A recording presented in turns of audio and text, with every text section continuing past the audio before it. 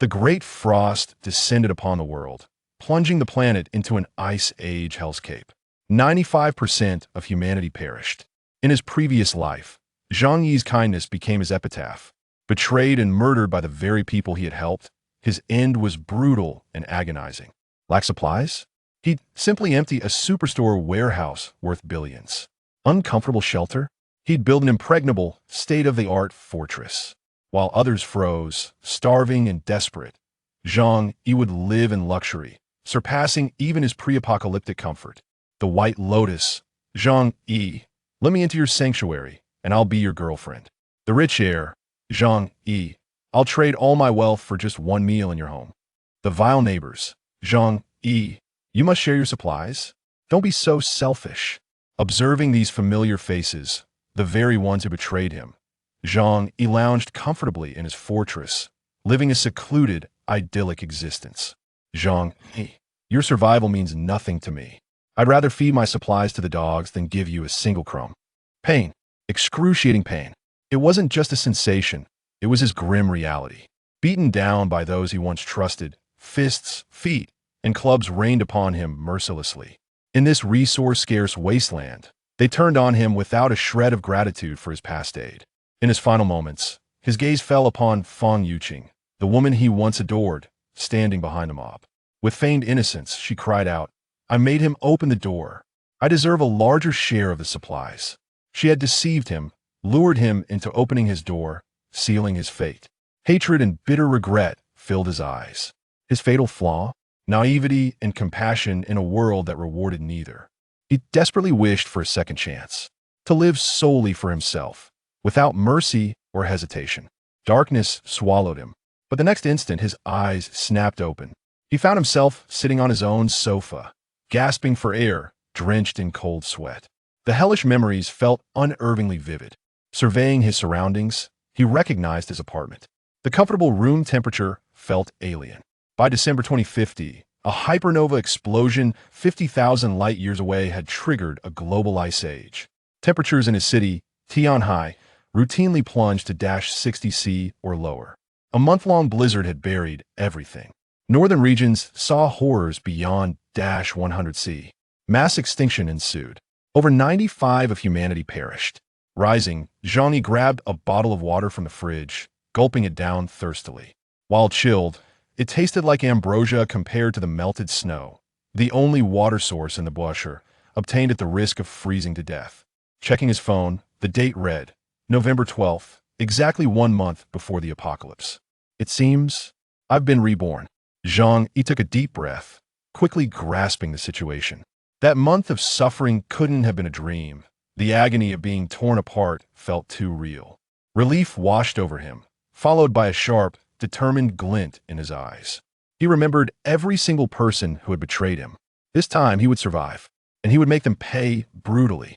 But first, survival. Securing his own safety was paramount before exacting revenge. Zhang Yi's circumstances were decent. An orphan, he owned a 120-square-meter apartment in Tianhai and had over 2 million renminbi in savings. Comfortable in normal times, but utterly insufficient for the coming scarcity. To survive and live well, he needed vast stockpiles of food, water, and supplies. Entertainment and comfort were essential too, lest he succumb to madness. Weapons were non-negotiable for protection and retribution. Suddenly, a wisp of white light flickered before his eyes. Rubbing them, he realized the light felt intrinsically part of him. Information flooded his mind. This was his power. Focusing his will, his consciousness slipped into the light. Before him stretched an immense, boundless white space. An extra-dimensional inventory. An interdimensional space? Elation surged. The gamma radiation from the hypernova must have triggered a mutation, granting him supernatural abilities. This space was the perfect solution for hoarding apocalyptic supplies. Experiments began.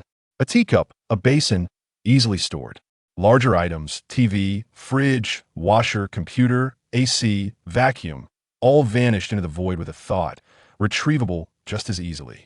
However, objects firmly attached or under significant external force resisted storage, like trying to pluck a floorboard without breaking it.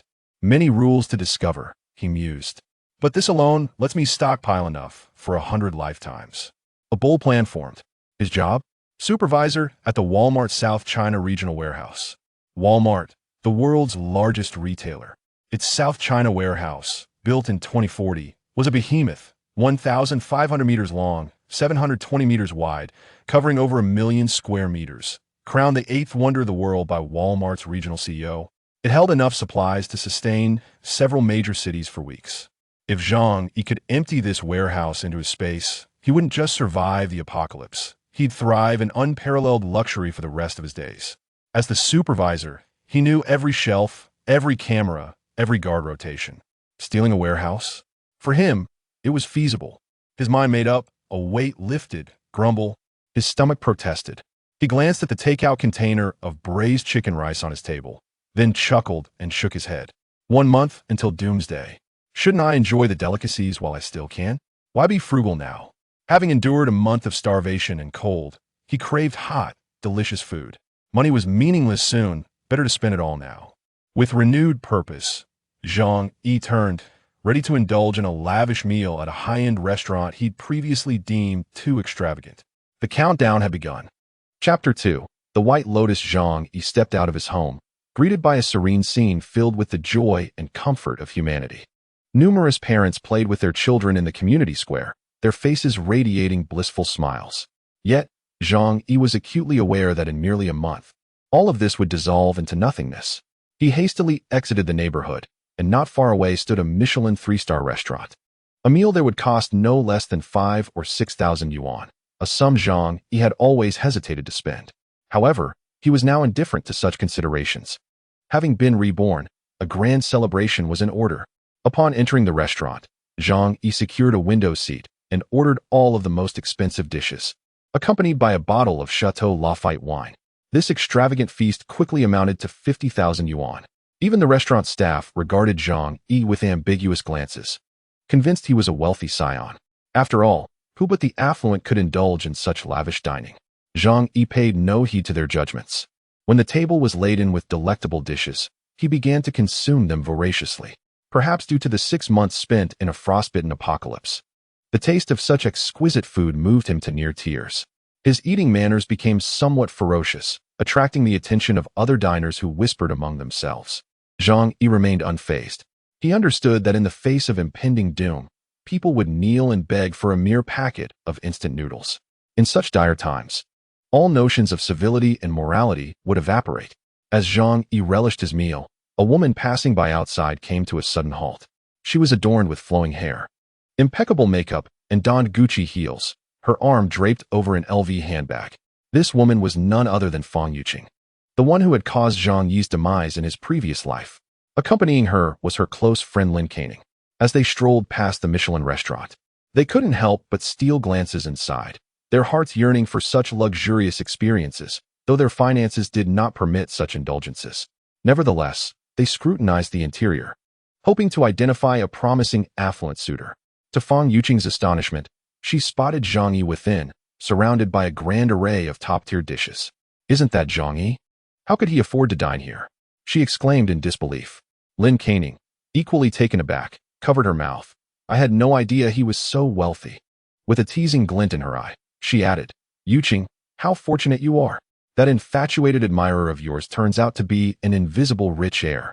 Just look at that spread, at least 50 or 60,000 yuan. Who but the elite could afford such a lavish meal?" Lin Caning's tone dripped with a hint of envy, for she knew Zhang Yi had pursued Fang Yuqing for 2.5 years. Yet, Fang Yuqing had always kept him dangling, neither rejecting nor accepting his advances. A quintessential gold digger, she believed she could marry a prime rich heir and live as a lady of leisure. Yet, she hesitated to forsake Zhang Yi, a middle-class man in Tianhai City with a car and a home. Thus, she had always viewed Zhang Yi as a backup. Her principle regarding backups was simple, neither initiating contact nor outright rejecting them, while avoiding any sense of obligation.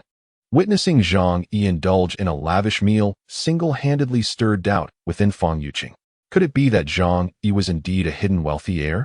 Contemplating this possibility, she rested her chin on her hand, her thoughts racing. The idea seemed plausible, after all. Was it not common in dramas for the affluent to masquerade as ordinary individuals in search of true love? The thought excited her. as she realized it could save her considerable effort. After all, Zhang Yi had been pursuing her relentlessly. She believed that with a mere nod, he would propose. Lin Canning chimed in. Yuqing, let us go inside and find Zhang Yi. In truth, she was more interested in the sumptuous food. This was a Michelin 3-star restaurant, and the gourmet offerings were an experience most ordinary people would never have. Fang Yuqing hesitated, then shook her head. That might not be wise. It could give him the impression that I'm a materialistic woman. How about we wait outside and pretend to run into him by chance?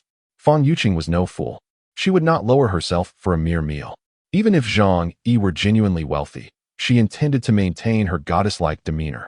Only then could she effectively control Zhang Yi, ensuring he remained her devoted admirer. Thus, the two concealed themselves not far from the restaurant, awaiting Zhang Yi's exit. After over an hour of eating, Zhang Yi, feeling content, patted his round belly. The Michelin 3-star cuisine was rather average, but for a man reborn from the apocalypse, it was a delightful feast that stirred his emotions. It served as a test of the storage capacity of the otherworldly space, ensuring that no problems would arise in the future. He was no stranger to hunger and could not afford any unforeseen mishaps. Zhang Yi paid his bill, leaving the restaurant with the staff as courteous smiles behind him. Just then, a familiar voice broke through the air. Zhang Yi, what a coincidence. He turned to see Fang Yuqing and Lin Canning standing before him. Fang Yuqing tucked a strand of hair behind her ear, deliberately exposing her fair neck and pink earlobes. Inside, Zhang Yi sneered. This was a classic ploy of the green tea type, designed to stir a man's heart with subtlety. Fang Yuqing, the archetype of a manipulative seductress, was well versed in such tactics. However, Zhang Yi was no longer the naive admirer he once was. Not long ago, this very woman had orchestrated his demise, leading to a pitiful death. She had even contemplated breaking his ribs to brew soup. As these thoughts crossed his mind, Zhang Yi's gaze turned icy, radiating a palpable sense of malice. After all, the apocalypse was imminent. Killing her would pose no repercussions. Should he take action against her? Fang Yuqing felt a chill run down her spine under Zhang Yi's piercing stare and nervously asked, Zhang Yi, what's wrong? Zhang Yi quickly reined in his expression, responding nonchalantly, it's nothing, I mistook you for someone else. He abruptly changed his mind. Letting this woman die so easily would be too lenient. Moreover, should he take violent action against her now, there was a significant chance he would face legal consequences. Zhang Yi had no desire to find himself in a detention center when the apocalypse arrived. With careful consideration, Zhang Yi had ample time to prepare. Armed with the memories of his past life, he had countless ways to ensure her suffering. Thus, there was no need to deal with her at present. The priority now was to construct the safest refuge, ensuring his survival and comfort during the impending apocalypse. Chapter 3. Shopping and stocking up. Zhang Yi's demeanor towards Fang Yuqing was notably cold. Both Fang Yuqing and Lin Canning sensed something amiss, but, mistakenly believing Zhang Yi to be a hidden rich heir, were not angered by his attitude. Instead, they approached him with renewed interest. What did it matter if wealthy individuals had their quirks? That was simply their charm. Hey, Zhang Yi, were you dining at this restaurant just now? Lin Canning feigned indifference, a sly grin on her face. Zhang Yi frowned slightly. He recognized that this woman was no better than Fang Yuqing, both equally culpable in his past suffering. Fang Yuqing and Lin Canning hurriedly followed behind. Zhang Yi, where are you headed? Fang Yuqing inquired with a gentle smile. To the supermarket, Zhang Yi replied, his tone still cold and tinged with impatience. If it weren't for the desire to let her experience the despair of the apocalypse, he would have been tempted to end her life immediately. Fang Yuqing exchanged a glance with Lin Canning and quickly added, what a coincidence. We also plan to buy some things. It's just along the way. At this moment, Zhang Yi understood. They must have seen him dining lavishly at a Michelin 3-star restaurant and mistakenly assumed he was some invisible rich heir. Thus, their sudden enthusiasm towards him. He couldn't be bothered to engage in conversation and walked straight towards the supermarket. However, the more indifferent he appeared, the more Fang Yuqing and Lin Canning believed he was indeed wealthy. After all, why else would he act so extravagantly? The two trailed closely behind him, with Fang Yuqing even leaning in closer, occasionally reaching out to touch him. When Zhang Yi glanced her way, she would shyly turn her head. Her cheeks flushed as if overcome with bashfulness. Zhang Yi sneered inwardly. What a masterful actress you are, green tea bitch. You'd surely win an Oscar if you pursued a career in film. Upon entering the supermarket, he grabbed a cart and ventured inside. Fang Yuqing and Lin Canning quickly followed suit, pushing their own carts. Zhang Yi, are you dining with someone? Fang Yuqing asked cheerfully. As he approached the food section, he replied coolly, can I eat by myself? Fang Yuqing's eyes lit up, and she quickly responded, oh, I didn't mean it that way. I just thought the items there are quite expensive.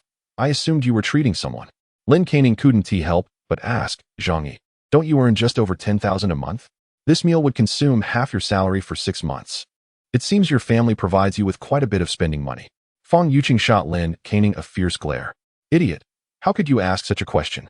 As a top-tier green tea, the most crucial rule is discuss feelings with the rich and money with the poor. Realizing her mistake, Lin Canning quickly backtracked. Haha, I was just joking. We're all good friends here. Money doesn't really matter. Yet, Zhang Yi paid them no mind. He arrived at the food section, gazing at the plethora of products before him as if entering a treasure trove. In his past life, he had experienced the despair of making a packet of instant noodles last 2 days. Thus, his heart brimmed with an insatiable yearning for food. He directly approached the shelves and began tossing items into his cart. Ham sausages, instant noodles, hot pot kits, and seasonings in large quantities. This spectacle left Fang Yuqing and Lin Canning dumbfounded. Zhang Yi, why are you buying so much food? Are you going camping? Lin Canning questioned skeptically, whispering to Fang Yuqing. Would a rich heir eat this stuff while camping? Fang Yuqing felt a twinge of doubt, but, recalling the lavish Michelin dinner, was reluctant to abandon her belief that Zhang Yi was wealthy. She rushed up to him, eagerly offering, do you need any help? With free labor at his disposal, Zhang Yi had no reason to decline. Moreover, observing Fang Yuqing's feigned innocent smile sparked a vengeful thought within him. He had a month to prepare for the impending apocalypse. Constructing a perfect shelter to ensure his safety would not be difficult. As for supplies, he could procure them through the Walmart warehouse. This way, he could guarantee himself absolute safety and a life of comfort amidst the apocalypse. Perhaps he could intentionally let Fang Yuqing in on his stockpiling, only to have her come crying to him for help later on. As for the possibility of her leaking his plans, attracting the ire of those insufferable neighbors, that was easily resolvable. As long as his safe house was sturdy enough, he wouldn't need to worry about being besieged. Instead, he could effectively retaliate against those wretched neighbors. The thought of their futile rage against him brought an almost deranged smile to Zhang Yi's lips. Indeed, this was a viable option worth considering. If it proved unfeasible, he could retreat to a remote wilderness and establish an underground refuge. This was a dual-pronged strategy. Zhang Yi smirked. Then you two can help me push the cart. Fang Yuqing nodded eagerly. Although both women were filled with suspicion, they complied with his request. Zhang Yi purchased a substantial amount of storable food, including instant noodles, ham sausages, cured meats, and canned goods. He also utilized a separate cart specifically for fresh meat, fruits, vegetables, and live fish, wishing to test whether his unique space had any special effects on storing perishables. 3 carts overflowing, he assigned the one laden with beef, lamb, and canned goods to the 2 women, ensuring it weighed at least 400 to 500 pounds, leaving them sweating profusely. Fang Yuqing complained, pouting Zhang Yi. How many people are you feeding with all this? Are you hiding some event from me? Zhang Yi chuckled coldly. The sky can change at any moment. What if the apocalypse arrives one day? I'm just stockpiling supplies to survive. While Zhang Yi spoke the truth, it was unlikely anyone would believe him. A doctor named Li had previously confirmed this. Fang Yuqing took his words as a jest and laughed. Oh, if you don't want to talk about it, that is fine. No need for such jokes. Her eyes brimmed with implications, eagerly anticipating an invitation from Zhang Yi to dine at the Michelin 3-star restaurant again. Zhang Yi's lips curled into a slight smile. Sure, but I'm quite busy lately. I don't have much time. Maybe next month? Fang Yuqing beamed. That sounds great. It's a deal. Lin Canning quickly chimed in. Yes, yes. Let us go together, hee hee. Just helping to push a cart would earn them a grand feast. And she was understandably delighted. Seeing Lin Canning's lack of awareness, Fang Yuqing shot her another glare, but Lin Canning feigned ignorance. Zhang Yi proceeded to check out, spending over 10,000 on supplies without batting an eye. It was crucial to note that, in the apocalypse, these goods would be worth tenfold or even priceless. For when the time came, no amount of money would guarantee a meal. Due to the volume of his purchase, the supermarket readily lent him the carts. With free labor available, why not take advantage? Although the 2 women continually complained of fatigue, Zhang Yi's promise of a lavish meal reignited their enthusiasm. Along the way, many neighbors witnessed the scene and began to speculate. Zhang Yi was no longer concerned about being discovered hoarding supplies. After all, it was inevitable that these two green tea girls would learn about his shopping spree. If his sole intention were mere survival, he could liquidate all his assets and escape to a desolate area to build an impregnable fortress.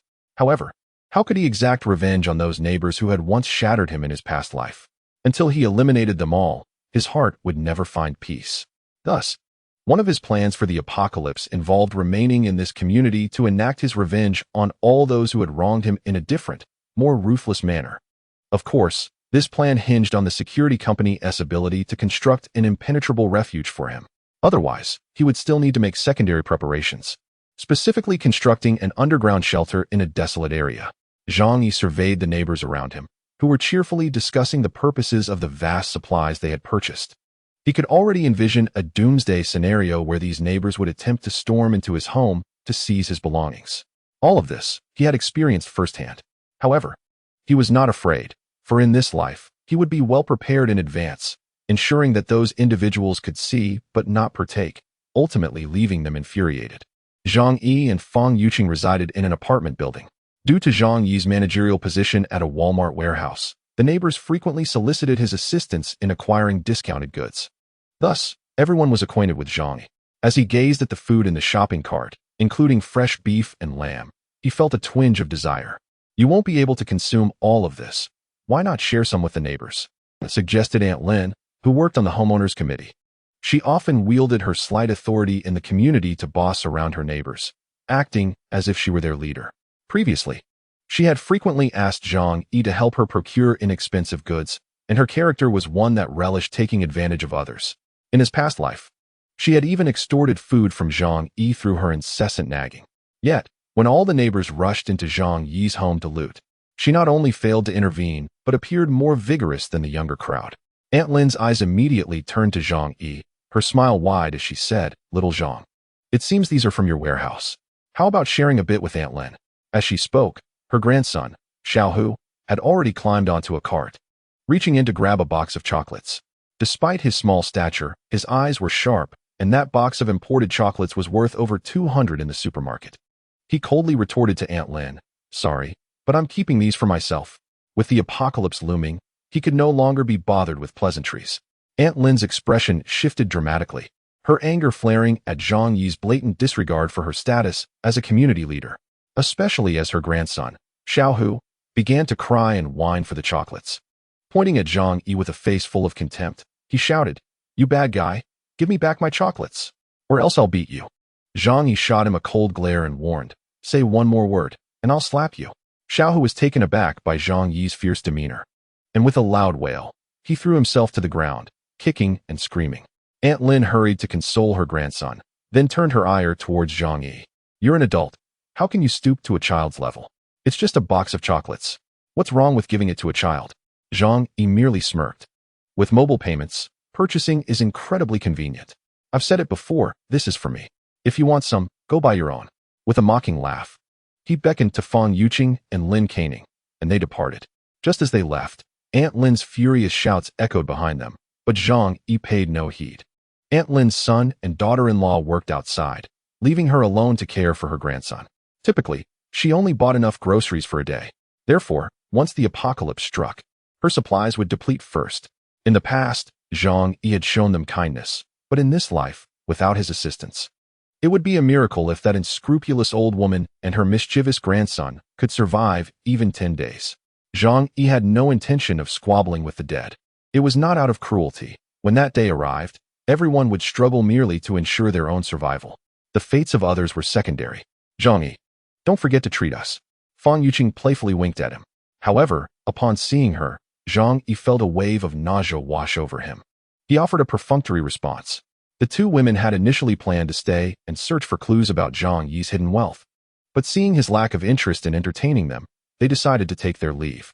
After they departed, Zhang Yi opened his spatial compartment and stored his supplies within, intending to observe whether they would undergo any changes in that realm. Once he completed this task, the night had grown quite late. Zhang Yi did not rush to rest.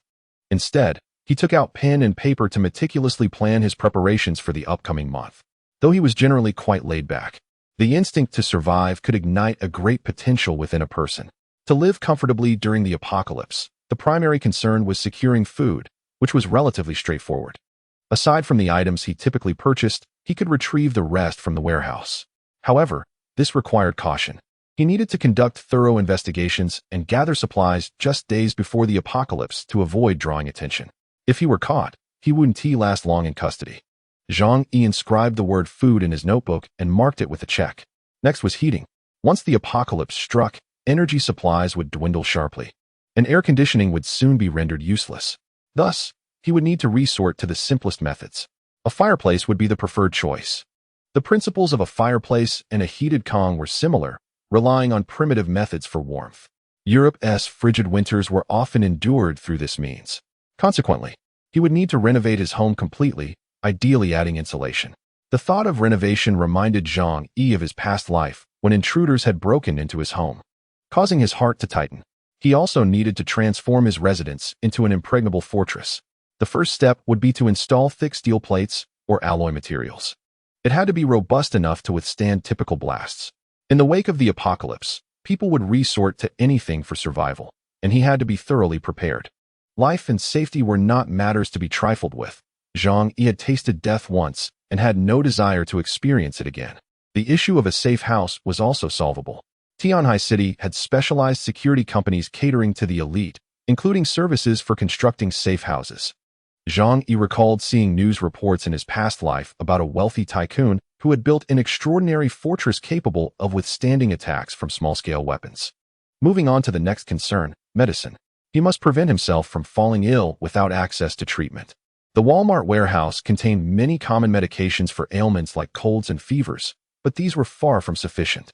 The Cambrian storm would last for decades, and he needed to be thoroughly prepared. Fortunately, Zhang Yi had established a decent network in Tianhai City. As a warehouse manager, he knew some hospital storage staff.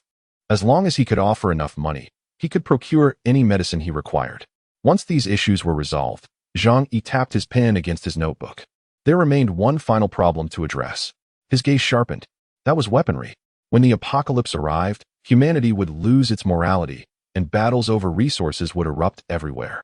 Lives would become as expendable as grass. To survive, one must possess adequate firepower. Zhang Yi was not a martial arts expert, but even the most skilled fighters could be overpowered by a simple knife. As long as the weapons he prepared were sufficiently formidable, he need not worry. He could easily acquire a machete, crowbar, and hatchet. Crossbows, air guns, and compound bows were also accessible through various channels. However, the most formidable weapon would undoubtedly be the American katana. This particular item could only be obtained through the black market domestically. Zhang Yi stroked his chin. This issue could not be resolved for the time being. Yet, with a month ahead of him, if he was willing to spend, there should be a way to secure it. After 3 hours, he had crafted a flawless plan, then indulged in a refreshing hot shower before settling into his comfortable bed to sleep. The following morning, Zhang Yi rose from his slumber. That night, he did not sleep well, awakening several times due to nightmares. Upon regaining consciousness, he found himself nestled in the warmth and comfort of his own bed, which brought him a sense of relief.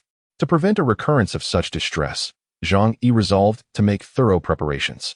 After rising, he prepared himself a breakfast and subsequently opened the space of his unique dimension to check on the supplies he had stored within. To his delight, the meat, fruits, and vegetables he had placed inside overnight showed no signs of deterioration. While meat may not reveal immediate changes, fruits and vegetables typically lose their freshness after a night. However, those stored in his dimension remained as pristine as when he had purchased them the previous day. His unique space existed independently from the world, perhaps governed by different rules of time, possibly with a slower flow or even a state of stasis. This was indeed splendid news. It meant he could freely store a variety of items without concern. However, when Zhang Yi examined the fish he had placed inside, he discovered they were all dead. Despite their lifeless state, they exhibited no signs of decay. Stroking his chin, he gleaned further insight into the operational rules of his dimension.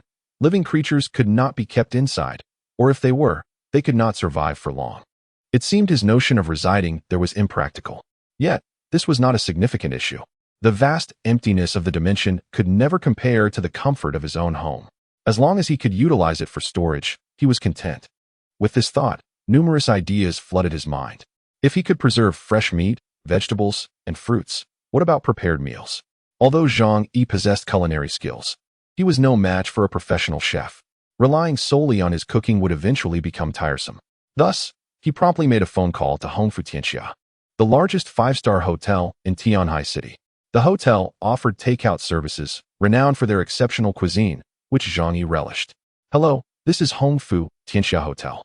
How may I assist you?" Zhang Yi immediately replied, "I am hosting a grand banquet for 3 days and nights and require a reservation for 500 tables of food." The person on the other end was taken aback. Preparing 500 tables would take a considerable amount of time, especially for a five-star establishment where the least expensive banquet would cost between 3,000 to 4,000 per table. This amounted to over $1 million. The staff, not daring to make decisions on their own, promptly said, "Please hold on. I will consult with our manager." After a brief moment, another voice came through. "Good day, sir. I am Chen Dingfang, the manager of Hongfu Hotel. May I ask who I am speaking with?" The manager was astonished. Such a large order had never been encountered since the hotel's inception. However, they were certainly willing to take on the substantial order. "Mr. Zhang, 500 tables will cost over $1 million. If you wish to proceed, we can prepare everything immediately, but we will require a deposit of 200,000. Zhang Yi replied, "That is not an issue. Please send me your account details, and I will transfer the funds." With money, matters could be resolved, and the manager readily agreed, adding Zhang Yi as a friend to send him the banking information. Without hesitation, Zhang Yi transferred the 200,000.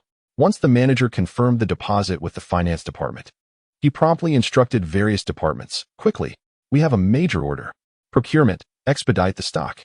The kitchen should refrain from accepting other takeout orders for now. We need to prepare 500 tables for the guests within a day." After hanging up, Zhang Yi couldn't help but lament. Although this money would be useless in a month, it was still necessary for purchasing supplies now. In his possession were his parents' inheritance and his savings, totaling around 2 million. With half of that gone, he felt a twinge of regret. However, he quickly reassessed the situation. Many people held substantial sums of money that eventually became worthless. Not everyone had the opportunity to spend their money. Yet, he still had numerous financial needs ahead, and he needed to devise a plan to acquire more funds. Zhang Yi's gaze fell upon his home. This property, located in the heart of Tianhai City, spanned 120 square meters and was built 10 years ago. Based on current market trends, it was valued at over 40,000 per square meter, meaning the property was worth at least 5 million. "I can take out a mortgage. That would provide me with the funds I need." Zhang Yi chuckled to himself, relishing the thought of borrowing money that he would not have to repay. He promptly left his house and drove to the bank to arrange the loan.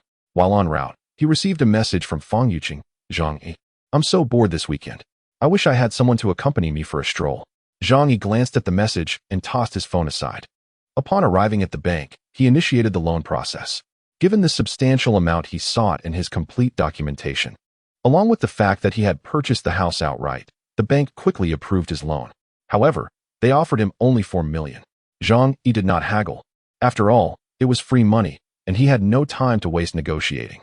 After signing the necessary documents, the bank transferred the funds to his account. With over 1 million spent on the banquet, he still had around 5 million remaining. That should suffice for renovations. However, he also needed to purchase a significant amount of medication and weapons. This amount might not be sufficient. As he pondered how to acquire additional funds, a young man with bleached hair noticed Zhang Yi's contemplative demeanor and approached him with a glint in his eye. "Hey, buddy, are you in need of some cash?" Zhang Yi looked up at the young man. "Who are you?" The young man's smile widened as he lowered his voice. "I just want to know if you need money and if the bank is refusing to lend to you." Upon hearing this, Zhang Yi realized the individual before him was likely a loan shark. A flicker of intrigue crossed his mind. He sighed and feigned a troubled expression. "Indeed. My family's business urgently requires funds for cash flow. However, the bank..." At this, he deliberately displayed a look of frustration. The young man instantly understood. Anyone who could secure a loan through normal channels would not resort to high-interest loans. "You're right. Banks are stringent about lending these days. So many rules and regulations, and the approval process is slow. But brother, if you're in urgent need of money, I can help you out." Zhang Yi regarded the young man with caution. "You? Can you really help? I need several million."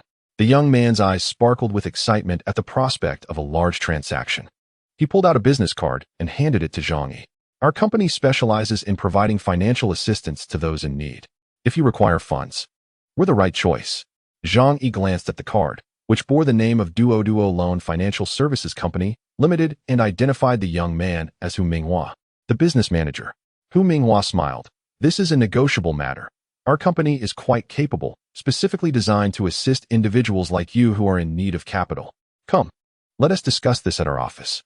Zhang Yi, filled with anticipation, nodded and followed Hu Minghua to their company, which was located in a secluded office building.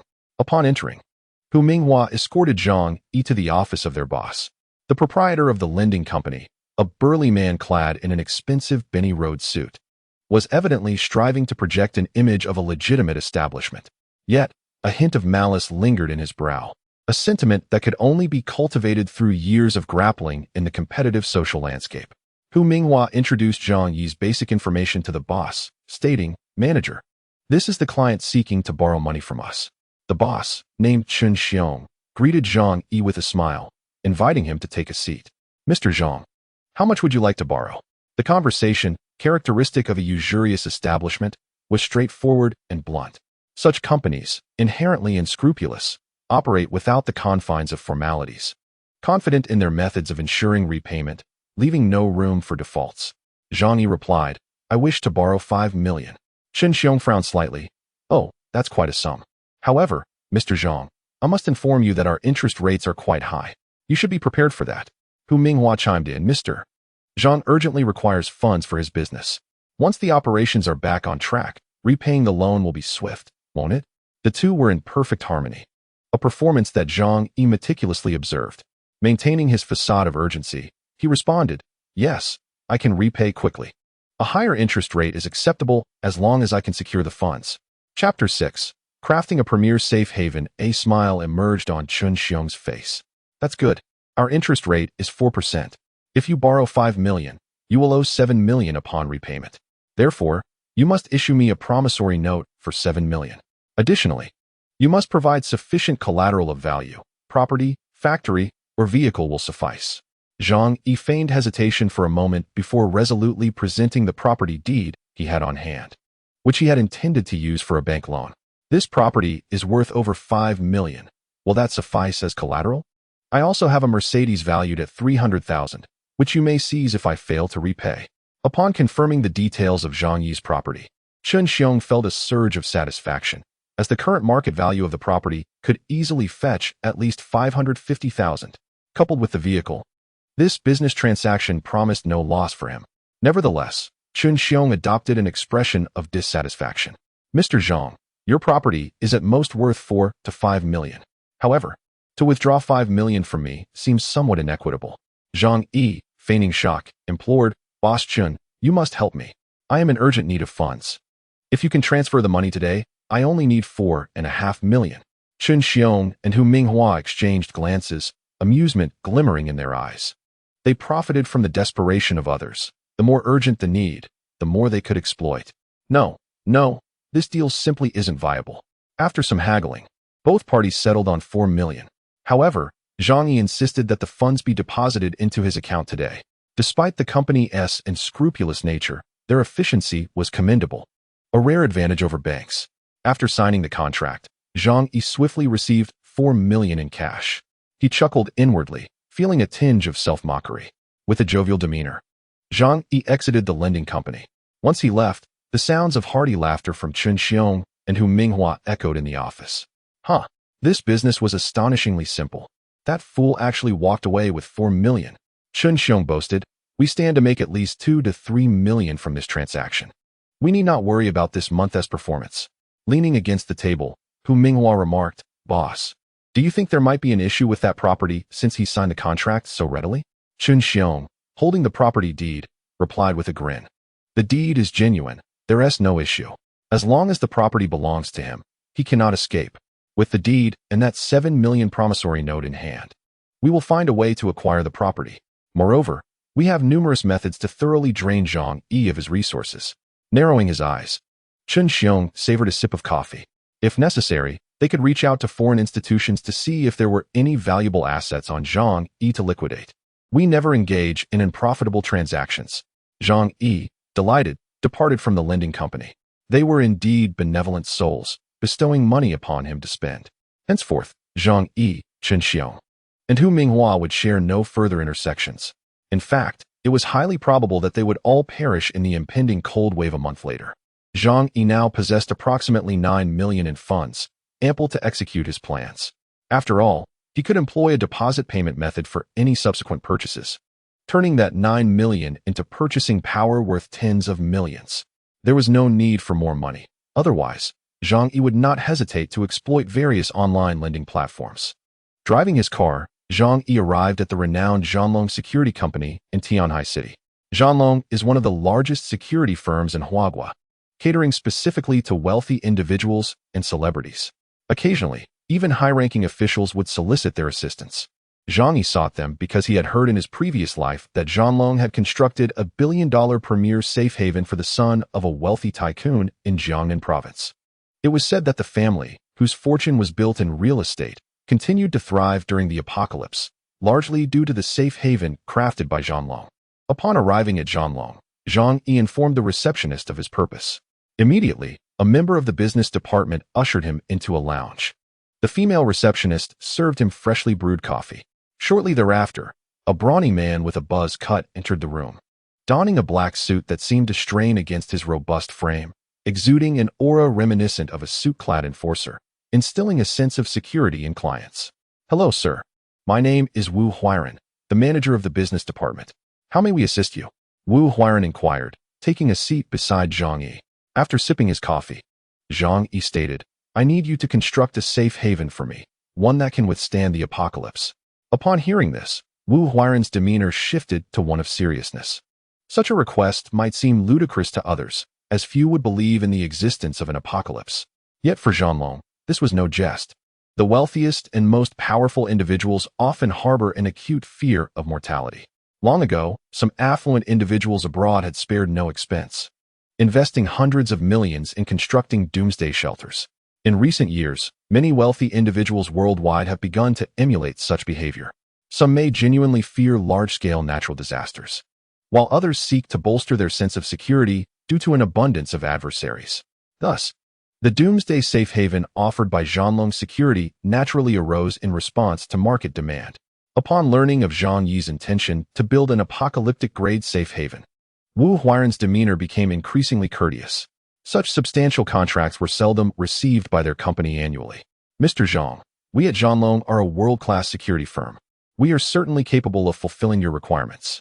Zhang Yi immediately inquired, "If I request you to completely renovate a residence at the height of the 24th floor, would you be able to accomplish this?"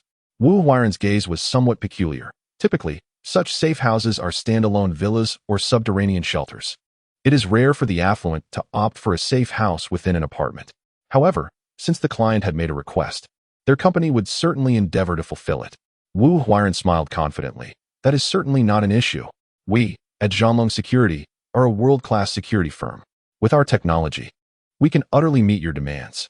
Upon hearing Wu Huiran's assertion, Zhang Yi began to formulate a plan.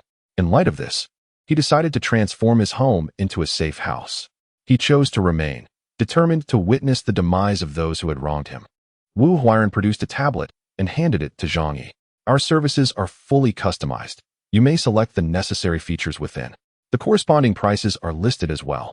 In this information age, communication is indeed convenient. Zhang Yi accepted the tablet and began to meticulously sift through the available services. It must be said, professional companies indeed exude professionalism. Provided the finances are sufficient, Zhanglong Security can practically accommodate any request, including the construction of safe houses at depths of 100 meters underground or beneath the sea. However, such projects would take too long for Zhang Yi, who had only a month to work with. Chapter 7. Acquiring equipment. After reviewing the information on safe houses, Zhang Yi promptly selected his services. First and foremost, he opted for comprehensive reinforcement of the entire house, replacing all materials in his residence. The walls, ceilings, and floors were to be constructed with 200 millimeters thick alloys, directly substituting the original walls. This material, an aerospace composite, weighs merely a third of steel, yet possesses tenfold its strength. Utilizing this substance for the safe house would seamlessly integrate into Zhang Yi's building without risking structural overload. The windows would be fitted with the finest ballistic glass available in the world. Next, the ventilation system would be equipped with air filtration capabilities, ensuring no harmful gases could infiltrate from the outside. Lastly, a comprehensive surveillance system would be installed to monitor both the interior and exterior of the residence without any blind spots. The doors would be replaced with heavy-duty vault-like security doors, impervious even to small explosives. In short, Zhang Yi's singular request was to transform his abode into an impenetrable fortress. Having finalized his selections, Zhang Yi returned the tablet to Wu Huairan. Upon reviewing the choices, Wu Huairan could not help but widen his eyes. A mere 120 square meter apartment, yet it would be fortified as if it were a fortress. With the addition of weaponry, this would be nothing short of a stronghold. Wu Huairan muttered. Hearing this, Zhang Yi's eyes glimmered with intrigue. Oh, do you have a particular expertise in fortifications? Wu Huairan chuckled. I once served as a mercenary abroad, and I am well versed in matters of military equipment. Suddenly, a spark of inspiration ignited in Zhang Yi's mind. He lowered his voice and asked Wu Huairan, do you have means to procure firearms? This question turned Wu Huairan's expression serious. In Huahua, private ownership of firearms is strictly prohibited. Mr. Zhang, you must understand that.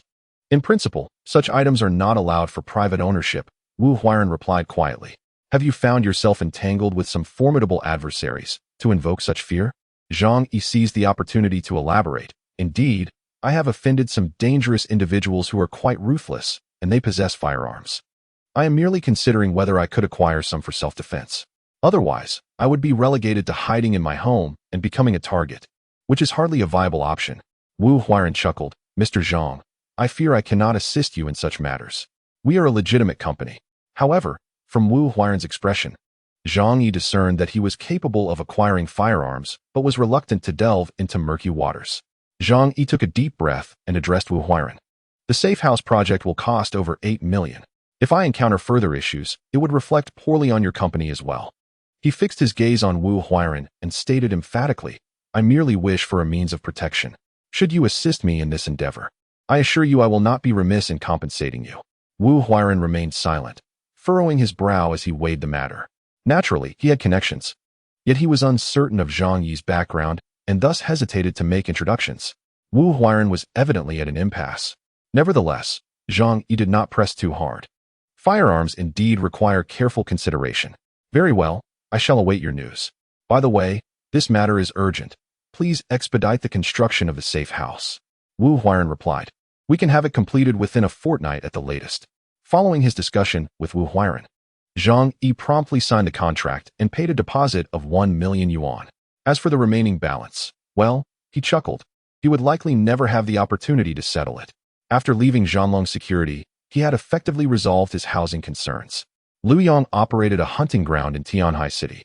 Having leased several hundred acres of land in Xishan, populated with various harmless creatures for recreational hunting, he possessed numerous legally obtained bows, crossbows, and air guns. Zhang Yi had visited the hunting ground several times in the past, thus he had Liu Yang's contact information. He called Liu Yang, requesting assistance in procuring a batch of equipment and offered to pay a premium. As a businessman who often sought favors from Zhang Yi, Liu Yang readily agreed. Brother Zhang, why are you purchasing so much equipment? These items are only suitable for hunting or personal use and cannot be used to harm others. Liu Yang inquired with a smile, though his tone carried a hint of caution. After all, he was selling the items, and should Zhang Yi use the weapons to inflict harm, he too could face consequences. Of course, anyone capable of operating a hunting ground in Tianhai City likely had connections. Nevertheless, Liu Yang had no reason to jeopardize himself for the sake of an ordinary friend like Zhang Yi. Zhang Yi laughed heartily, concocting a casual excuse. You're overthinking it. I have arranged a hunting trip with a few friends to an African wildlife park, so I need to gather more equipment. Liu Yang exclaimed, Oh, brother Zhang, you're quite the adventurer. But do be careful, there are plenty of lions and hyenas in Africa. Indeed. So, when can you have the equipment ready for me? Time was of the essence for Zhang Yi, and he could not afford any delays. He purchased 5 high-quality steel crossbows, 3 advanced compound bows, and 300 arrows for both bows and crossbows. Additionally, he acquired 2 premium hunting knives, crafted from Damascus steel, renowned for their durability and sharpness. Unless subjected to prolonged use against hard materials, these knives would be nearly indestructible, perfect for self-defense or worse. All of these items filled the trunk of his car to the brim. Gazing at the formidable assortment of equipment, Zhang Yi felt an overwhelming sense of security. Since all his purchases were made through legitimate channels, and he had previously obtained a hunting license for recreational purposes, he was unconcerned about police inquiries. Zhang Yi then ventured out alone to enjoy a satisfying hot pot meal at Hadaleo. Contemplating that he would soon need to prepare his own meals, he promptly placed an order for 10,000 servings of hot pot base ingredients. The staff at Hadaleo were taken aback, initially suspecting Zhang Yi to be a rival merchant attempting to disrupt their business. Thankfully, due to the establishment's excellent customer service, they refrained from confronting him directly. Later, the manager of the store approached Zhang Yi, inquiring about his intentions before accepting the order. However, the condition was cash payment to prevent any potential sabotage by rival businesses. Zhang Yi readily agreed, paying over $1 million on the spot. This generous gesture left the store manager grinning from ear to ear, even offering Zhang Yi an additional 500 servings. Chapter 8. Supplies gradually arrive. As for the food supplies, they could be directly retrieved from Walmart's warehouse when the time came. Only the hot pot base would not be sold. Even the packaged hot pot ingredients available in the market paled in comparison to those available in the restaurant. Otherwise, customers would not flock to the establishment for hot pot. Mr. Zhang, the 500 banquet tables you ordered are ready. Are you available to receive them now? Yes. Just have them delivered. This bounty of 500 banquet tables would suffice for him for 2 to 3 years. With 8 to 9 million still in hand, he felt no remorse in spending money. Rather, he was eager to expend it all. Thus, he placed orders with several major restaurants in Tianhai City, requesting each to send him 100 tables. The 8 major cuisines, including Western cuisine, amounted to several thousand tables in total. This extravagant order ensured he had secured his meals for a lifetime. Before long, the catering vehicles from Hongfu Tianxia Hotel arrived at the entrance of the Yuelu community. A grand procession of 20 to 30 vehicles blocked the road, leaving the neighbors in bewilderment. Uncle Yu, the security guard, hurriedly stepped forward to intercept them. Inquiring about their purpose, the hotel manager explained the situation, yet Uncle Yu insisted that the homeowners must be present before granting entry. After all, the scale of this operation was substantial, and he could not allow entry without ensuring the community's safety. Reluctantly, the hotel manager called Zhang Yi. Zhang Yi came downstairs to the entrance, where he found a crowd gathered, including neighbors from the apartment building and onlookers like Fang Yuqing and Lin Caning. Approaching Uncle Yu, Zhang Yi smiled and said, "Uncle Yu, these are the delivery vehicles for my meals. Please let them in." Uncle Yu looked astonished. "Deliveries? What on earth are you eating that requires so many vehicles?" The neighbors, upon hearing it was catering, were equally astounded. "Goodness, that must be at least several hundred tables. Where will he even put them? Is there some event at Zhang Yi's place? Perhaps a wedding?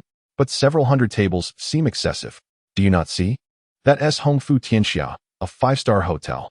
Ordering several hundred tables must cost at least 100,000. Oh my, just one banquet could cost that much." Zhang Yi truly keeps a low profile. Previously, they only knew his family was well off, but now it seemed he was quite the wealthy individual. The neighbors began to murmur, their gazes towards Zhang Yi filled with admiration and a hint of awe. On the sidelines, Fang Yuqing observed the scene, biting her lip, her determination to win Zhang Yi over solidifying. She approached him with a smile. "Zhang Yi, what have you been busy with lately to buy so much?" Zhang Yi ignored her, instead, offering a cigarette to Uncle Yu. Upon seeing the homeowner arrive, Uncle Yu opened the gate, allowing the hotel's convoy to enter the community. Zhang Yi led the way, and although he did not respond to Fang Yuqing, she was unfazed, walking alongside him, chatting and laughing. "Is there something you can't share with me? Aren't we good friends? I hope to know more about you. Please don't treat me as an outsider." Zhang Yi glanced at her, smirking coldly. "All of this is for my boss. The last time I dined at the Western restaurant, it was his treat." He sighed. "I wish I were that wealthy." Fang Yuqing's expression shifted dramatically. "You're not joking, are you?" Zhang Yi shrugged. "Why would I deceive you? We've known each other for several years. You're aware of my family's situation. My parents have passed, and I'm merely a warehouse supervisor. There's no wealth to speak of." His explanation caused Fang Yuqing's demeanor to fluctuate. She had indeed suspected he was a wealthy second-generation heir, given the size of his family business. However, with Zhang Yi's admission of not being rich, her doubts were laid to rest. She discreetly distanced herself from Zhang Yi, smoothing her hair, and with a polite smile stated, "Regardless of whether you're wealthy or not, we're still the best of friends, right? I'm not a materialistic woman. The emphasis on friends was deliberate, a reminder of her intentions. Zhang Yi merely smirked, choosing not to engage further. Meanwhile, staff from Hongfu Tianxia began transporting the lavish meals to the location Zhang Yi specified. He was well-liked, so he borrowed a storage room in the community's underground garage, allowing them to temporarily store the items. Although 500 tables of food represented a significant quantity, once packaged in meal boxes, they did not appear overwhelmingly excessive. Zhang Yi had ordered only the finest dishes, including abalone, shark fin, lobster, truffles, and caviar, among others. Transporting the 500 tables took a considerable amount of time. Yet Zhang Yi instructed them to continue moving the items into the storage. Once the workers departed, he discreetly stored all the food within his alternate space. While others may have harbored suspicions about his behavior, in this busy world, no one had the leisure to ponder the affairs of someone unrelated to them. Thus, both neighbors and hotel staff merely exchanged a few comments, failing to genuinely care. Before long, all 500 tables of delicacies were safely secured within Zhang Yi's alternate space. By evening, Zhang Yi received a call from Wu Huiran, the manager of Zhanlong Company. Wu informed him that preparations were complete, and they were ready to commence work on his safe house. He inquired when Zhang Yi would be available to begin. Zhang Yi replied that they could come the following day, as he intended to temporarily reside in the hotel. After discussing the safe house, Zhang Yi had another important matter to address with Wu. He hesitated before Wu lowered his voice, saying, "If you truly require assistance in this regard, I can recommend a lead. However, it may be somewhat costly." Zhang Yi nodded, fully aware of this. Money was no longer an issue for him. "That is not a problem, as long as the quality is assured." Wu responded easily, "Then I shall make the introduction. I will notify you of the transaction location in 3 days." Chapter 9. The super warehouse with the gun procurement seemingly resolved. Zhang Yi felt a significant weight lifted from his shoulders. In the apocalypse, possessing such an item would provide immense reassurance, whether facing humans or non-humans. The next day, Zhang Yi packed essential items into his alternate space. With the house being transformed into a safe house, he needed to temporarily relocate to the hotel. Early in the morning, 3 black vans arrived at Yuelu Community. A large group of workers clad in uniforms from Zhanlong Company descended from a vehicle, commencing the measurement of data for Zhang Yi's residence. Numerous neighbors observed this spectacle, their eyes brimming with curiosity. What could have prompted Zhang Yi to engage in such peculiar behavior recently? A few colleagues jested, remarking on how just days ago, they had seen him purchasing 3 shopping carts full of provisions at the supermarket. How absurd. One might assume the apocalypse was nigh with such extensive hoarding. How much would go to waste once it expired? Perhaps he was experiencing some mental turmoil. The community, perplexed by Zhang Yi's unusual actions, viewed him merely as a source of amusement. Even Fang Yuqing and Lin Cairong shared the sentiment that Zhang Yi had lost his senses. Lin Cairong, in a moment of clarity, remarked, "Now it all makes sense. No wonder he dined at a Michelin 3-star restaurant the other day. Clearly, something has gone awry in his mind." Fang Yuqing furrowed her brow, feeling a sense of discontent. What on earth was Zhang Yi up to? Lin Cairong, with a hint of concern, noted, "He did promise to treat us to a grand feast. Hasn't he forgotten, has he?" She had been eagerly anticipating a meal at the Michelin 3-star restaurant. Fang Yuqing scoffed, suggesting it would be better to decline. Given Zhang Yi's current erratic demeanor, even if he offered to treat her, she would refuse. The thought of being seen dining with him was simply too embarrassing. After all, she had aspirations of marrying a wealthy partner and couldn't he afford to tarnish her reputation. Though Lin Cairong felt reluctant to concede, she had no choice but to relent. Meanwhile, Zhang Yi remained indifferent to the opinions of his neighbors. In a month's time, they would come to realize who the true fool was. He departed from his home and drove to the Walmart warehouse. It was a Monday, time to commence work while also scouting the premises for future endeavors. The Walmart warehouse was situated in the economic development zone on the outskirts of Tianhai City. Due to the lower land prices, many large corporations had established their warehouses here, including some pharmaceutical companies. Upon arriving at the Walmart warehouse, Zhang Yi clocked in as usual. As the warehouse supervisor, he was exceedingly familiar with the layout, knowing each room and shelf like the back of his hand. Typically, he found his time here rather mundane. However, today, standing amidst the vast warehouses brimming with billions worth of goods, he felt an exhilarating thrill. Soon, these resources would be his, vital for survival in the impending apocalypse. As the central warehouse for Walmart in South China, the volume of supplies was beyond imagination, with tens of thousands of cases of soda alone. The entire warehouse spanned over 1 million square feet, stocked with a plethora of everyday necessities, including food, clothing, hardware, and even vehicles, drones, diesel generators, and barrels of gasoline. Almost anything sold in a supermarket could be found here. Having worked here for several years, Zhang Yi knew precisely what was on every shelf. He was also well acquainted with the work schedule and the locations of surveillance cameras. Despite the rigorous monitoring, he was familiar with the vulnerabilities in the system and could disable the entire surveillance setup within 10 minutes, subsequently utilizing the system's capabilities to abscond with everything. However, Zhang Yi chose not to act hastily. He had ample time and wished to avoid alerting anyone. After a leisurely stroll around the warehouse, he left, carrying a pack of Huangalu cigarettes, and made his way to the neighboring Ruining Pharmaceutical Company warehouse. Having worked in the same vicinity, he was on friendly terms with the staff there. Upon arrival, he sought out Zhou Hairan, a manager at the warehouse. They were well acquainted, as big corporations often had individuals who benefited from pilfering supplies. Zhou Hairan, whose brother-in-law was the vice president of Ruining Group, had frequently taken medications from the warehouse to sell. After chatting with Zhou Hairan, Zhang Yi subtly hinted at his intentions, hoping to acquire several boxes of emergency medication. Initially cautious, Zhou Hairan's demeanor changed when Zhang Yi offered to pay double the market price for the drugs.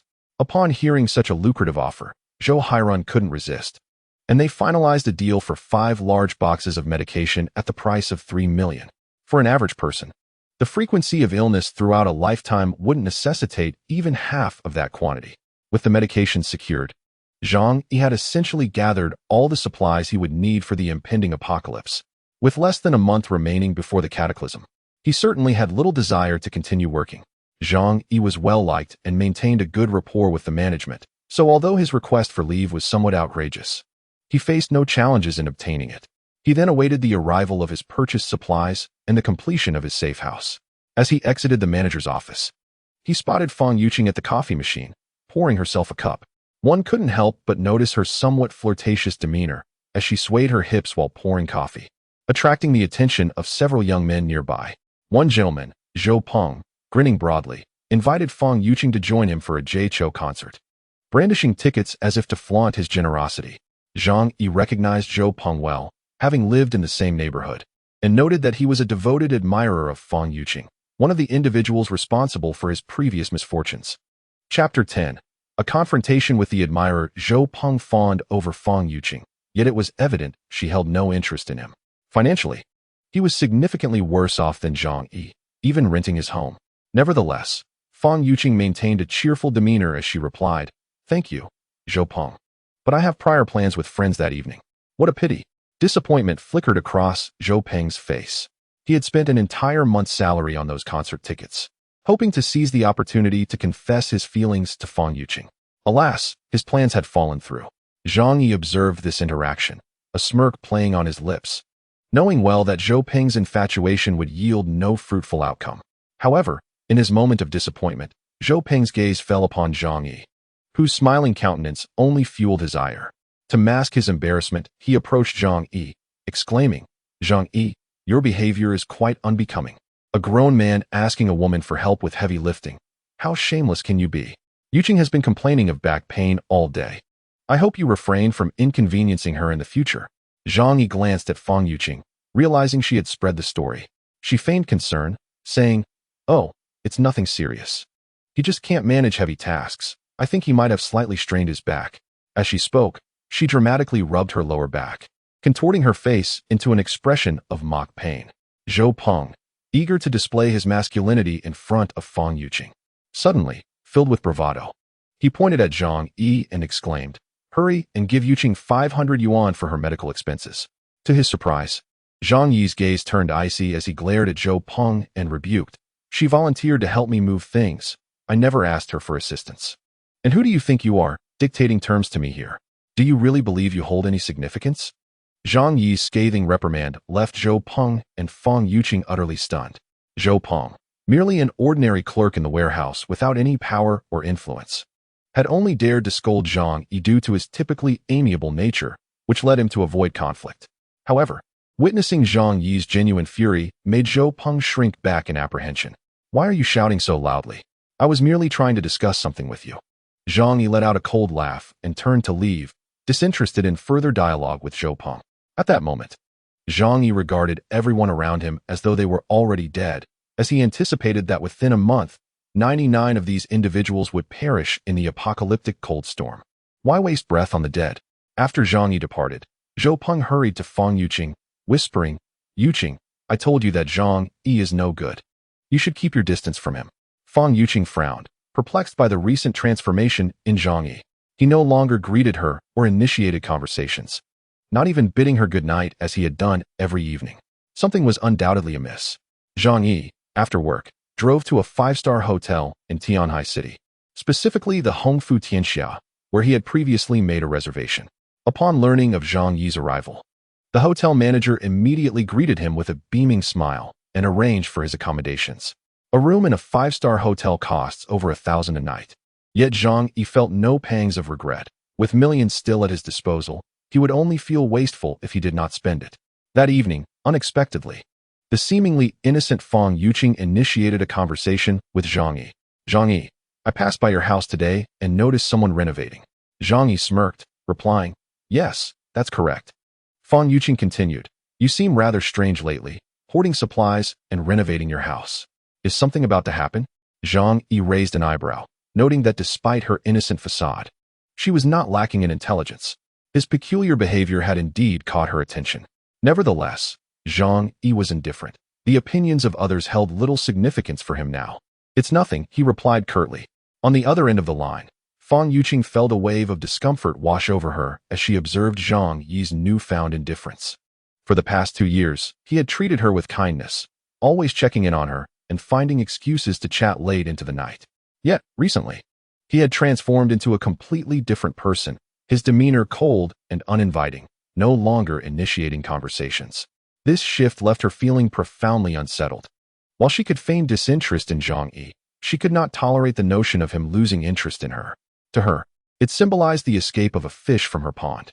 Although Zhang Yi was not a rich heir, he was a quality middle-class individual, and she considered that if she could not marry into wealth, perhaps she could still have a chance with him. Fang Yuqing picked up her phone and sent another message. I feel like our communication has dwindled recently. It leaves me feeling a bit lonely. She bit her lip, growing increasingly anxious. Nearby, her roommate Lin Caning overheard Fang Yuqing's complaints and approached with a smile. That Zhang Yi has indeed been acting oddly. Who knows why he is stockpiling so much food and drink, and even ordering so many banquet meals from the hotel. It's as if he expects a shortage to occur. Fang Yuqing furrowed her brow at this remark. Ning Ning, do you think something might actually happen soon? Did Zhang Yi receive some news that prompted him to start hoarding supplies? Lin Caning paused, then burst into laughter, holding her stomach. Yuqing, are you being silly? If something were truly about to happen, there would surely be an official announcement. We should just relax. If we hoard supplies, others will just mock us as fools. Fang Yuqing chuckled self-deprecatingly, acknowledging the truth in her friend's words. Zhang Yi spent several days in the suite of the 5-star hotel without venturing out. During this time, he extensively procured catering from various hotels while also practicing with the compound bow and crossbow in his room. Fortunately, Zhang Yi had a solid foundation in hunting from previous experiences. Within a range of 15 meters, his accuracy was remarkably high, especially with the professional-grade compound bow in hand. Such modern equipment enabled an ordinary person to shoot with the prowess of ancient archers. Not only could he defend against humans, but he could also inflict considerable damage on wild boars, wolves, and large dogs. Chapter 11. Completion of the safe house 3 days later through the connections of Wu Huiran. Zhang Yi successfully acquired 2 firearms and 100 rounds of ammunition. Although the price was steep, Zhang Yi did not mind. With these heavy items in his possession, he felt a greater sense of confidence regarding his safety in the impending apocalypse. He also completed a transaction with Zhou Huiran for 5 boxes of high-end imported medications. Another week passed. Wu Huiran called Zhang Yi to inform him that the safe house had been crafted according to his specifications. Wu Huiran personally led Zhang Yi to inspect the property.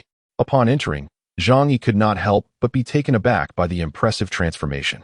The Zandragon Company truly lived up to its reputation as a top-tier security firm in the country. Their speed and quality in constructing the safe house were beyond reproach. The entire house had been reinforced with 200 millimeters thick alloy plates, yet from the outside, it appeared unchanged. Wu Huairan patiently explained each feature to Zhang Yi. The ventilation system was military-grade, capable of filtering any harmful gases to prevent outside gas attacks. Additionally, the entire heating system had been redone, using specialized materials from the Arctic Research Institute. In accordance with Zhang Yi's requests, a fireplace had been installed, which could also insulate against a temperature drop of 995 degrees. At this point, Wu Huairan flashed a mysterious smile at Zhang Yi.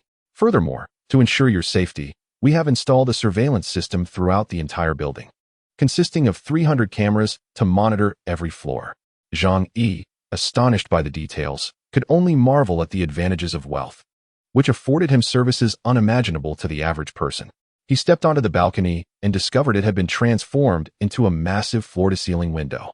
Wu Huairan explained, "The window is made of bulletproof and explosion-proof materials, even sturdier than the 200 millimeters alloy plates.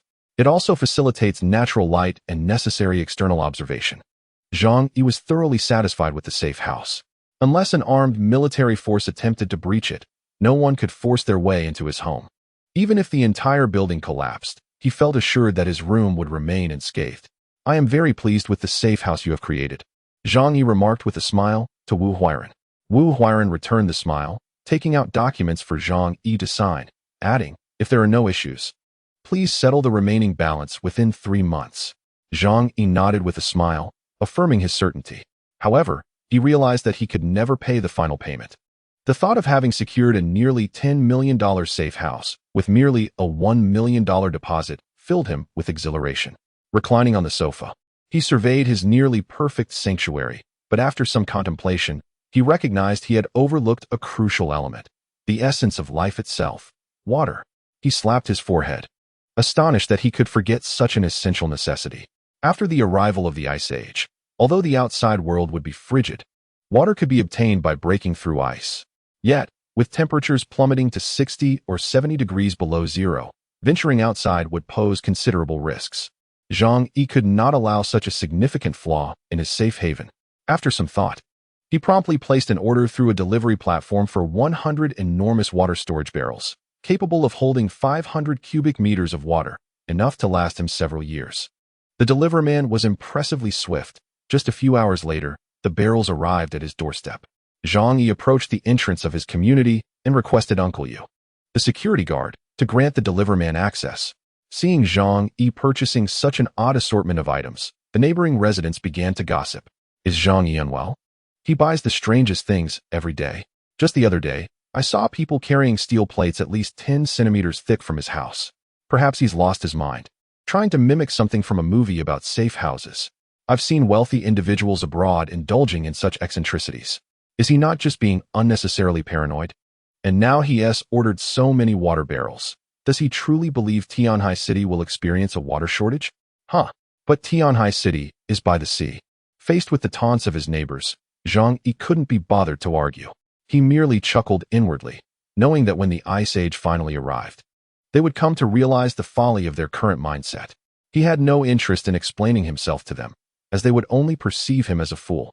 Disregarding his prudent advice, they might even twist his words, accusing him of spreading rumors and disturbing public order, potentially leading to his arrest. Uncle Yu was chatting with Mr. Tang, another neighbor, when he approached Zhang Yi with concern. "Little Zhang, what on earth do you need so many water barrels for? If you require assistance, just let me know, and I will lend a hand." Zhang Yi gazed at the earnest Uncle Yu, feeling a pang of emotion. A retired soldier without family, Uncle Yu had diligently served as a security guard in the community for over a decade. In a past life, he had selflessly donated his last rations to save a starving mother and daughter, ultimately succumbing to hunger himself. He was one of the rare glimmers of humanity Zhang Yi had encountered in an otherwise bleak world. Thus, Zhang Yi replied, "Uncle Yu, the weather this year has been quite abnormal. I have insider information that this winter will be particularly harsh. To be safe, it would be prudent for you to stock up on food and water as well, lest prices soar later." Uncle Yu, having a good relationship with Zhang Yi, recognized the young man's kindness.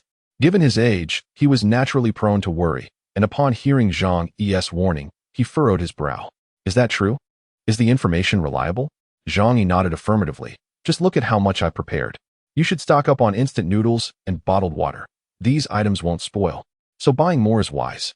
Uncle Yu nodded in agreement. Living alone, he typically kept a supply of instant noodles and sausages for convenience. Since Zhang Yi had brought it to his attention, he would make an effort to acquire more. If nothing else, it would provide peace of mind, as those items could be stored without concern. However, Mr. Tang, overhearing their conversation, approached Zhang Yi, cautioning, "Little Zhang, you must be careful not to spread such talk. Our society is stable and peaceful. How could there possibly be a shortage of supplies? Speaking like this could lead to accusations of rumor-mongering, and you might find yourself in trouble." Zhang Yi rolled his eyes, choosing not to engage further. He had already offered his warning. Whether they chose to heed it was their decision. Chapter 12. Emptying the billion-dollar warehouse, Zhang Yi instructed the delivery man to take the 100 giant water barrels to the warehouse. Upon returning home, he turned on every faucet, filling the barrels with water. At this rate, he anticipated completing the task within a week. Days passed, and Zhang Yi remained industrious. He dined at the finest restaurants daily, purchasing copious amounts of gourmet meals to store in his alternate space. During this time, he also frequented the shooting range in Tianhai City, honing his skills with bows and firearms, aiming to enhance his proficiency. Transforming himself into a master in combat within a month was unrealistic. However, equipped with bows, guns, and a fortified safe house, he would not fear the dangers that lay ahead. Such actions, of course, did not escape the notice of those around him. Yet, everyone regarded Zhang Yi as a figure of ridicule, believing he had lost his sanity, and they secretly mocked him. Even Fang Yuqing deliberately distanced herself from him, unwilling to engage in conversation. Thus, time passed, and soon over 20 days slipped by, drawing nearer to the impending apocalypse. Zhang Yi had amassed a vast array of provisions, including food, weapons, and heating equipment. Nevertheless, this collection did not afford him the security he desired. He resolved to target the enormous Walmart warehouse. Securing this facility would yield an abundance of resources that could sustain him for a lifetime. The reason for not waiting until the last day to act was Zhang Yi's realization from his previous life that the higher-ups had received advance notice of the impending gamma rays. Consequently, they had begun discreetly relocating vast quantities of supplies before the general populace could take notice. Zhang Yi could not afford to gamble. He had to take action preemptively. Moreover, based on this logic, even if the supplies at the Walmart warehouse vanished, the anxious higher-ups would hardly have the capacity to investigate thoroughly, granting Zhang Yi a suitable window of opportunity. The Walmart warehouse was staffed around the clock, but during the night, only 10 personnel were present. Zhang Yi decided to employ a straightforward method. He would slip sleeping pills into their tea. With the apocalypse only 3 days away, he was unafraid of being discovered. Given his familiarity with the staff, the task was easily accomplished. Once the effects took hold, and they fell into a deep slumber, Zhang Yi proceeded to the surveillance room and shut off all the cameras. He knew the warehouse too well. He could visualize every corner. And with countless strategies rehearsed in his mind, he executed the plan with remarkable efficiency. After completing his preparations, he donned a pair of oversized shoes and gloves, swiftly making his way to the warehouse. Standing before the massive structure, Zhang Yi took a deep breath and began to gather supplies. With a mere glance from his right eye, any shelf he focused on would instantly materialize in his alternate space. He first ventured to the beverage section, which housed tens of thousands of bottles of water, drinks, and alcoholic beverages, including numerous fine wines. Without discrimination, Zhang Yi hastily loaded everything into his storage. Soon, the thousands of cubic meters of beverages before him vanished without a trace. Next, he moved on to the fuel section, where numerous supplies of smokeless coal and barrels of gasoline and alcohol were stored. These were household items meant for family reserves or for picnics. There were over 10,000 boxes of smokeless coal alone, not to mention the solid alcohol and the barrels of gasoline. The quantity here was so vast that Zhang Yi could not exhaust it even in several hundred years. He had never considered leaving some for others, as he knew that after the onset of the apocalypse, such resources would never fall into the hands of ordinary people. Thus, he unhesitatingly collected all these supplies. Utilizing his extensive knowledge in warehousing, he efficiently allocated areas for them within the alternate space, ensuring ease of use. The third step brought him to the food section, which was even more abundant, boasting several tens of thousands of tons. Several warehouses brimmed to the brim, resembling small mountains. Canned foods, packaged roasted chickens, and ducks, puffed snacks, instant meals, and gourmet treats, enough to sustain him for a lifetime. Zhang Yi exclaimed, revealing his nonchalant attitude towards food. He took whatever was available.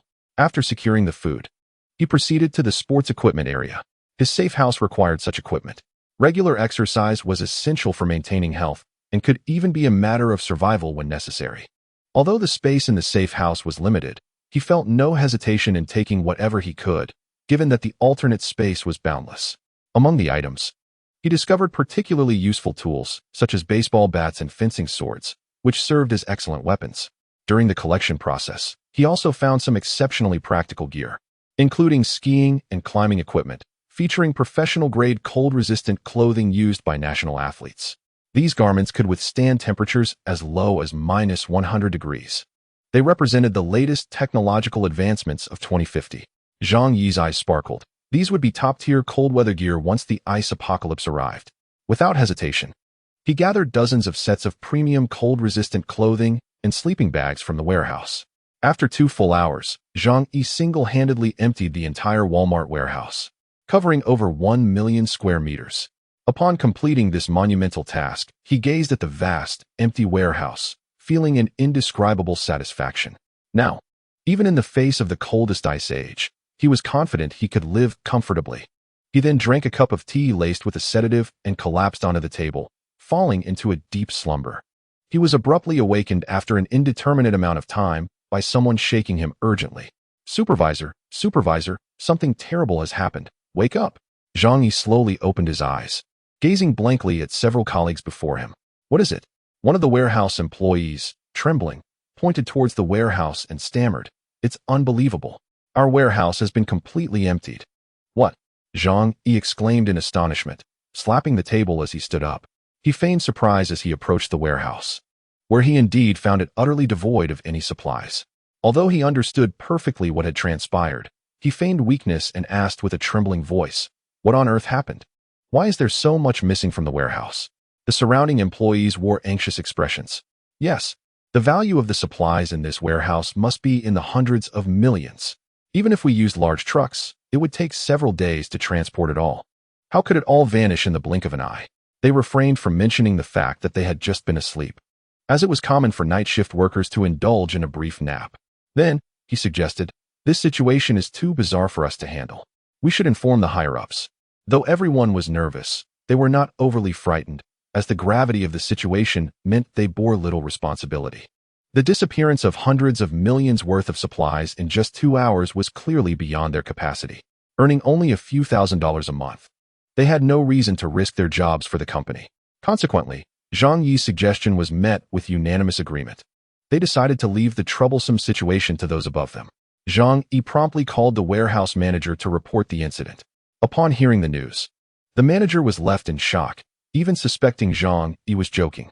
Chapter 13. The Ice Age arrives. Zhang Yi had emptied the entire Walmart warehouse in South China, amassing resources worth hundreds of millions into his alternate space. Yet, he pretended to be oblivious and immediately reported the incident to Walmart's upper management. Soon, this news spread throughout the senior ranks of Walmart's South China division. A throng of executives, stunned, rushed to the scene and called the police to handle the situation. Tom Watson, the general manager of the South China warehouse, turned pale upon seeing the vacant warehouse. "Oh my God, how am I supposed to explain this to headquarters?" It was rumored that this was a directive from high-ranking officials in the United States, and a ship they dispatched was soon to arrive at Tianhai port. Everything was falling apart.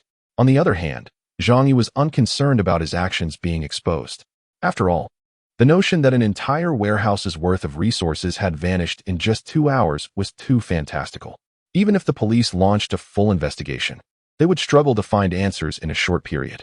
Furthermore, Walmart was a foreign enterprise, not a state-owned one, so the investigation's intensity would be limited.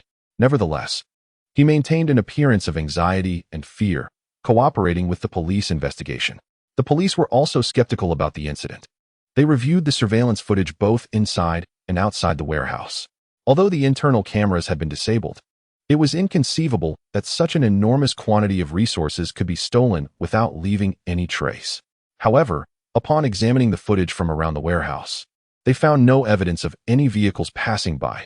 This implied that the hundreds of millions worth of supplies had either vanished into thin air or that Walmart had staged a theft. Logically deducing the situation, it became clear that the latter explanation was more plausible. After all, unless a supernatural phenomenon occurred, it was impossible to explain how millions of cubic meters of resources could disappear in such a short time. While Zhang Yi and the other ordinary employees did raise some suspicions, the illogical nature of the disappearance meant that even if internal employees were involved, they were not the main issue. Given that Walmart was a foreign corporation without any official ties to the Chinese government, and considering the size of the case, the police's response was inevitably sluggish. They even played a game of passing the buck, fearing international repercussions. To unravel this mystery would take not days, but likely months. As for Zhang Yi, he was instructed not to leave Tianhai City for the time being and was required to cooperate fully with both the police and Walmart's internal investigation. It was December 10th, just 2 days before the onset of the Ice Age. In the days to come, he merely needed to remain at home, refraining from going anywhere, to comfortably enjoy the remainder of his life, contemplating the treasures worth hundreds of millions in his alternate space, encompassing nearly all he would ever need. Zhang Yi felt a profound sense of security. He slept until evening, and upon turning on the television, he found the news broadcasting the theft incident at Walmart's South China warehouse. Due to the sheer magnitude of the loss and the bizarre circumstances surrounding it, major news outlets across the nation were clamoring to report on the story. The fact that such a large warehouse could be emptied within mere hours suggested that someone had orchestrated an inside job. It must have been an insider, and it is highly likely that the upper echelons of Walmart orchestrated it themselves to defraud the insurance. We are talking about millions of cubic meters of goods. Even with large trucks, it would be impossible to transport it all in one night. Zhang Yi smiled faintly. This matter would remain unsolved until the end of days. For the next 2 days, Zhang Yi remained in his home, going nowhere. He understood that time was running out for this world. For safety's sake, he refrained from leaving his room. During this period, the police and investigators from Walmart summoned him for questioning. Although they suspected that Zhang Yi's behavior that night was somewhat odd, the short duration of the investigation and lack of concrete evidence prevented them from taking him into custody. Some acquaintances reached out to inquire about the inside story, but Zhang Yi managed to deflect their curiosity. Finally, December 12th arrived. Gamma rays passed over Blue Star at 2 in the morning, lasting but a fleeting moment, yet the impact on the planet was catastrophic. Several hours in advance, Zhang Yi had sealed his room completely, and the fireplace had begun to blaze. Soon, with the depletion of energy sources, air conditioning and heating would cease to function entirely. At 2 o'clock, he sat on the sofa by the large floor-to-ceiling window, beer in hand, staring intently outside. Suddenly, a flash of white light appeared on the horizon. Although it was midnight, the earth brightened as if at dusk. Yet, this illumination lasted only a mere 2 seconds before fading into silence. Most people had already slipped into slumber, oblivious to the fleeting change. However, understanding its significance, Zhang Yi felt a chill run down his spine. He gulped down his beer, the refreshing Budweiser providing a moment of calm. He tossed a few more prime logs into the fireplace. Just minutes later, snowflakes began to fall densely from the sky. Initially, the flakes were the size of fingernails, but within 2 minutes, they transformed into feathers of snow. The wind outside began to howl, and in an instant, the snowfall turned ominous. The entire city was suddenly blanketed in a flurry of snow. Such is the power of nature. When it changes, it offers no warning. Zhang Yi's heart began to race. Despite the perfection of his safe house, having experienced the Ice Age once, he couldn't help but feel apprehensive. He wondered whether this lavishly constructed refuge, costing upwards of 8 million, could truly withstand the impending severe drop in temperature. Yet, as the flames in the fireplace roared to life, the indoor temperature became exceedingly warm, even a bit hot. Zhang Yi glanced at the thermometer. It had reached 326. Looking outside, the snowflakes had completely engulfed the city. A wave of reassurance washed over him. He reduced the amount of charcoal. After all, excessive heat was uncomfortable. Zhang Yi did not rush to sleep. He wished to observe the unfolding changes. There would be plenty of time to rest later, and he had no obligations to attend to. In less than half an hour, a thick layer of snow had accumulated on the balcony. Zhang Yi checked his phone for news, discovering that reports of the sudden temperature drop had spread across the internet. The online discourse was rife with lamentations. Netizens complained about the early arrival of winter, lamenting their lack of preparedness for warm clothing. This cursed weather, how could it plummet below -10 degrees? The roads would likely be frozen tomorrow. How could anyone go to work? Some, however, expressed delight. With such heavy snowfall, they would not need to work tomorrow, huh? Especially friends from the south, who eagerly shared photos of themselves in the snow, exclaiming they had never seen such a snowfall in their region. Zhang Yi shook his head. This was merely the beginning. The heavy snow would persist for at least 3 more months, and temperatures would continue to plummet. Soon, they would not find such joy in the snowfall. Chapter 14. Extreme Cold. I gaze at the changing world. The Ice Age had commenced. In the southern city of Tianhai, heavy snow fell, sparking widespread discussions online. Some complained while others rejoiced. Yet, none of them realized that this snow and the temperature drop were not temporary but would persist and escalate, ultimately leading to an unmanageable disaster. Meanwhile, Zhang Yi reclined on his sofa, comfortably enjoying the 20-degree warmth of his safe house while savoring a chilled Budweiser, utterly content. At that moment, his phone suddenly rang. He picked it up to find it was a message from a chat group. Among them were his former classmates, enthusiasts, and community residents. Heavens, how could it snow so heavily all of a sudden? The weather forecast said nothing. I was jolted awake in the middle of the night.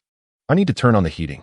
Don't mention it. My old heater is ineffective, and it's getting colder by the minute.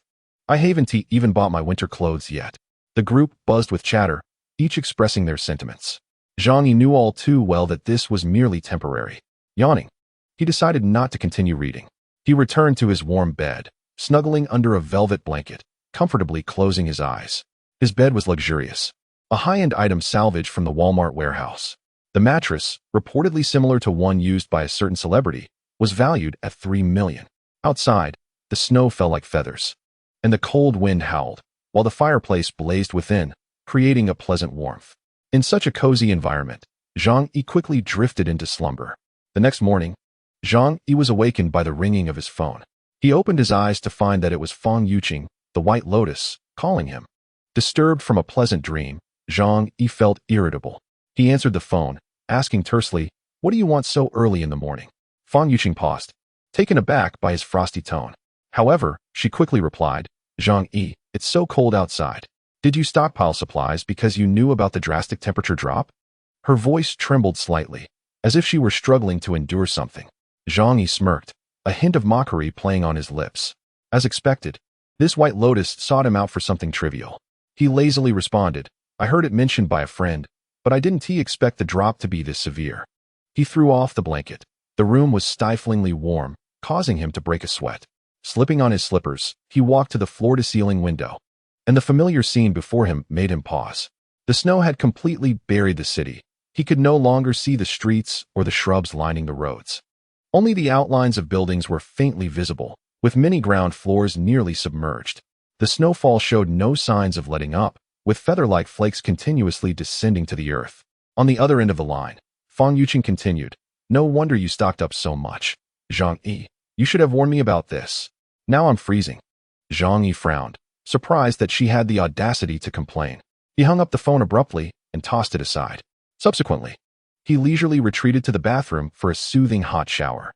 From his storage, he procured a prime cut of A5 Wagyu beef, preparing a sumptuous breakfast of steak accompanied by pasta. As he savored his meal, he turned on the television. The recent drop in temperature had not yet resulted in power outages, allowing the television to function normally. Even if the power were to fail, Zhang Yi had meticulously prepared various backup power sources, alongside dozens of generators and a substantial supply of gasoline. In terms of energy, he was well equipped for at least 3 centuries. Upon switching on the television, Zhang Yi tuned into the morning news channel. Although, as a reborn individual, he was aware of the external circumstances, observing the outside world at such a moment provided a form of entertainment. To his surprise, both news anchors were clad in thick down jackets. It was well known that television studios typically enjoyed generous heating provisions, being among the first to receive power during outages. The anchor's attire indicated that the temperature had plummeted beyond the capacity of central heating. The female anchor, addressing the camera, spoke in a steady tone. "Last night, a severe cold front struck regions around the globe, causing dramatic fluctuations in temperatures. The general decline has reached between 70 to 100 degrees Celsius. Meteorological departments are currently investigating the cause of this cold wave. In the coming days, we urge everyone to dress warmly and avoid frostbite. If not necessary, please refrain from venturing outdoors." Authorities will manage the situation appropriately, and we hope for calmness among the populace. Do not spread rumors or succumb to panic. And please refrain from hoarding supplies. The snow disaster will soon pass. Hearing the female anchor's words, Zhang Yi scoffed. With the advent of the Ice Age, survival would depend solely on oneself. Remaining idle at home would undoubtedly lead to one being among the first to perish. The upper right corner of the television displayed the outdoor temperature in Tianhai City, which had plummeted to a chilling -65 degrees. Just yesterday, the maximum temperature had reached 15 degrees, marking an astonishing drop of 80 degrees. Zhang Yi shrugged. This level of temperature decline mirrored that of his previous life. Yet, clad in pajamas, sipping wine, and enjoying steak with pasta, he felt no discomfort from the cold outside. After all, he had invested $8 million in creating a secure shelter, emphasizing its insulation features, ensuring the indoor temperature remained nearly unchanged. At that moment, Zhang Yi's phone chimed again. Intrigued, he was eager to see what his neighbors, who had previously mocked him, were discussing. The first message he noticed was from Fang Yuqing. Zhang Yi, why did you suddenly hang up on me? The snow outside is immense, and I cannot go out. Didn't you stock up on plenty of food? Could you lend me some until the snow disaster passes? I promise to return it. Zhang Yi raised an eyebrow, a cold smile curling at the corners of his mouth. The White Lotus was clever enough to recognize that with such heavy snowfall, food would become exceedingly precious. Not wanting to brave the extreme cold of -60 or 70 degrees, she sought Zhang Yi for sustenance. However, Zhang Yi understood that this ice disaster would persist for a considerable time, and he had no intention of providing Fang Yuqing with any food. In his past life, he had been deceived by this so-called White Lotus, giving her much of his provisions. Ultimately, she had led to his demise, even plotting to harvest his ribs for soup. Now, Zhang Yi only wished to toy with her and witness her miserable downfall. With this thought, a mischievous smile graced his lips as he replied to Fang Yuqing. You should have mentioned it earlier. I've nearly exhausted my supplies. Look, I just cooked steak this morning. After sending the message, he took a selfie with himself, the steak, and the wine, intentionally including his pajama-clad appearance before sending it to Fang Yuqing. At that moment, Fang Yuqing was curled up in her rented apartment, tightly wrapped in 2 blankets. Despite the air conditioning set to 40 degrees, the indoor temperature barely reached 0. She trembled from the cold, sensing the icy air seeping into her blankets. Upon seeing the photo from Zhang Yi, her eyes widened in disbelief. How could Zhang Yi, in such frigid weather, be comfortably dressed in light pajamas, relishing steak and sipping wine? They lived in the same building, yet it felt as if they existed in entirely different worlds. Especially when she spotted the delectable steak and the exquisite bottle of wine on the table, her mouth watered. As a quintessential White Lotus and opportunistic woman, she was well acquainted with luxury goods. By her estimation, Zhang Yi's steak was undoubtedly authentic top-tier Wagyu. The French wine at his side was likely of Grand Cru quality, worth at least 20 to 30,000. While she froze, Zhang Yi enjoyed such comfort, instantly igniting her envy.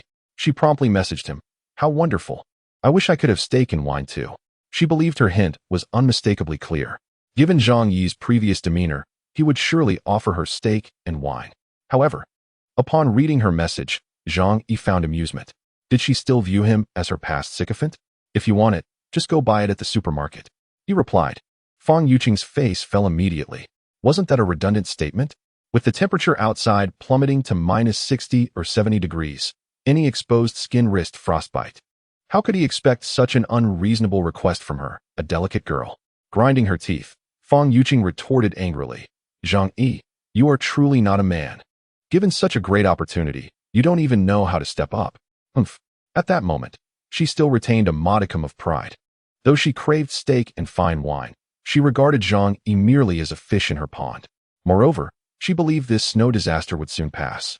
Thus, she maintained her proud goddess facade, refraining from outrightly pleading with Zhang Yi for food. Zhang Yi chose to ignore Fang Yuqing further and instead perused other chat groups, eager to witness the unfolding drama. Upon entering the community owner-s group, he encountered Aunt Lin from the neighborhood committee urging everyone to remain calm and stay indoors. There is no need to panic. It's merely a sudden drop in temperature that will last at most 2 or 3 days. Please refrain from hoarding supplies and trust our officials.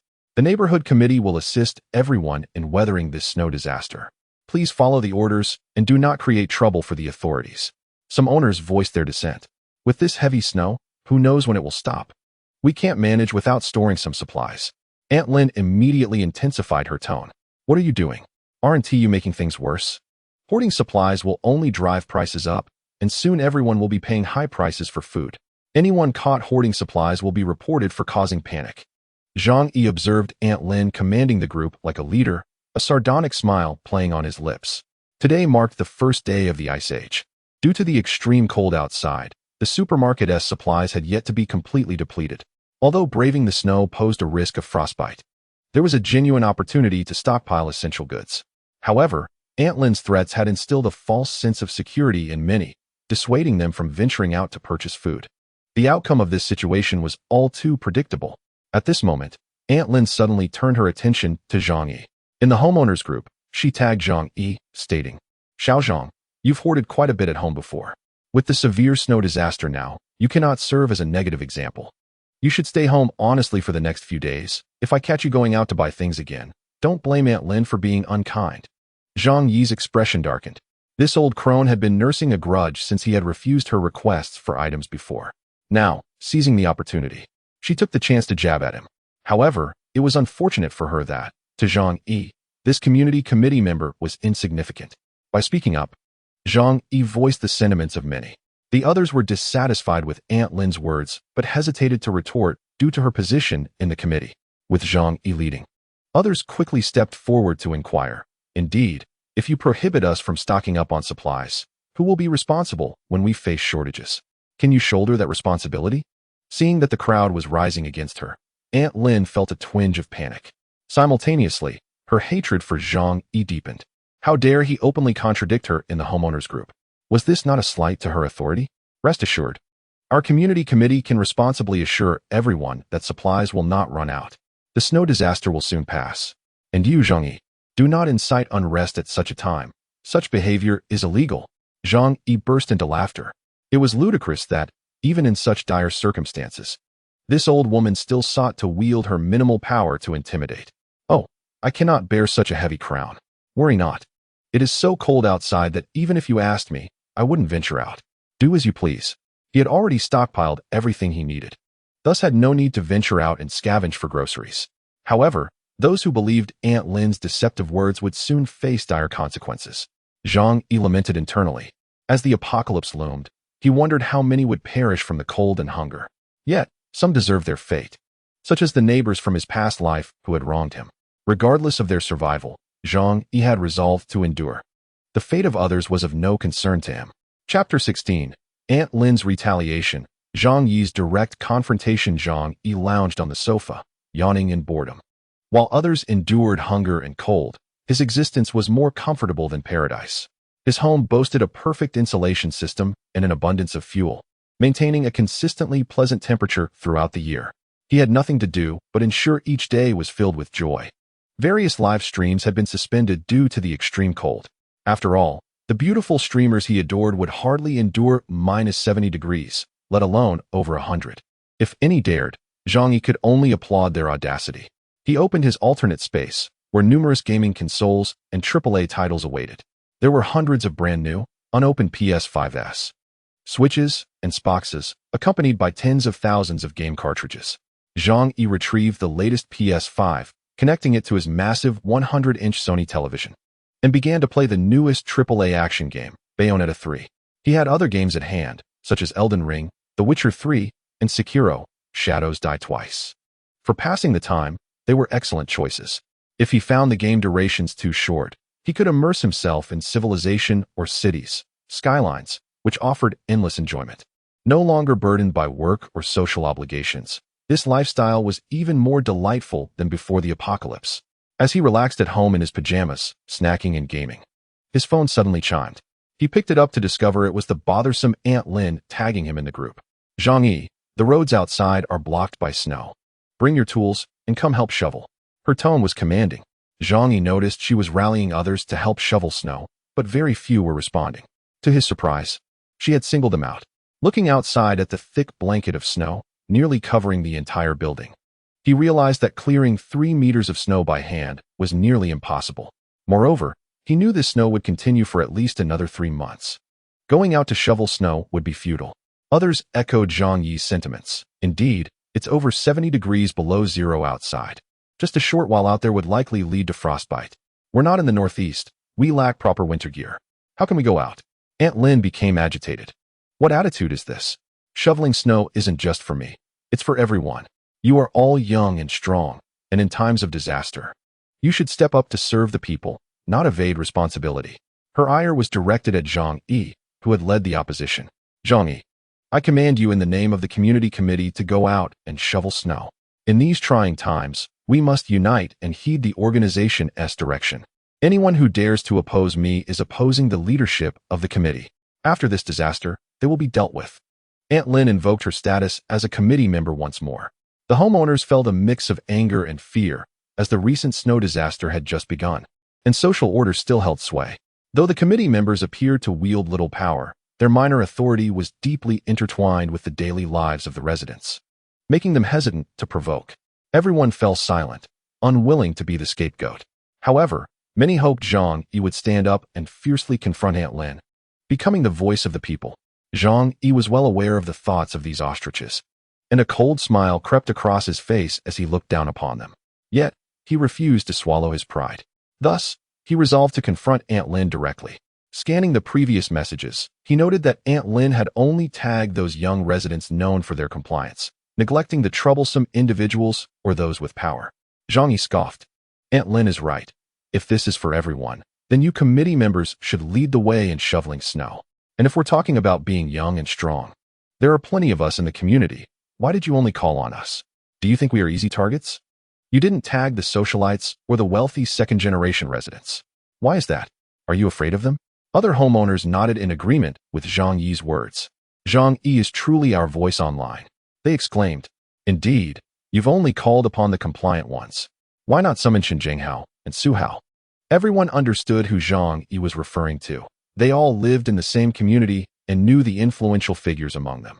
For instance, Chen Jinghao, residing on the 6th floor, was a well-known figure in the neighborhood, managing construction projects with hundreds of employees under him. For instance, Su Hao from room 802 on the 8th floor has a father who is a renowned developer in Tianhai City, and there are also government officials in his family. Aunt Lin, throughout the entire ordeal, did not utter a single word about the two of them. Zhang Yi directly exposed Aunt Lin's cowardice in the face of authority, which left her feeling utterly humiliated. The reason she refrained from mentioning those formidable individuals was indeed due to her lack of courage, and they would hardly pay her any mind. Such people have always been those who bully the weak and fear the strong. Had Zhang Yi possessed such a temperament previously, Aunt Lin would not have dared to assign him the task of shoveling snow. Feeling her pride wounded, she vented her frustrations by sending several lengthy voice messages in the group chat. Shoveling snow is a public service, meant for the benefit of all.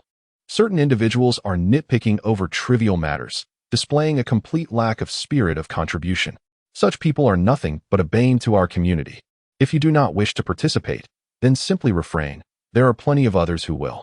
The collective awareness among us surpasses yours by far. Furthermore, I am not treating certain individuals preferentially. It is simply unnecessary to tag each one individually. I hope you all understand and do not misinterpret my intentions. If you continue to disseminate slander against me, I will have no choice but to report you to the authorities. Aunt Lin's explanations only served to exacerbate her predicament, particularly her final assertion about involving the police, which elicited uncontrollable laughter from Zhang Yi.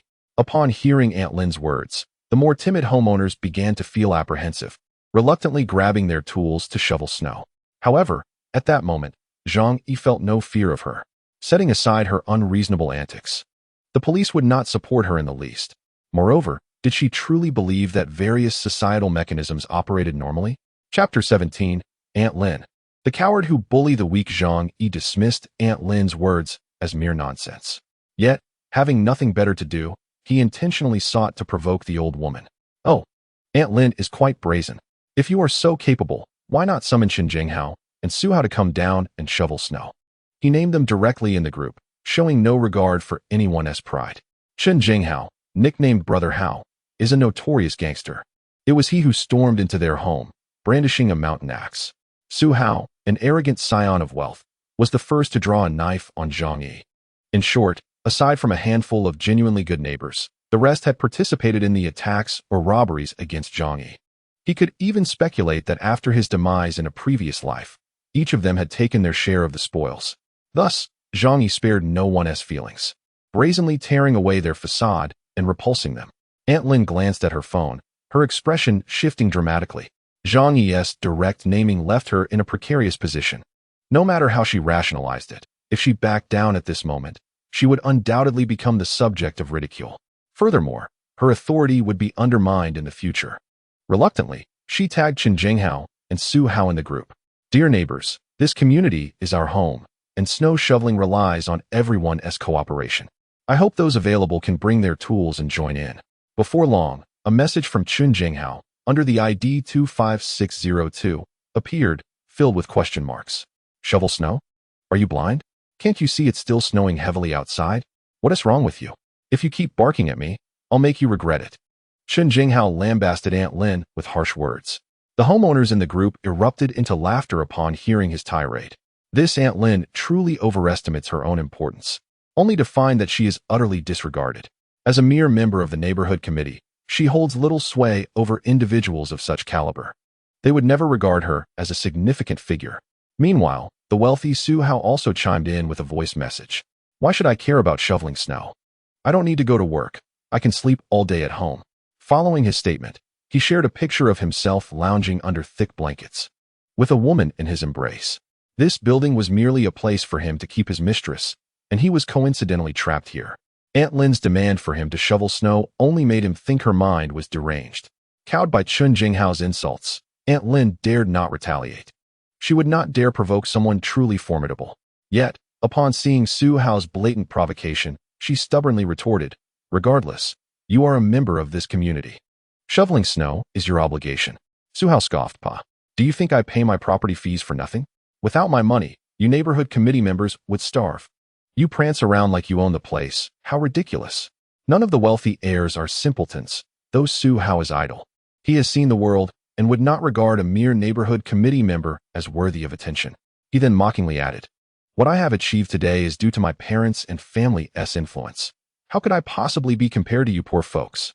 Hurry up and shovel snow. You all need to earn your keep. Only after the snow is cleared can I leave this dreadful place. Listening to Su Hao's arrogant words, everyone felt an overwhelming sense of indignation, yet found themselves powerless to retort. After all, he was simply fortunate in his birth. Although his remarks were harsh, they were, in fact, the unvarnished truth.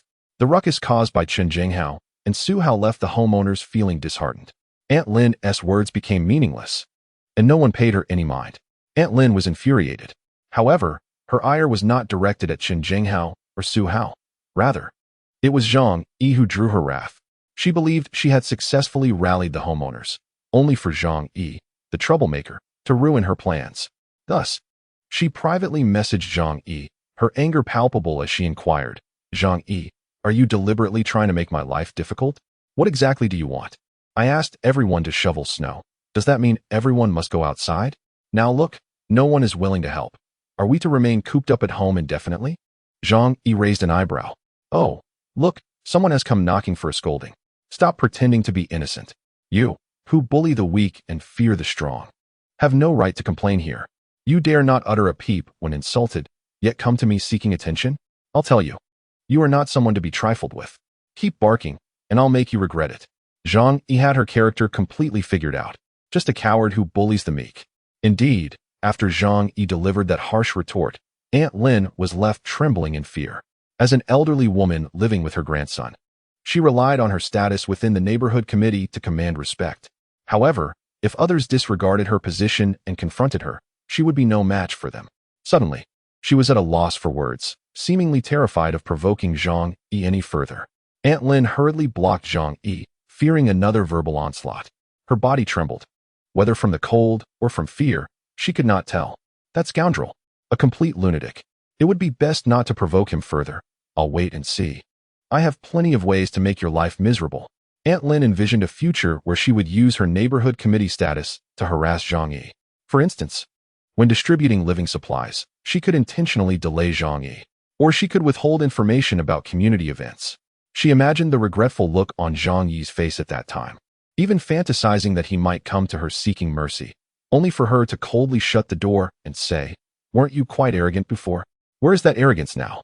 Lost in her thoughts, Aunt Lin began to smile contentedly. "Heh, the day will come when you will seek my favor. For now, I shall not stoop to your level."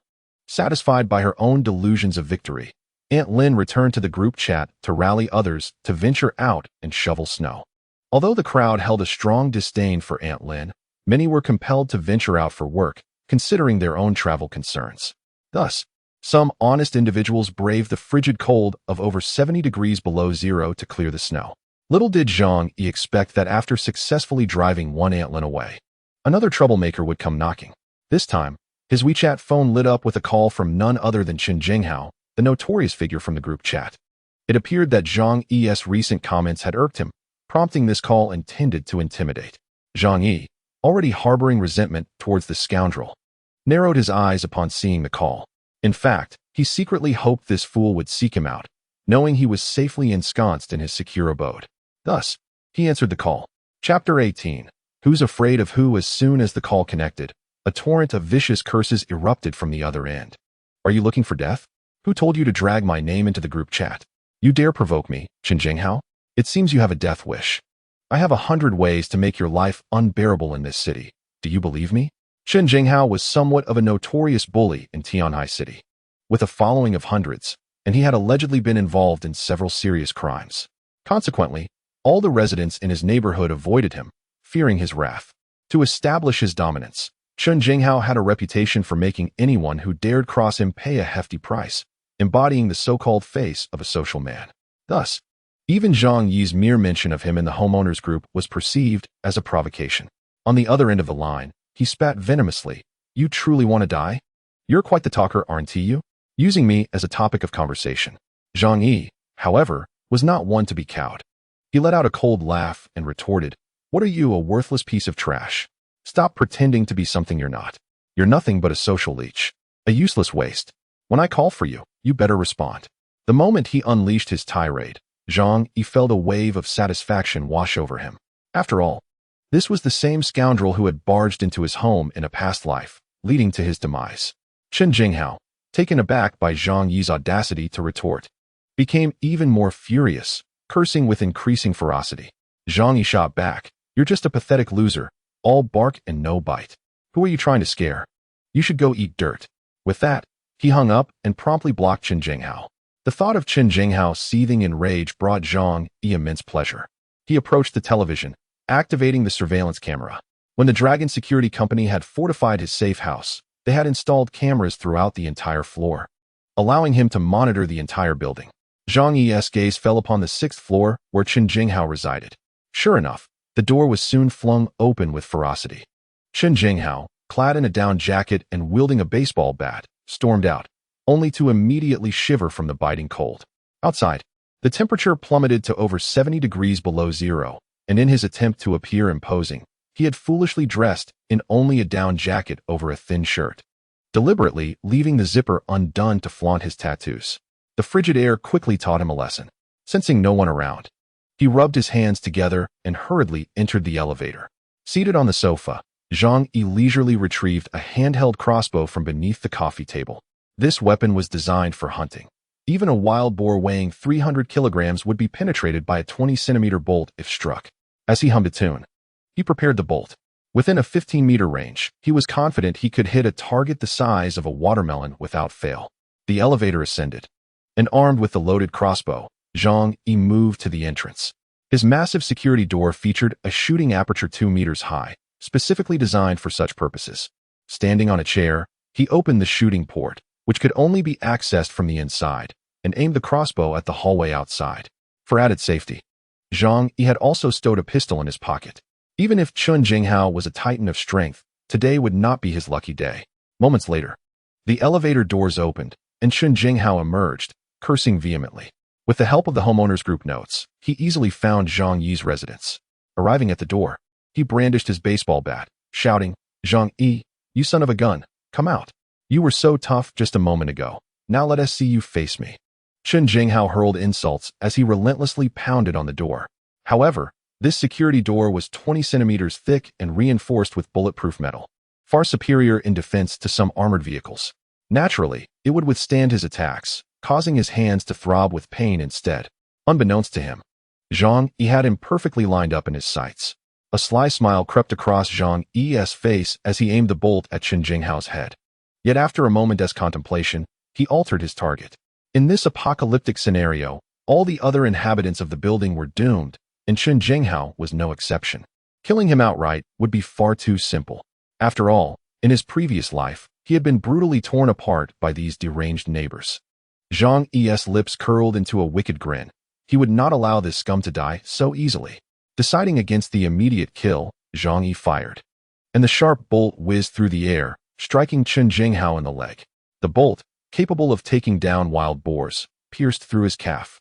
Qin Jinghao let out a blood-curdling scream, collapsing to the ground, clutching his leg in agony. In such extreme cold, the penetrating injury would render his leg useless. And without proper medical attention, infection was inevitable. Soon, he would succumb to his suffering in the bitter chill. In his moment of torment, Qin Jinghao realized he had encountered a truly formidable opponent. Typically, these bullies relied on their fearlessness and reckless bravado, banking on the fact that honest folk would not dare to resist them. However, when faced with someone willing to wield a crossbow, fear crept into their hearts. Overcome with terror, Qin Jinghao was left trembling, unable to discern where the arrow had come from. After all, he was no demon. Yet, his heart felt colder than the air around him. The cold, unrelenting aggression exhibited by Zhang Yi had unveiled a raw, murderous intent. In a society like this, anyone bold enough to shoot a crossbow was not to be trifled with. Gazing at his shattered leg, Qin Jinghao was horrified to see the bolt had completely penetrated his calf. Blood stained half of his pant leg, quickly freezing in the frigid air. In such extreme temperatures, his pain receptors dulled, yet this did little to offer him solace. Instead, it filled him with dread. He understood that if his leg did not receive medical treatment soon, it would be rendered useless within the next half hour. Chapter 19. A cold water bath for you finally. The gravity of his predicament dawned on Qin Jinghao. Desperately, he fumbled for his phone to call for help, but the line was dead. For over 2 minutes, he dialed 120, only to be met with a busy signal. Qin Jinghao felt a chill in his heart. Outside, the world was enveloped in a frigid grip, and even the hospitals had come to a standstill. Although a few medical institutions were still operating, the heavy snow had sealed off the city, rendering ambulances unable to venture forth. Qin Jinghao was a resolute man. After much contemplation, he resolved to perform surgery on himself. At the very least, he needed to extract the bolt that had lodged itself within him. Being no stranger to brawls, he naturally kept such tools at home. He cut open his pant leg with a knife, and upon seeing the wound, his face turned ashen. In the extreme cold, the injury had begun to freeze over. While this temporarily halted the flow of blood, the surrounding area had already started to turn a ghastly hue, and his calf had lost all sensation. Despair washed over Qin Jinghao, and he recognized that his only option was to rely on self-rescue.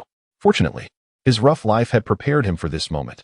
After a brief moment of reflection, he began the surgery. Due to the frostbite, his pain response was significantly dulled, allowing him to complete the procedure without anesthetics. However, the ordeal was excruciating, and he nearly lost consciousness. It was evident that his calf was irreparably damaged. Lying on the sofa, gasping for breath, Qin Jinghao harbored a deep-seated hatred for Zhang Yi, the one responsible for his plight. "Zhang Yi, you little brat. I will make it my mission to end your life." He seethed, his eyes ablaze with murderous intent. He was not jesting. He genuinely intended to kill Zhang Yi. After all, how could he continue to exist in Tianhai City otherwise? He reached for his phone, but having been blocked by Zhang Yi, he resorted to tagging him in the owner's group chat. "Zhang Yi, you dog, just wait. If I don't kill you, I'll write my name backwards." The other owners in the chat were perplexed, but felt a wave of concern upon learning that Zhang Yi had crossed Qin Jinghao. After all, Qin was known for his ruthless nature. Had they known that Zhang Yi had shot him and left him crippled, they would likely have been too frightened to utter a word. Yet, some were undeniably thrilled. For instance, Aunt Lin, who had previously suffered at Zhang Yi's hands, gleefully remarked, "A dog-eat-dog scenario is the best. Neither of them is a good person. I hope that Qin Jinghao teaches Zhang Yi a lesson and shuts him up for good." Meanwhile, Fang Yuqing, the so-called White Lotus, noticed the chatter in the group. She pursed her lips, secretly hoping that Qin Jinghao would deliver a well-deserved beating to Zhang Yi. After all, Zhang Yi had treated her with such indifference that he had failed to bring her food when she had asked. However, no one in the group dared to speak up, fearing that the conflict might spill over into their lives. Upon seeing the messages, Zhang Yi erupted in laughter. As long as he remained in his safe house, Chen Jinghao was nothing to be afraid of. He sent a voice message, taunting, "What are you even worth? Just a barking dog. If you provoke me again, I'll make sure to cripple your other leg." The owners in the group were astounded. They had not anticipated that Zhang Yi would dare to oppose Chen Jinghao, and it seemed he had indeed injured Chen's leg. Chen Jinghao clenched his phone tightly, nearly crushing it in his grip. "You'll pay for this, Zhang Yi. Just wait." Zhang Yi, undeterred, shot back, "Come at me, if you dare. Let us see who falls first." It must be said that in this apocalyptic atmosphere, Zhang Yi had become quite liberated. With societal norms and moral constraints thrown aside, he felt no need to show respect to anyone. It was exhilarating. On the other hand, Chen Jinghao was seething with rage. Once back in his home, he leaned against the meager warmth of the air conditioning, gradually regaining some sensation. Yet, the excruciating pain in his leg had him gritting his teeth. Mobility was now reliant on a cane. After careful consideration, Chen Jinghao concluded that eliminating Zhang Yi would not be a daunting task. He believed the arrow had struck him due to his own carelessness. Now, with newfound vigilance, he could summon his underlings to storm Zhang Yi's residence and exact his revenge. After all, with the world frozen in chaos, hospitals and police stations inoperative, it was the ideal time to settle scores. Without delay, Chen Jinghao contacted his gang, instructing them to gather their weapons and come to assist in eliminating Zhang Yi. Many of his subordinates resided nearby, and upon receiving his command, they armed themselves with machetes, baseball bats, and steel pipes, making their way to Chen Jinghao's home. Upon seeing the injury on Chen Jinghao's leg, they clamored to avenge him. "I'm fine," Chen Jinghao coldly stated. "In a few days, once the snow melts, I'll recuperate in the hospital. But that scoundrel dared to shoot me. He's courting disaster. If I don't take him down, how can I ever show my face again?" One of his subordinates eagerly exclaimed, "Boss, just tell me his room number, and I'll go take care of him right now." Chen Jinghao nodded. "They live in 2401, but that little brat is cunning and armed with a crossbow. He ambushed me with it." One of the underlings, brandishing a steel pipe, shouted, "This guy has no honor, resorting to ambushes." Chen Jinghao cautioned, "Be careful when you go. I know he is home alone. Just don't let him shoot you. Bust down the door and finish him off." Though aware of Zhang Yi's weaponry, Chen Jinghao's underlings were unfazed, their excitement palpable. In this lawless winter, they could brazenly confront their target. The darker sides of human nature were unleashed among them. Armed and ready, they set off for Zhang Yi's home, intent on breaking down the door. Zhang Yi, however, was well aware that retribution was imminent. Yet, he felt no trepidation. He remained at home, engrossed in his game while monitoring the activity in the building through split screen. As Chen Jinghao's henchmen approached, he observed their every move with clarity. Before him lay an array of equipment, prepared to give them a rude awakening. After all, these societal misfits had brought this upon themselves, and Zhang Yi felt no inclination for mercy. Soon enough, a dozen of Chen Jinghao's subordinates arrived at Zhang Yi's doorstep. Knowing Zhang Yi was armed, they approached cautiously, with several of them wielding wooden boards as makeshift shields. Upon reaching the door and finding no immediate threat, they sprang into action. "Open up. How dare you shoot at our boss? Today you'll pay. Next year on this day will be your memorial, so open the door." As they hurled insults, they began to pound on Zhang Yi's door with hammers and iron rods, intent on breaking in and delivering a thorough beating. Zhang Yi, unperturbed, continued his game. Hearing the commotion outside, he shouted, "Can't you hit a little harder? Have you not eaten?" The brashness of his words only fueled their anger, and they pounded even more violently. However, the 20-centimeter thick metal door proved resilient. Even minor explosives would struggle to breach it, let alone their primitive attempts at breaking in. After a prolonged effort, the door bore only a few minor scuffs and a loss of paint. Do not speak of a broken door. There isn't even a dent. Those little rascals were left dumbfounded. Goodness, is that door truly made of solid metal?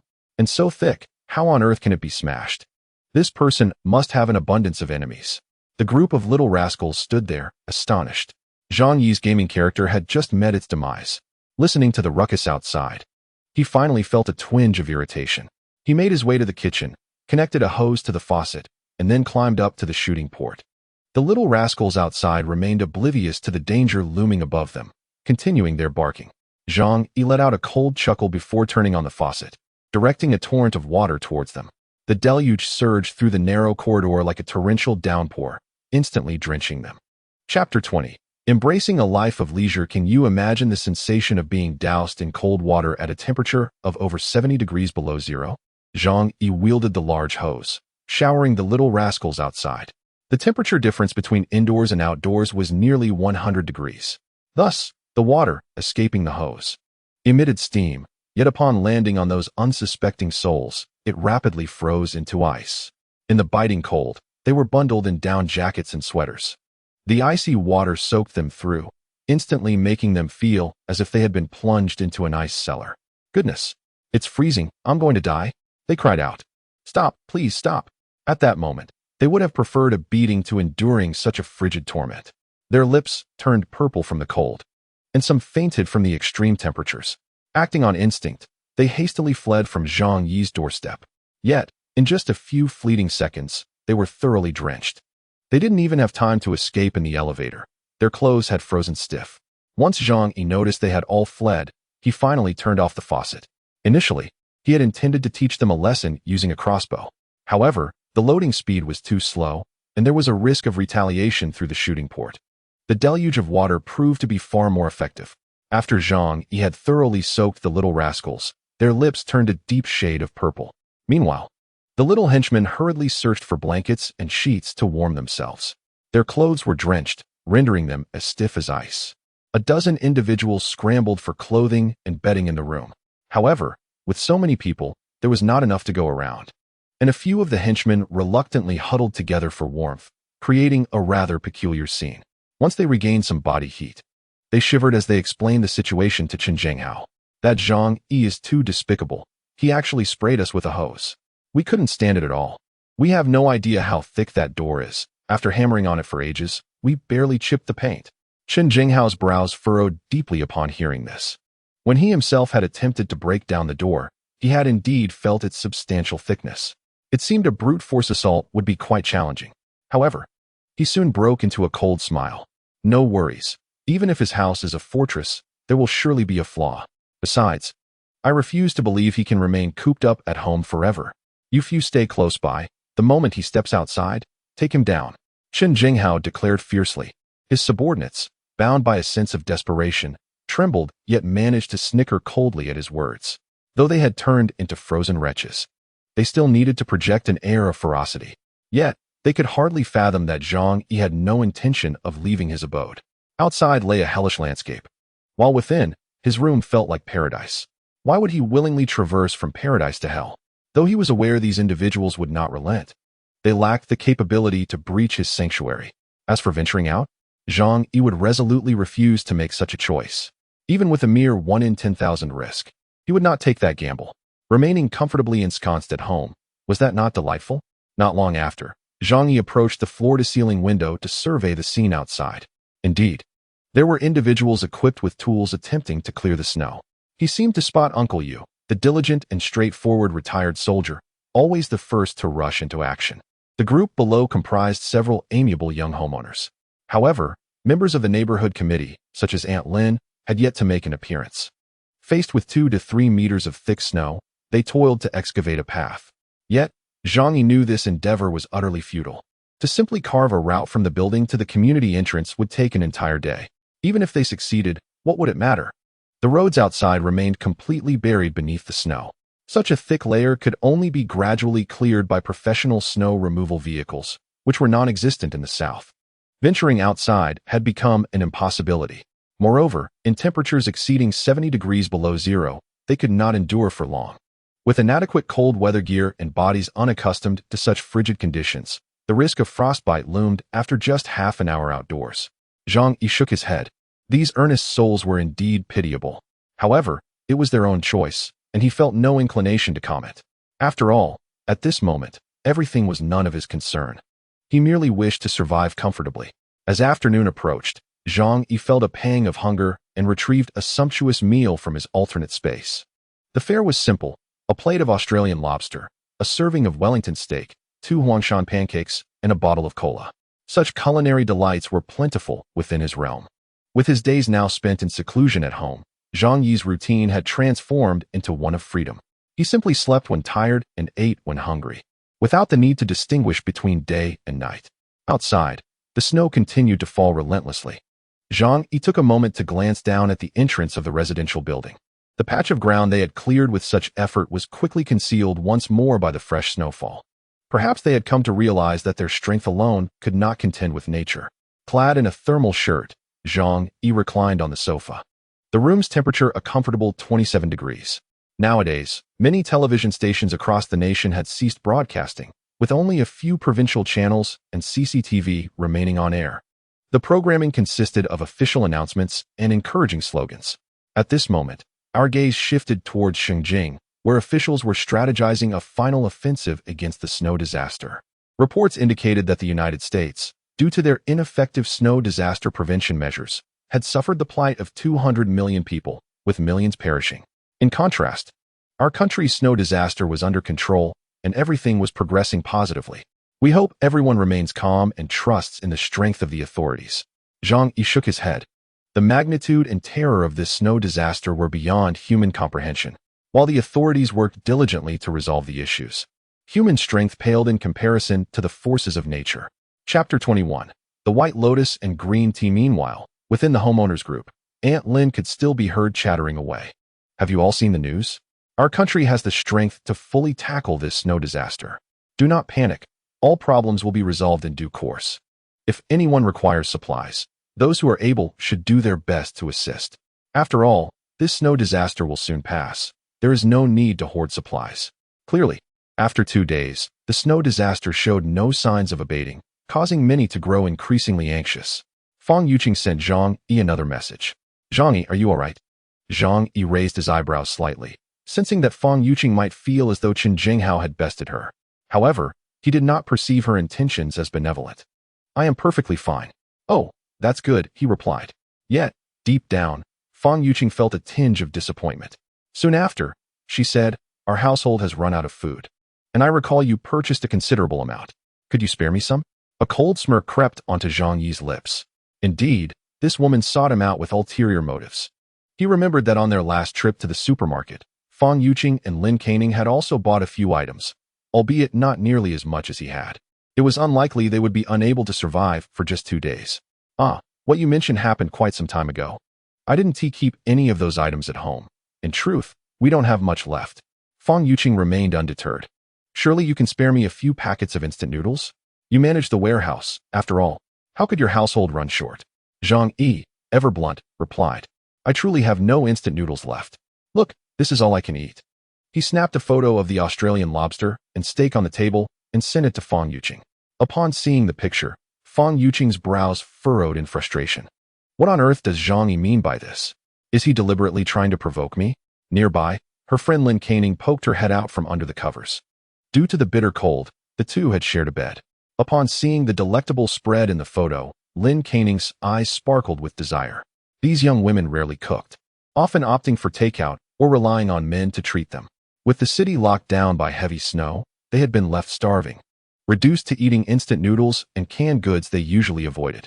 The sight of Zhang Yi enjoying lobster and steak ignited both envy and irritation in the two women. Their ire stemmed from Zhang Yi's selfishness in indulging alone without considering sharing a morsel with them. Lin Canning immediately chimed in. Wow, Zhang Yi is truly excessive. Who would have thought he had such delicious food at home? He used to profess his affection for you.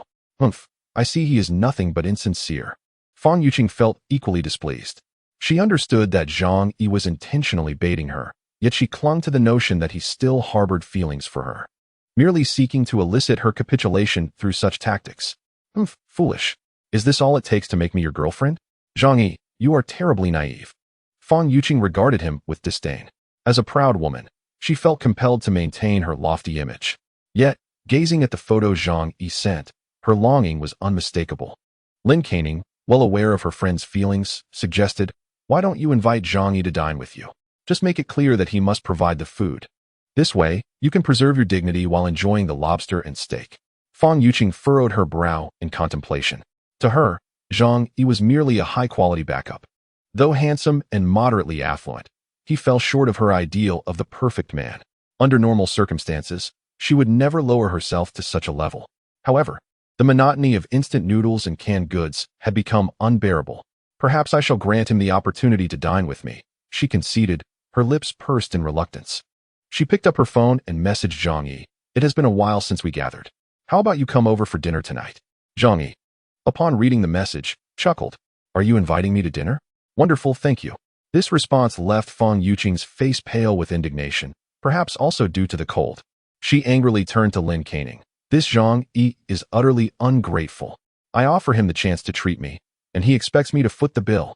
Lin Caning was taken aback, clearly not anticipating that the once persistent Zhang Yi would suddenly display such insensitivity. How strange. Can a man so infatuated ever lack awareness? Fang Yuqing, infuriated, tossed her phone aside. I had intended to keep him as my backup, but now his rank has slipped considerably. I am genuinely angry. From this moment on, I refuse to utter another word to him. Even if he comes begging, it will be of no use. Although Lin Caning was ravenous, she continued to stoke the flames. Indeed, he ought to reflect on his own shortcomings.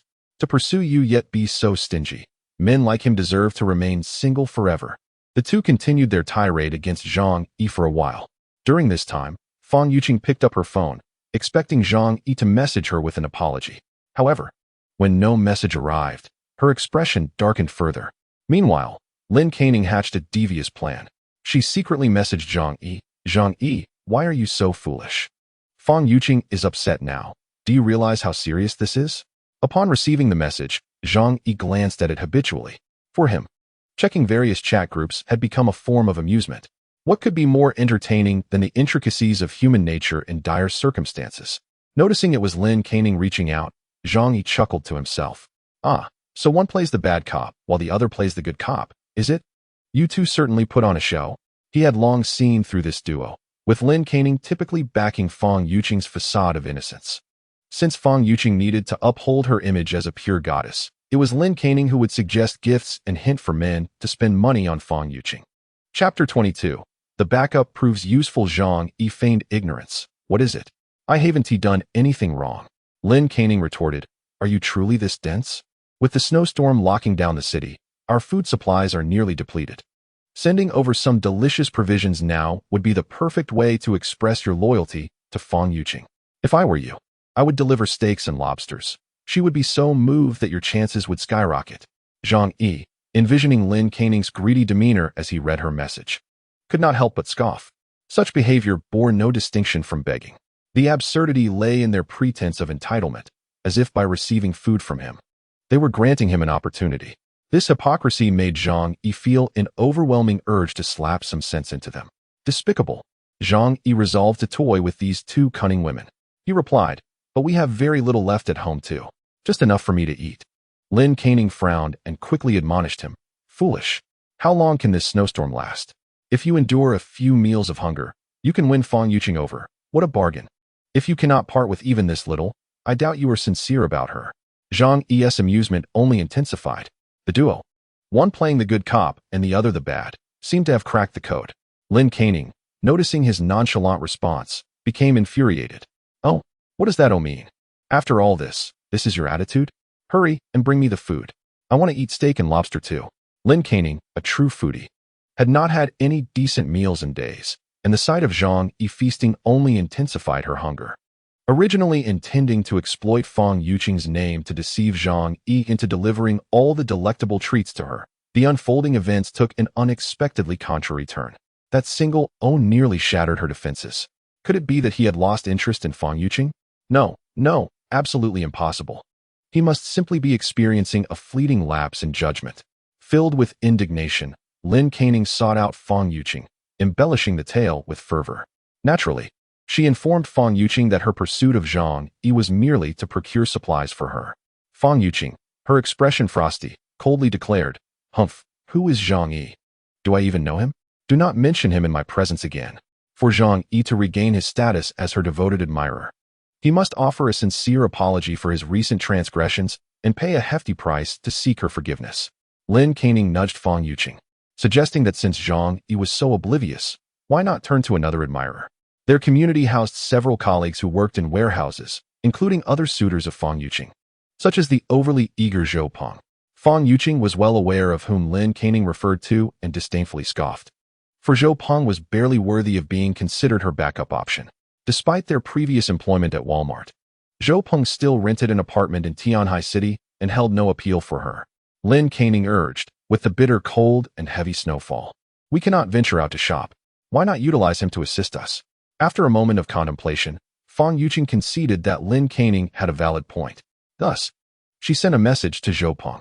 To her surprise, within 5 minutes, he arrived, exuberantly bearing a backpack filled with food. Consequently, their home was stocked with supplies. At Fang Yuqing's behest, Zhou Peng seemed invigorated, eagerly selecting the best offerings for her. He patted his chest, assuring her, Yuqing, just say the word, and I shall do anything for you. Fang Yuqing, uncharacteristically smiling at Zhou Peng, expressed her gratitude. Thank you, Zhou Peng. You are truly kind. A few sweet words sufficed to dismiss him. Humph, with your demeanor, do you even dare to harbor thoughts of me? Perhaps in your next life. The atmosphere within the building had begun to shift uneasily. The extreme cold rendered the air conditioning ineffective, plunging the indoor temperature below freezing. This was unbearable for the residents of southern Tianhai City, who were unaccustomed to hoarding supplies. After 2 days of being encased in ice, their refrigerators were nearly empty. Although Aunt Lin continued to assure everyone that the snowstorm would soon pass, apprehension lingered in their hearts. However, Zhang Yi observed all of this with a sense of contentment. In the face of impending doom, his preparations had been meticulous, allowing him to live more comfortably than before the crisis.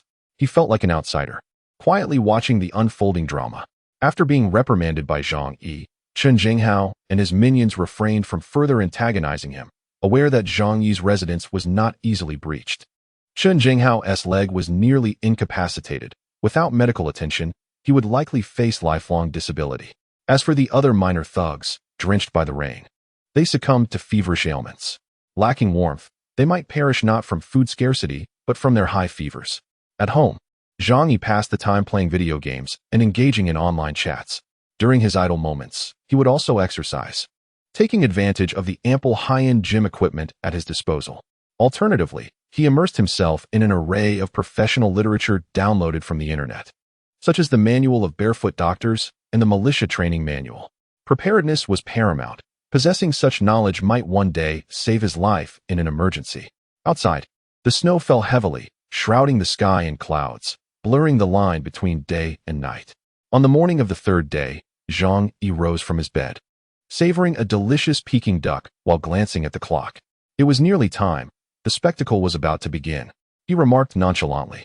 At that moment, the chat groups on his phone erupted with activity. Chapter 23. Water and power outages. 3 days after the onset of the apocalypse, the real spectacle commenced.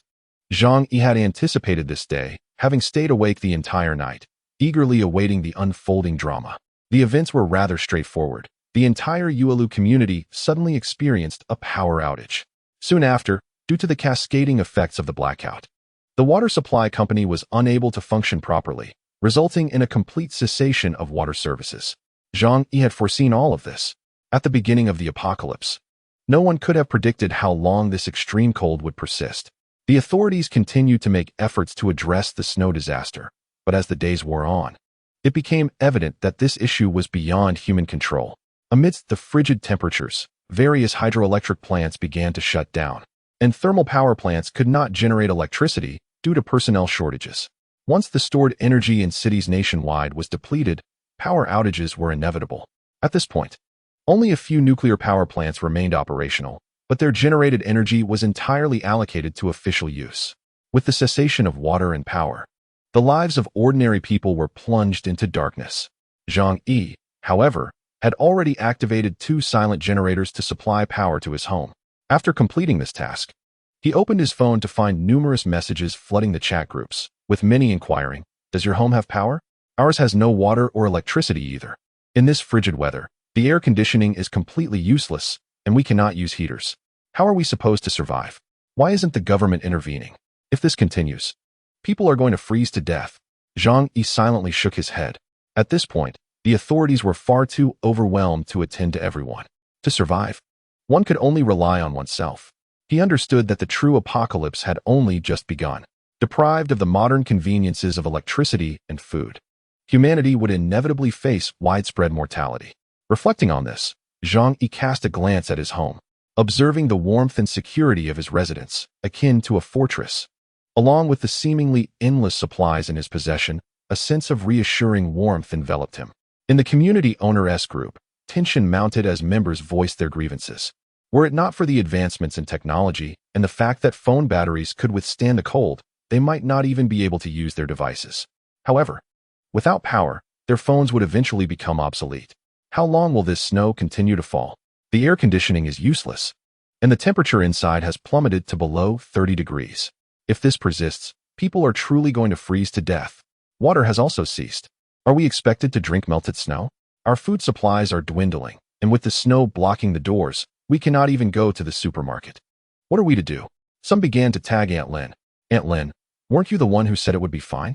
I trusted your words and didn't stock up on supplies. How do we resolve this? When will help arrive? Faced with the neighbors' inquiries, Aunt Lin felt a surge of anxiety and panic within her. At this moment, her heart was filled with greater fear than that of her neighbors. The homeowners remained oblivious to how they would be rescued. However, Aunt Lin had already received some news through the neighborhood committee. A fierce snowstorm was sweeping across the globe, described as a once-in-100,000-years disaster. Perhaps we were on the brink of another mass extinction, an apocalypse. Although the authorities were making efforts to cope, it was impossible to manage the needs of over 1 billion people in our country. Major cities had already succumbed. To survive, we must rely on ourselves. It is imperative to stockpile supplies, especially food and heating resources. I have begun to solicit provisions from each household under the guise of the neighborhood committee. Am I harming others? Harm? If I do not act, my family will perish from the cold or hunger within 3 days. I can no longer afford to hesitate. I do not know how many lives this snowstorm will claim. I must prioritize the safety of myself and my family. Yes, while we still hold some influence, we must gather as many resources as possible. In such times, survival is paramount. Aunt Lin stared intently at the messages in the neighborhood committee group, her body trembling violently. Despite the indoor temperature plummeting to over 30 degrees below zero, her forehead beaded with cold sweat. She lay beneath 3 heavy blankets, nearly suffocating, yet dared not lift them. The room felt akin to an ice cellar. Aunt Lin glanced at her little grandson, her heart sinking. She had just spoken with her son and daughter-in-law, who were stranded in a rental property far from home, their conditions hardly better than hers. I must protect us both. We must survive. Aunt Lin bit her lip fiercely, a glint of determination flashing in her eyes. After comforting little Hu, she picked up her phone and began addressing the homeowners in the group. Dear all, this calamity is but temporary. The frigid weather has caused disruptions in water and power supply, which is to be expected. Rest assured, repair crews are already on the job. The authorities have issued a notice that during this extraordinary time, the neighborhood committee will oversee the management of homeowners. I hope everyone will cooperate with our efforts. Should anyone refuse cooperation and cause severe consequences, we will seek police intervention for arrest and inquiry. Aunt Lin's words were laden with gravity. This declaration ignited intense dissatisfaction among the homeowners. They had not anticipated that, at such a critical juncture, the neighborhood committee would not only fail to explain its shortcomings, but also resort to intimidation. Nonetheless, fear gripped their hearts, and none dared to voice opposition. Zhang Yi, casually observing Aunt Lin's messages on his phone, raised an eyebrow and smirked. He was well aware that Aunt Lin was deceiving them. In a previous life, she had cunningly swindled numerous supplies from others using such despicable tactics. Yet, he had no intention of exposing her ruse. After all, the fate of his neighbors was of no concern to him. Zhang Yi turned on the television and resumed playing his game. Water and power outages? No matter. His storeroom was stocked with an abundance of backup batteries, generators, and fuel, along with solid alcohol. As for water, he had hoarded 500 tons of tap water, not to mention several tons of mineral water and beverages in his storage. Additionally, in dire situations, he could obtain water by melting snow. In summary, he lacked neither fresh water nor energy resources. Chapter 24. Aunt Lin's thread. Zhang Yi immersed himself in his game, savoring imported snacks, thoroughly enjoying life. Across Tianhai City, or indeed over 99% of the world, people were suffering from water and power outages. The water issue was somewhat manageable. Those who could not endure could venture out to collect snow for water. However, the power outage was truly unbearable. Modern individuals are incredibly delicate. Forcing them to endure sub-zero temperatures was tantamount to a death sentence. Yet, one could hardly blame the authorities, as most power stations were not inoperative due to mechanical failure, but because workers were unable to report for duty. Relying on the limited power supplied by 21st-century nuclear and renewable energy plants allowed only minimal electricity, enough to charge phones or boil water, but not for high-power appliances like air conditioners or heaters. In the neighborhood group, the residents expressed their lamentations, fear compelling them to seek solace in unity. Hoping for a glimmer of hope, Chen Jinghao, who had previously had a leg broken by Zhang Yi, now dragged his injured leg at home, nearly freezing to death. His existing injury, compounded by the extreme cold, inflicted double the suffering. His small group of comrades fared even worse. Although Zhang Yi had merely drenched them with a hose, the indoor temperature gradually approached the outdoor chill, reaching -50 or 60 degrees. Several individuals began to develop high fevers, with the lowest temperature recorded at 39 degrees, and several surpassing 40.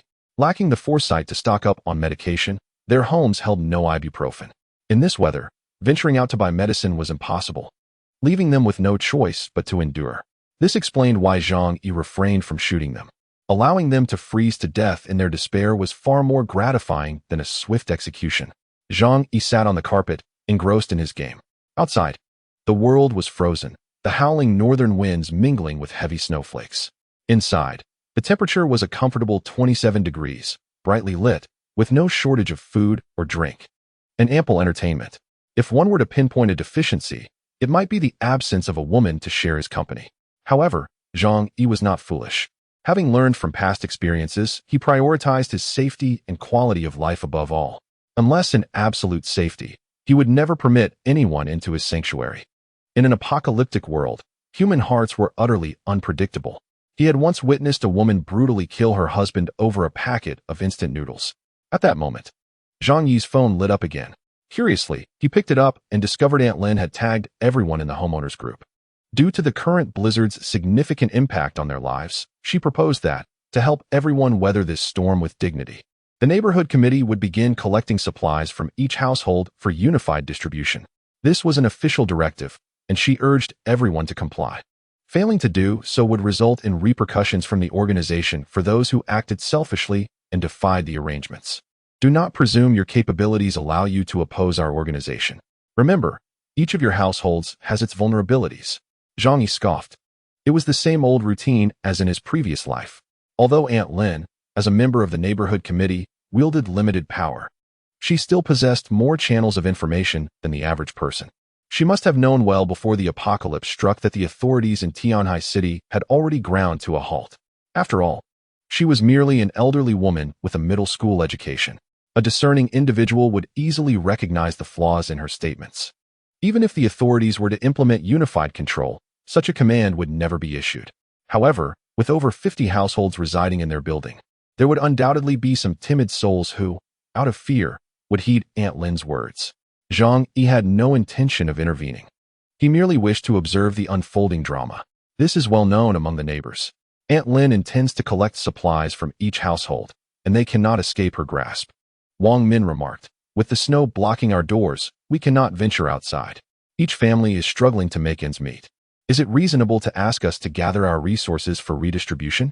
Another resident, Sun Jichao, chimed in, everyone is facing hardships. It's not easy to set aside food. To confiscate it is simply excessive. Aunt Lin bit her lip, firmly pressing the voice message button. The snow disaster will soon pass. You need not worry. It's merely a matter of redistributing supplies.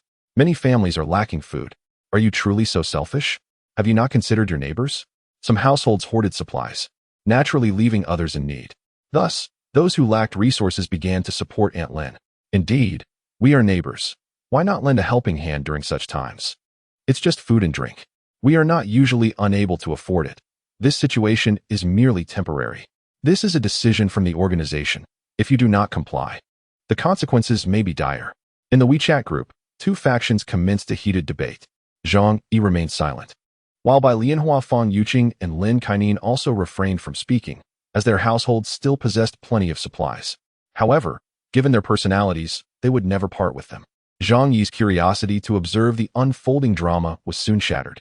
Although he remained mute, Aunt Lin proactively sent him a private message.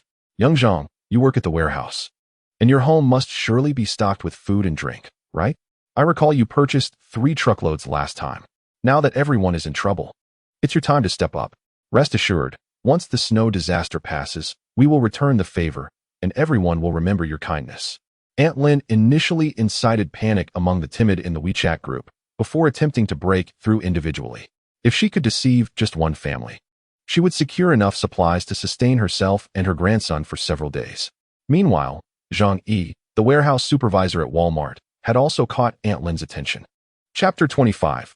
A scathing rebuke of the old woman. Zhang Yi chuckled derisively. In his previous life, he had miscalculated the severity of the snow disaster, thinking he could win favor with his neighbors by sharing his stockpiled supplies. However, the outcome was not gratitude. Instead, it led them to believe he had even more supplies. Ultimately, he was murdered and used as food. It could be said that Aunt Lin bore some responsibility for his demise in his past life. With a smirk, he lazily sent a voice message. How splendid. Our supplies are depleted as well. Aunt Lin, once you gather resources, please share some with me. Aunt Lin was furious, berating him in her home. Who do you think you're fooling? Your family must have plenty of supplies. After working in the warehouse for so many years, I refuse to believe you're clean. Her certainty stemmed from the fact that Zhang Yi frequently assisted neighbors in acquiring discounted items from Walmart's warehouse, such as damaged packaging and near-expiration goods, all sold at remarkably low prices. As an insider, he had priority purchasing rights. Occasionally, the warehouse would even distribute such items as employee benefits. Aunt Lin's face turned pale as she gritted her teeth, but remained undeterred. She was convinced Zhang Yi was a big fish. If she could pry information from him, she and her granddaughter could amass enough supplies to survive for at least another week. Taking a deep breath, she attempted to adopt a tone that was both gentle and stern. Young Zhang, please do not jest with me. Everyone knows you are the supervisor at Walmart's warehouse. Could your home truly lack food and drink? This is an order from the organization. You must comply. You have contributed to the community, and everyone, including the organization, will remember your kindness. Be a good example and send over your supplies. Zhang Yi picked up a toothpick to clean his teeth, having enjoyed roasted lamb leg for lunch, which had lodged between his teeth. He replied in a languid tone, I am not joking. We have finished everything at home. Even landlords have no surplus these days. Aunt Lin, could you spare me a few packs of instant noodles? As a member of the community committee, you should set an example and summon some spirit. Seeing that Zhang Yi was impervious to her pleas, Aunt Lin realized that a softer approach would not work. She intensified her tone, lowering her voice. Zhang Yi, is it impossible to have a civil conversation with you? Do you think I am speaking as an individual? I am representing the organization. Zhang Yi scoffed. Representing the organization? You truly presume a feather is a command token. You are merely a community worker. Do not presume to act as a civil servant. For you are not even a career employee. You merely placate the elderly. How dare you try to assert authority over me? He ruthlessly exposed Aunt Lin's true nature. Community workers are merely social workers without formal positions or civil servant status. Moreover, Aunt Lin was merely a gopher in their committee, not even a minor leader. Of course, even if she were a high-ranking official, Zhang Yi would still not heed her. After unleashing a tirade against Aunt Lin, Zhang Yi decisively hung up and blocked her. Such a foul-mouthed elderly woman thrived on confrontation, and he had no intention of engaging further. This series of actions nearly drove Aunt Lin to the brink of fury. That Zhang Yi, time and again, opposes me, rubbing my face in the dirt. How could I possibly endure this? Aunt Lin fumed. Zhang Yi, you wretched creature. I truly wish to see you suffer. Yet, she could only utter a few curses. In reality, she was barely able to safeguard her own interests, let alone take any serious action against Zhang Yi. She contemplated expelling Zhang Yi from the owner's chat group, but upon reflection, this would not harm him significantly. She then considered rallying the group to collectively condemn Zhang Yi. However, such a move would only expose his refusal to contribute supplies, and if everyone followed suit, her ability to deceive would vanish. Regardless, she found herself powerless to act against Zhang Yi at this moment. The more she thought about it, the more frustrated and distressed she became. Yet, she could devise no solution, forcing herself to swallow her indignation. The urgent matter at hand was to deceive others. She must seize the opportunity to acquire their supplies before they regained their senses. In the 2 days that followed, Aunt Lin employed both flattery and intimidation, successfully extracting supplies from several households. However, not everyone was gullible. In the face of the apocalypse, individuals prioritized their own survival and that of their families. Some chose to ignore Aunt Lin's demands, while others, with more volatile tempers, sent her away empty-handed. As for the likes of Chen Jinghao and Su Hao, she lacked the courage to approach them. Zhang Yi observed all these events through the surveillance cameras, yet he continued to indulge in his own pleasures, deeming it unnecessary to interfere in the affairs of others. As the snowstorm persisted, it had now been 5 days. Typically, households would only stockpile provisions for 3 to 5 days. However, due to some individuals working at the large warehouse, their supplies were slightly more abundant. Due to the severe low temperatures, the need for heating requires fuel and food, leading to a rapid depletion of supplies. In recent days, an air of hostility has gradually emerged within the chat group. Initially, the homeowners, who were patiently awaiting official rescue, have begun to experience a shift in mindset due to the lack of energy for heating and food. Particularly, those who had previously been deceived by Aunt Lin into relinquishing their supplies could no longer contain their frustration and began to question her in the group about the distribution of the resources after they were taken. Lin Xuanxia from Unit 1502. Aunt Lin, you promised that the supplies would be distributed uniformly after being collected. Our food has run out. It has been 2 days now. Can you spare us some? Yes, you said there would be a uniform distribution, so everyone would have something to eat. The homeowners clamored, including those who had not previously taken anything, hoping to seize the opportunity for a share. She could certainly see these messages, yet at that moment, she had no intention of distributing any supplies. Only she and Zhang Yi truly understood what was happening. Outside, chaos had ensued. Survival depended on having supplies, or else one could only await death. Chapter 26. The Dark Side of Humanity in an Instant. The chat group was filled with heartfelt greetings directed towards Aunt Lin. However, the moment she decided to deceive her neighbors, she had long since abandoned any semblance of shame and was indifferent to their insults. Yet, someone had taken notice of the supplies she had deceitfully acquired, namely, the notorious figure Chen Jinghao. Although 5 days had passed since the onset of the apocalypse, the true state of affairs outside remained unknown to most. Thus, the situation had not yet escalated to the point of desperate measures for supplies. In Zhang Yi's memory, Chen Jinghao later gathered a group of followers and resorted to stealing from others, even resorting to violence. However, for now, he had no intention of taking by force from his neighbors. After all, not all individuals of his ilk were madmen. He possessed a modicum of intelligence. Even he, who had shot Zhang Yi in the leg, did not dare to press into Zhang Yi's home without absolute certainty. Presently, his own supplies were dwindling. Such individuals typically lacked the habit of stockpiling resources at home. While his refrigerator was stocked with beer, it had long since frozen, and even if he wished to drink, he could only smash the ice to nibble on it. Aunt Lin's actions caught his attention. She had claimed to gather supplies for collective distribution. Though he scoffed at her words, it was now evident that she had tricked a portion of the neighbors into surrendering their resources. Thus, he had a legitimate reason to reclaim them. Even after the thaw, should matters escalate, Aunt Lin, burdened with guilt, would dare not retaliate. Consequently, Chen Jinghao picked up his phone and called Aunt Lin. At that moment, she was at home, happily sharing cookies with her grandson, Xiaohu. Instant noodles could only be prepared during the brief daily power supply, and just then, the phone rang urgently. Grandma, the phone. Xiaohu pointed to the device. Aunt Lin snorted, her eyes filled with disdain. She assumed it was those foolish neighbors who had been tricked out of their supplies. She felt no remorse for those fools, considering them utterly dim-witted. However, when she picked up the phone and saw the caller's name, a look of fear crossed her face. Chen Jinghao? What does he want with me?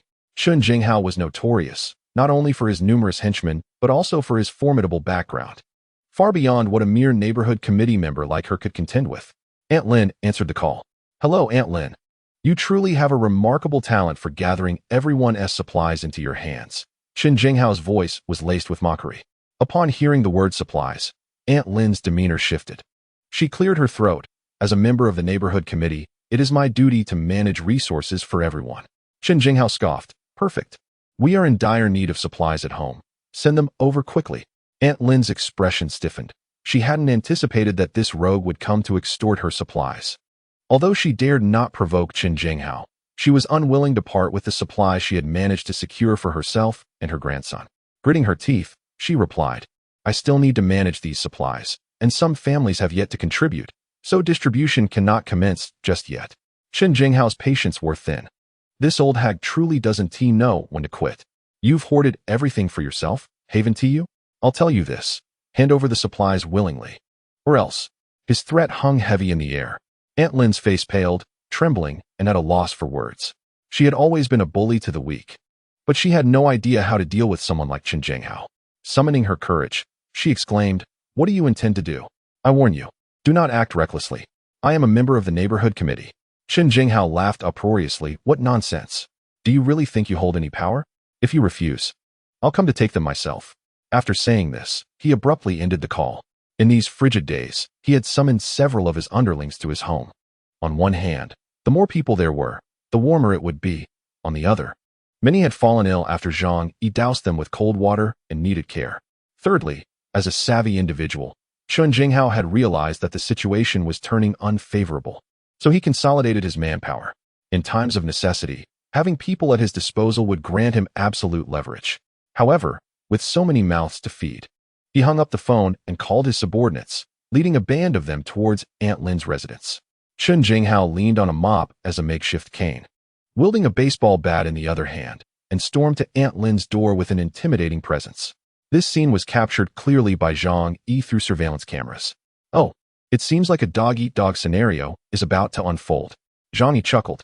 It was only the 5th day of the apocalypse, yet such an entertaining spectacle was unfolding. With both parties being individuals he thoroughly despised, his mood was exceedingly buoyant. Suddenly, he recalled the foolish neighbors who had been deceived by Aunt Lin. Based on his memories from a past life and his understanding of these neighbors, even after this incident, more would inevitably fall victim. It was in human nature to harbor a sense of luck, and due to thousands of years of Confucian thought, the people of Hua country instinctively chose to comply with Aunt Lin, representative of the neighborhood committee. Thus, they would continue to be exploited by her in layers. Zhang Yi stroked his chin, pondering how the neighbors would react if he shared this unfolding drama in the group chat. A mischievous smile crept across his lips. It would surely be spectacular. With that, he pressed the record button. Upon arriving at Aunt Lin's home, Chen Jinghao and his gang began to shout loudly, demanding that she open the door.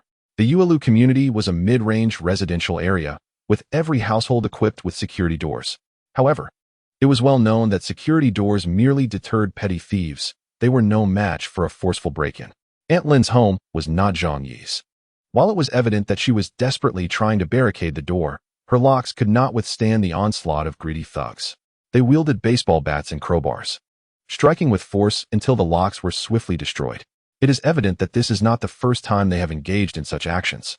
After the door was forcefully breached, the table and sofa that Aunt Lin had used to barricade the entrance provided no resistance. Through the surveillance camera, Zhang Yi observed the stark terror etched upon Aunt Lin's pale face. Chapter 27. A violent kick to Lin Xiaohu. Soon enough, Zhang Yi heard Aunt Lin's blood-curdling scream.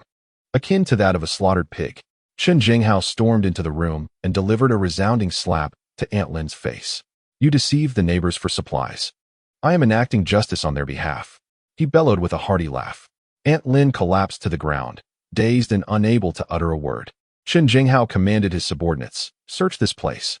We will take every morsel of food and drink. These are the fruits of our neighbor's labor, and she shall not benefit." His followers chuckled sinisterly, winking as they rummaged through the kitchen and bedroom, overturning every possible hiding spot in Aunt Lin's home.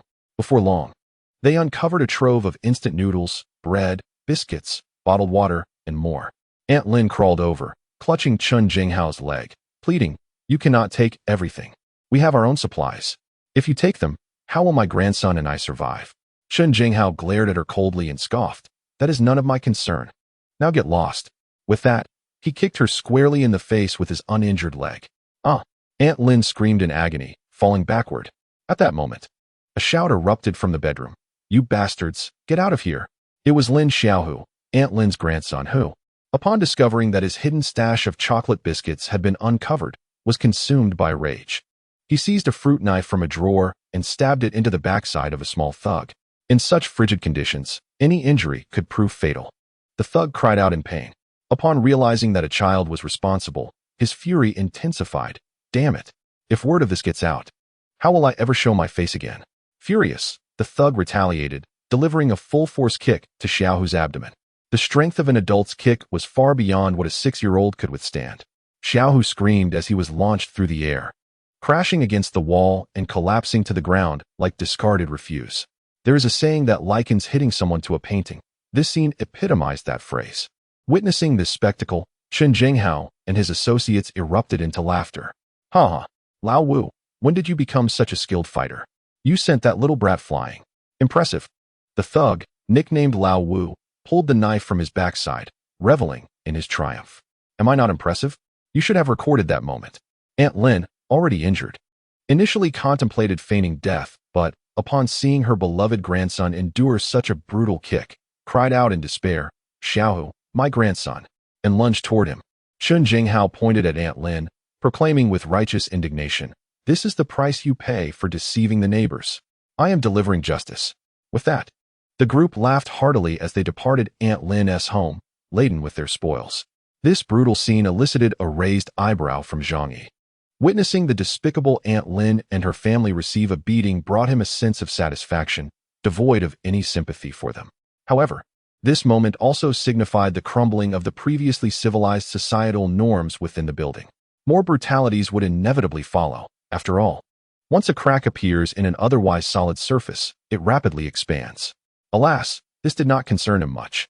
Observing them fight desperately for scant resources, he could only lay idly at home, finding life exceedingly dull. Reclining on his imported sofa, Zhang Yi smiled and sighed. In the owner group chat, the deceived residents continued to vociferously condemn Aunt Lin. They watched the video in which Chen Jinghao led a group to smash into Aunt Lin's home, where she and her grandson were violently assaulted, and all the pilfered supplies were taken. The residents erupted in glee. Ha ha ha, what a fraud. She got what she deserved. This is the price of deceit. Ha ha, what a hilarious turn of events. Although the residents who lost their supplies understood that the resources taken by Chen Jinghao would never be returned, they felt a deep-seated joy watching Aunt Lin being beaten. For a moment, some even regarded Chen Jinghao as a hero, extolling his virtues. Brother Hao is mighty, truly a man of justice. Without him, we would have no way to deal with such shameless scum. Some even expressed concern for Chen Jinghao, offering him advice to remain cautious of Aunt Lin's potential to report him. Zhang Yi observed the residents' chatter and merely scoffed, shaking his head in disdain. They failed to grasp a critical reality. If Chen Jinghao could invade Aunt Lin's home to rob her today, he could just as easily invade theirs tomorrow. As people's hope for the outside world dwindled, such occurrences would become increasingly commonplace. Yet, the fact that the residents were still able to chat freely in the group chat indicated one significant reality. They still possessed a certain amount of supplies. The situation for most families was not as dire as they claimed. Many in the Yuelu community worked in the storage area and had developed a habit of stockpiling supplies. Even those not employed in the storage area procured discounted goods through various channels for their homes. Thus, even though it was currently challenging to secure food and warmth, most families were not as impoverished as they pretended to be. In his previous life, Zhang Yi had managed to endure for an entire month before being overwhelmed by starving neighbors who stormed in to share his provisions. The principle of not flaunting wealth was well understood by all. The reason they feigned poverty was to avoid having others ask to borrow supplies. Of course, they were merely struggling to survive. Issues of quality of life were far removed from their current reality. Zhang Yi ceased to engage with the messages in the chat. He retrieved a target from the other space and affixed it to the wall. Then he picked up his hand crossbow and compound bow, commencing to practice his shooting skills. Even though his safe haven was as fortified as a steel fortress, one must never let their guard down in an apocalyptic world. Only through relentless daily practice of survival skills could he hope to endure until the end. Moreover, practicing shooting provided Zhang Yi with a delightful form of entertainment. As for firearms, he deemed it unnecessary to practice. He possessed a membership card for a shooting association and understood how to operate firearms. While he could not claim to be an expert marksman, merely holding a gun was a formidable deterrent. Chapter 28. A packet of instant noodles costs 2,000. Aunt Lin had been robbed of her supplies by Chen Jinghao, and both she and her grandson Xiaohu had suffered a severe beating. The old woman, clinging to a thread of life, could still move. However, her grandson Xiaohu had taken a brutal kick to the stomach from one of Chen Jinghao's thugs. A 6-year-old child could hardly withstand such a blow, and his internal injuries were grave. In her desperation, she could only plead for help in the owner group chat, hoping someone would come to her grandson's aid. Yet, Due to her previous deceitful actions, the residents harbored a strong aversion toward her and were unwilling to offer assistance. Woo woo woo, I know I was wrong before, but my grandson is innocent. He is still just a child. Please save him. Aunt Lin cried out in despair in the group chat. Yet, no one among the homeowners showed her any sympathy. Instead, some mocked her. How could anyone discern the truth in her claims this time? Indeed, we are not doctors and lack the means to assist you. If it weren't for your deceit in hoarding supplies, would how have harmed your grandson? Ultimately, it is a situation of your own making. Aunt Lin, in utter despair, lamented, I am entirely to blame. If only you could save my grandson, I would bow in gratitude. At that moment, a woman named Zhou Kuer sent a message. Let me take a look at the child. However, I cannot guarantee a cure. Zhang Yi immediately envisioned a tall, striking woman with a long ponytail upon seeing Zhou Kuer's message. She is a doctor at the First People's Hospital of Tianhai City. In her previous life, she had saved many with her medical knowledge, being one of the few good souls among the neighbors. Usually aloof, she seldom spoke in the homeowner group. But upon learning of Xiao Hu's peril, she stepped forward.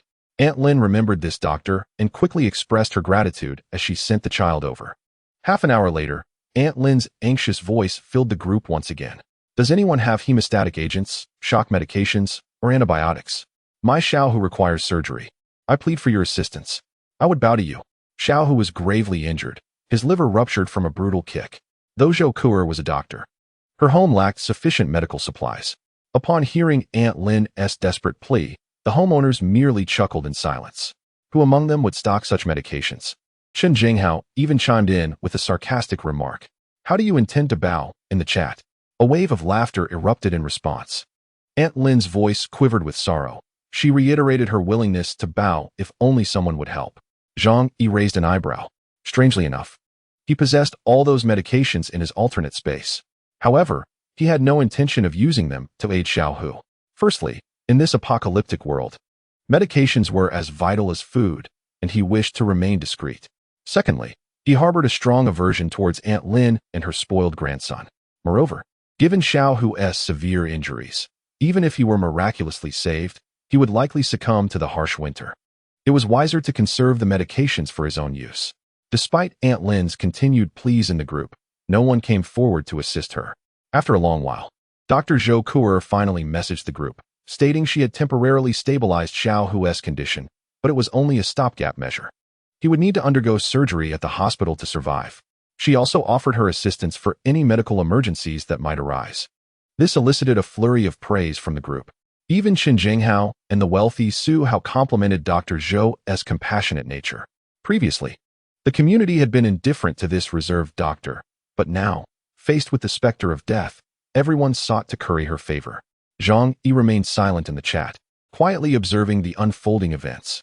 In recent days, Fang Yuqing had not reached out to him. He welcomed the tranquility, yet he knew she would soon come seeking his assistance. Her current distance was merely an attempt to preserve her fragile vanity. She believed herself above others and would not lower herself to plead with men, except for the wealthy. Of course, but what of the future? Heavy snow continued to fall, completely inundating the ground floor. Leaving the community was out of the question. Even approaching the gates required navigating snowdrifts several meters high. It was inevitable that their supplies would dwindle to nothing. In time, this White Lotus would surely seek Zhang Yi's aid. A week had elapsed since the onset of the apocalypse. 7 days may seem brief. Yet for those enduring the bitter cold, it felt more akin to 7 years.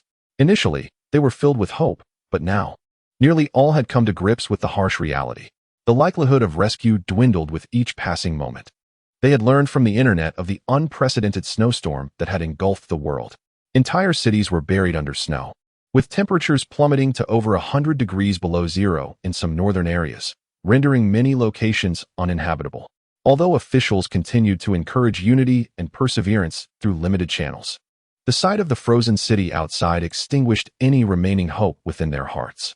The dire shortage of supplies had exacerbated their plight. Aunt Lin's food had been plundered by Chen Jinghao, leaving her grandson on the brink of death and driving her to madness. She raged in the group, asserting her authority as a community leader and demanding that everyone turn over their resources to her. Yet, the others had grown wise to her manipulations and ignored her pleas. Suddenly, a mother named Xie Limei, residing on the 12th floor, messaged the group. Does anyone have food? My child and I haven't eaten in 2 days. I am willing to pay a high price. This message triggered a subtle shift within the homeowner group. Previously, they had believed the crisis would soon pass and the city would reopen. Thus, while food transactions had occurred, prices had only risen a few times above normal. However, as more households depleted their supplies, the reality set in that food had become synonymous with survival and hope. Shortly thereafter, someone offered, "I still have a few packets of instant noodles. I can sell them to you for 1,000 yuan each." A packet of instant noodles for 1,000 yuan. This was previously unimaginable. They likely had not considered the profound impact this transaction would have on the entire community. Zhang Yi, resting his chin on his hand, remarked softly, "A curious turn of events is about to unfold." At least for now, people still clung to a glimmer of hope, believing the snowstorm would eventually dissipate. When that time came, life would go on, and the need to earn a living would persist. At that moment, Su Hao, who had been silent in the group for some time, suddenly interjected, "I'll pay 2,000 yuan per packet. How many do you have? I want them all." Chapter 29. The 10th day. Su Hao's declaration sent shockwaves through the chat. What? 2,000 yuan for a packet of instant noodles? Am I hearing this correctly? Some trembled as they spoke. Please don't inflate prices like this. It's frightening. Surely, the snowstorm will pass, right? There's no need for such desperation. Yet, the events surrounding Xiaolime and Su Hao's high-priced food acquisition struck a nerve within the fragile psyche of the group. Someone feigned calmness and remarked, "Are you joking? A packet of instant noodles for 2,000 yuan? Do you really think it's the end of the world? It's just a bit of heavy snow. Winter has simply come early. It's not a zombie apocalypse." Zhang Yi, upon reading the message, simply chuckled and shook his head. A zombie apocalypse? Do not conflate such trivial matters with this icy cataclysm. While zombies may be terrifying, they are still within the realm of human confrontation. In contrast, humanity stands defenseless against the wrath of nature, fragile as insects before the vastness of the cosmos. They remained blissfully unaware of the true horror that lay ahead. Su Hao arrogantly declared in the group, "Don't concern yourselves with so much. I have money, and I'm willing to spend it for peace of mind. Is that not enough? If you wish to sell, message me privately. If not, then so be it." He feigned indifference, yet Zhang Yi saw through the facade. Behind his bravado lay a deep-seated fear. Otherwise, he wouldn't have the audacity to price a pack of instant noodles at an exorbitant 2,000 yuan. This situation is not difficult to contemplate. Despite Su Hao's considerable wealth, amounting to billions, in this apocalyptic reality, he could hardly afford the luxury of even ordering takeout. Wealthy individuals are not necessarily benevolent, yet they are certainly not foolish. Realizing the gravity of the crisis, Su Hao began to buy supplies from his neighbors at inflated prices. The distressed mother, Xiaolime, exclaimed, "How can you do this? We have nothing to eat. Buying food is a matter of survival." Su Hao bluntly replied, "I am not robbing you. I simply offer a higher price. It is their freedom to sell to whom they choose. Do you have any say in this?" Seeing Su Hao dismiss her, Xiaolime wept in the group chat, pleading for assistance. "Please, everyone, help us. My daughter is only 9 months old. Without food, I cannot provide her with milk. We are both on the brink of starvation." The other members of the homeowners group remained silent in response to Xiaolime's cries. At that moment, the selfish nature of humanity was starkly revealed. Su Hao was offering 2,000 yuan for a pack of instant noodles, while Xiaolime's offer was merely half that amount. It is worth noting that the average salary in Tianhai City hovers around 5,000 yuan. Who would willingly sell their hard-earned supplies at a loss? Many individuals had already begun to privately engage with Su Hao, initiating discussions about transactions. Xiaolime seemed to grasp the unfolding situation and continued her lament in the group, imploring others for help. Yet, no one spoke up, not even to offer her a word of comfort. After all, once you open your mouth, Xiaolime might perceive you as sympathetic and cling to you tightly. This helpless mother was distraught, her cries echoing in despair.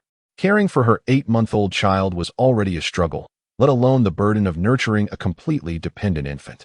In Zhang Yi's mind, memories of Xiaolime from his previous life surfaced. His impression of her was not profound, as she had always presented herself as a weak, sympathetic figure. She had thrived on this facade, garnering sympathy to secure resources for survival. However, one curious point lingered in his recollections. Both she and her daughter managed to survive quite well in the end. Contemplating this, a glimmer of insight sparked in Zhang Yi's eyes. This woman was certainly not as simple as she appeared.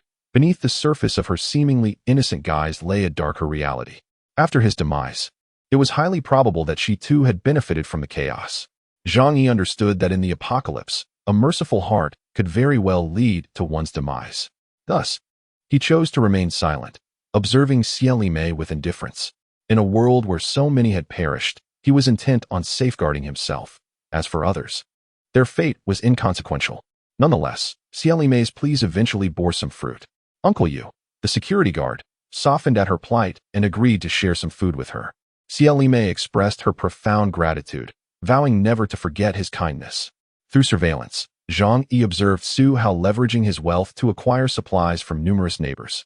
While the quantity was not substantial, it was sufficient for him and his girlfriend to survive for a few weeks.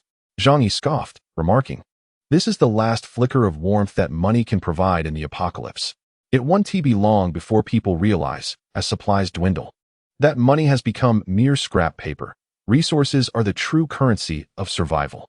At that point, how many will regret their decision to part with their supplies?" It must be said that Su Hao had indeed set a detrimental precedent within the homeowners group.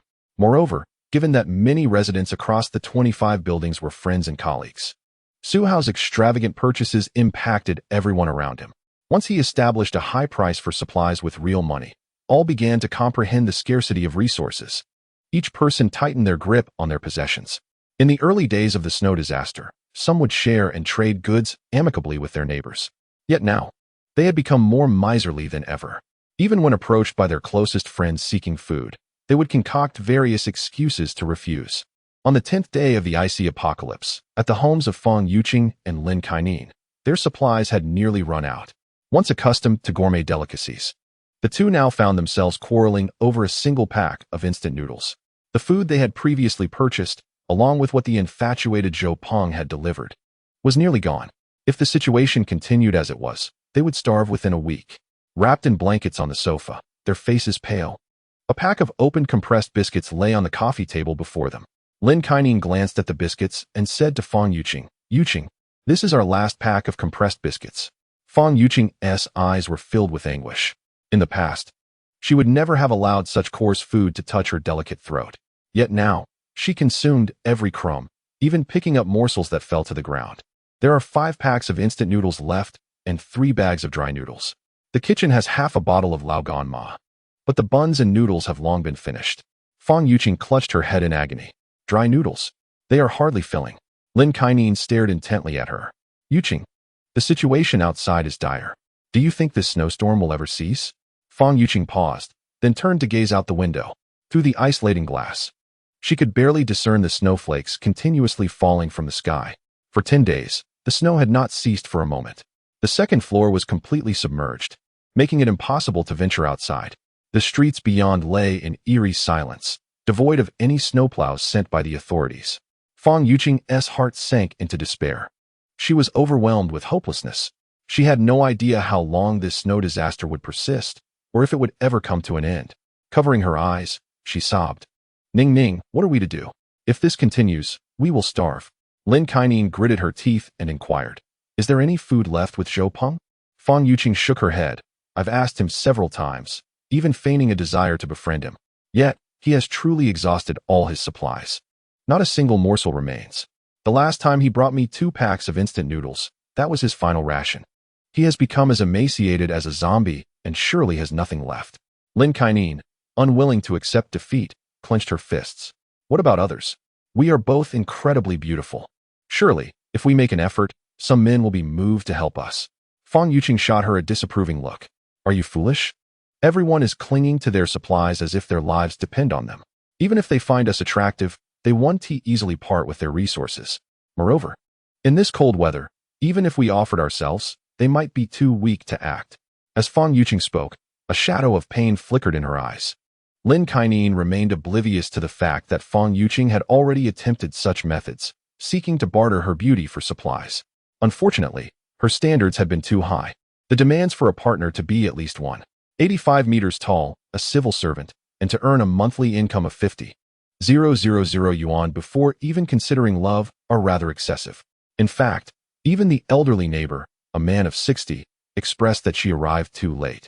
Had she come half a month earlier, he might have been willing to fight for her affection. Lin Canning bit her lip, feeling a profound fear. As a woman of some allure, she had initially intended to rely on her beauty as her last bastion of survival. However, it was evident that the chill of the environment had a way of suppressing desires. Suddenly, a man's figure emerged in her mind.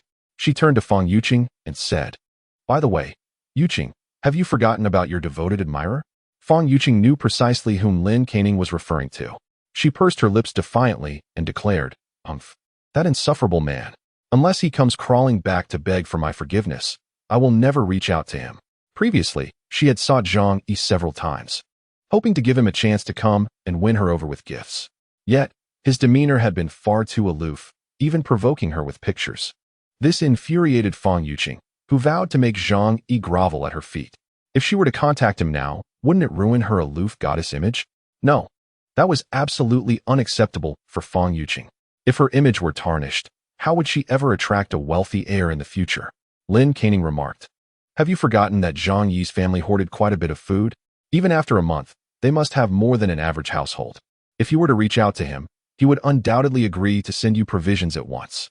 Hearing about food stirred something within Fang Yuqing. Yet, she hesitated, saying, "But he was so cold the last time I contacted him." Lin Canning replied, "You foolish girl. He likely feels unworthy of you and is ready to give up. After all, you were quite indifferent to him recently." Fang Yuqing's excitement surged. "Well, that is entirely his doing. He is merely a small middle-class individual pretending to be a wealthy heir, and I have wasted so much emotion on him." Lin Canning chuckled. "But he still makes for a decent backup option. The purpose of a backup is to be utilized when needed, is it not? If you grant him a hint of warmth, it will reignite the flame of hope within him, and then he will be at your beck and call." Chapter 31. Zhang Yi's family is affluent, causing envy to erupt. After listening to Lin Canning's advice, Fang Yuqing found it quite reasonable. The pressing reason for her acquiescence was her overwhelming hunger. The mere thought of the pictures Zhang Yi had sent her, those steaks, Australian lobsters, and exquisite fruits, made her mouth water. All her reservations could be cast aside for the sake of a meal. To pass the long, tedious hours, her phone chimed. Zhang Yi glanced at it and discovered it was Fang Yuqing. A smirk of amusement graced his lips. This woman's fragile pride had finally crumbled. He opened the voice message, immediately hearing Fang Yuqing's trembling, whiny tone. "Humph, Zhang Yi, you despicable little brother. You haven't chatted with me for so many days. You're truly the worst. I only scolded you a few days ago, but I regretted it at the time. However, as a girl, I couldn't be the first to reach out. You little brother, have no compassion for me at all." Fang Yuqing, with her green tea and white lotus demeanor, was quite adept at playing the coy and adorable card. Otherwise, in her past life, she wouldn't have managed to charm Zhang Yi so easily. It must be said, hearing her sweet voice made Zhang Yi's resolve waver. He gritted his teeth.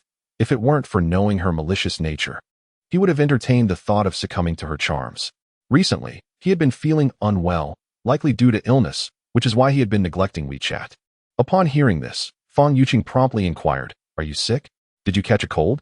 You must take care of yourself in this weather." "No, I have heat stroke," Zhang Yi replied. Looking at the message he had sent, Fang Yuqing was momentarily dumbfounded. "Heat stroke? Are you joking?" Their home temperature had plummeted to -5 or 6 degrees Celsius. They had to wrap themselves in blankets, huddling together with Lin Canning just to stay warm, struggling to sleep through the cold. How could he claim to have heat stroke? Zhang Yi, stop joking. In this frigid weather, how could anyone suffer from heat stroke? Zhang Yi sent a curious expression in response. "Cold. Oh, I have a fireplace in my room, so I hardly feel it. When it burns, the heat is overwhelming. I probably caught a cold from sitting too close to the fire while sleeping a few days ago," Zhang Yi said, snapping a photo of the roaring fireplace.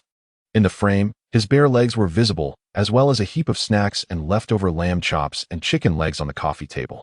He sent the picture to Fang Yuqing. Upon seeing the photo Zhang Yi sent, if the previous images had only made her slightly envious, this one ignited a fiery jealousy within her. A fireplace. This was the ultimate tool for warmth, even in the far north. Having one at home rendered the bitter cold outside inconsequential. The heating capability of this device surpassed that of central heating, as it allowed one to bask in its warmth up close.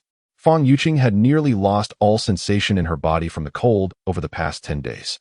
Just days ago, she and Lin Canning had burned a chair to keep warm, although it only provided a brief moment of heat. The intensity of the flames had moved her to tears. However, there were hardly any burnable items left in their home. After burning everything, she could only reminisce about that fleeting warmth. Who would have thought that Zhang Yi possessed such an object in his home? Tianhai City is a southern city where winter does not necessitate down jackets. Who would install a fireplace in their house? Fang Yuqing had no time to ponder this question. Her eyes were fixated on the photo, and a singular thought consumed her. She wanted to go to Zhang Yi's home. Observing Zhang Yi lounging comfortably with his bare legs and the abundance of food on the table, he had transformed into Fang Yuqing's greatest hope. Nearby, Lin Caning, curled up in a blanket, noticed the change in Fang Yuqing's expression. She leaned in for a closer look, quickly falling silent in shock, exclaiming, "My goodness! This photo can't be edited, right? How could anyone live so well at a time like this? This place is like paradise." Fang Yuqing suddenly realized. Yes, everyone else was at home, starving and freezing. Why should Zhang Yi live so comfortably? Perhaps this photo, along with the previous ones, had been doctored. A spark of inspiration struck her, and she decided to video call Zhang Yi. The truth would be revealed with just a glance. Lin Caning leaned in, her eyes glued to the screen. Upon seeing the call invitation, Zhang Yi wore a teasing expression. He was eager to witness this white lotus humbly pleading for his attention. If he couldn't witness her despair, how could he justify the tragic fate he had suffered in his past life? Hence, he reached out to connect the call. As the call connected, both parties beheld each other's circumstances. Zhang Yi had just finished exercising, lounging lazily on the couch, shirtless. The room was brightly lit. Fitness equipment scattered in the background, and a plethora of ingredients were visible in the kitchen. Occasionally, he would prepare meals for himself, treating it as a leisure activity. In the kitchen, several boxes of scallops, fish maw, and abalone were casually placed, alongside instant noodles from Qibao Yiding and high-end canned goods like caviar and truffles. To him, these items were merely fast food to savor occasionally. Yet, for the two women on the other side of the camera, they represented the most exquisite culinary dreams. In stark contrast to Zhang Yi's comfort and ease, Fang Yuqing and Lin Caning appeared quite flustered, wrapped in thick blankets due to the biting cold. Many cosmetics were rendered useless, leaving them looking somewhat haggard and far from their usual refined selves. Upon seeing Fang Yuqing, a flicker of disappointment crossed Zhang Yi's eyes. The goddess he had once ardently pursued now appeared merely average without her makeup, perhaps a mere 6 out of 10. He couldn't help but curse inwardly, reflecting on his obsession with Asian superstitions. "Shake it off, you old nag." The two women remained oblivious to Zhang Yi's expression, their eyes completely captivated by the abundance of provisions in his home.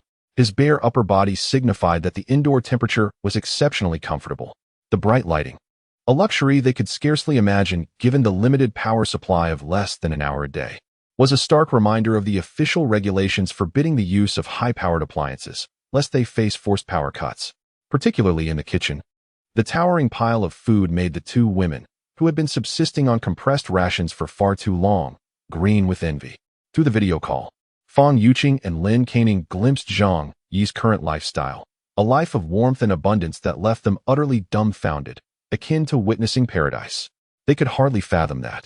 Even 10 days after the apocalypse, someone could live so comfortably. Zhang Yi casually inquired, "How have you been? I see you've both lost weight. Congratulations." Fang Yuqing and Lin Caning secretly wished to curse. Did they want to lose weight? They were simply starving. Currently, they could only afford to eat 1 packet of instant noodles daily. Otherwise, their supplies would have been exhausted long ago. Lin Caning's eyes were fixated on the food in Zhang Yi's home, and she swallowed hard, greedily asking, "Zhang Yi, how come you have so much food? Did you stockpile it during our last shopping trip?" Zhang Yi glanced at the kitchen and replied nonchalantly, "Oh, those? They're just junk food. I eat a bit when I'm too lazy to cook. I hardly move around much." His words were utterly candid. His alternate space was brimming with delectable treats, having ordered countless delicacies from various restaurants. Moreover, within the vast stockpile at Walmart, there were over 100,000 types of food. What he dismissed with a casual remark felt like a blatant display of wealth to Fang Yuqing and Lin Caning. After all, a single packet of instant noodles had been sold for as much as 2,000 yuan in their community. Zhang Yi could clearly see their throats working as they swallowed, evidently yearning. Yet, he said nothing, simply relishing the look of desire in their eyes. Zhang Yi's home has so much food. How impressive. Many outside can't even get a meal. Fang Yuqing chimed in with a giggle. No wonder you bought so much back then. You must have had it all planned out. Her tone of endearment had inexplicably shifted to calling him Zhang Yi. A slight smirk appeared on Zhang Yi's lips. Oh, it's nothing. Just lucky, really. Fang Yuqing continued. Zhang Yi, your home looks so warm. And it's not even power supply time. How is it so bright in there? Her question revealed her deepest curiosity. Nothing is more coveted than warmth in the midst of extreme cold. Zhang Yi smiled faintly, turning the camera to reveal the fireplace. We installed a fireplace. It's incredibly cozy. The house gets uncomfortably warm. He added with feigned concern. By the way, you both look like you're freezing. Is it really that cold outside? I haven't ventured out in over 10 days, so I'm not sure what it's like. His words were a blatant provocation, amplifying their resentment. How could he not know the situation outside? The grim tales shared in the owner's chat group painted a vivid picture of everyone's plight and the frigid temperatures they faced. Fang Yuqing and Lin Caning seethed internally, fully aware that Zhang Yi was speaking deliberately. But how could they contend with someone who resided in a paradise? He had the luxury to flaunt his fortune. Fang Yuqing's singular desire now was to move into Zhang Yi's home. Observing his situation, it was clear that his provisions were abundant. Coupled with the warm environment, who could resist such a lure? Instantly, she adopted a pitiful demeanor. Fluttering her eyelashes as she spoke sweetly, Zhang Yi, you're so amazing. I admire you so much. Could I come visit your place? I haven't seen you in ages, and I miss you terribly. Fang Yuqing believed this tactic would surely work. After all, she had used it before to make many admirers comply with her whims, especially since Zhang Yi had once pursued her. Once inside his home, she figured she could find countless ways to stay longer, perhaps even sweeten the deal for him. After all, aren't men all the same? However, she did not anticipate that Zhang Yi, witnessing her coy act through the camera, would feel a wave of nausea. He began to question his past self. Had he truly been so misguided to chase after such a woman for 2 years? In the past, they had both worked in the warehouse area, where female employees were scarce. Fang Yuqing's ability to flirt and her attractiveness had led him to idolize her over time. Under the influence of infatuation, she had become his white moonlight. But since his betrayal and demise in his previous life, that infatuation had vanished entirely. Gazing at the barefaced Fang Yuqing on the screen, Zhang Yi felt not a single stir of emotion, only an aversion to her affectations, which made his skin crawl. A smirk of derision played at the corners of his mouth as he leaned back on the sofa, propping his chin lazily. On such a cold day, it's best to stay indoors and rest. No need to wander about. Although I have no idea how cold it truly is outside, judging by your appearances. It must be quite frigid. Fang Yuqing and Lin Caning were clearly taken aback by Zhang Yi's refusal. They exchanged incredulous glances, their eyes brimming with disbelief. Fang Yuqing's gaze bore the weight of shock and grievance. In her mind, Zhang Yi was a reliable backup, a mere beckon, and he would dutifully come to her aid. Now, she had boldly proposed to visit his home, yet he had outright rejected her without a second thought. This severely dented her confidence. What troubled her further was Zhang Yi's tone of subtle superiority. No, she could not accept such an outcome. Knowing that just a stone's throw away lay a warm haven overflowing with food, while she languished in hunger at home, was simply intolerable. She was a goddess after all. Fang Yuqing's expression stiffened momentarily before she forced a smile. Zhang Yi, you must be joking. You used to treat me the best, didn't you? Why won't you let me come see you? I'm not asking for anything else. She pouted, wearing a truly pitiful expression that was hard to resist. Upon witnessing such a scene, most men would likely feel a surge of compassion, succumbing to their inherent masculinity by readily acquiescing to her demands. However, Zhang Yi stood as a notable exception. Ever since he was betrayed by Fang Yuqing, leading to his demise, he harbored no emotions for this woman beyond resentment. Zhang Yi remarked, each time I invited you to my home in the past, you always concocted various excuses, asserting that as single individuals, it would not reflect well on us if word got out. I concurred with your sentiments. We share no relationship and ought to maintain our distance to avoid idle gossip. In the past, when Zhang Yi pursued Fang Yuqing, he expended considerable effort merely to arrange a dinner or a movie, preparing gifts and surprises and booking high-end restaurants to secure a chance. Yet, whenever he sought to take a step further by inviting her to his residence, she perpetually had an array of excuses. Now, he playfully returned her previous words to her. Chapter 33. A stark reversal. Fang Yuqing's countenance shifted slightly. After all, she was somewhat aware of her past actions. Yet, How could a little fairy feel any embarrassment? Particularly when facing a backup option she considered to be entirely at her disposal. Despite Zhang Yi's continued aloofness, Fang Yuqing believed he was merely employing the tactic of feigned indifference. She firmly held the conviction that Zhang Yi harbored feelings for her, convinced that with a little more effort, she could win him over. Thus, she playfully implored, "I acted that way in the past for your sake. Zhang Yi, don't be so petty. Let us just say it was my fault, all right? I'm here now to make amends." As she spoke, she gently bit her lip, a blush blooming on her cheeks. "I could even massage your legs or shoulders." Zhang Yi found himself unable to suppress an internal exclamation of disbelief. In such frigid weather, her remarkable acting skills evoked the image of a bashful maiden. It was a pity she didn't pursue a career in acting. Unfortunately for her, Zhang Yi was not swayed by such antics. "That's out of the question. We are not in a romantic relationship. I cannot accept such intimacy." He maintained a serious demeanor as he declared, "I am a traditional man." Fang Yuqing was nearly driven to fury by Zhang Yi's statement. She had practically offered herself on a silver platter, yet he continued to feign modesty. Did she need to spell it out so plainly? If only he would allow her to stay at his home, the benefits would be plentiful, and the prospect of intimacy was not entirely out of the question. She deduced that perhaps her words had not been clear enough. To secure a paradisiacal life at Zhang Yi's home, she disregarded the presence of Lin Canning entirely and boldly declared, "Zhang Yi, I have always held a special fondness for you. A romantic relationship is not off the table for the future. After all, love often blossoms over time." With that, she pretended to shyly cover her face, exclaiming, "Oh dear, how embarrassing. How much more straightforward must I be?" Her coy demeanor, coupled with her flirtatious glances, was undeniably alluring. Had this been the Zhang Yi of yore, he would have undoubtedly succumbed to impulse and welcomed her into his home.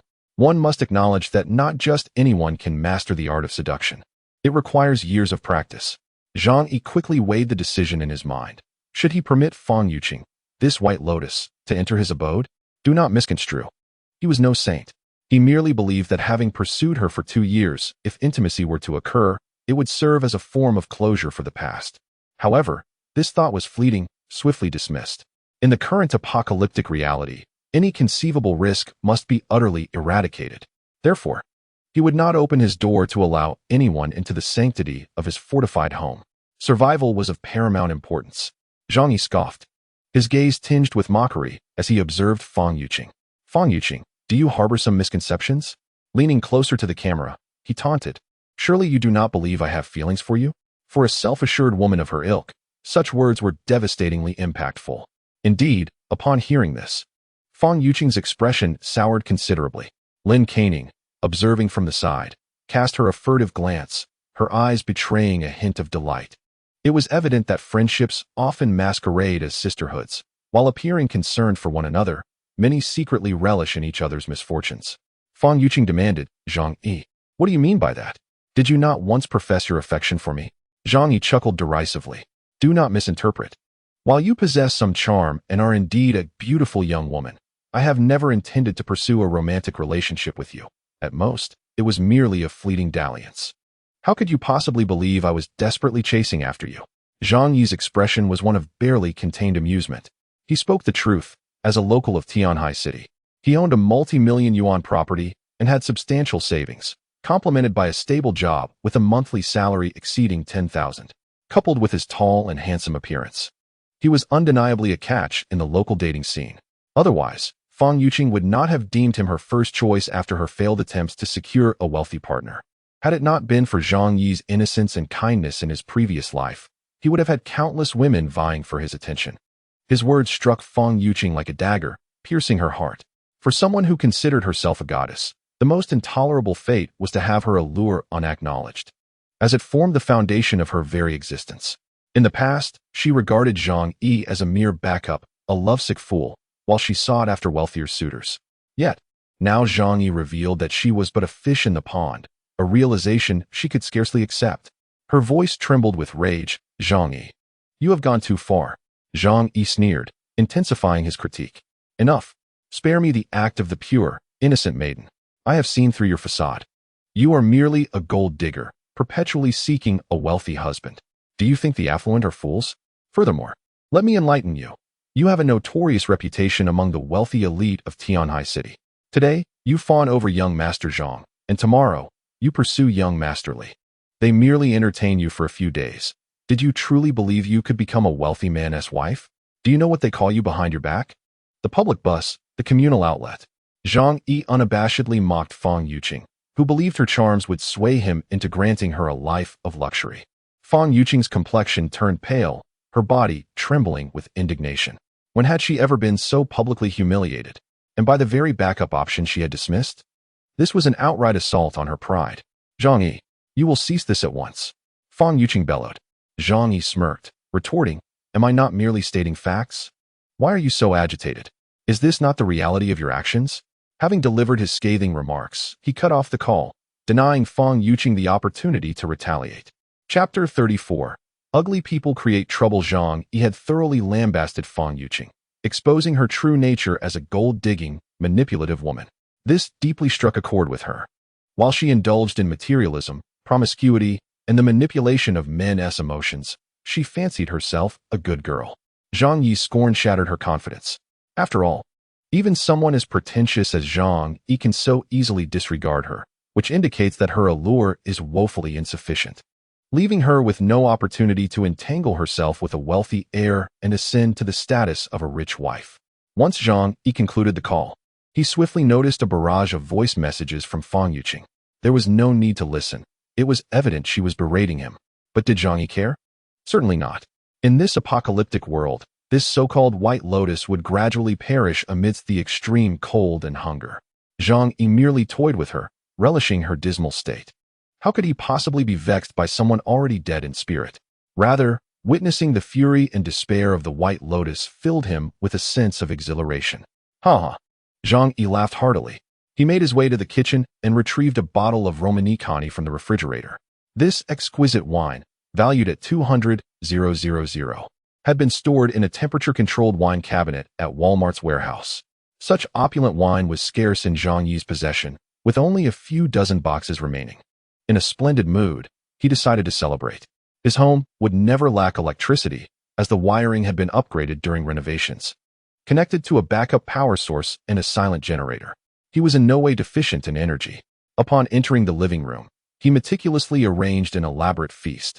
French escargot, tomahawk steak, stargazing, and Jinling salted duck, complemented by a bottle of the 200,000 Romanicani.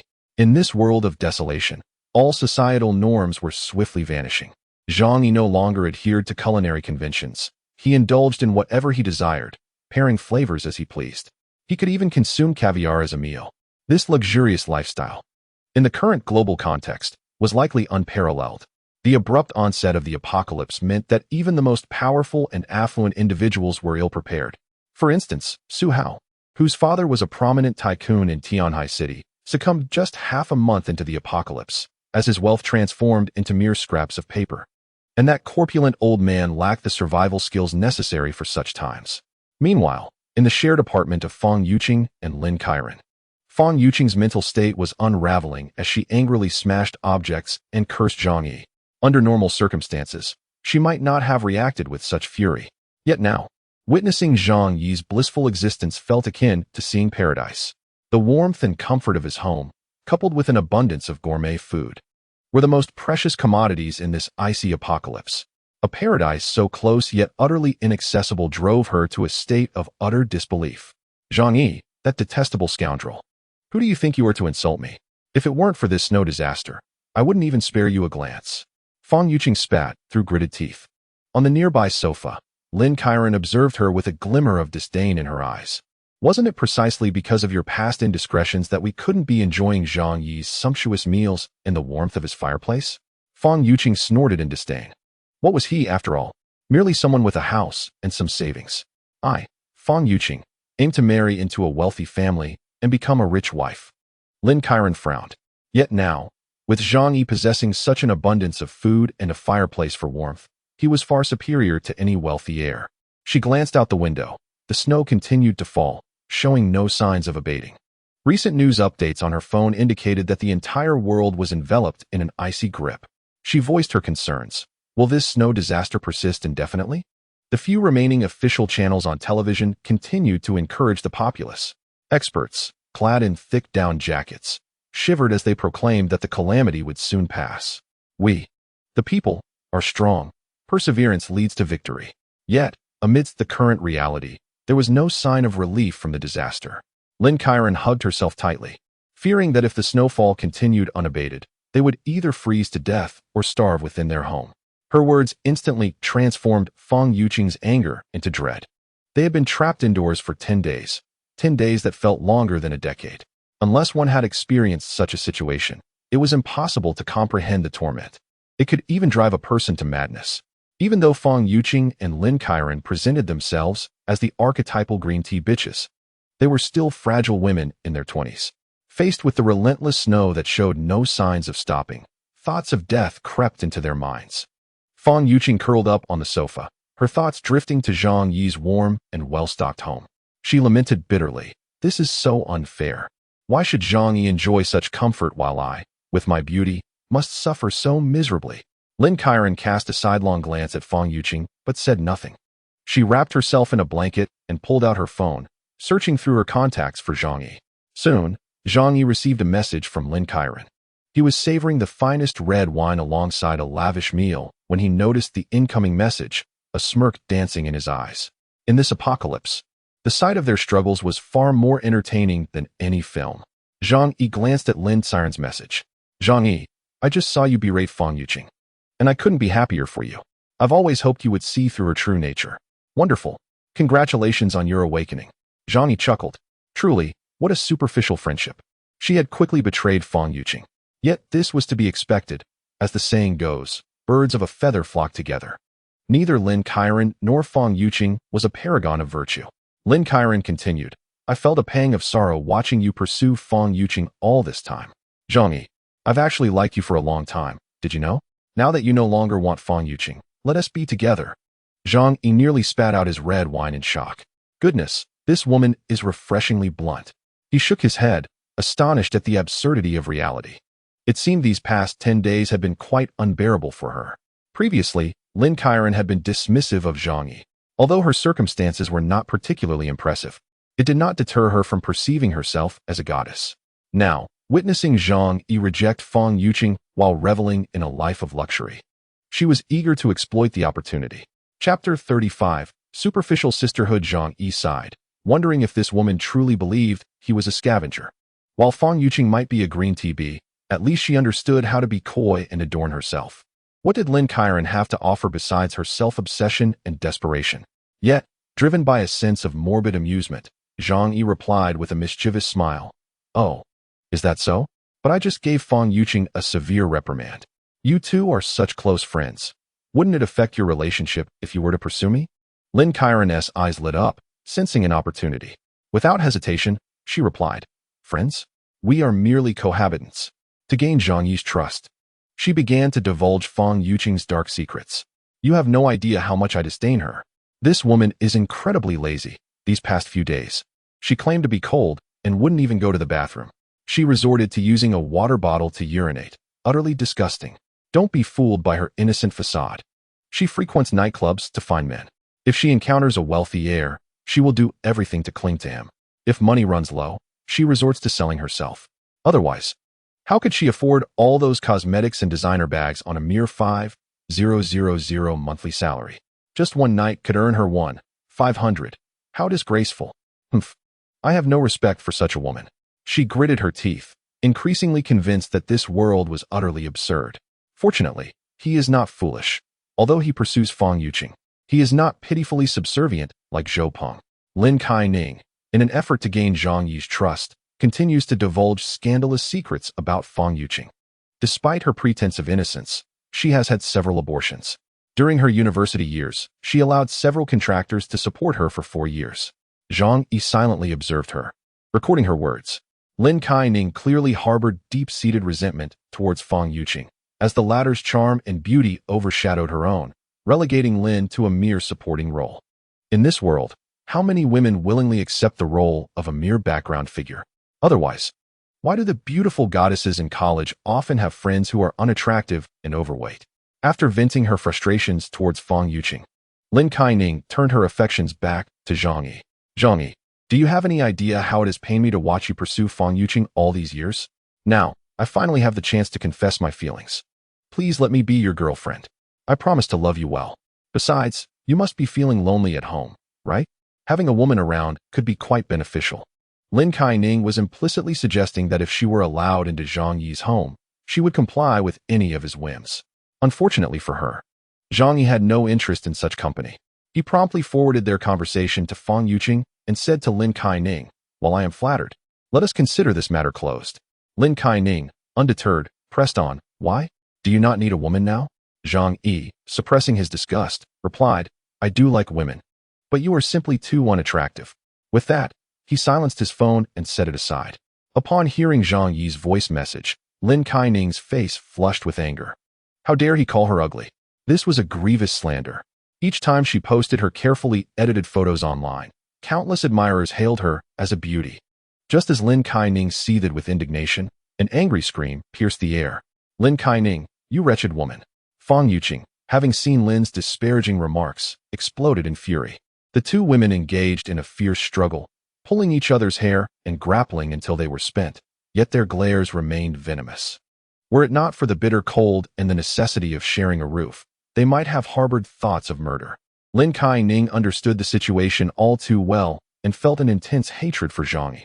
Yet, akin to Fang Yuqing, her feelings were perhaps more envious than resentful. If only Zhang Yi would permit them to enter his abode for some food, they would gladly forfeit their dignity and crawl over like dogs. Meanwhile, Zhang Yi continued to lead a simple yet monotonous life of affluence. Every evening, he would turn on the television and watch the news he had previously ignored. Although the broadcasts were still rife with embellishments, they provided some insight into the outside world. The Tianhai city officials announced that to meet the public's demand for electricity, there would be power supply from 1 to 2 p.m. each day. High-power appliances could not be used. Only low-power devices, such as kettles and mobile phones, could be powered. Currently, all major power plants were idle, leading to a significant shortage of electricity, and the public was urged to reduce consumption to avoid widespread, prolonged blackouts. Zhang Yi raised an eyebrow upon reading this news. In fact, over the past few days, electricity had been intermittently supplied for less than an hour each day, and at times, only for a mere 10 minutes. Even in such dire circumstances, the authorities were still willing to provide power to the common people, albeit briefly. This was likely their utmost effort. With the majority of power plants around the world shutting down, energy was dwindling as the Ice Age loomed. However, what concerned Zhang Yi was not the content of the news, but rather the tone of the female broadcaster and the manner in which the news was presented. This announcement was delivered with a gravity that indicated the officials had abandoned any pretense of concealing the extent of the national disaster. When unable to maintain control, they could only fully disclose the truth, allowing the public to recognize their grim reality and seek ways to salvage their situation. As anticipated, upon checking his phone, Zhang Yi found the chat groups abuzz with activity. Some were vociferously condemning the government's inaction, others were crying in despair, while many were frantically seeking to purchase supplies at exorbitant prices. The price of instant noodles had skyrocketed from 2,000 yuan per pack 2 days ago to 5,000 yuan now. Zhang Yi felt a profound sense of incredulity. The essence of human greed was glaringly apparent. Despite knowing the world was on the brink of collapse, people still believed that money held value in the short term. Yet, they were willing to exchange food and water for cash. Zhang Yi remained silent, observing like a detached spectator. Life must go on, even in the face of hopelessness. No one desired death, and even mere survival was preferable. Thus, while they cursed and quarreled, the following day they would continue their desperate struggle for survival. Chapter 36. The Vicious Woman Due to the Water Pipes Freezing. The community faced significant water shortages.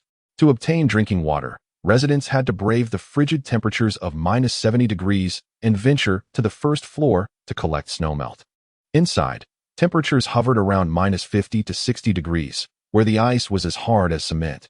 Some residents, driven to desperation by thirst, resorted to licking the ice with their tongues, only to have their tongues painfully frozen to the surface.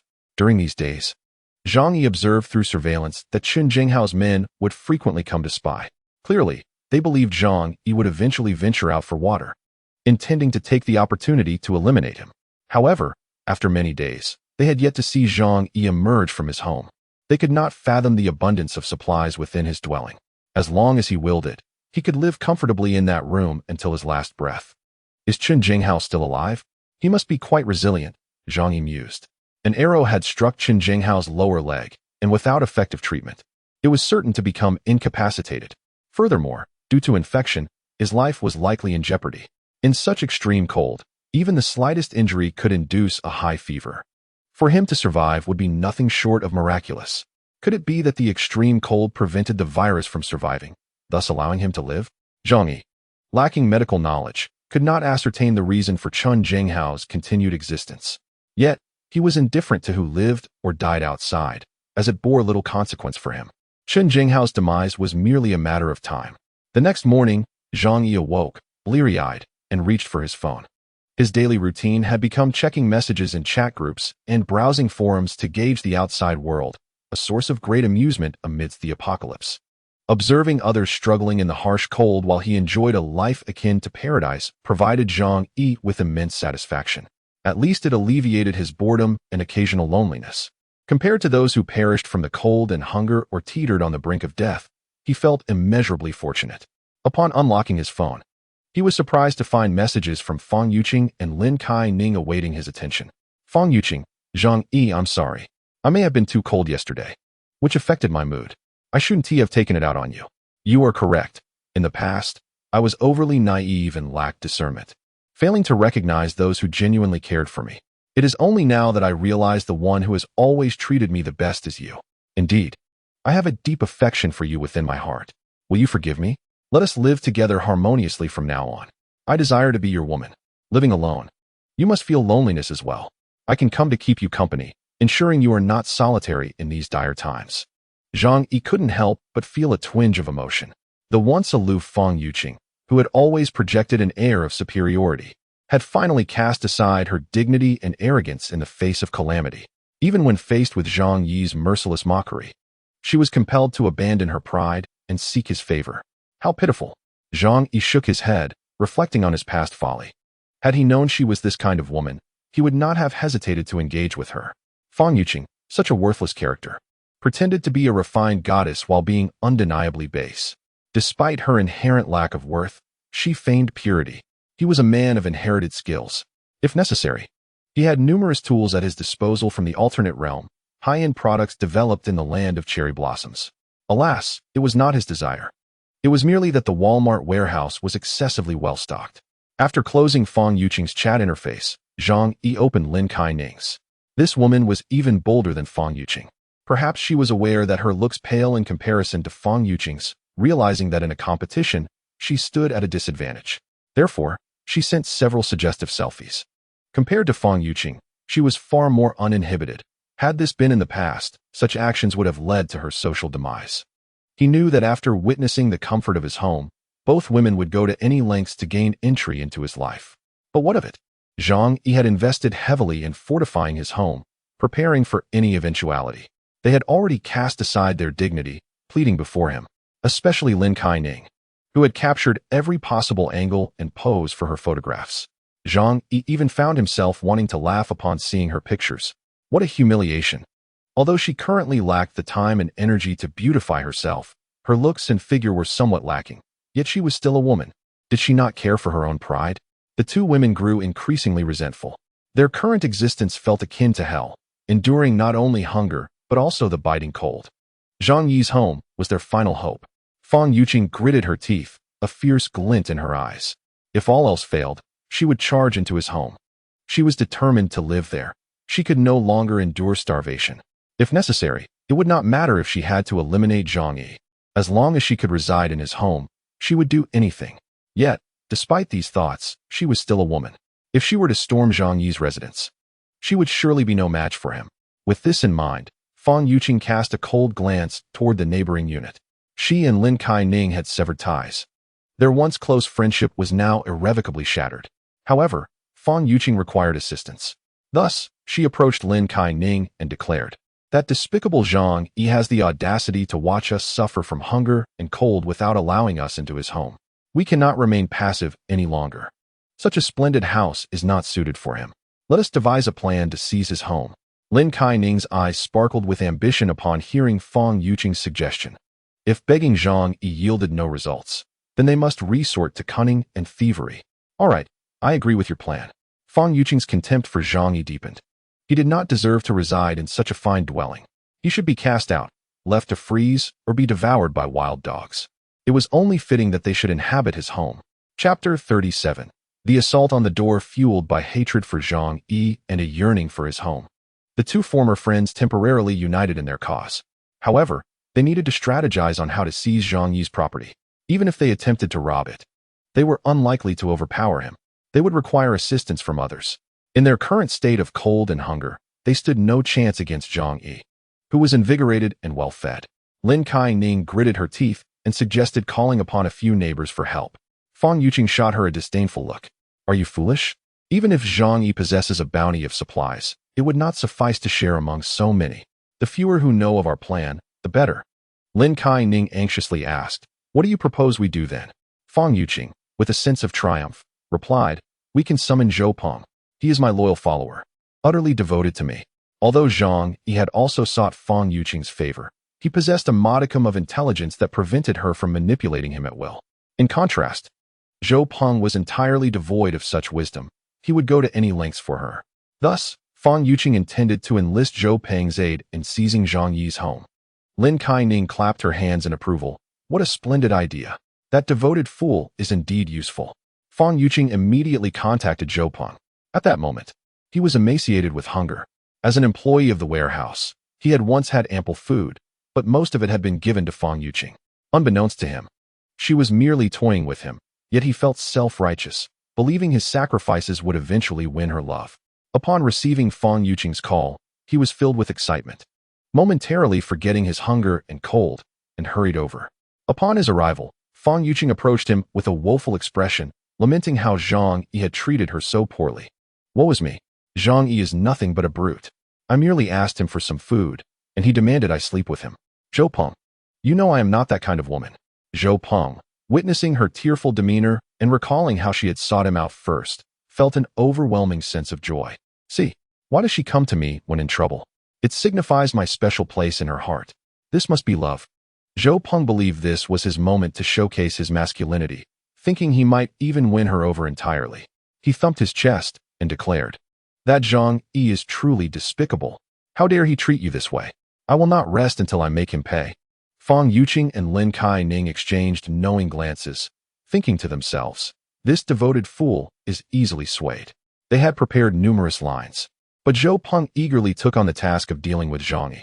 Fang Yuqing took Zhou Peng's arm, gazing at him with alluring eyes. Zhang Yi's home is stocked with food, and he has a fireplace that is particularly warm. Such a scoundrel does not deserve to live in such luxury. Zhou Peng, let us devise a plan to seize his home. Wouldn't it be delightful for us to live there together? Zhou Peng had always harbored disdain for Zhang Yi, who was not only more handsome, but also wealthier. Both had once vied for Fang Yuqing's affections, and naturally, she favored Zhang Yi. Now, with Fang Yuqing clinging to his arm, he felt a victorious thrill coursing through him. Haha, absolutely.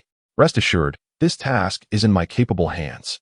Upon hearing Zhou Peng's agreement, Fang Yuqing added, but you must be cautious. Zhang Yi, a man of selfish and shameless disposition, would likely retaliate if we attempted to seize his residence. Thus, we must approach armed, and it would be prudent to strike first. Lin Kai-ning interjected. Why not simply eliminate him? Her hatred for Zhang Yi ran deep, fueled by the humiliation she suffered when she shared intimate photographs with him, only for him to dismiss her, claiming she was too unattractive. The thought of this incident becoming public filled her with despair. Hence, Zhang Yi must perish. Zhou Peng hesitated upon hearing her words. The notion of taking a life, while easily spoken, posed a significant moral conflict for individuals who had lived in a civilized society for over 2 decades. Initiating such an act was far from straightforward. Upon noticing Zhou Peng's reluctance, Fang Yuqing's expression soured. What is this? Are you opposed? Zhang Yi has bullied me relentlessly, and you still have sympathy for him. It seems your professed love for me was nothing but a facade. Faced with Fang Yuqing's ire, Zhou Peng's ingrained submissiveness resurfaced. No, Yuqing, please don't be upset. I'll do as you say. For the chance to win Fang Yuqing's affection, he was willing to commit murder. After all, in this apocalyptic world, moral values were gradually eroding. Very well, let us not delay. We shall go there at once. Fang Yuqing declared. We'll devise a plan to lure Zhang Yi to open the door, and as soon as he does, she mimicked a throat-slitting gesture. Lin Canning retrieved the tools she had prepared, 2 kitchen knives and a steel pipe, which she had detached from a clothes hanger. Zhou Peng tucked a knife into his thick down jacket. Once they were ready, they approached Zhang Yi's abode, exuding an air of menace. Upon reaching Zhang Yi's door, Fang Yuqing and Lin Canning concealed themselves with their weapons, ensuring Zhang Yi would not see them through the peephole. They signaled Zhou Peng to knock on the door, intending to deceive Zhang Yi into coming out. Zhou Peng nodded, feeling a surge of confidence as he touched the knife hidden within his clothing. He knocked on the door, calling out, "Zhang Yi, are you home?" "It's Zhou Peng." Curiosity piqued, Zhang Yi wondered who was at the door. While they both worked at the same warehouse, their relationship was far from amicable, having clashed over their mutual pursuit of Fang Yuqing. Surely, Zhou Peng's visit could not bode well, especially in a world where good news had become a rarity. Rather than answer, Zhang Yi opted to check the surveillance footage, and indeed, he observed the scene outside. Seeing 2 women lurking with knives and a steel pipe, a chill ran down his spine. Despite his thorough preparations, the ruthless demeanor of these women startled him. "They wish to kill me? How foolish." Zhang Yi scoffed, a cold glint in his dark eyes. The outcome of this confrontation remained uncertain. Zhou Peng, realizing no one was responding, knocked even harder. "Zhang Yi, it's Zhou Peng. Open the door. I have something important to discuss." Zhang Yi chuckled derisively, retrieving his firearm, disengaging the safety with a click. Approaching the door, he called out, "Who is it?" Yet, the thought of residing in Zhang Yi's warm, well-stocked home after eliminating him steeled their resolve. Zhou Peng pleaded, "Zhang Yi, it's Zhou Peng. Our food supply has run out. Considering our shared workplace, could you spare some provisions?" His expression was one of desperation, yet his hand subtly descended, poised to draw his weapon at a moment's notice. Zhang Yi leaned against the door, coolly responding, "We have no food left. I cannot assist you." Fang Yuqing and Lin Canning cursed him inwardly. "How could you not have food? The kitchen is overflowing with supplies, including dried scallops, abalone, and more." However, they had anticipated this response. Zhou Peng gritted his teeth, producing a box of medication. "Zhang Yi, I want to take advantage of you. I'll trade you a box of ibuprofen." In these frigid conditions, with many falling ill, medication was invaluable, arguably worth more than food. To entice Zhang Yi into opening the door, Zhou Peng revealed his prized ibuprofen. Meanwhile, Zhang Yi contemplated how to handle the situation. Killing them would be easy, whether with a gun or a crossbow. Yet, the monotony of a simple execution seemed unappealing. In this dystopian reality, death could be a release, whereas survival felt like a relentless purgatory. He had no intention of granting these individuals an easy exit. After some contemplation, a plan formed in Zhang Yi's mind. He approached the trash can, retrieving a bottle of liquid. Having consumed several cans of beer, nature called. He relieved himself into the bottle, casually engaging Zhou Peng in conversation. "Ibuprofen? Interesting, let me think about it." Outside, Zhou Peng and the others could hear the faint sound of liquid, but they were unaware of Zhang Yi's actions. Yet, upon hearing the hint of interest in Zhang Yi's voice, excitement flickered across their faces. Zhou Peng quickly urged, yes, open the door, and we can exchange. I don't need much, just 2 packs of instant noodles. Given the current market, ibuprofen could easily fetch 5 packs of noodles. Zhou Peng intentionally offered a low price, hoping to entice Zhang Yi. 2 packs of noodles? I'd hate for you to feel shortchanged. After finishing his business, Zhang Yi brandished a bottle of iced tea, brimming with frothy liquid. Zhou Peng believed Zhang Yi was about to bite the bait, pressing his forehead against the door. "It's fine, I'm starving. We're colleagues. Why not help each other out? Hurry and open the door." Zhang Yi climbed onto a stool and positioned himself at the door as peephole, pouring the warm iced tea over the trio outside. The sudden deluge startled Zhou Peng and his companions. Fang Yuqing and Lin Canning screamed in horror. "What is this?" "Ah, it's hot water, still steaming." Initially, they felt a flicker of joy from the warmth, but within seconds, a pungent odor assaulted their senses. "Is this urine?" Screaming as if slaughtered, the 2 women collapsed to the ground, retching uncontrollably. Zhou Peng, enraged, pounded on the door. "Zhang Yi, you bastard! Come out, I will end you." However, the heavy alloy door remained unyielding to his blows, leaving his hands throbbing in pain. Inside, Zhang Yi's laughter rang out. "How does my urine taste? Is it refreshing? You fools thought you could outsmart me?" Realizing they had been discovered, Zhou Peng and the others, a mix of shock and fury, began to hurl insults at Zhang Yi. Damn it, we shouldn't have wasted time talking. Just wait, I'll kill you when I get in. Dropping the facade, he drew the kitchen knife from his jacket, striking the door with all his might. Ordinary doors are constructed of wood, easily breached by damaging the lock.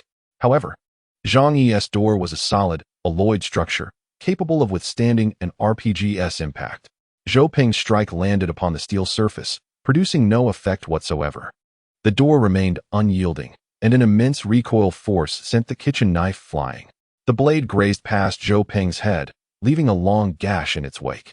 His palm was also struck, causing blood to flow profusely.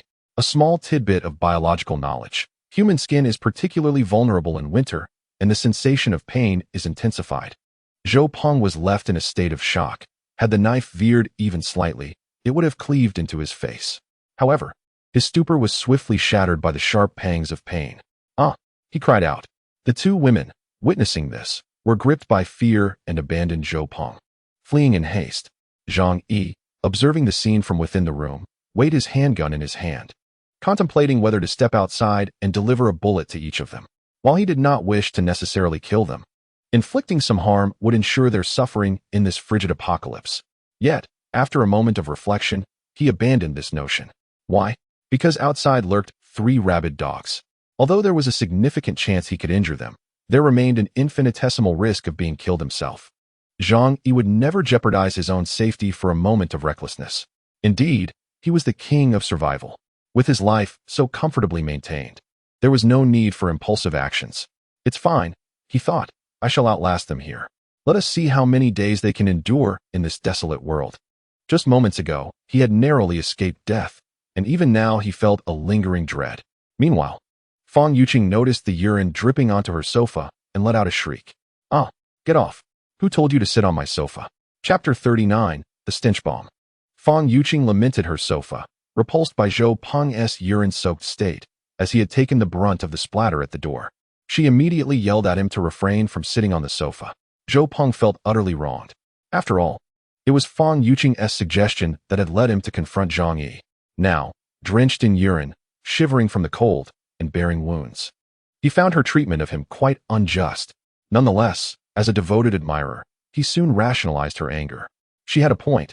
He had failed to assist her properly. And being unclean, how could he desecrate the goddess's sofa? The more he pondered, the more he felt his scolding was deserved. He promptly stood up and apologized to Fang Yuqing. "I'm sorry, Yuqing, it's all my fault. Please, don't be angry." Both Fang Yuqing and Lin Caning hurriedly sought to change clothes. Waving him off, "You'd better get out quickly. We need to change." Zhou Peng dared not protest and hastily exited Fang Yuqing's home. However, even after changing, they could still detect the overwhelming stench. After all, it clung not only to their clothes, but also to their hair and skin, even trickling down their necks. In such frigid weather, bathing was akin to courting death, and they dared not attempt it. Thus, they could only endure their disgust, with their plans thwarted and now drenched in urine. The two women harbored even greater animosity towards Zhang Yi. What to do? Zhang Yi was too cunning, and dealing with him was no easy task. How infuriating! Regardless of the cost, they were determined to seize his house. Let us devise a plan. He must have a weakness. As the two women conspired against Zhang Yi, he sent a message to Fang Yuqing. "This time it's urine. Next time, I might just douse you with excrement." Fang Yuqing and Lin Caning turned pale. The thought of being splattered with feces was enough to drive them to despair. Zhang Yi silenced the chat, no longer glancing at Fang Yuqing's messages. Though he had muted the notifications, the count of unread messages was rapidly escalating, and he could easily surmise they were not pleasant. He checked the community group chat and was immediately greeted by a spectacle. Ever since Chen Zhenghao had usurped her home, Aunt Lin seemed to have lost her sanity. Now, she incessantly bombarded the group with voice messages, demanding that everyone turn over their supplies. "I am the head of our neighborhood committee. Who dares to defy me? Once the snow melts, I will have you all arrested." Days had passed, and everyone had come to realize the grim nature of their current environment. The authorities were utterly preoccupied, and Aunt Lin's so-called committee was virtually meaningless. She could not intimidate anyone and was instead met with ridicule. "Curse that old hag. Why don't you just die? You deceived us out of a box of instant noodles, and I have yet to settle that score." Someone else resurrected the incident at the onset of the snow disaster. Had you not assured us that everything was fine and discouraged us from stockpiling, we wouldn't be in this predicament. This recollection ignited a firestorm of anger among the group. When the snow first fell, despite the bitter cold, some were still eager to venture out for supplies. Yet Aunt Lin had incessantly assured them that the disaster would soon pass, warning that anyone hoarding supplies would face consequences, leading them to remain homebound. Days later, heavy snow had sealed off all routes, making it impossible to leave. Had it not been for her, they could have stockpiled at least another fortnight's worth of supplies. Curse that old hag. Look at the chaos you've caused. You are the true harbinger of misfortune. The neighbors unleashed a torrent of vitriol upon Aunt Lin. Meanwhile, the affluent heir Su Hao appeared in the group, offering exorbitant prices for supplies, whether food or drink. I'll pay 10,000 for a pack of instant noodles, 5,000 for a bottle of mineral water. The price of instant noodles had soared to 10,000, and Su Hao was truly desperate. If he did not use his money now, it would soon be worthless. Zhang Yi shook his head.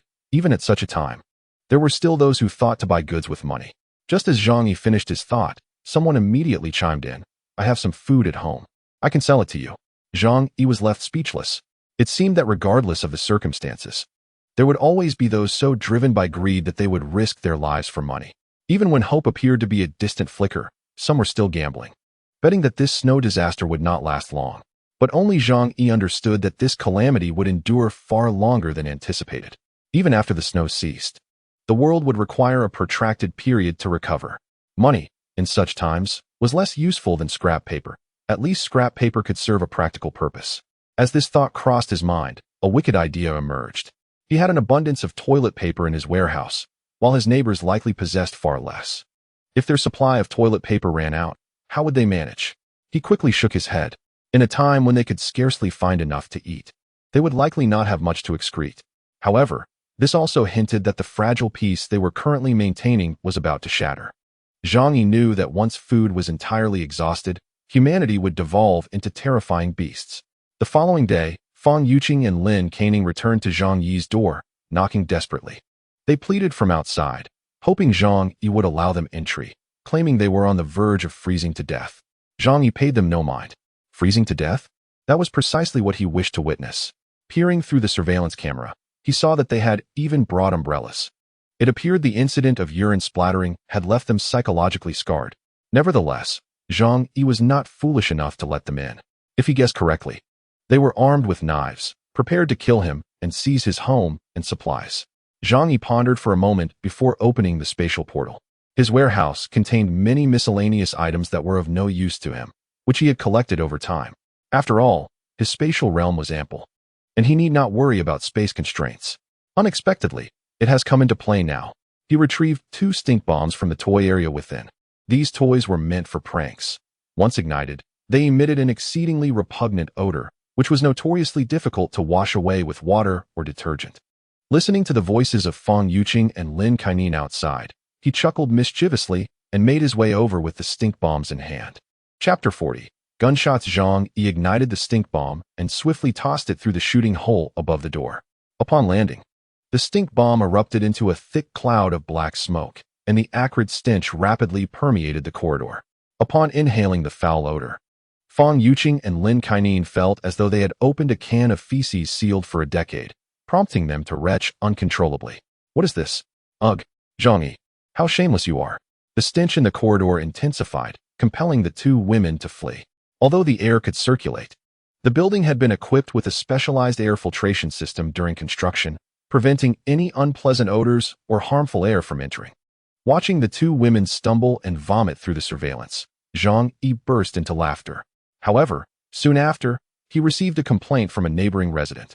Zhang Yi, what on earth did you throw outside your door? It reeks. Please consider your neighbor's feelings.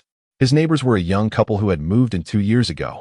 Typically, Zhang Yi had little interaction with them, merely exchanging nods in the elevator. In this moment, he felt no desire to maintain neighborly relations. In this apocalyptic world, every action he took was solely for his own safety. He cared little for others. One could say that as long as he could live safely and comfortably, he would not hesitate to eliminate others. In the apocalypse, any semblance of a saintly mindset must be extinguished immediately. Come at me if you dare. After uttering this, Zhang Yi promptly blocked his neighbor. As he had stated, he was disinclined to argue and waste breath. Soon, he discovered that the neighbors were venting about him in the group chat. Unfortunately, others were indifferent to their petty grievances. Zhang Yi chuckled, feeling a certain thrill in his moral ambiguity. That afternoon, Zhang Yi was abruptly awakened from his slumber. A loud bang reverberated through the corridor, quickly echoing throughout the entire building. Zhang Yi's expression turned serious. The sound resembled gunfire. Was there truly someone armed within their community? Uncertain whether it was a gunshot or a firecracker, he hurried to the living room to check the surveillance. The scene before him caused his pupils to constrict in shock. In front of the third-floor apartment, Chen Jinghao, with a severed leg, held a black gun.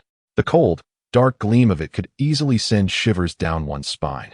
The door to that apartment stood ajar, and through the surveillance, 2 pairs of legs could be faintly discerned. Meanwhile, the small group of followers beneath Chen Jinghao emerged, jovially carrying food and candles. Clearly, the occupants of the third-floor apartment were either dead or, if still alive, would not last long after being shot and stripped of all their supplies.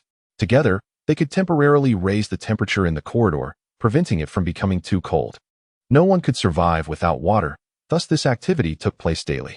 Chen Jinghao seized this opportunity to commence his killing spree and plunder resources. Ding dong. The phone rang. Zhang Yi glanced at his phone, noticing messages from the group chat. Now that heavy snow has sealed off the city, we can rely on no one but ourselves. I, Chen Jinghao, shall take on the responsibility of the building leader for Block 25.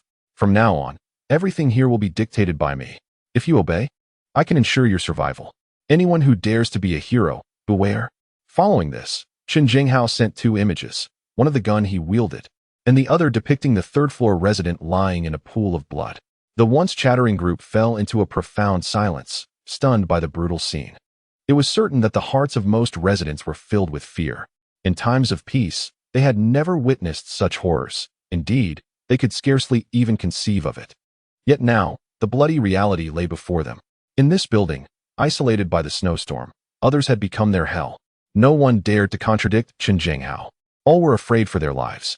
Zhang Yi lay on the sofa, unable to restrain himself from commenting. Chen Jinghao is quite shrewd.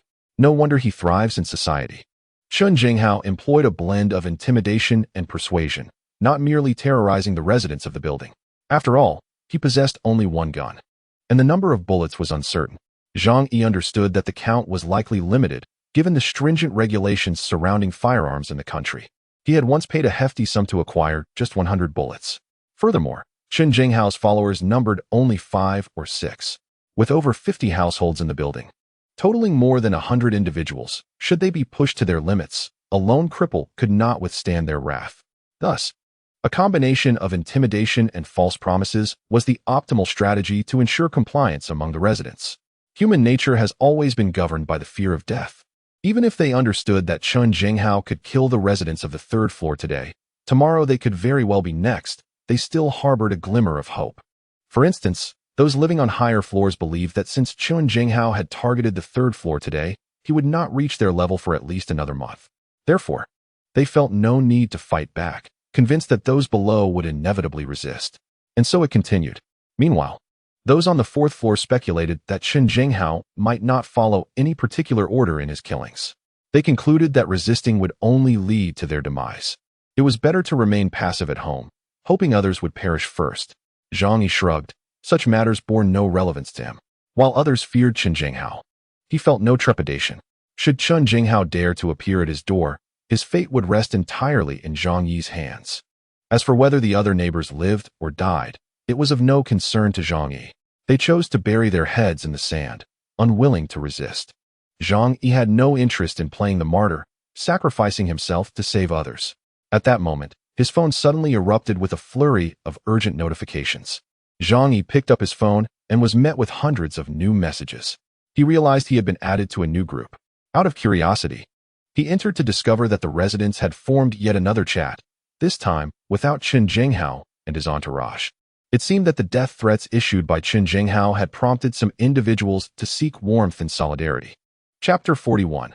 Neighbors who only shout slogans. As soon as the new group was established, homeowners and tenants began to chatter in a panic.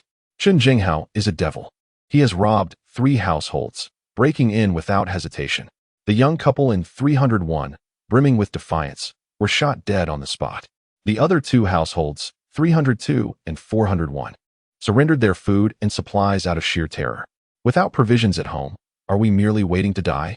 One person, filled with righteous indignation, exclaimed, "We must unite and collectively resist the tyranny of Qin Zhenghao." Indeed, with so many households united, how could we possibly fear just 5 or 6 individuals?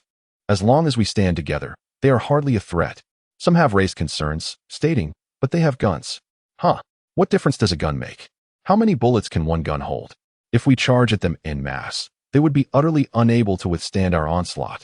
With a left kick followed by a right whip kick, I am certain I could bring him down. Now that he is crippled, he hardly poses a challenge. Without that gun, I could easily dispatch him alone. The mere mention of confronting Qin Zhenghao ignited a fervor among the group, as if they yearned to storm his home and execute him on the spot. However, someone interjected, "When shall we take action?" This question plunged the room into a moment of silence. It is easy to speak boldly, yet when it comes to risking our lives, not everyone is so eager. While the logic is clear, no one wishes to be the first to charge forward and face the bullets. It is easy to speak grandly, but it is often merely a ruse to persuade others to shield them from harm. This is no issue. We can certainly handle him.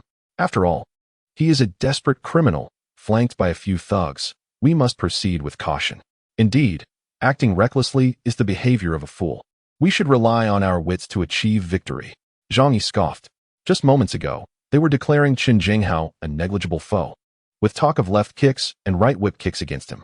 Now that action is imminent, they suddenly advocate for wisdom to prevail? It is truly laughable. Qin Zhenghao must not be allowed to continue his reign of terror. If this persists, we shall all find ourselves at his mercy. Even if we do not fall to gunfire, we risk being stripped of our food and provisions. What difference does it make? I can lead the charge. Let us teach these scoundrels a lesson. Uncle Yu, usually a man of few words, a veteran of the armed forces with an unwavering spirit, commanded great respect in the community. Faced with the shameless villainy of Qin Zhenghao, his heart burned with righteous indignation. Uncle Yu is truly formidable. No wonder he hails from the ranks of the People's soldiers. I support you, Uncle Yu. Do you need weapons? I can lend you our kitchen knife. I also have a long quan sword I bought last year while traveling. It cuts through iron like butter.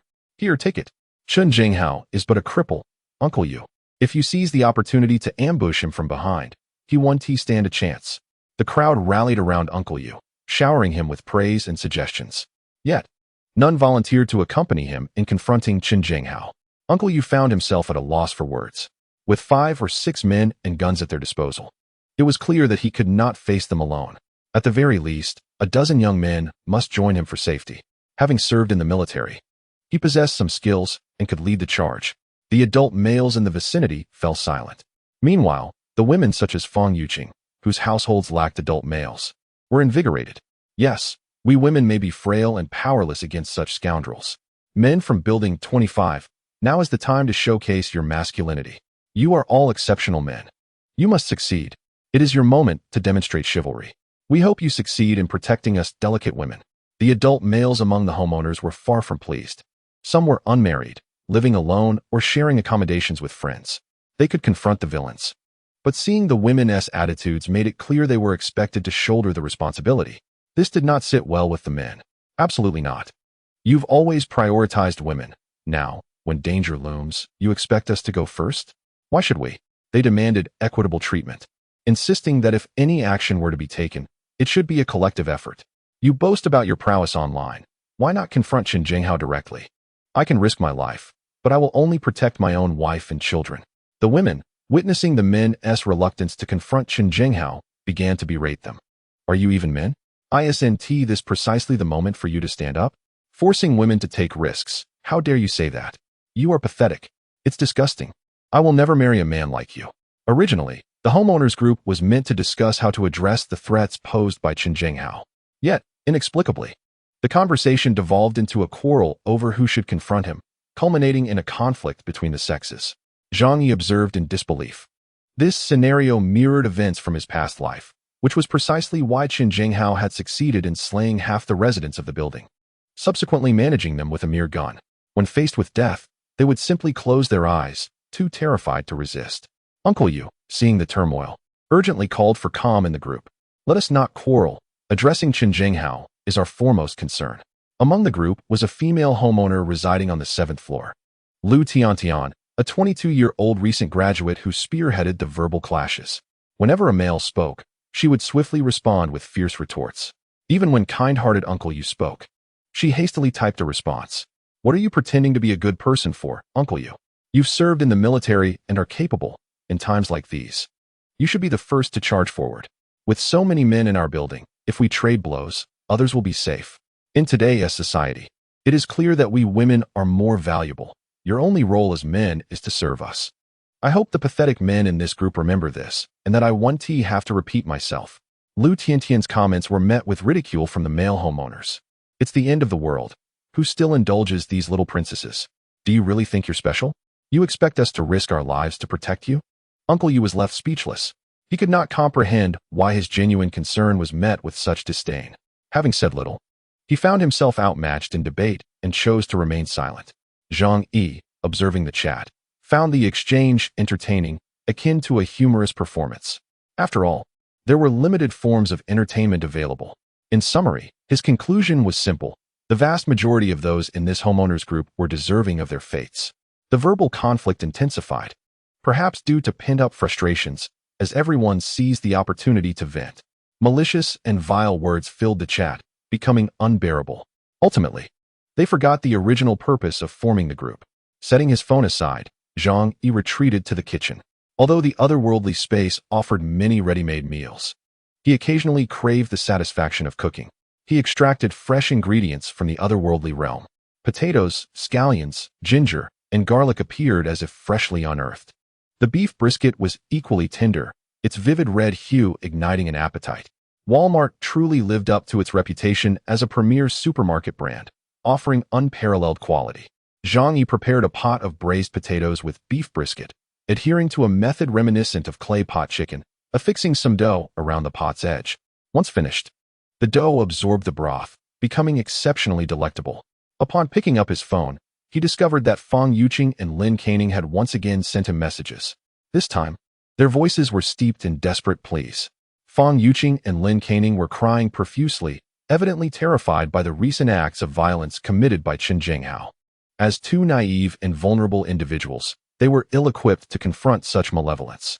Thus, they were likely to become the next targets of Chen Jinghao's wrath. Especially after witnessing the formidable security of Zhang Yi's residence, they perceived it as a sanctuary, longing to seek refuge there. Zhang Yi, despite the conflicts of our past, you once held affection for me, did you not? You cannot simply stand by and watch me perish, can you? I know you present a tough exterior, but your heart is tender. I implore you, save me. Lin Caning, lacking any sense of dignity, was even more desperate. Zhang Yi, I do not wish to die. If you allow me to stay in your home, I will do anything you ask. But please, do not let me fall victim to those people. Zhang Yi could sense their profound fear. Truth be told, had his own home not been fortified, he would have felt a similar despair in such a cold, food-deficient environment. However, would he pity these two women? Certainly not. After all, this scenario was precisely what he had longed to witness. The more desperate they became, the more exhilarated Zhang Yi felt. In the video, before him simmered a large pot of beef stew with potatoes, while a roaring fire crackled in the nearby fireplace.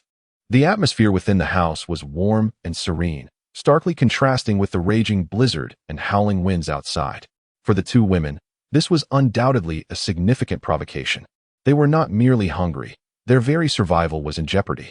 They continued to plead with Zhang Yi to permit them to live with him. Zhang Yi chose to disregard their entreaties, neither acquiescing nor declining. He intended to leave them with a glimmer of hope, allowing them to understand its futility while compelling them to grovel before him. The day passed in monotonous tedium. After seizing a sufficient amount of supplies, Chen Jinghao and his cohorts were in no hurry to act again. They understood that excessive aggression could provoke a united resistance from the residents. However, that night, Zhang Yi, monitoring through surveillance, detected unusual movements from Chen Jinghao's group. Throughout the city, lights were extinguished, save for Zhang Yi's household, unnoticed by the other residents of the building. Zhang Yi observed several of Chen Jinghao's subordinates carrying two lifeless bodies out the door. Upon closer inspection, he found the faces somewhat familiar. He recognized them because he knew nearly all the residents of the building. However, these two individuals were not from their unit. They must have been summoned by Chen Jinghao when the snow first fell. On the day Chen Jinghao attacked Zhang Yi's home, Zhang Yi had repelled them with a powerful water hose. In such frigid temperatures, survival was perilous. It was likely that these two had perished from exposure. In such low temperatures, it was not uncommon for an untreated cold or fever to lead to death without a comfortable environment or access to medication like ibuprofen. After all, why was life expectancy so short in ancient times? Both bodies had been stripped of all clothing and discarded at the staircase. Zhang Yi furrowed his brow, initially puzzled by their motives. If the intent was merely to dispose of the corpses, they could have easily been thrown from the window, with the snow concealing all traces. Why leave them at the entrance? However, as his thoughts raced, a chilling realization struck him, causing his pupils to constrict slightly. Had Chen Jinghao left their bodies as a reserve food supply? This notion sent a shiver down Zhang Yi's spine, raising every hair on his body. Yet, this explanation seemed the most plausible. In the biting cold, the world became a vast freezer, eliminating concerns about spoilage. Modern interpretations of apocalyptic scenarios often derive from films depicting such themes. Cannibalism, in these narratives, is not an uncommon occurrence. Historical records reveal instances of cannibalism during times of great calamity. Perhaps the years of peace had led some to forget the grim realities documented in history.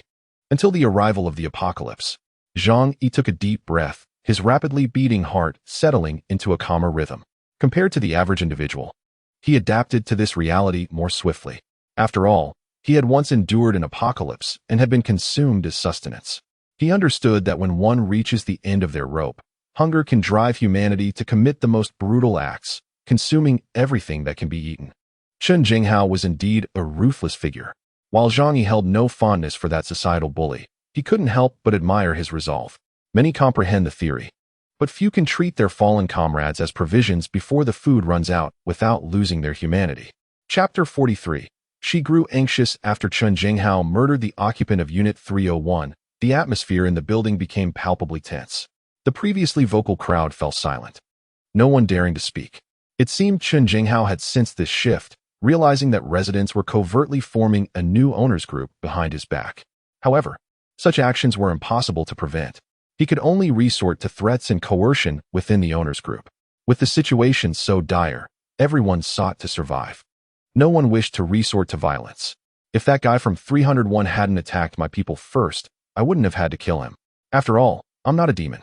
He hoped for a future of harmonious coexistence, requesting a little food when needed. As long as you cooperate, I guarantee everyone can live in peace. Upon hearing this, some individuals lowered their guard. Even considering that perhaps Chen Jinghao was correct, the demise of the 301 resident was a consequence of their own aggression.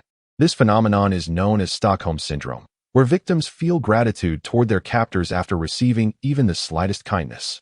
Zhang Yi remained a detached observer, watching with a cool demeanor, neither commenting nor engaging. Yet, he harbored a heightened wariness of Chen Jinghao. Although his home was well fortified, Chen Jinghao and his few men, armed with a flimsy gun, posed no real threat to him.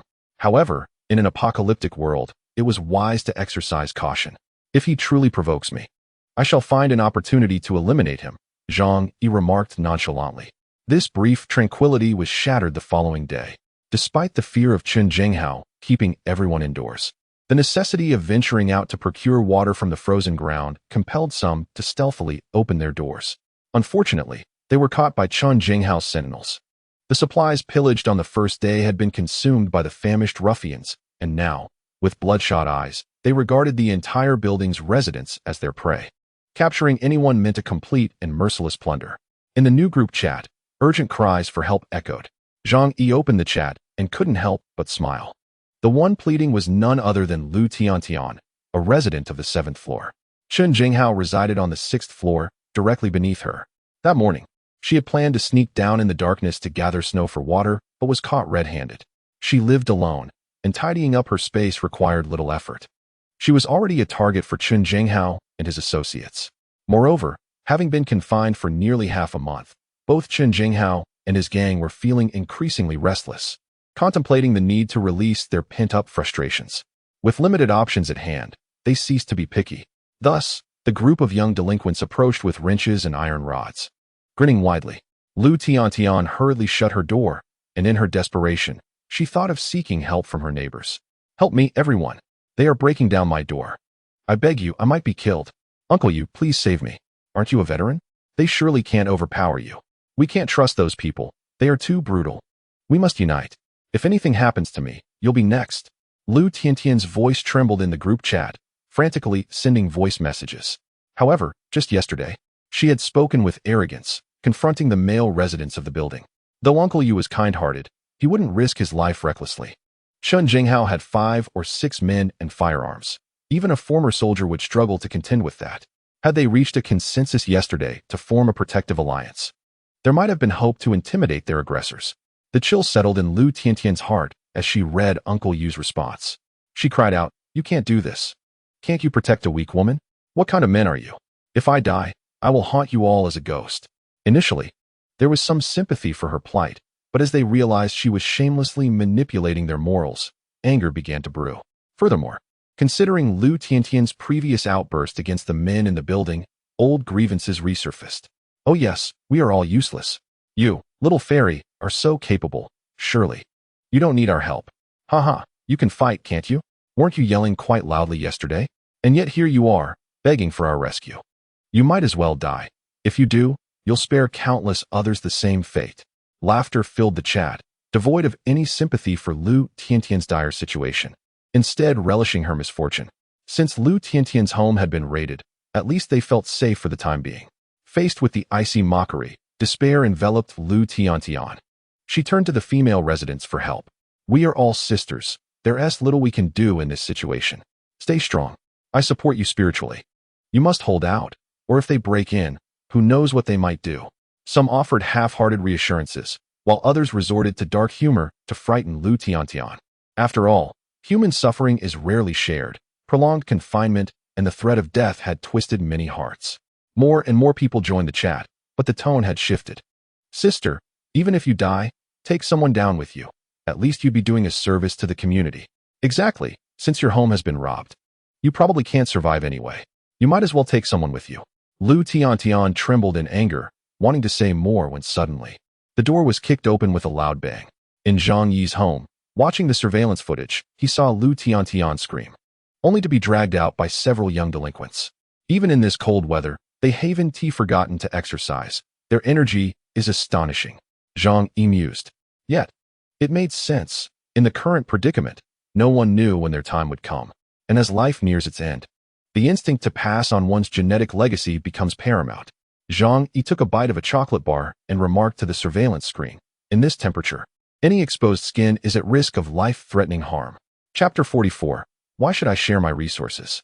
Although no one witnessed Lu Tiantian's fate firsthand, they could readily speculate. A young girl falling into the jaws of a pack of wolves. What possible outcome could there be? Even if Chen Jinghao spared her life, stripped of all resources, her fate would be one of waiting for death. However, there was little sorrow among the others. Rather, a collective sigh of relief was felt. Lu Tiantian could at least satisfy Chen Jinghao and his gang for a time. Yet, this served as a warning bell for the other residents. If things continued this way, their lives would be in jeopardy too. That afternoon, Zhang Yi found himself suddenly added to a new group chat. He chuckled softly. In this unstable environment, paranoia ran rampant, and small factions were emerging everywhere. It seemed that by banding together, they believed they would grow stronger. He glanced at the group members and recognized 6 or 7 individuals, including Zhou Peng, Fang Yuqing, and Lin Caning, along with a few other neighbors. Zhang Yi furrowed his brow, uncertain of their intentions. Soon, someone reached out to him. "Zhang Yi," Fang Yuqing began, "it's too dangerous outside. Chen Jinghao and his crew will eventually come for us. We need to unite." Zhang Yi replied nonchalantly, "It's fine. I'm quite comfortable on my own." Lin Caning interjected, "That is not the point. You're alone, while Chen Jinghao has 5 or 6 men and firearms. You're not safe." Zhang Yi smirked. "Why don't you ask Chen Jinghao who broke his leg?"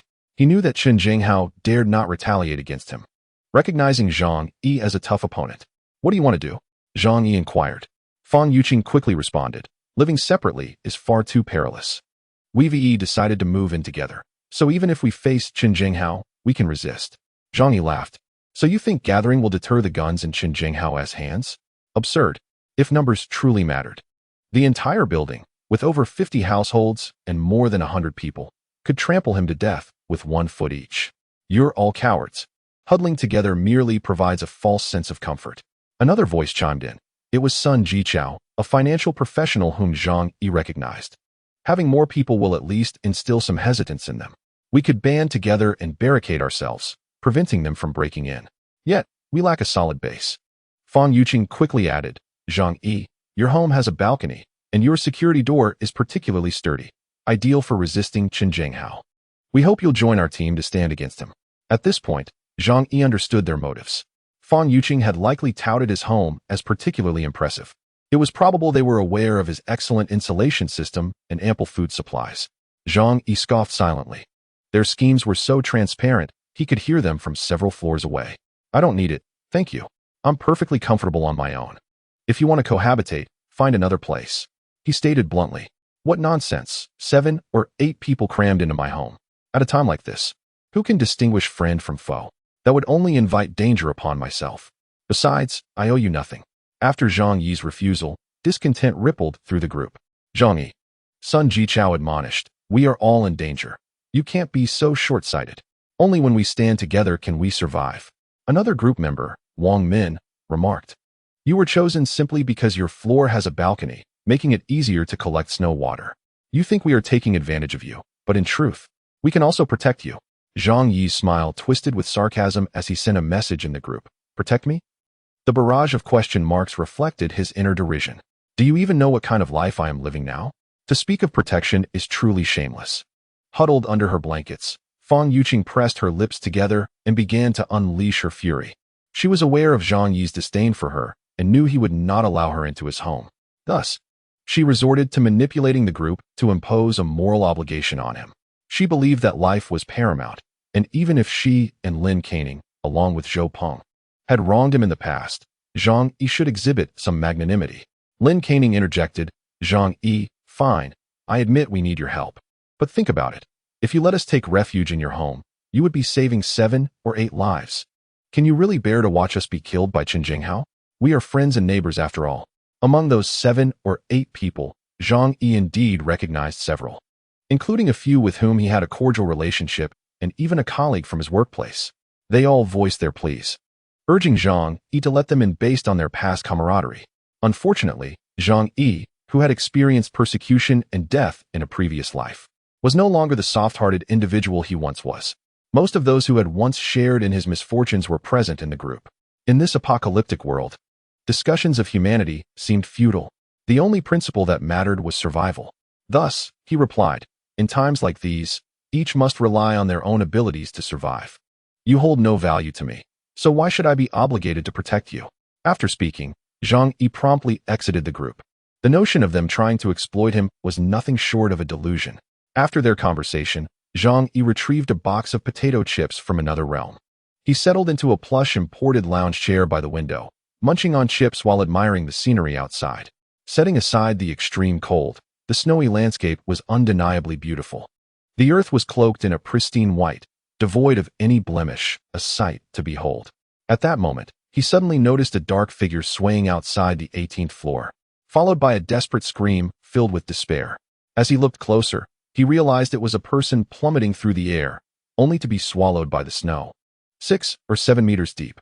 With the temperature outside plummeting below 70 degrees, entrapment in the thick snow was a certain death sentence. It appeared that the conditions in other buildings were similarly dire, with dwindling supplies leading to fierce competition for resources, even resulting in violent confrontations and murder. Wherever there were people, the world was devolving into a hellish nightmare. As Zhang Yi continued to snack on his chips, he contemplated the future. Clearly, he would need to remain wary of his neighbors in this building and be cautious of the outside survivors as well. In an apocalypse, anything could happen. Chapter 45. A decisive assault within Building 25. Chen Zhenghao and his associates had raided several households, directly or indirectly leading to the deaths of 5 individuals. This situation prompted many residents of the unit to band together. Their solution was to stay close and secure their doors with heavy objects to prevent intrusions by Chen Zhenghao and his crew. As for water collection, they devised a method through the windows, with some residents fortunate enough to have balconies collecting the falling snow. On Fang Yuqing's side, they had all taken refuge in Wang Min's home on the 18th floor. Wang Min, Zhou Peng's cousin, was an independent businesswoman in the cosmetics industry in Tianhai City, possessing some assets. Her home was a 3-bedroom, 2-living-room layout, identical to Zhang Yi's. The others were her colleagues and close friends. Given the apocalyptic circumstances, they only dared to cluster with those they could trust.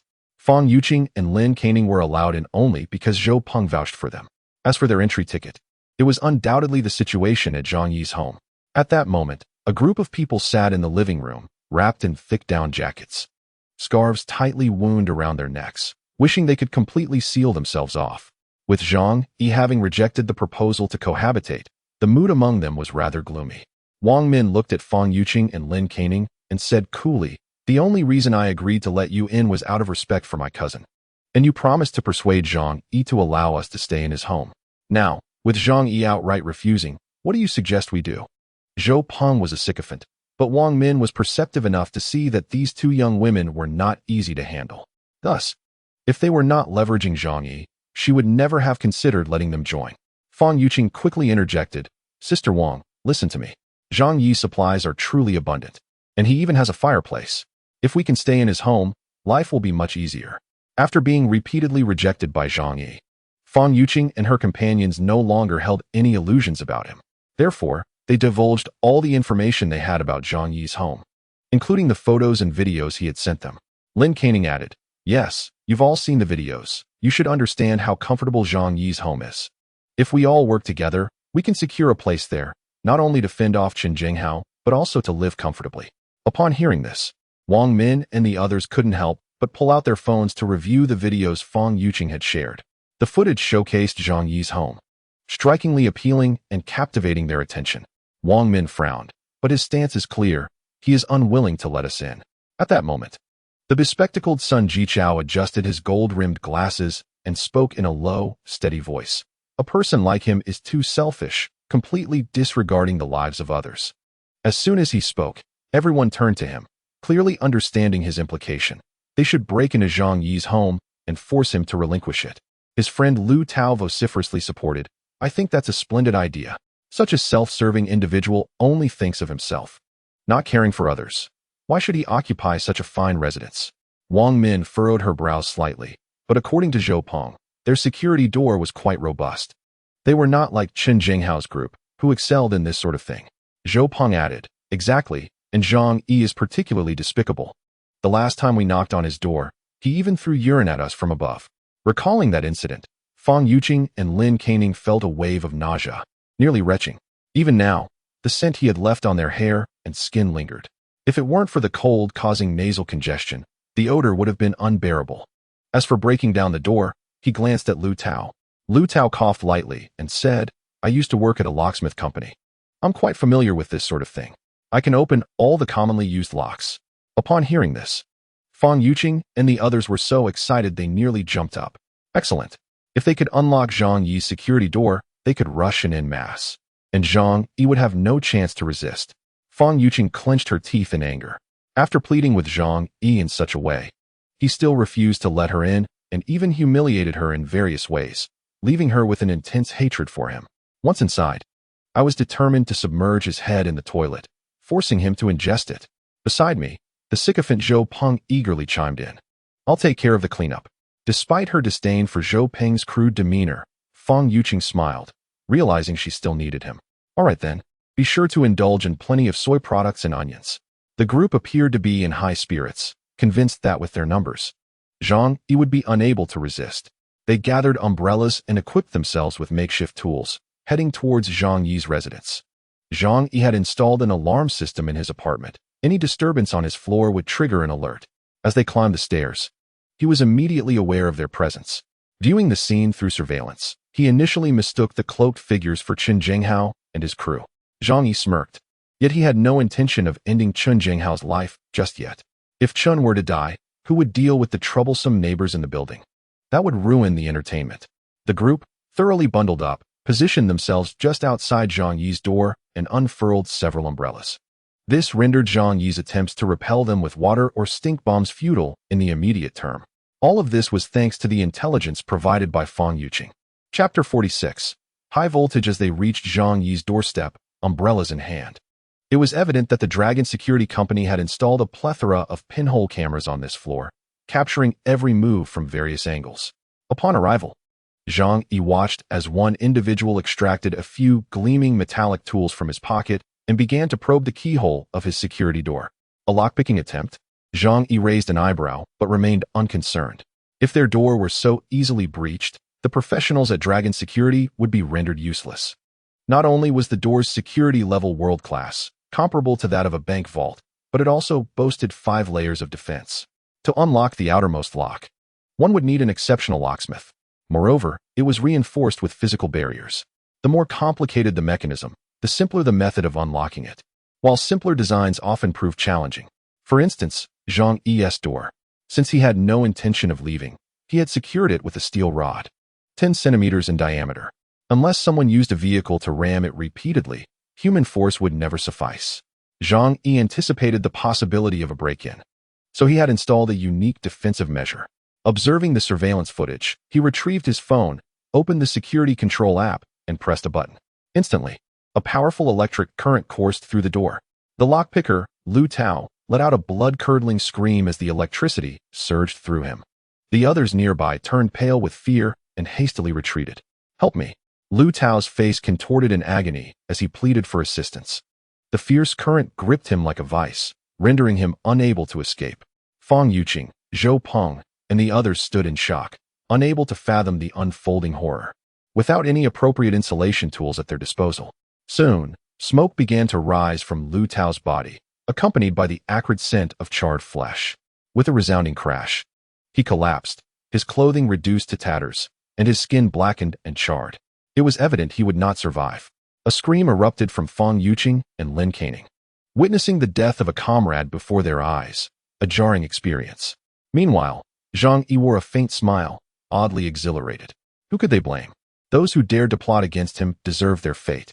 A chill ran through Wang Min and the others as their lock-picking scheme crumbled. Sun Jichao and Lu Tao had been friends for years, and witnessing his brother's demise ignited a fiery rage within him.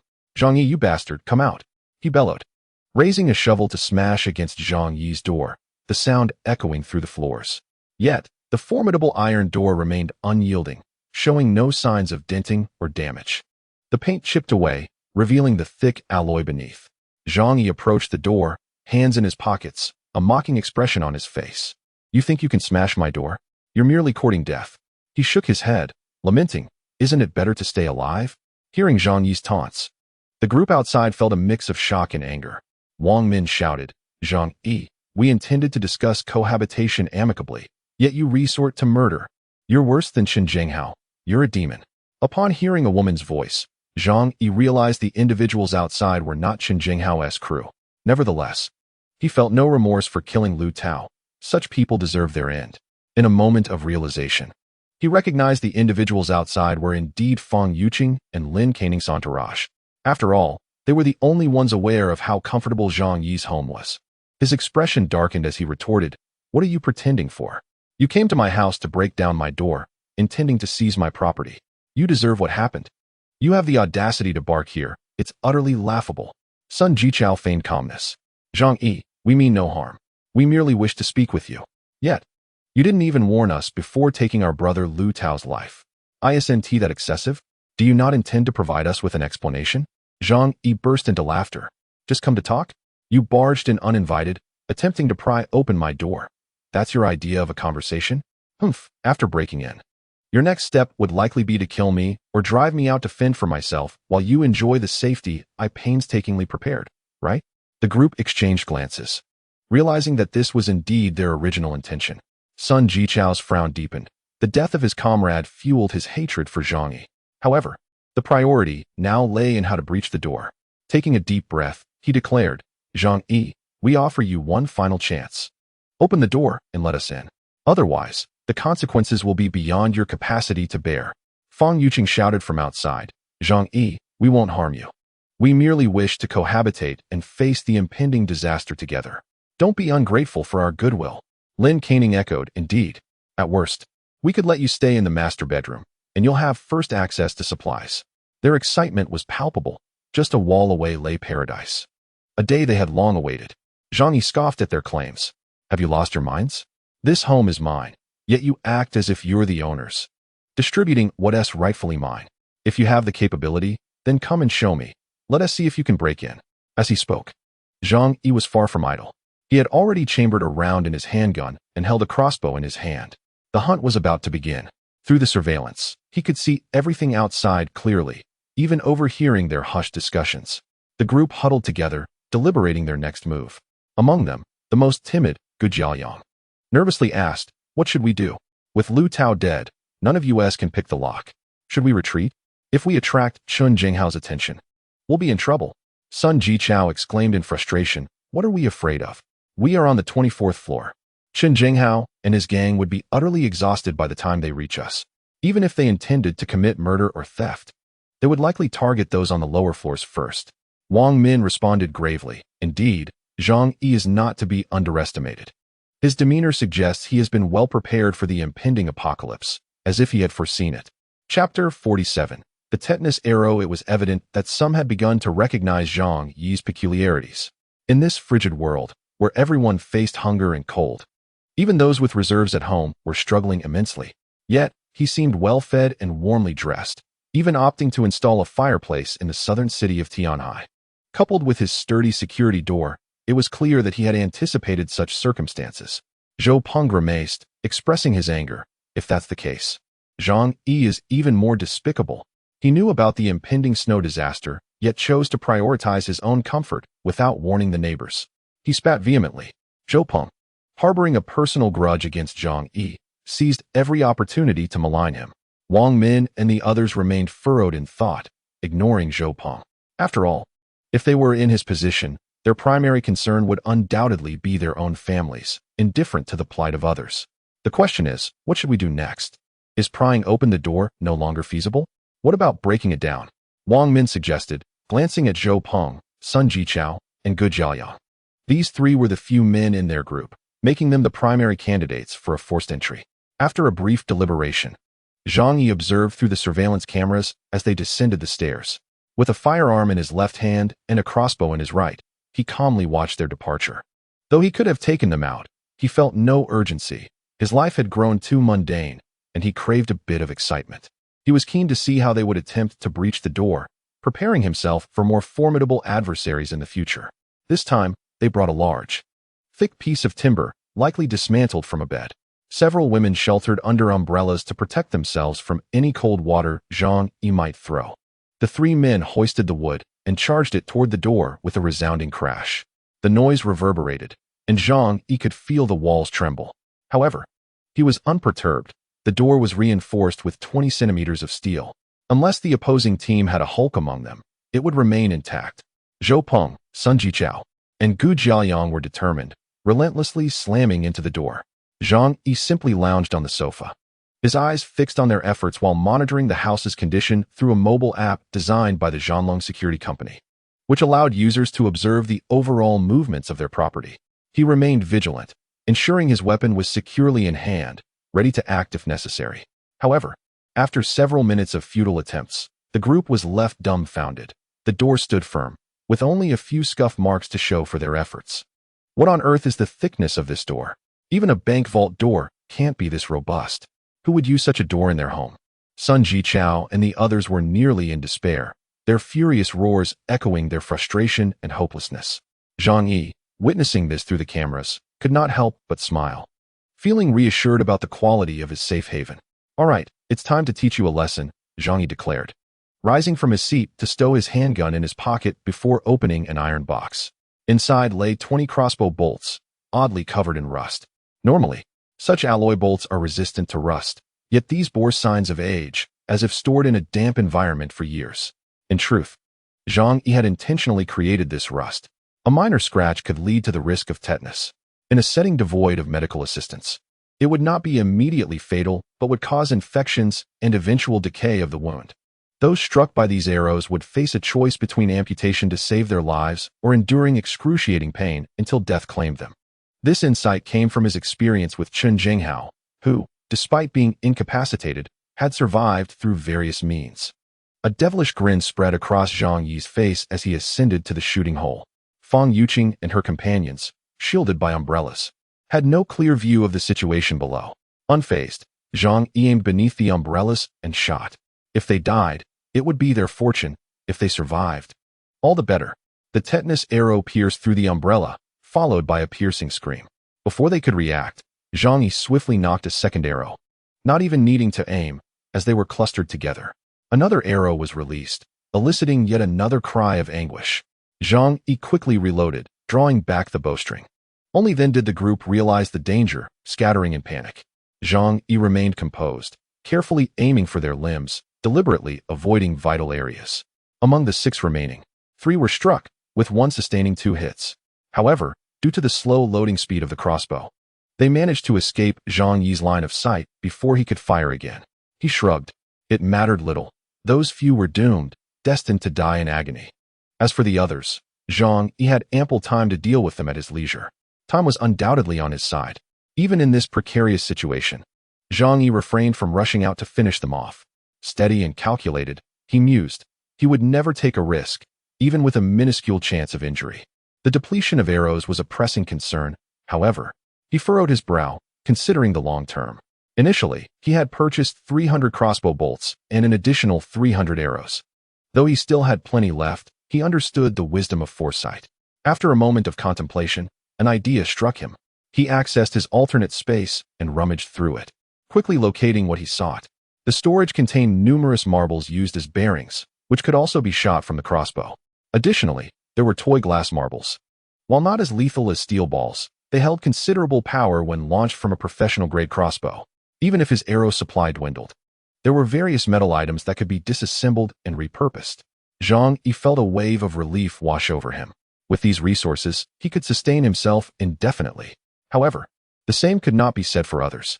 Fang Yuqing and her group, believing their numbers would allow them to seize Zhang Yi's home, did not even dare to collect Lu Tao's corpse. Chapter 48. With no medicine, one must await death upon returning to the house and shutting the door. The group was drenched in cold sweat, gasping for breath. Especially the injured, who grimaced in pain, collapsing onto the sofa.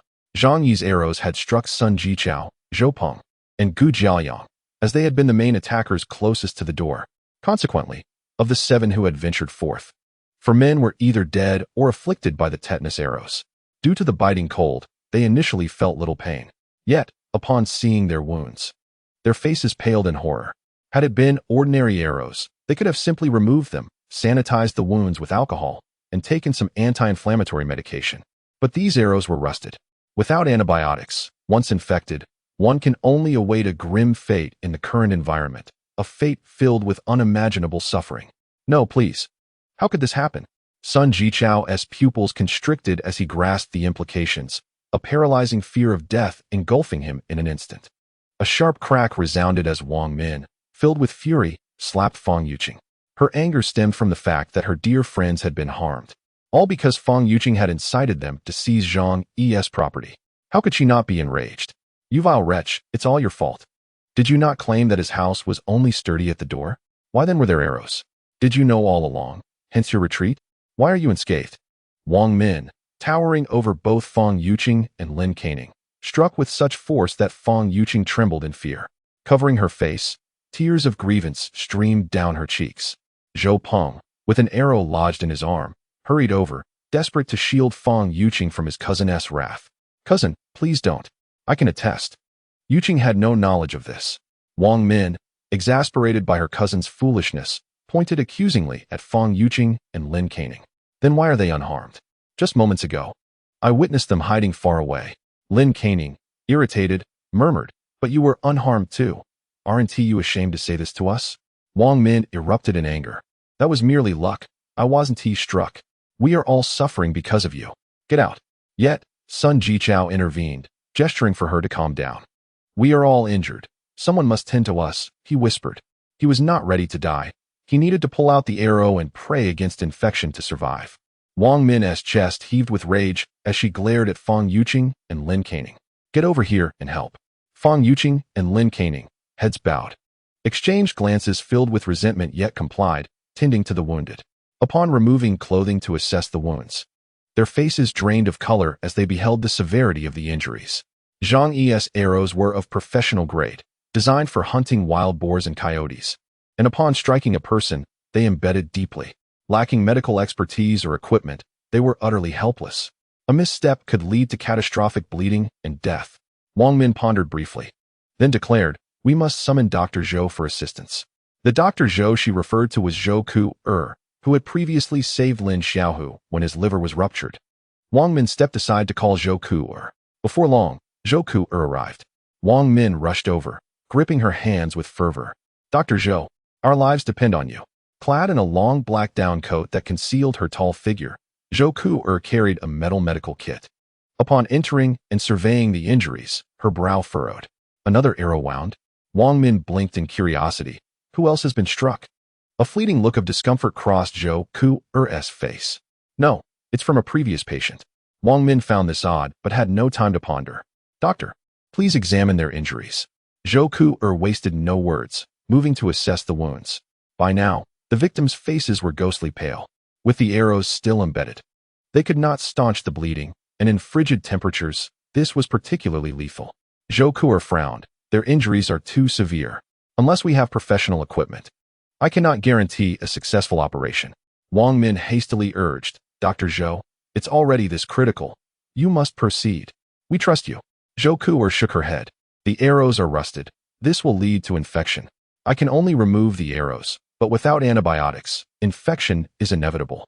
She left the unspoken implications hanging in the air, and everyone understood the grim reality. Infection meant certain death. Tears welled in Wang Min's eyes. Sun Jichao and the others were her closest friends, and Zhou Peng was her cousin. In a world ravaged by chaos, the sense of insecurity was overwhelming. To lose so many loved ones in a single day would undoubtedly shatter her. How cruel Zhang Yi was. He must have done this intentionally. How could he be so heartless? Even if we took his house, it would not warrant his taking lives. Wang Min lamented bitterly. Zhang Yi. Zhou Ku-er recalled the name, having met him briefly. She remembered him as a handsome, sunny man, but due to her reserved nature, their interactions had been limited. Ultimately, without medication, merely extracting the arrows posed a significant life-threatening risk. "I hope you understand this," she stated calmly. At this point, she no longer hesitated to speak the truth. In this apocalyptic world, everyone ought to be prepared for the possibility of death at any moment. Suddenly, Fang Yuqing seemed to have an epiphany. "The medicine? I remember Zhang Yi has some." Chapter 49. Boldly seeking Zhang Yi for medicine. Upon hearing that Zhang Yi possessed medicine, Wang Min and Sun Jichao were instantly filled with excitement. When faced with the specter of death, one clings desperately to any lifeline. Sun Jichao struggled to speak. "Is that true? Does he really have medicine?" Wang Min fixed her gaze on Fang Yuqing. "You'd better not be lying. Because of you, several of us are gravely injured." The mere mention of Zhang Yi's name sent shivers down her spine. Fang Yuqing replied, "About a month ago, it seemed like Zhang Yi transformed completely. He began hoarding supplies at home. I saw delivery trucks bringing him goods almost every day. 2 large boxes were carried into his house. They surely contained medicine." Zhou Ku-er interjected, "Antibiotics are not rare. If he truly foresaw the impending disaster and stockpiled supplies, he likely has a substantial amount of antibiotics and anti-inflammatory medications." As a doctor, Zhou Ku-er was confident in her assertion.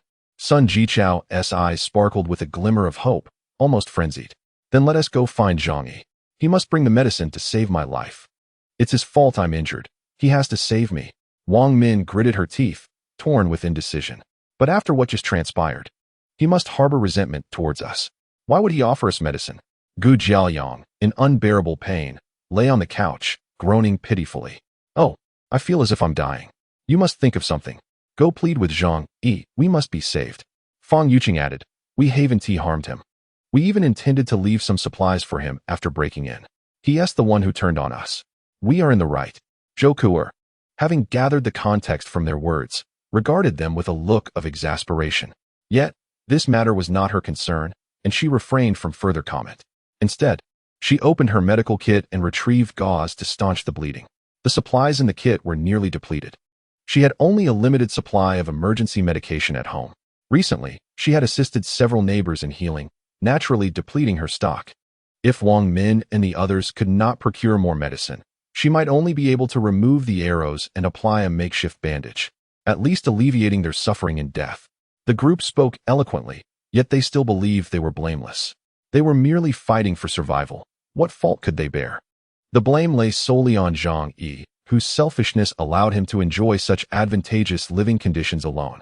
After a moment of contemplation, Wang Min suddenly pointed at Fang Yuqing and declared, "You shall handle this matter. I know Zhang Yi once pursued you, making you the most suitable for this task." Sun Jichao and Gu Jiaoyang weakly voiced their agreement, as this entire predicament stemmed from Fang Yuqing's actions. Had she not disclosed Zhang Yi's situation and claimed that his defenses were weak and easily breached, they would not have been so foolish as to take such risks. Although Zhou Peng hesitated to send Fang Yuqing to plead with Zhang Yi, the intense pain in his arm and the threat of death compelled him to side with Wang Min. He said to Fang Yuqing, "Yuqing, we are a collective, right? This is a slight burden for you. We must survive together to protect you." Fang Yuqing was visibly conflicted, her heart reluctant. She had already suffered humiliation at Zhang Yi's hands. Yet, she had no choice now. It was only through her association with Zhou Peng that she could join this group. Otherwise, as a frail woman, she would be of little use against bullies like Chen Zhenghao. Other teams would never accept her. If they did, she might become nothing more than a plaything. Zhou Kuer picked up a scalpel. Given the limited conditions, sterilization was impossible, even with an alcohol lamp. The temperature would cause the alcohol to congeal. Moreover, without medication, any attempt at sterilization was futile. She instructed Sun Jichao to bite down on a towel and began to extract the arrows. The lack of anesthesia turned the scene into a cacophony of screams reminiscent of slaughtering pigs, and Sun Jichao nearly bit through the towel in pain. The room was filled with dread, urging Fang Yuqing to urgently seek medicine from Zhang Yi. Steeling herself, Fang Yuqing dialed Zhang Yi's WeChat voice message. As Zhang Yi prepared to eat at home, a strange calm washed over him despite having committed murder for the first time. No fear. Only an exhilarating sense of revenge filled him. He was satisfied. Such a mindset was essential for survival in the apocalypse. He had feared he might vomit or suffer from insomnia, but having faced more dire situations than anyone else, nothing could shatter his composure now. Just then, his phone rang. Curious, he glanced at the caller ID and saw it was Fang Yuqing, widening his eyes in surprise and amusement. "Oh, after I just dealt you such a blow. Are you calling to berate me now?" Without hesitation, he answered, relishing her misfortune. He put the call on speaker while preparing lunch. "Hello, what's the matter?" Zhang Yi's voice was exceedingly gentle, as if he had not just killed Lu Tao and shot at Sun Jichao and the others. Yet, his tone only intensified the sense of foreboding for Fang Yuqing and the others. Under their watchful gazes, she spoke through the speaker, pleading, "Zhang Yi, Lu Tao is dead, and Zhou Peng has been shot by you and is gravely wounded." "Wo Wu," she cried pitifully, attempting to elicit sympathy from him. However, Zhang Yi merely replied nonchalantly, "Oh, dead is dead. They all must die eventually." Holding the knife close to the microphone, he ominously continued, "You don't think you can survive this snowstorm, do you?" His words sent chills down the spines of Wang Min and the others. The heavy snow had isolated their building, transforming it into an island. Even if they managed to survive for now, their supplies would soon dwindle. Even if they escaped Chen Zhenghao's wrath, they would ultimately succumb to the cold or starvation. Fang Yuqing trembled as she sobbed, "Zhang Yi, I realize I was wrong. It's all my fault for not accepting your pursuit. But now I wish to amend my mistake. Can you forgive me?" Zhang Yi responded coolly, "What do you think?" Wang Min and the others nudged Fang Yuqing, urging her to get to the point. She sniffled and continued, "Zhang Yi, Zhou Peng and the others have been shot by you and are gravely injured. We have no medicine at home, and they will succumb to infection. Didn't you stockpile a lot of medicine? I beg you to lend us some. I promise I won't disturb you again." Zhang Yi paused mid-preparation, bewildered by Fang Yuqing's illogical reasoning. "Fang Yuqing, do you know why I shot them with rusty arrows? I want them to suffer and die from infection. That is precisely my intention. You come to borrow medicine? Are you out of your mind?" He mocked. Fang Yuqing and the others fully understood his intent. Yet now, if they did not shamelessly approach Zhang Yi, they would be forced to watch their companions perish. Zhou Peng and the other two men represented their hope for survival. Given the harshness of their circumstances, they ought to support one another. "You shouldn't be so cold-hearted. Wouldn't you feel pleased knowing they died?" Before Fang Yuqing could finish, Zhang Yi interrupted emphatically, "Yes, I am quite pleased." Fang Yuqing fell silent, unsure of how to respond. Wang Min stepped forward anxiously, addressing Zhang Yi. "Zhang Yi, I am Wang Min. Do you remember I once invited you to dinner?" Zhang Yi rolled his eyes. Previously, when Wang Min sought his assistance in acquiring goods at a low price from the warehouse, He had dined with her, but later helped her earn quite a bit. Do you think that's relevant? Zhang Yi retorted coldly. Wang Min swallowed hard as Zhou Peng's screams echoed from the living room. Zhang Yi savored the sound, wishing he could witness their misery. Wang Min insisted, Zhang Yi, we are all in peril, and with Chun Jinghao, the bully threatening lives. It would be wise to leave some room for kindness.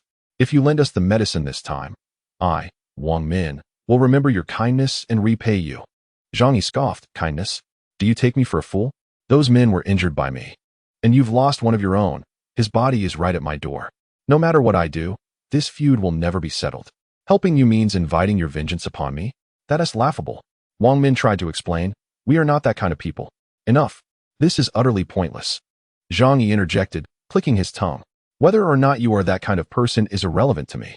What matters is that I do not believe you are. So I will not save you. Why would I help those who wish to harm me? That would be a purely naive act, and regardless of your flowery words. I remain unmoved. Seeing Zhang Yi remain unyielding, the group grew increasingly anxious. Wang Min's eyebrows furrowed. Zhang Yi, do not force us into a corner. If you persist in wanting us dead, we cannot predict what we might do. Confronted with Wang Min's intimidation, Zhang Yi scoffed. Haven't you already exhausted all your tactics? If you had the capability, you would have stormed into my home, eliminated me, and seized everything I possess. I am not easily frightened. Your threats hold no sway over me. Fang Yuqing snatched the phone, tearfully imploring Zhang Yi, do we truly have to reach this point? We used to be so good together. Why can't we cast aside our grievances and start anew? I've always held feelings for you. At that moment, Zhou Peng, nearby and biting down on a towel during surgery, nearly had his eyes pop out upon hearing her words, his sobs intensifying.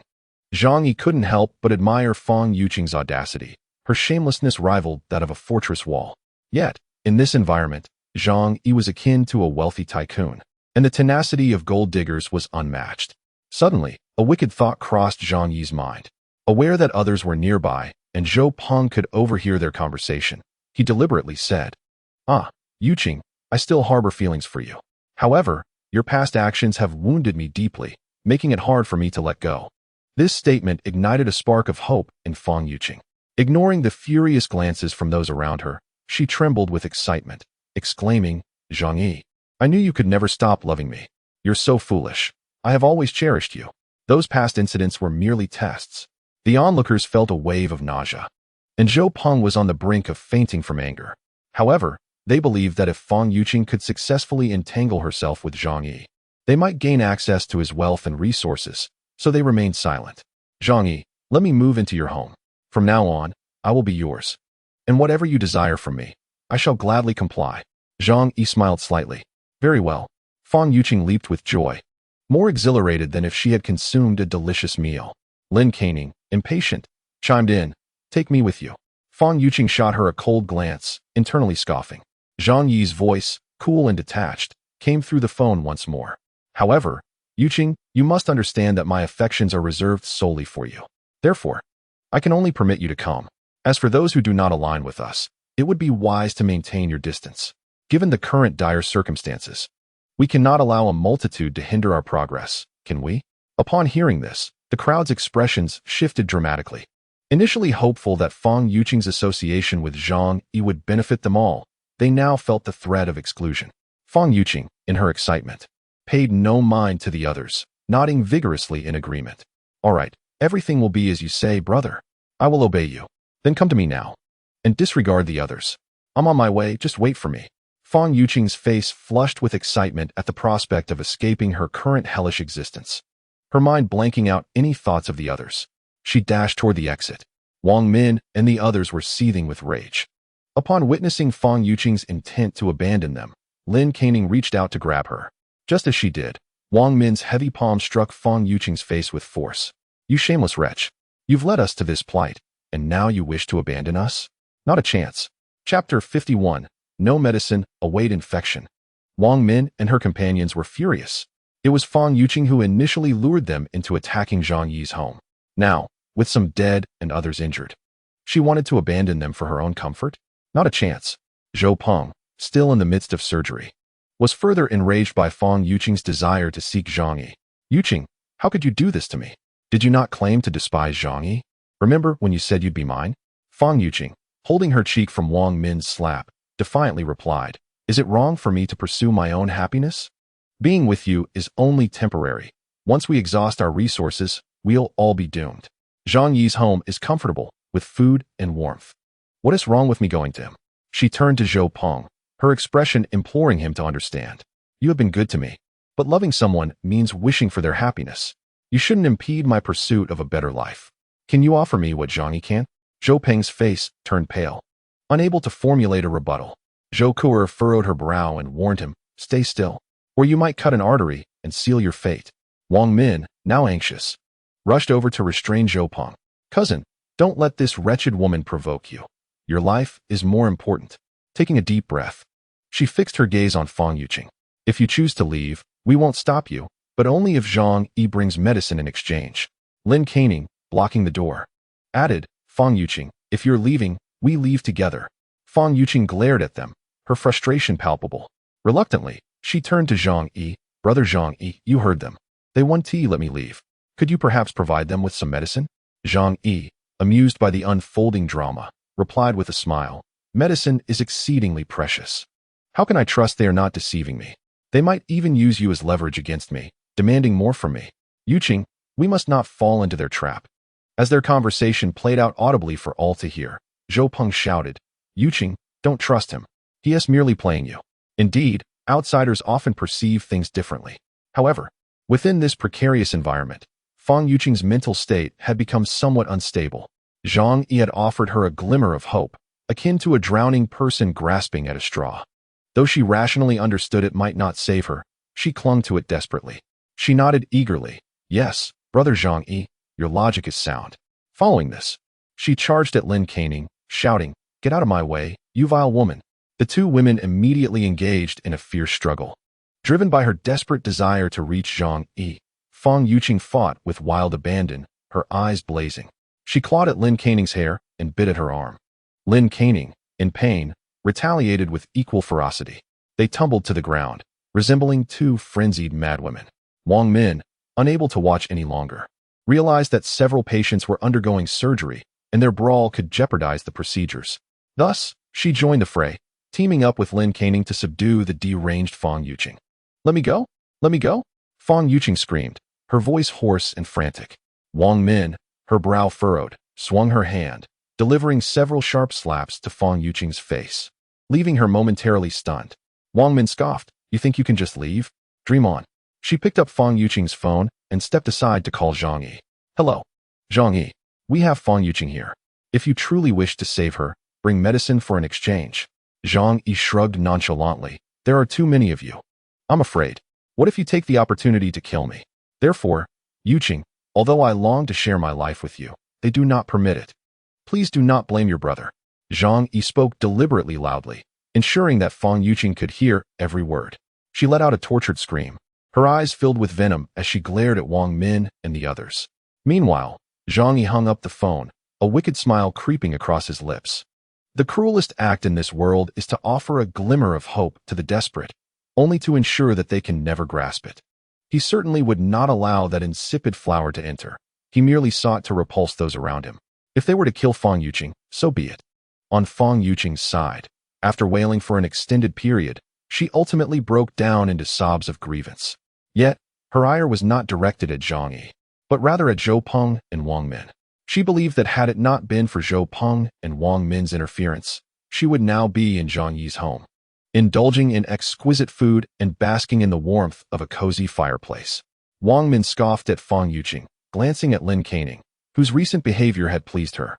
At least she was not in league with Fang Yuqing. Truly, a good friend, willing to betray in times of crisis. You see, this woman only thinks of herself, showing no regard for others. If you wish to remain in our team, keep a close watch on her. Do not let her escape, Wang Min coldly instructed Lin Caning. Lin Caning nodded vigorously. Sister Wang, I will certainly heed your words. She cast a glance at the weeping Fang Yuqing, her eyes brimming with hatred, declaring with each word, I will never let her escape. If we must suffer, we all shall suffer together. Why should you alone enjoy the spoils? In the living room, Zhou Kuer performed a rudimentary surgery on the three men. Unfortunately, even disinfected cotton balls were absent, The frigid weather had rendered the medical alcohol frozen. The lone silver lining was that the extreme cold prevented them from experiencing pain as they passed out. However, the drawbacks were glaringly apparent. Under such extreme temperatures, bodily tissue was prone to necrosis. After completing the procedure, Zhou Ku'er wiped the blood from her hands. She closed the toolbox and addressed Wang Min and the others. This is merely a temporary measure. Without medication, infection is highly likely, so prepare yourselves mentally. The eyes of Wang Min and the others reflected their helplessness.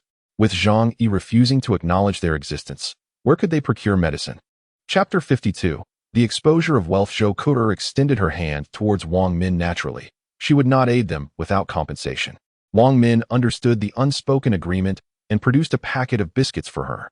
Though meager, if rationed wisely, it could sustain her for 2 days. Zhou Ku'er appeared satisfied and then took her leave. Once Zhou Ku'er departed, the atmosphere in the room became exceedingly oppressive. The wounds continued to throb painfully, causing the 3 men to lie on the sofa, wrapped tightly in their blankets, reluctant to move. Zhou Peng gazed sorrowfully at Fang Yuqing on the floor, while the others regarded her with malice. Sun Jichao inhaled deeply, asserting, "We cannot simply await our demise. We must acquire medicine from Zhang Yi. If the wounds become infected, we will meet a gruesome end."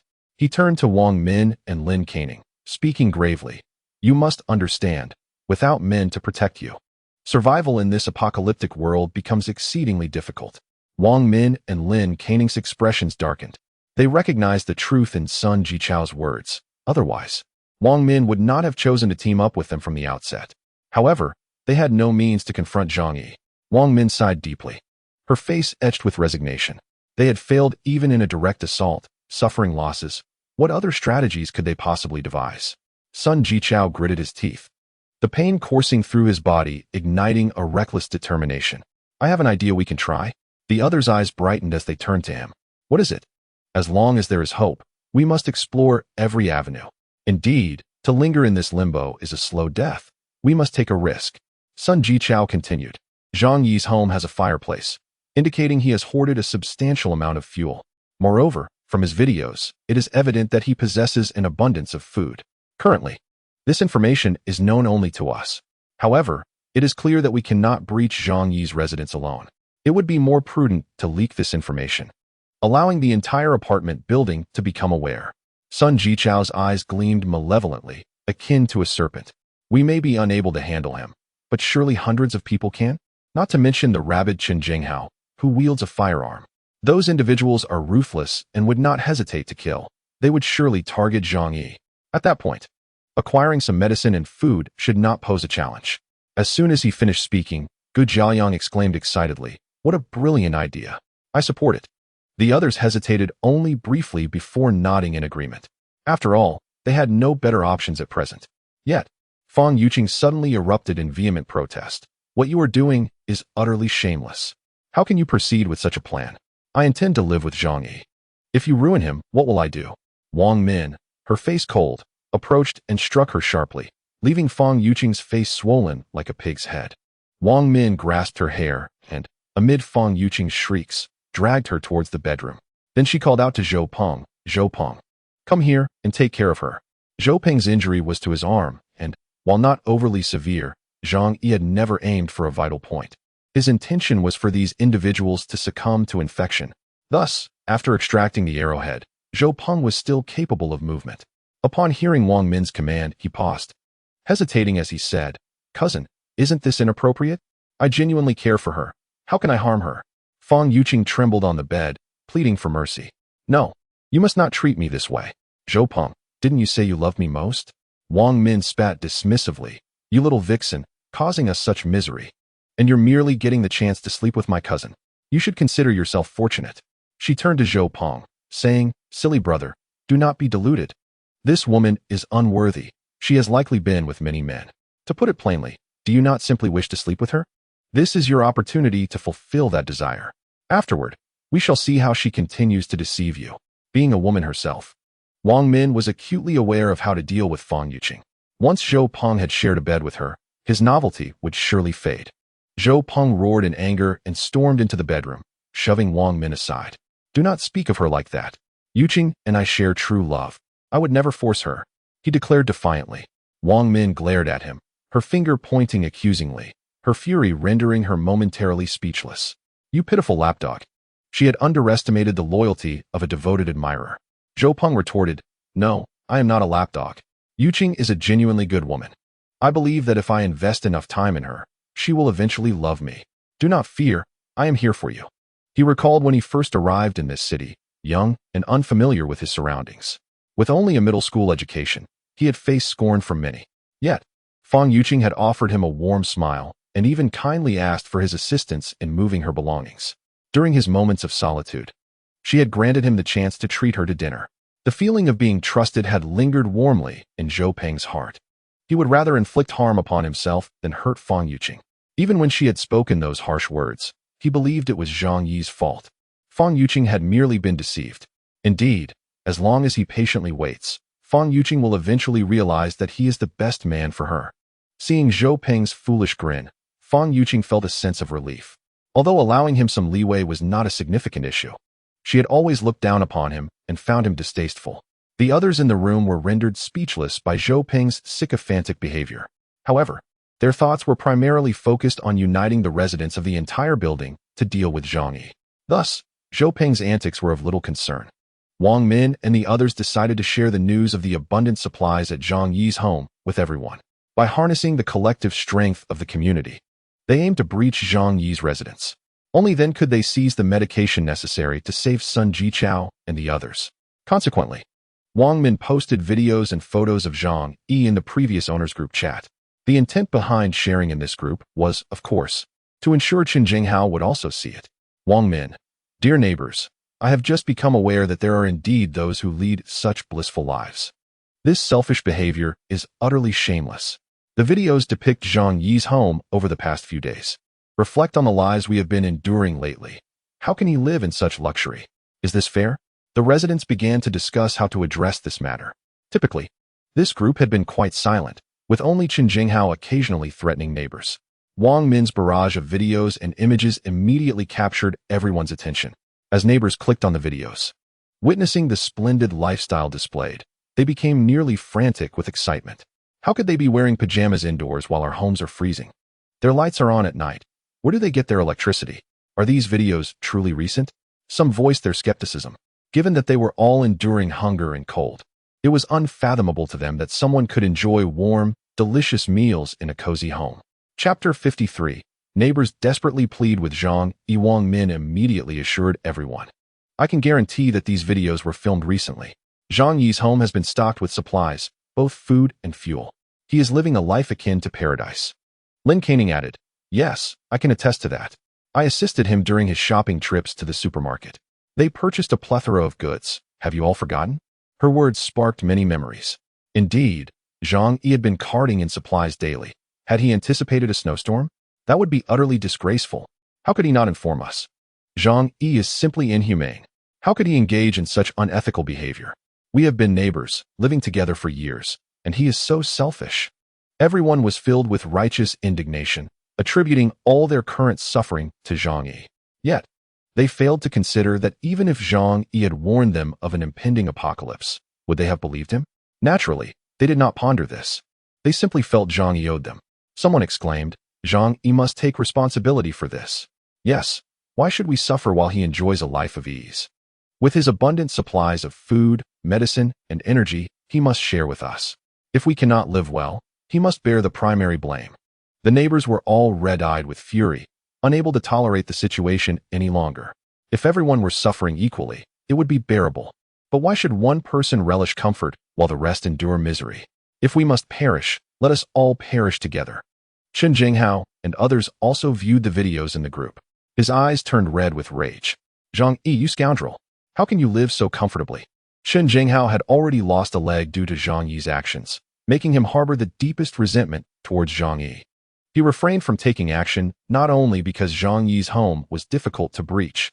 Having learned from past experiences, he was cautious about engaging him, but also because he was unaware of the extent of Zhang Yi's resources. Otherwise, he would have relentlessly pursued an attack on Zhang Yi's home. The chat in the group rapidly escalated, with many tagging Zhang Yi, demanding an explanation. Zhang Yi, we are all suffering terribly, on the brink of freezing and starving. You have so much food and fuel for your fireplace. Share some with us. Yes, we will remember your kindness. Please do not be so ungrateful. Zhang Yi, we have been neighbors for years. You cannot turn a blind eye. Zhang Gu, I am Aunt Wang from the 20th floor. I even lent you some green onions. Given our good relationship, you must help us. Zhang Gu, I am your brother Lu Wenxiang. We are practically family. Let me stay at your place. The situation is too dangerous. There were pleas of moral obligation, desperate requests, and rational arguments. Everyone was clamoring for Zhang Yi to distribute his supplies. The messages flooded in, and Zhang Yi, observing the spectacle, chose to remain silent. Curious to see how amusingly these individuals would reveal their true selves. Aunt Lin chimed in. Zhang Yi, I am the head of our community committee. She promoted herself, which was quite humorous. As the elder of this building, I have the final say. Hand over those supplies, and I will distribute them to everyone. Mother Xiaolime added. Zhang Yi, my baby and I are about to starve. Didn't you once say my baby was adorable? Please save us. I could even let my child acknowledge you as a godfather if you wish. Rich heir Su Hao declared. Zhang Yi, if you let me stay at your place, I would give you all my assets. No, my father has passed away, and our family's fortune of several billion would be yours.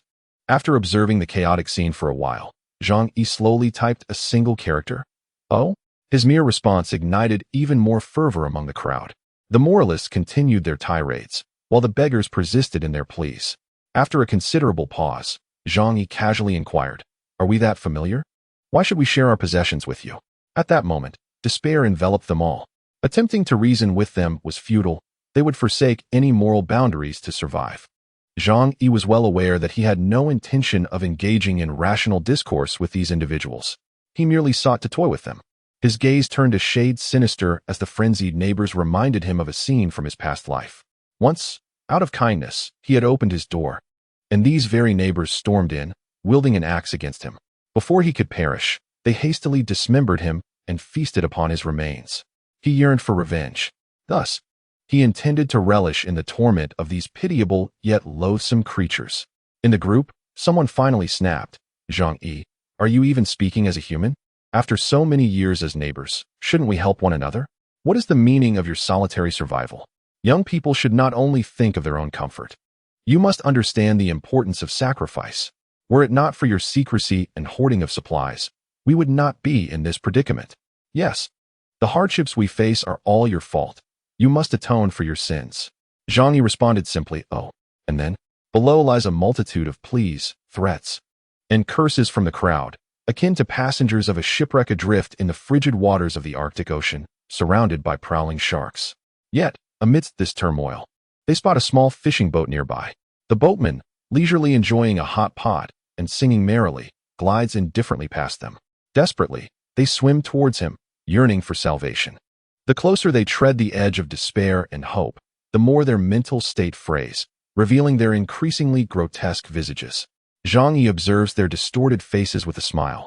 Retrieving a bottle of premium Australian yellow kangaroo tail wine from his temperature-controlled wine cabinet in an alternate dimension, along with a portion of exquisite French foie gras. The pairing of red wine and foie gras is sublime. The bitterness of the foie gras melds beautifully with the tannins of the wine, enhancing the flavor, allowing even those unaccustomed to red wine to savor its delight. As Zhang Yi indulges in the foie gras and wine, he watches the captivating performance of his neighbors. Some even send him private messages or voice calls. With keen interest, he opens each one. Mom Shirley May, Zhang Yi, please save me and my baby. If you let us stay in your home, you can have your way with me. College student Zhang Xiu, brother Zhang Yi, I'm still young. I don't want to die. Please take me. Just a morsel of food will suffice. Numerous women, some married, also message him, fully aware that money holds no sway over Zhang Yi. Consequently, they collectively offer their bodies in exchange for his protection, hoping at the very least to secure some sustenance. Chapter 54. Zhouku, or what is Zhang Yi's attitude towards the messages from these women? Indeed, a few daring souls have even sent him intimate selfies. Zhang Yi glanced at them briefly, finding little that piqued his interest. Most were overly confident, with only a handful possessing moderate beauty, while the majority were rather plain. Unlike the skilled female hosts of certain platforms who have honed their allure, these women lacked the captivating appeal. Is this their criterion to test a man? As for the male residents, their intentions were even simpler. They either called him brother or big brother, pleading for his assistance, or were older gentlemen, employing moral coercion to implore Zhang Yi to care for them. The most repugnant among them was a man of questionable orientation, whose request Zhang Yi had no desire to entertain. After perusing the messages, Zhang Yi grew disenchanted. He set up a phone stand, placed his device before him, and awaited some innovative creativity to emerge. Then, reclining on the sofa, he sipped his wine, savored the foie gras, and admired the enchanting snowfall outside. Weeks passed, yet the snow continued to fall relentlessly, enveloping the entire city. As Zhang Yi recalled, this snowfall would persist for a month, submerging everything below the fourth floor. He was uncertain how long it would last, but he recognized no pressing need to venture outdoors. The purpose of going out was to seek a glimmer of hope for survival, yet no one knew where safety lay, aside from Zhang Yi. Resting his chin on his hand, Zhang Yi mused lazily. Staying indoors day after day is quite dull. Perhaps I shall venture out sometime? Once the residents of this building had dwindled, he could explore. Suddenly, he remembered that he had several snowmobiles in his warehouse, originally intended for delivery to a nearby city for an artificial snow park. This way, even if the snow reached depths of 10 meters, he would still have a means to escape, though he could not leave the confines of his home at present. This method would allow him to breathe fresh air safely in the future. Zhang Yi felt a stir of excitement. Remaining cooped up at home could be tiresome. A brief excursion would be refreshing. He possessed professional-grade cold-weather gear and a snowmobile, rendering him unafraid of temperatures plummeting to -60 or 70 degrees. He continued to peruse the messages from his neighbors, one of which caught his attention. Zhou Ku's message was not a plea for sympathy or a request for intimate photos, but rather a calm proposition for an exchange. Mr. Zhang, our food and medicine are nearly depleted. I hope you can offer some assistance, and in return, I can provide you with medical support. Zhou Ku. Zhang Yi quickly conjured her image in his mind. A 26-year-old female doctor from the First People's Hospital of Tianhai, tall and slender, at least 175 centimeters in height. What left the deepest impression on him was not her cool, alluring visage but her enviable 36D figure, especially during winter, when clad in a black sweater. Her form was irresistibly captivating, prompting Zhang Yi to steal glances whenever they crossed paths in the elevator. Indeed, as a physician, she exhibited remarkable rationality, opting not to beg for charity, but rather to propose a mutually beneficial exchange. Zhang Yi admired her for this. In a world ravaged by chaos, only those of value deserve to survive, and Zhou Ku had demonstrated her worth through her exceptional medical skills. After all, one does not attain a position at the First People's Hospital without significant capability. In this post-apocalyptic era, medical expertise is an invaluable skill. However, Zhang Yi was not so arrogant as to believe he could confront every ailment.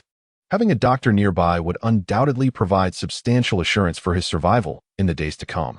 Crucially, Zhang Yi had evaluated Zhou Ku's character. In his previous life, her demise was precipitated by her choice to share food with Shirley May. Whether born of desperation or genuine kindness, at the very least, Zhang Yi perceived a glimmer of humanity in her actions. Adjusting his posture, Zhang Yi rested one hand on his thigh, propping his chin with the other, and mused aloud. Perhaps I should keep her around to care for me and my good brothers? While he was currently comfortable, his friends were enduring hardship, which posed a concern. As a spirited young man, Zhang Yi did not shy away from such matters. Moreover, in a world where morality and law have disintegrated, humanity need not live in repression. One should face their desires honestly.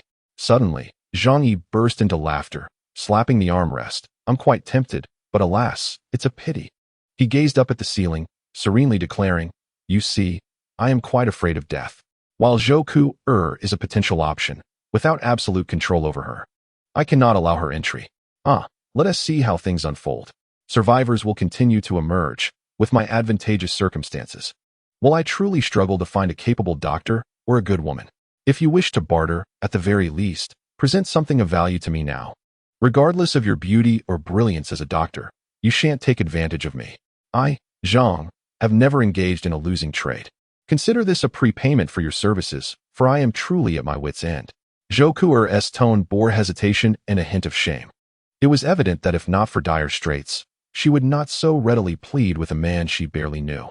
After pondering for a moment, Zhang Yi replied, I can provide you with food and medicine, but you must help me in return. What assistance do you require? Zhou Ku inquired. Zhang Yi articulated, These neighbors are likely to turn against me. If you learn of their intentions, please inform me. Zhang Yi was aware that these frenzied neighbors would surely attempt to assault his residence, yet he felt no fear. When this fortress of steel was originally constructed, he invested a significant amount of money and personally selected numerous features, all with the anticipation of this very day. At this moment, his home resembled a war fortress with slightly diminished firepower. Even a squad of armed soldiers would find it impossible to breach his defenses without heavy weaponry, let alone the half-dead neighbors who had endured hunger and cold for 2 weeks. He proposed such terms merely to find an excuse for Zhou, and having an insider would ultimately provide an extra layer of insurance, allowing him to prepare in advance.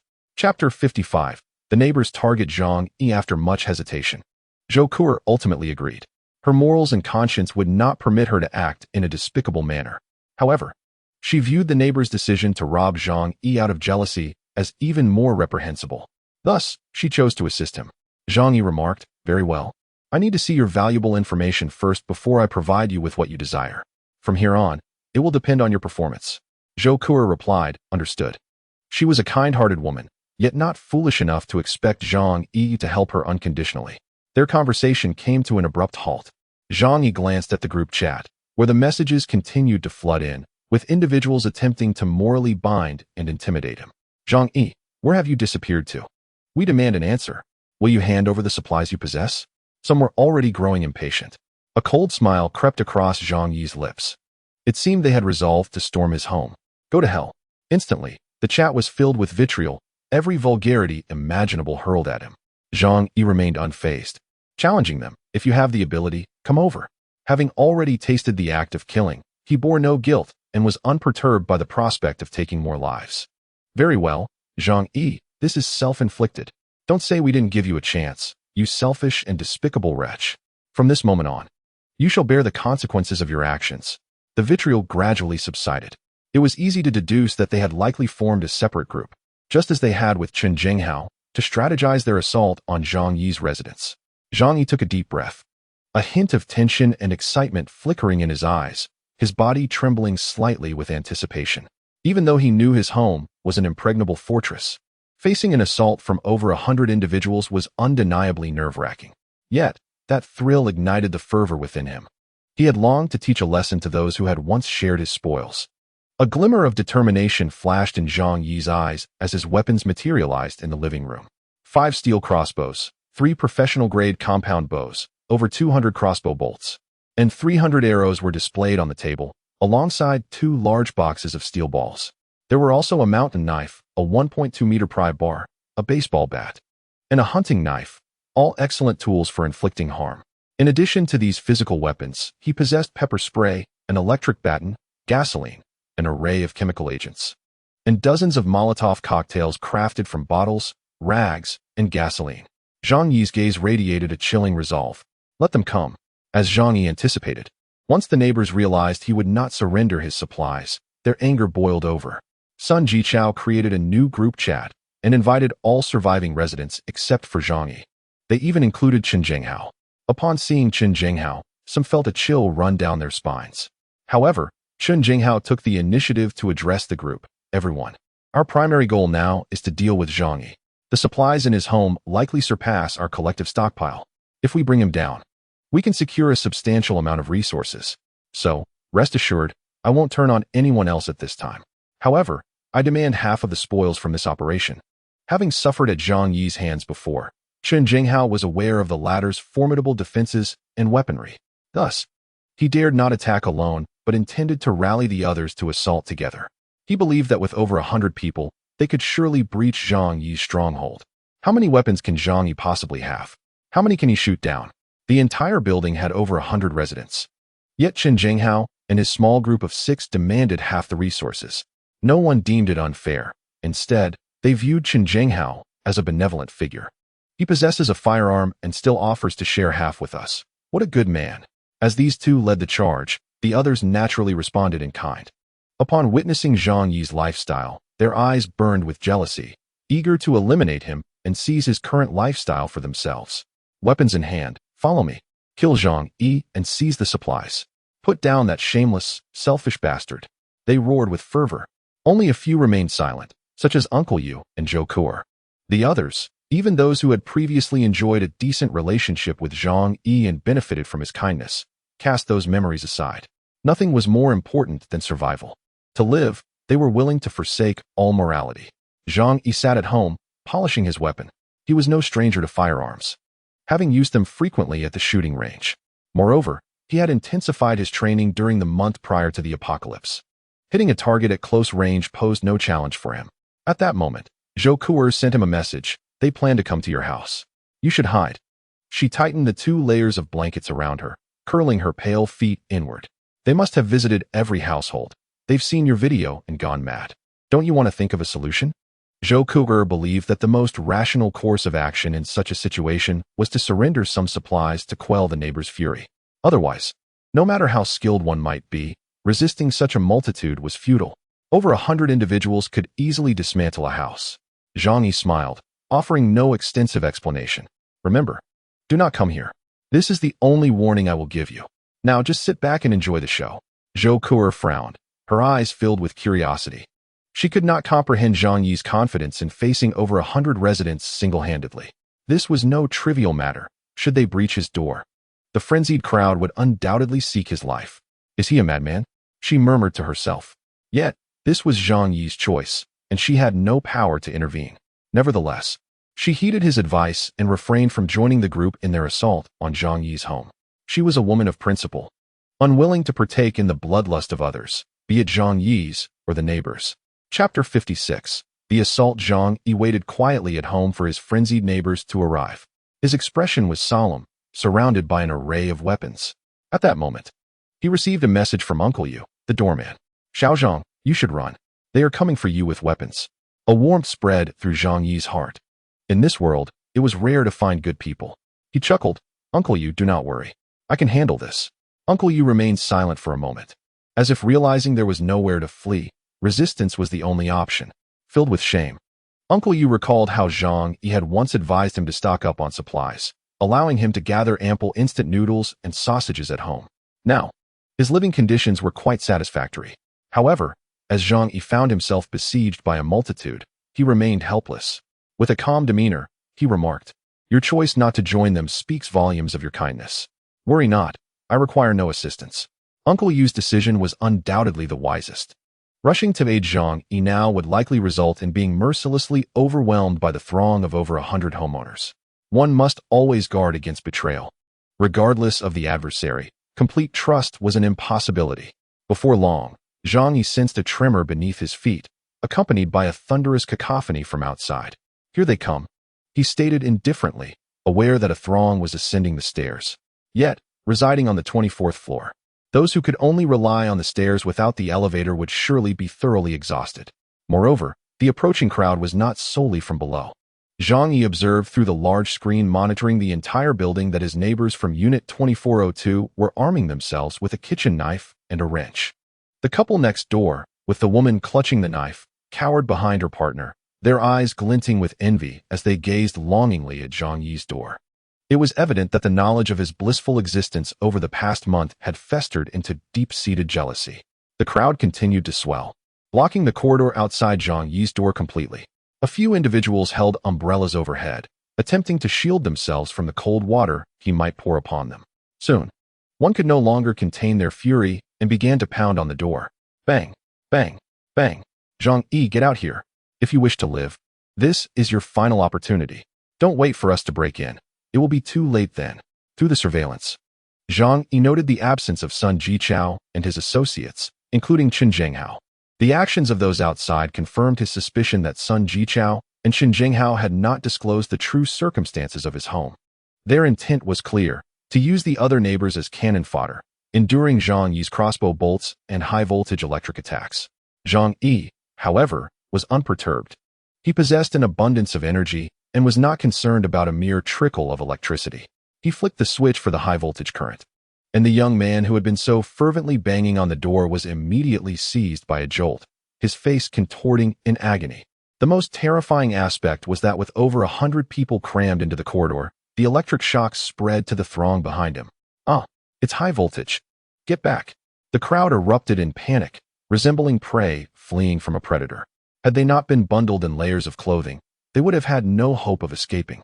Each individual was jolted by the electricity, their muscles twitching in pain. The one who had initiated the assault, along with 7 or 8 others nearby, bore the brunt of the shock, their bodies charred and blackened. Others gazed on in horror, yet none dared to intervene. After several agonizing seconds, Zhang Yi severed the current. 9 figures lay sprawled on the ground, smoldering, as the aroma of charred flesh filled the air, mingling with the scent of burnt clothing. The sound of their bodies collapsing resounded, a grim reminder of their fate. Everyone stared in stunned disbelief, unable to fathom the sudden demise of so many before their eyes. The expressions of the deceased were grotesquely contorted, their wide-open eyes frozen in terror. A few women in the crowd could no longer withstand the horror, screaming before doubling over to vomit, but their stomachs were empty, leaving only bile to spill forth.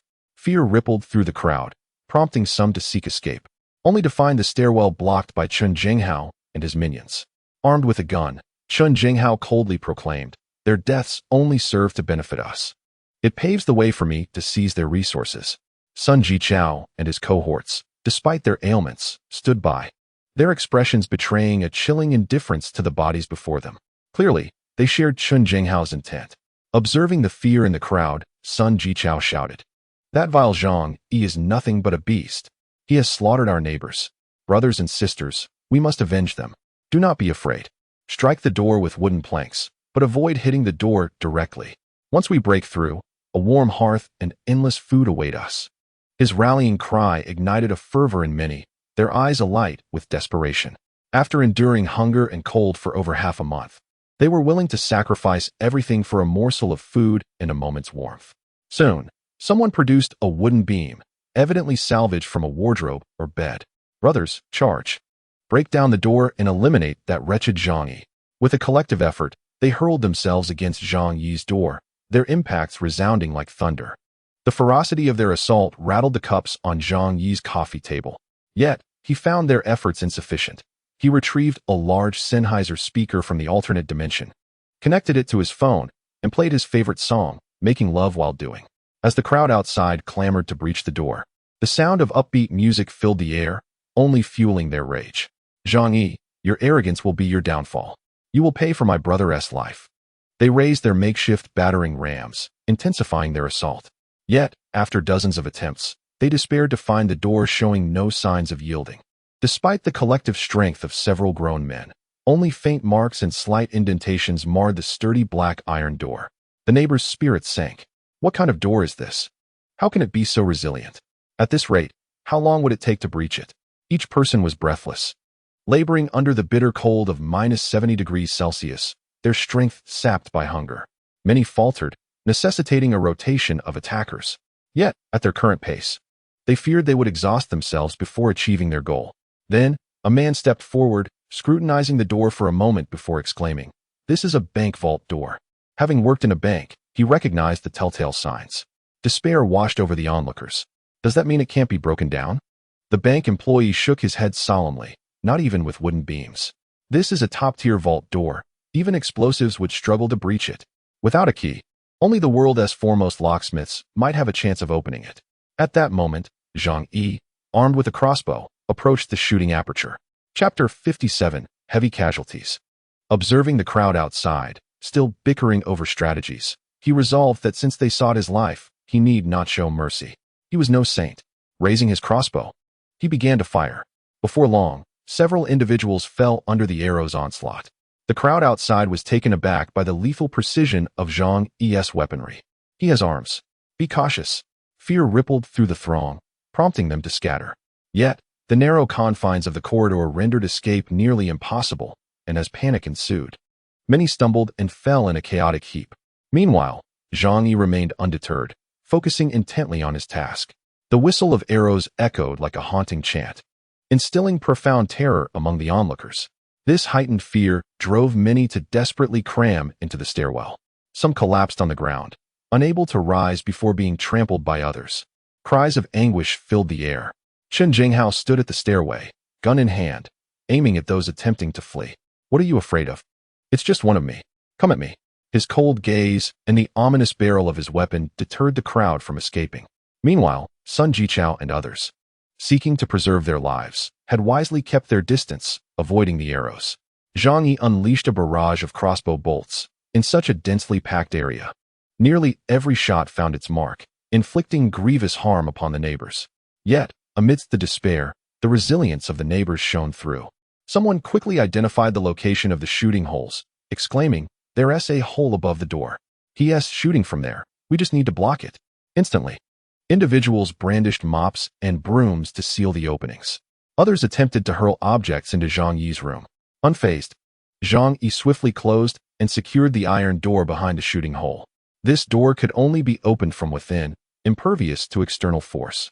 With this, Zhang Yi had neutralized dozens of threats. The ground lay strewn with the fallen, many struck by arrows, their injuries varying in severity. Several had been fatally wounded, collapsing on the spot.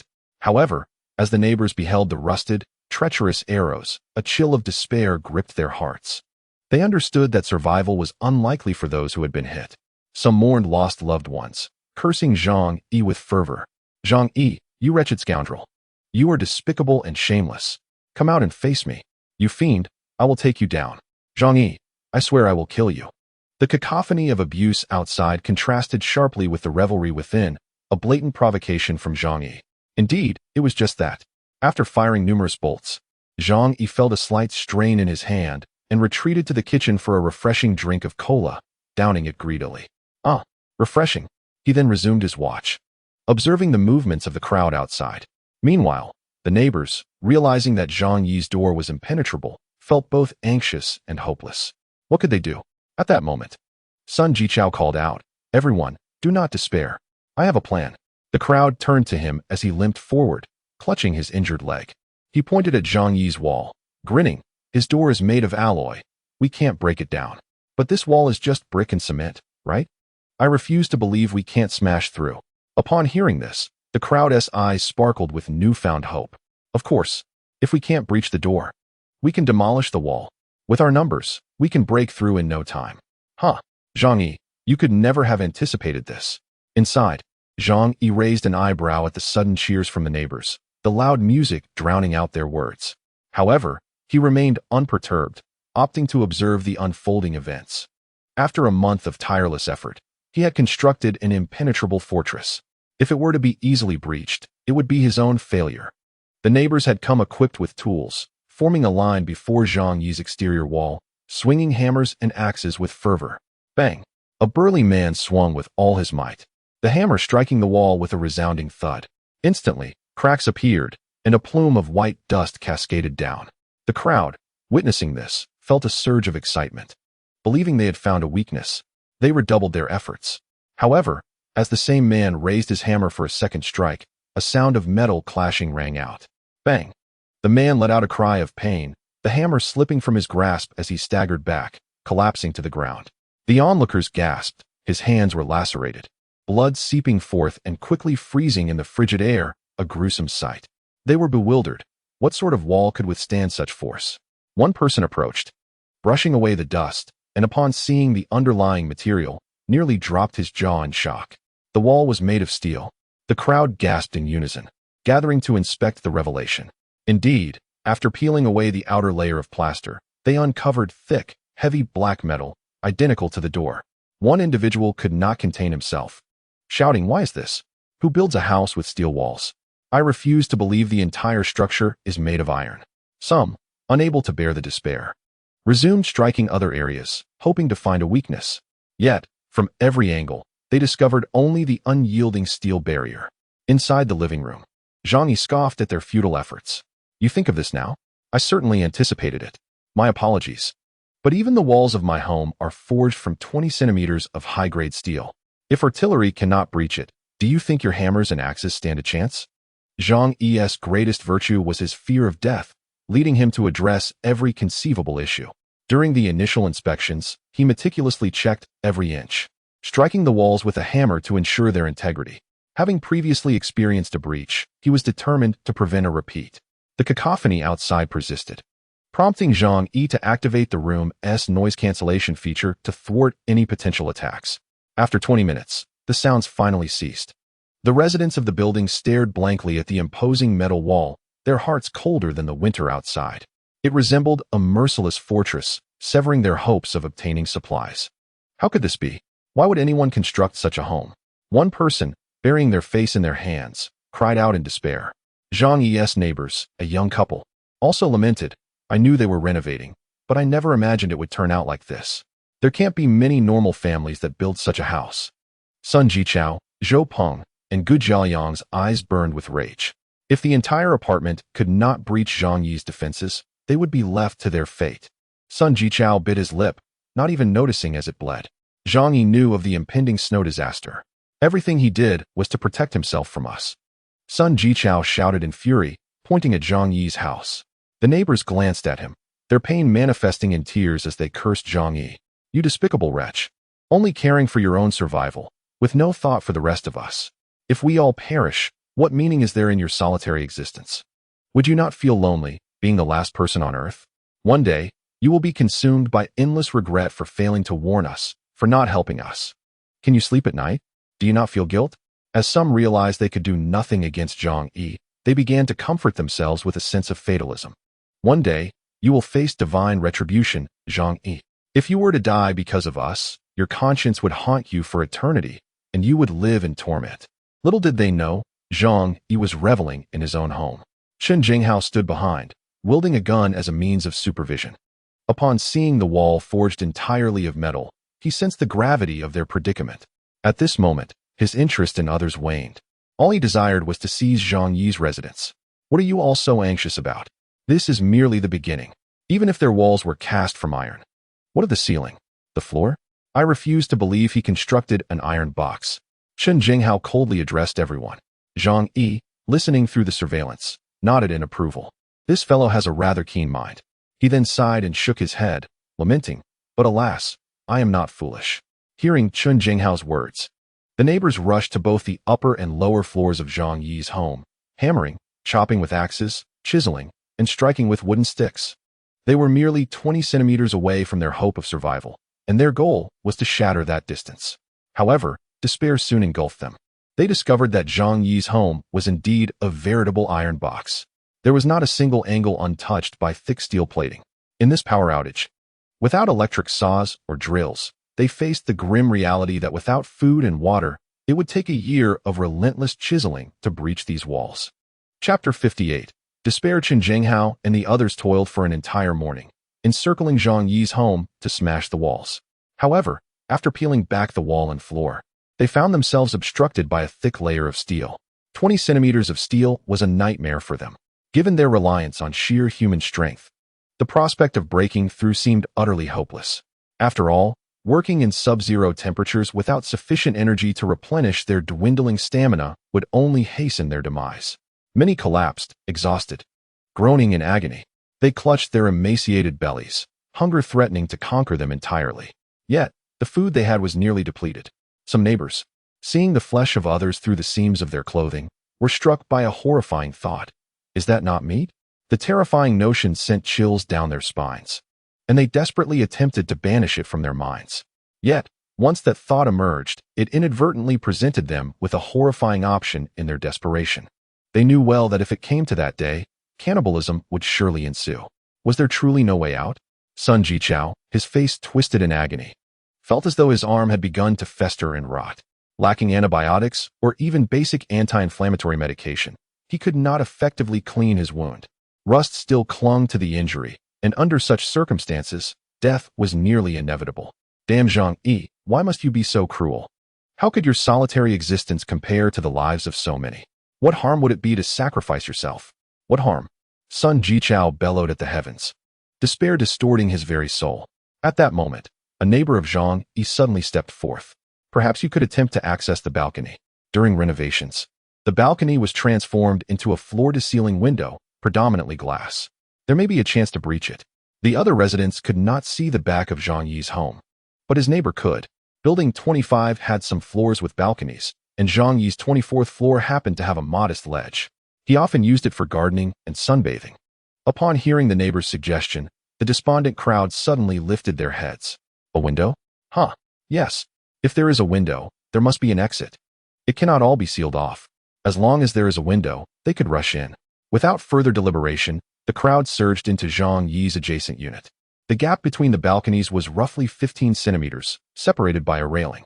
However, such obstacles were insignificant to the frenzied mob. Yet, the outside was nothing like the hallway. The hallways were sealed by each household, providing some insulation. Outside, the north wind howled and snow fell thickly, capable of freezing a person within hours.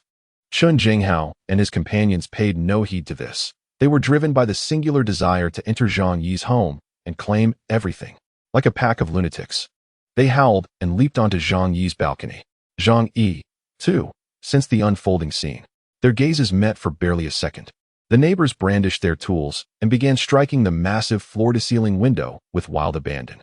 Meanwhile, Zhang Yi casually dragged his white lounge chair to the window, reclining at a leisurely pace, pouring himself a steaming cup of coffee. The modest balcony quickly filled with a throng of desperate figures. Their faces were pale, resembling living corpses, and their expressions were twisted with madness, devoid of any semblance of life. Zhang Yi mused that if zombies truly existed, they would likely resemble this. Bang, bang, bang, clang. The dull sounds echoed against the glass. Battling the wind and snow, the crazed crowd relentlessly struck the window. Even when they accidentally injured themselves, they felt no pain, allowing blood to flow and congeal. When they had been smashing the walls, their desperation had not yet fully manifested. However, now that they were merely separated by a layer of glass, they gained a clearer insight into the lavishness of Zhang Yi's life. Inside, a fireplace blazed brightly, and Zhang Yi lounged in a simple shirt, resembling a wealthy landlord. Beside him sat a steaming cup of coffee, likely a cappuccino given the frothy milk. The coffee table was littered with weapons, but that was not the crux of the matter. What truly captivated the neighbors was the pile of half-eaten snacks strewn beneath the coffee table. Potato chips, hamburgers, cola, pizza, roasted chicken, Peking duck, and even oil-splashed noodles. These very items drove the neighbors on the balcony to madness. Having been away from such luxuries for merely half a month, they reacted as if they had seen a long-lost father. Roar! Ah! Their excitement rendered them speechless, resorting instead to howling in fervor. They redoubled their efforts, exerting every ounce of strength to smash the window. Zhang Yi, cradling his coffee, savored the spectacle. He remarked nonchalantly, "Who said glass is inherently weaker than metal?" The cost of this wall was exorbitant. Zhang Yi had rejected the proposal from the Dragon Guard security company, opting instead for a custom-made wall of bulletproof glass to enhance his quality of life. He recalled the words of Wu Huiran, the manager of the security company, who had stated that such a thick wall was designed not merely to withstand bullets, but to withstand cannon fire. The bulletproof glass used in the vehicles of Western heads of state could barely match half the thickness of Zhang Yi's wall. Indeed, as the crowd continued to hammer away, they quickly realized something was amiss. They had initially believed the glass to be acrylic and thought they could shatter it with a few good whacks. Yet, after striking for quite some time, not even a crack had appeared. What kind of glass was this? Could it be bulletproof glass? What? Bulletproof glass? The term escaped the throat of a bespectacled man, hoarse yet filled with despair, as if it had emerged from the depths of hell. If it could withstand cannon fire, could it not withstand your feeble attempts? No, I refuse to believe it. A young man gazed heavenward and shouted, "My fate is determined by me, not by heaven. I refuse to believe that I cannot shatter it. Once I break through, the fireplace and food within this room shall belong to me. I must break it, Perhaps due to the extreme cold, amidst this oscillation between hope and despair, their minds had become frozen. They chose to cast aside reason, recklessly striving for a future. Zhang Yi applauded them, moved by their fervor. However, he felt a pang of hunger. Thus, he retrieved some food from his space, such as savory pig knuckles, caramelized bananas, and a few snacks, indulging in pure cocoa butter chocolate. Chapter 59. Strike hard, have you not eaten?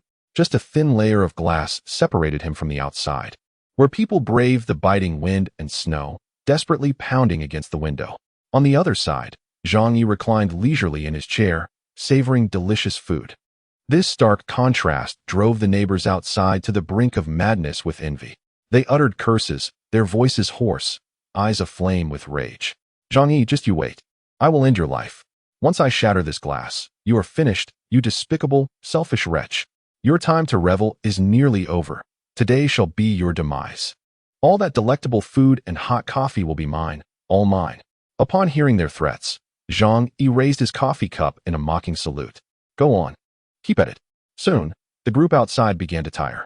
After all, they were on the 24th floor, buffeted by strong winds and heavy snowfall, causing their body temperatures to plummet. They found themselves needing to switch out every 10 minutes. Yet, half an hour passed, and the glass bore only a few faint scratches. Their spirits sank into despair. However, through the transparent barrier, witnessing Zhang Yi's comfort ignited their jealousy, preventing them from relinquishing their efforts. After another half hour, they persisted. Among the crowd, Zhang Yi spotted a few of Chun Jinghao's underlings. Clearly, Chen could not remain idle at such a time. Zhang Yi sensed it was almost time to act. Rising from his chair, he approached the coffee table and picked up a bottle. The glass outside was frosted over. The neighbors initially mistook what he held for a beverage, but in the next moment, they saw him produce a lighter and ignite something. Suddenly, a hole appeared above them, and a fireball erupted forth. The bottle soared through the air, tracing a yellow arc, before crashing to the ground with a crisp sound, igniting a fierce blaze. This was a homemade Molotov cocktail. Even in extreme cold, gasoline could burn fiercely, releasing heat. The gasoline splattered everywhere, igniting into a roaring inferno. The balcony, already cramped, became a conflagration as the down jackets and thermal pants of the dozen individuals caught fire. A sardonic smile spread across Zhang Yi's face as he lit another bottle and hurled it outside. Fire, fire! With several people huddled together and the balcony being separate. Leaping to the neighboring one was no simple feat. They found themselves trapped, their bodies consumed by flames. Zhang Yi watched as they transformed into writhing fireballs. Some attempted to roll on the ground, hoping to extinguish the flames with the snow, but to no avail. The gasoline continued to burn, even when wet. Others desperately tried to climb over to safety, but in their haste, they lost their footing and plummeted from the 24th floor. With a long, agonized scream, a resounding crash followed. At that height, it was uncertain if the snow below could cushion the impact. However, according to the principles of physics, even if they survived, they would be left with broken bones and ruptured organs. Effectively, they would be as good as dead. Zhang Yi chuckled. At least dying from a fall is preferable to being burned alive. Suddenly, a grotesque face slammed against the glass, contorted in terror and rage, glaring at Zhang Yi. Save me, save me. In extreme agony, he cried out for help. Zhang Yi raised his coffee cup in a mock toast. I'll save you. Go die. You worthless fool. The man emitted a despairing wail, fully engulfed by the flames. On the neighboring balcony, a group of 60 to 70 individuals awaited their turn. Witnessing this hellish scene, they were struck with horror. Help me. I don't want to die, please. A person ablaze attempted to crawl over, grasping the railing in a desperate bid for salvation. At that moment, a man on this side decisively kicked at the flames engulfing him. Get lost. You're beyond saving. Don't drag us down with you. He kicked again and again, even severing fingers in his rage. The unfortunate soul struggled, casting one last desperate glance before collapsing against the railing. The air was thick with the familiar scent of charred flesh, reminiscent of summer strolls on the street. In no time, all those dozen individuals perished. Some, initially less severely burned, sought to flee, but their neighbors apprehensively barred their escape, fearing the flames would spread to them. Others, overwhelmed by pain, leaped from the 24th floor. The ravenous fire, paradoxically, provided a semblance of warmth, compelling the remaining neighbors to inch closer, extending their hands toward the flames, faces bearing furtive smiles. The inferno raged for over 20 minutes before finally subsiding. As they gazed upon the corpses below, dread settled over the neighbors. To confront Zhang Yi, they had sacrificed 30 to 40 lives. With no opportunity to breach the door from any angle, they pondered how to seize the supplies Zhang Yi possessed. The air was heavy with despair, yet there lingered another, more sinister scent, one that gradually warped their expressions. Starvation gnawed at the neighbors, each unwilling to admit the burgeoning madness within. Suddenly, a woman broke down in tears. I can't take it anymore. After a day of labor, they had expected to easily breach Zhang Yi's defenses. Yet the outcome was utterly disheartening. So many had perished, and Zhang Yi's walls and floor-to-ceiling windows remained unscathed. In a fit of desperation, she dashed forward, climbing onto Zhang Yi's balcony. Zhang Yi, anticipating another wave of assailants, was taken aback when she suddenly knelt before the glass with a thud. Zhang Yi, I am starving. Please, save me. Even a single piece of bread will suffice. Not just her, but others followed suit, prostrating themselves and weeping, pleading for Zhang Yi to grant them a morsel of food. The sight was truly heart-wrenching, evoking sorrow in all who beheld it. Most of those kneeling were women, seeking to elicit Zhang Yi's sympathy. Chapter 60. A bounty on Chen Jinghao. The cries for mercy echoed endlessly from outside, their foreheads bleeding from their fervent bows, a scene of unbearable tragedy. Zhang Yi sighed and approached the window, saying, "Please, do not act this way. It pains my heart to see you like this." With that, he raised a steaming bowl of noodles in his hand. "When my heart aches, I simply desire to eat." Zhang Yi slurped his noodles, causing his neighbors to watch with envious eyes, their mouths watering in longing. The cries grew louder, and the fervor of their prostrations intensified. "Zhang Yi, we were wrong. We only wish to survive. Just grant us some food, and we will live like dogs. Whatever you ask of us, we shall comply." Zhang Yi lowered his head and continued to devour his meal. In times of hunger, to indulge in a hearty bowl of noodles is a profound joy. After finishing half a bowl, he casually placed the remainder in front of the floor-to-ceiling window. Just a pane of glass separated him from the neighbors who could see but not taste the food. Each person pressed their face against the glass, as if that would allow them to partake in the meal. "Don't blame me for not giving you a chance. Whoever dares to bring me Chen Jinghao's head, I will feed them this noodle dish for a week." Zhang Yi had no sympathy for these people. Their incessant banging on the walls and windows was bothersome. It was far more entertaining to let them turn on each other, to witness dogs fight amongst themselves. As he uttered these words, he simultaneously relayed the message to the entire building. The neighbors at the window displayed expressions of hesitation upon hearing this proclamation. Chen Jinghao wielded a firearm. Seeking his head could cost them their own lives. Yet, if they found it challenging to confront Chen Jinghao, how could they hope to contend with Zhang Yi? The corpses of 30 to 40 individuals lay scattered around Zhang Yi's residence, illustrating that he was a far more formidable adversary than Chen Jinghao. Meanwhile, Chen Jinghao observed the unfolding events from his balcony next door. He did not hear Zhang Yi's words, but furrowed his brow in contemplation of his next move. 2 of his men had perished this time. To maintain control over the entire building, he needed to replenish his ranks. As he pondered, an unsettling sensation prickled at his back, raising the hairs on his neck. "What do you want?"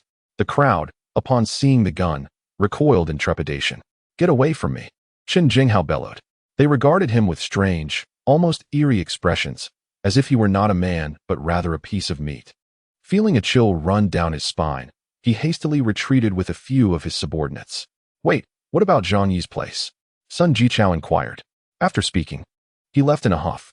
The 2 factions, those begging for mercy and those intent on breaking the window, could no longer endure the bitter cold and gradually dispersed. Zhang Yi lounged in his warm abode, eagerly anticipating the unfolding drama. After all, this incident had cost the building approximately 40 lives, and nearly everyone had participated in the assault on his home, leading to significant depletion of their strength. This scarcity of resources intensified the conflicts among them. Soon, Zhang Yi began receiving numerous private messages. Following this confrontation, the neighbors had thoroughly surrendered.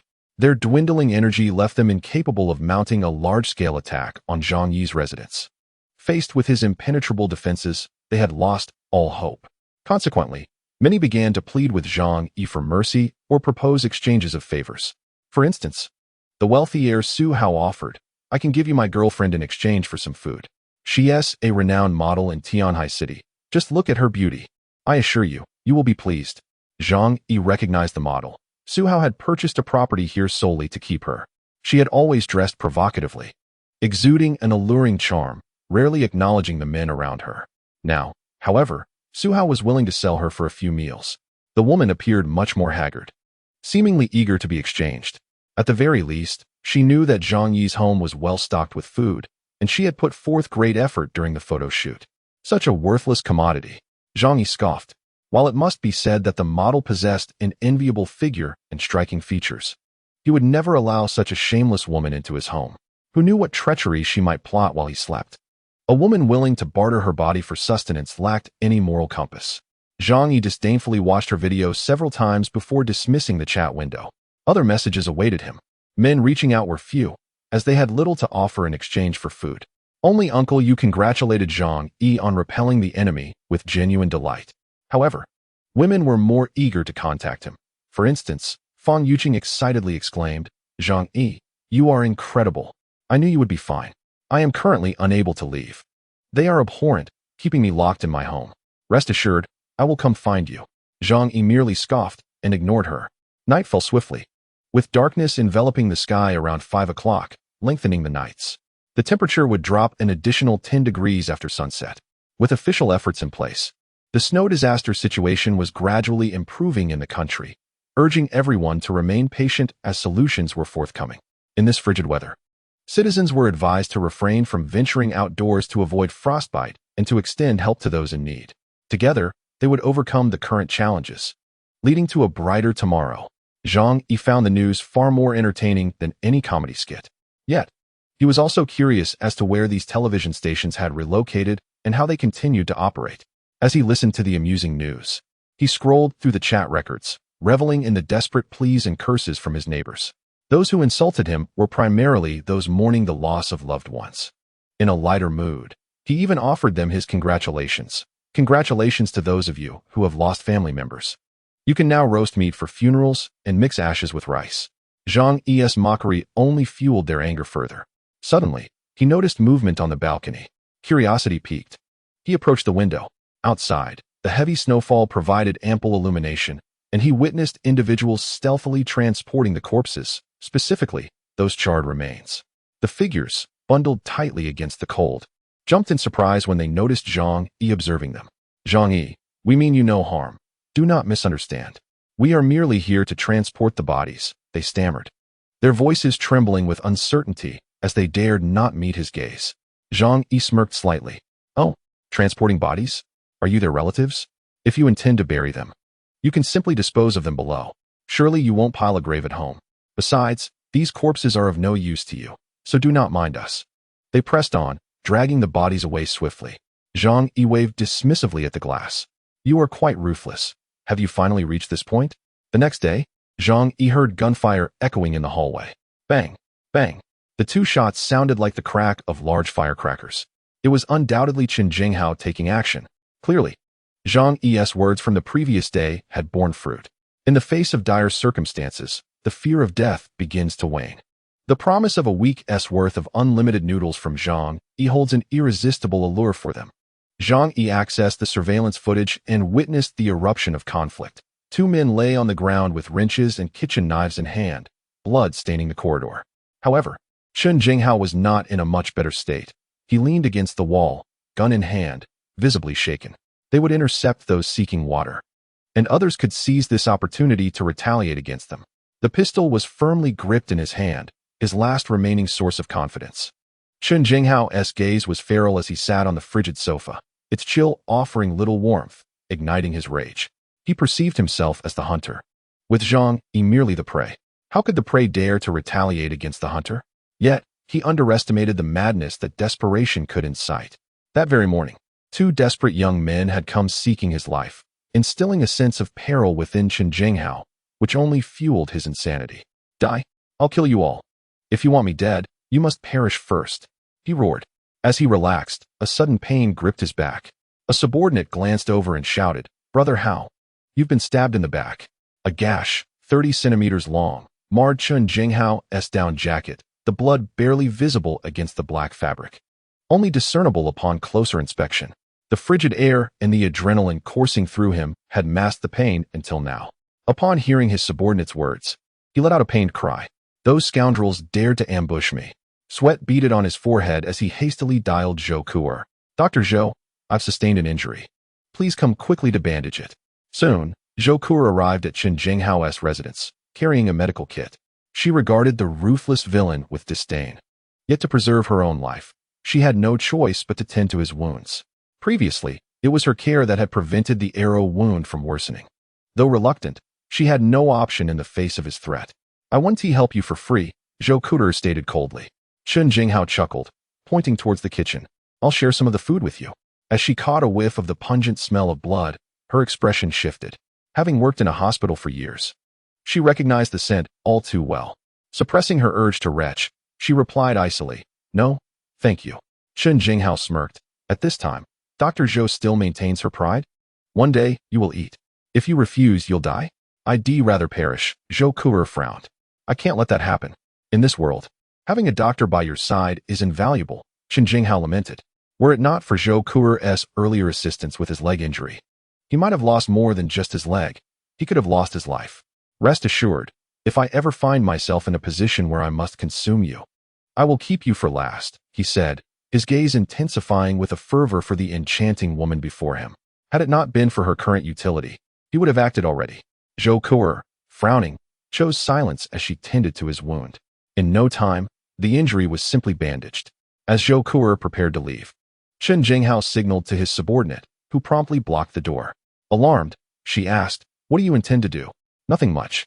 You can't leave until my injury is healed," Chen Jinghao replied, his own fear surfacing. With countless enemies seeking his life and a lack of medical supplies, he felt secure only with a doctor nearby. Ignoring Zhou Kuer's protests, he forcibly kept her there. Before long, his subordinate brought in a pot of cooked food. At the mere thought of what might be in it, Zhou Kuer nearly retched. Thankfully, years of exposure to death in the hospital had steeled her resolve. Chen Jinghao insisted she eat, but she firmly refused. He chuckled coldly, disregarding her rejection, convinced that she was merely pretending. Sooner or later, when hunger struck, she would succumb. This situation cannot continue. These brutes are already daring to resist us, which puts us at a disadvantage. We must eliminate Zhang Yi and seize his residence to ensure our safety in the future. His home is fortified, stocked with ample supplies to sustain us for months. Perhaps by then, the snow disaster will have passed. Chen Jinghao informed his subordinates. They exchanged glances, knowing Zhang Yi's home was akin to a turtle shell, impenetrable. I refuse to believe there are no weaknesses in his defenses or that he won't venture outside. Here's the plan. We'll relocate to the apartment next door and keep watch over him. Once an opportunity arises, we will strike. With a sense of aimlessness, the group nodded in agreement to Chen Jinghao's directives. Zhou Kuer overheard their conversation. Under the pretense of needing the restroom, she slipped away to inform Zhang Yi of the developments. Upon learning of the situation, Zhang Yi chuckled dismissively. It was utterly impossible for him to venture out. Understood. Continue observing from there, he instructed. As a doctor, Zhou Kuer's life was not in immediate danger from Chen Jinghao, so he did not rush to act. He placed a bounty on Chen Jinghao, confident that someone would eventually come to eliminate him. After gathering supplies, Chen Jinghao and Zhou Kuer ascended to the 24th floor. The young couple residing next door to Zhang Yi, upon realizing Chen Jinghao's arrival, was seized by terror. "Open the door.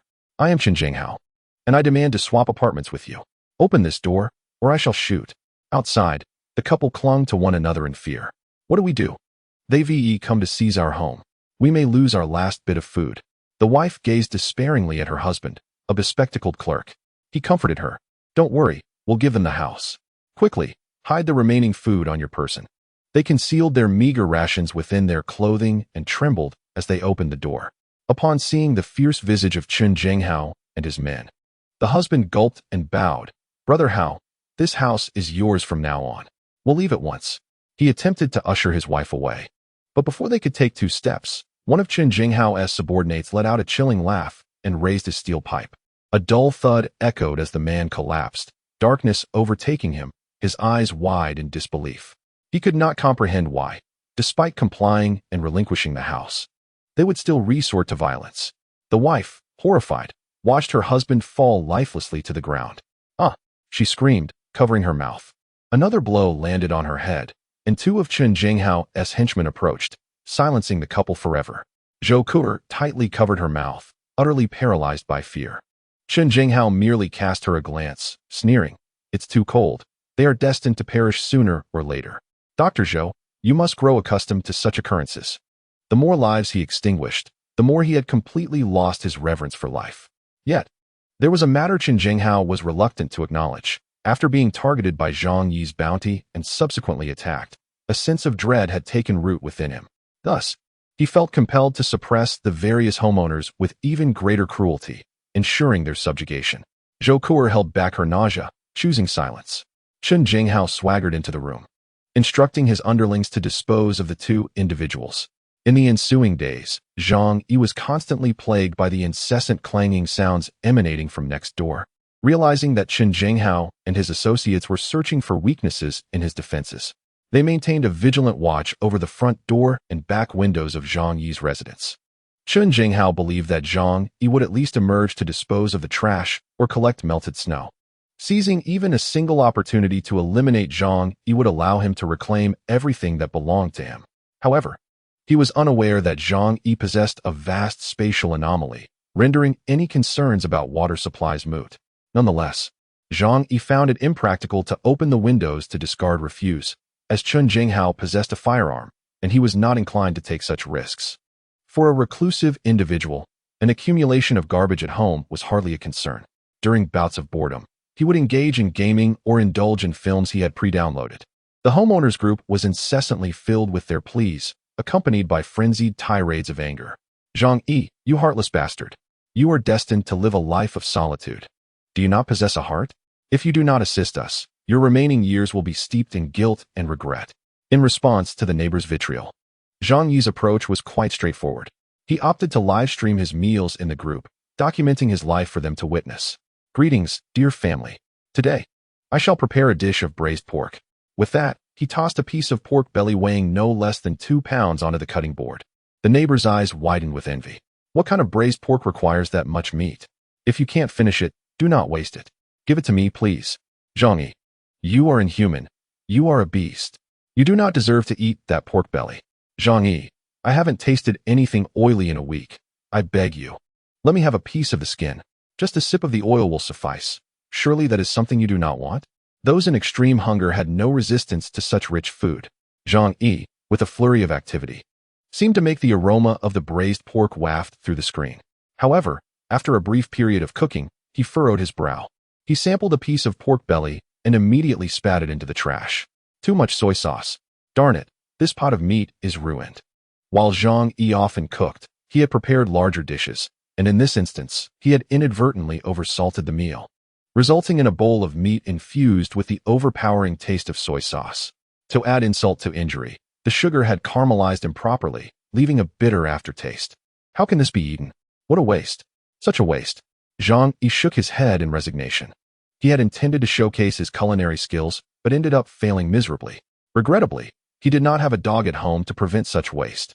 With no other option, he dumped the entire pot of pork into the trash. The group erupted in chaos. The neighbors went into a frenzy. Don't throw it away. My mouth is a trash can. The trash can is right here. Why are you doing this? Why? Oh, hurry up and throw out your garbage. I will come to pick it up. Some were so infuriated by Zhang Yi's actions that they nearly fainted on the spot. Their hearts bled. In the frigid cold, with their gas shut off, they were unable to cook. The desire for even a warm bite had become a tremendous luxury, let alone braised pork, which they wouldn't dare dream of consuming. I'll just eat something pre-prepared. Zhang Yi pivoted the camera, revealing a clean and tidy table laden with a dozen dishes. The warm yellow light illuminated the table, making the food appear even more delectable. Look, my dinner tonight consists of oil-braised shrimp, scallion sea cucumber, exquisite tofu, sweet and sour yellow river carp, 9-turn intestines, stir-fried fish slices, sweet and sour tenderloin, black fish roe soup, and candied yam. Zhang Yi declared, all right, everyone. The dishes are ready. Let us feast. He propped up his phone, resembling a food influencer, and began to indulge with gusto. The neighbors in the group were beside themselves with messages. Zhang Yi, share a bite with me. I will bow to you. Zhang Yi, please let my child have a piece of fish, even if it's just the tail. Zhang Yi, you are my father, and I am your child. Just let me sip some soup. The cacophony of pleas was ceaseless, while others bombarded Zhang Yi with phone calls. Ignoring them completely, Zhang Yi savored his meal with delight. Observing the neighbors in their frustrated state only made his meal taste even better. Chapter 63. Infection. Zhang Yi's ostentatious display of wealth left the homeowners in the entire building feeling as though their hearts were bleeding. For them, even the refuse discarded by Zhang Yi was a delicacy beyond compare. Yet, even that, Zhang Yi refused to share. At Sun Jichao's home, following their failed assault on Zhang Yi's residence, their hopes of acquiring antibiotics had been dashed. Merely 2 days had passed, and the aftermath began to manifest. The 3 injured individuals experienced an unbearable itch at their wounds. Around the bandages, the blood took on an alarming hue, turning an unusual yellow. Unable to resist, Sun Jichao tore off the gauze to inspect the damage. To his horror, he discovered that his wound had begun to fester. A nauseating stench assaulted his senses. reminiscent of a decaying animal carcass. No, no, no, not like this. I don't want to die. Sun Jichao cried out in terror, tears streaming down his face. Sun Peng and Gu Jiaoyang, witnessing this scene, were equally struck with dread. They hastily peeled back their own bandages, praying that they had not succumbed to infection. Unfortunately, while dreams may be beautiful, reality is often cruel. If they had merely sustained abrasions, perhaps self-healing was still a possibility. However, their injuries were grievous, with rusted crossbow bolts embedded deeply in their flesh. The combination of their injuries, bacterial infection, and lack of adequate nutrition and medication made the deterioration of their wounds inevitable. The three let out harrowing cries, resembling madmen. In the room, Fang Yuqing trembled uncontrollably. Clutching her phone, she messaged Zhang Yi. Brother Zhang Yi, they have gone mad. I am so scared. Can you please come and save me? Afterward, she promised to be obedient, pledging to do whatever he asked. Brother, seeing you like this pains my heart, but I cannot venture outside. Qin Jinghao is right next door. If not for that, I would have you come over. Just be careful on your way. Do not let them catch you. Yesterday, one of my neighbors was killed by them. You are delicate and may become their target. Zhang Yi's face bore a mocking expression. Regarding Fang Yuqing, the epitome of innocence, his only thought was to torment her by any means necessary, ensuring that she met her end in anguish and despair. Indeed, upon hearing that Qin Jinghao was next to Zhang Yi, Fang Yuqing's expression twisted in conflict. Qin Jinghao had taken far too many lives. She lacked the courage to take such a risk. Zhang Yi, dear brother, I am frightened. Could you come and fetch me? Don't you have weapons? Zhang Yi silently cursed under his breath. This impudent girl truly overestimates herself, expecting me to rescue her? I would like to do so, but I was frightened a few days ago and am feeling rather unwell. Let us leave it at that. I'm feeling a bit tired. Goodbye. Fang Yuqing, listening to the cries outside her door, turned pale. However, when she sent another message to Zhang Yi, he had already chosen to ignore her. In the following days, Zhang Yi's life remained affluent and leisurely. With work no longer a necessity, he could sleep and rise at his leisure, free from the burdens of daily survival and the scrutiny of others. Meanwhile, Qin Jinghao next door was consumed with thoughts of how to eliminate him and seize his property. Yet, after several days, Zhang Yi remained elusive. As long as Zhang Yi stayed indoors, Qin Jinghao had no chance to confront him. Ironically, it was Qin Jinghao himself who became increasingly anxious, living in fear due to Zhang Yi's bounty on his head. He no longer trusted even his own subordinates, gripping a gun tightly while he slept. Soon, his nerves began to fray. After much contemplation, Qin Jinghao finally devised a plan. Zhang Yi, monitoring the building through surveillance, observed that Qin Jinghao seemed to be scheming. Gradually, individuals began to enter Qin Jinghao's home, young, strong, and mostly single men. Some came willingly, while others were coerced at gunpoint. Little by little, Qin Jinghao's entourage grew to 10 men, even more than before. Zhang Yi realized that Qin Jinghao, out of fear, was attempting to gather a group to protect himself from being killed and to claim the bounty on Zhang Yi. However, in Zhang Yi's eyes, this was merely a futile attempt, a desperate measure. Having already eliminated over 40 residents of the building, only about 70 remained. According to predictions from previous lives, most households had nearly depleted their supplies. Thus, the next source of sustenance would inevitably be human flesh. Qin Jinghao's gang would soon commence their slaughter of the remaining residents. Yet this also meant that he would need to provide sustenance for his 10 followers. This internal strife would not last long, even if they turned on each other. Besides, everyone was harboring their own ulterior motives. Qin Jinghao, a cripple clinging to power through a gun, likely possessed very few bullets. Zhang Yi messaged Zhou Kuer to inquire about the situation with Qin Jinghao. Zhou Kuer responded that they had gone mad, all their food was gone, and they had begun to resort to cannibalism. I haven't eaten in 2 days and feel as though I am on the brink of starvation. Zhang Yi was not surprised by this. If he were ever in such dire straits, he might also choose death over cannibalism. Of course, given Zhang Yi's current abundance of food and drink, it was easy for him to hold such thoughts. Should he ever find himself in a situation of extreme scarcity, he could not predict how he might react. Zhou Kuer continued to inform Zhang Yi that they were searching for people daily. Whenever they found an occupied apartment, they would attack and kill the inhabitants. It was ironic. Really, those who had survived due to the deaths of the dozens Zhang Yi had slain were now facing their own demise. After a lengthy pause, Zhou Kuer sent another message. Zhang Yi, can you still save me? Upon reading this, Zhang Yi sensed the vulnerability of this typically aloof doctor. She seemed to have little hope left in him. In such perilous times, how could anyone be expected to care for another's survival? After much contemplation, Zhang Yi made a decision. Zhou Kuer had value. He could not allow her to perish so easily. A chief surgeon from a top-tier hospital was hard to come by, especially one with whom he had a rapport. You must assist me with a task, and upon its successful completion, I shall ensure your survival. Chapter 64. The thrill of being sixth. Zhang Yi was willing to accept Zhou Kuer, but she would have to pledge her loyalty. His demands were simple. She must be useful, non-threatening, and, most importantly, devoid of any saintly delusions. The first two conditions Zhang Yi was confident she could meet. However, he needed to ascertain whether Zhou Kuer could be ruthless when the time called for it. Therefore, he assigned her a task. Zhang Yi was not in a rush, for time was on his side. Should Zhou Kuer fail to pass this test, he would not hesitate to abandon her. After all, Zhang Yi was in good health, with a low probability of falling ill. He was also cautious, minimizing the risk of injury. But how much longer would Zhou Kuer survive? That was uncertain. The next day, Zhang Yi awoke at 10 in the morning. After rising from his velvety sheets and completing his morning routine, he donned his workout attire and began exercising on the treadmill. In a post-apocalyptic world, maintaining good physical health was paramount. A robust physique would better equip him to face impending dangers and avoid illness. He perspired profusely on the treadmill, running for an hour before stopping to take a hot shower. As he bathed, a sense of pride washed over him. This luxury, in these times, was an indulgence many could only dream of. Suddenly, loud banging erupted outside. Zhang Yi's gaze sharpened as he quickly wrapped himself in a towel and stepped outside. He soon heard a cacophony of curses from Zhou Peng.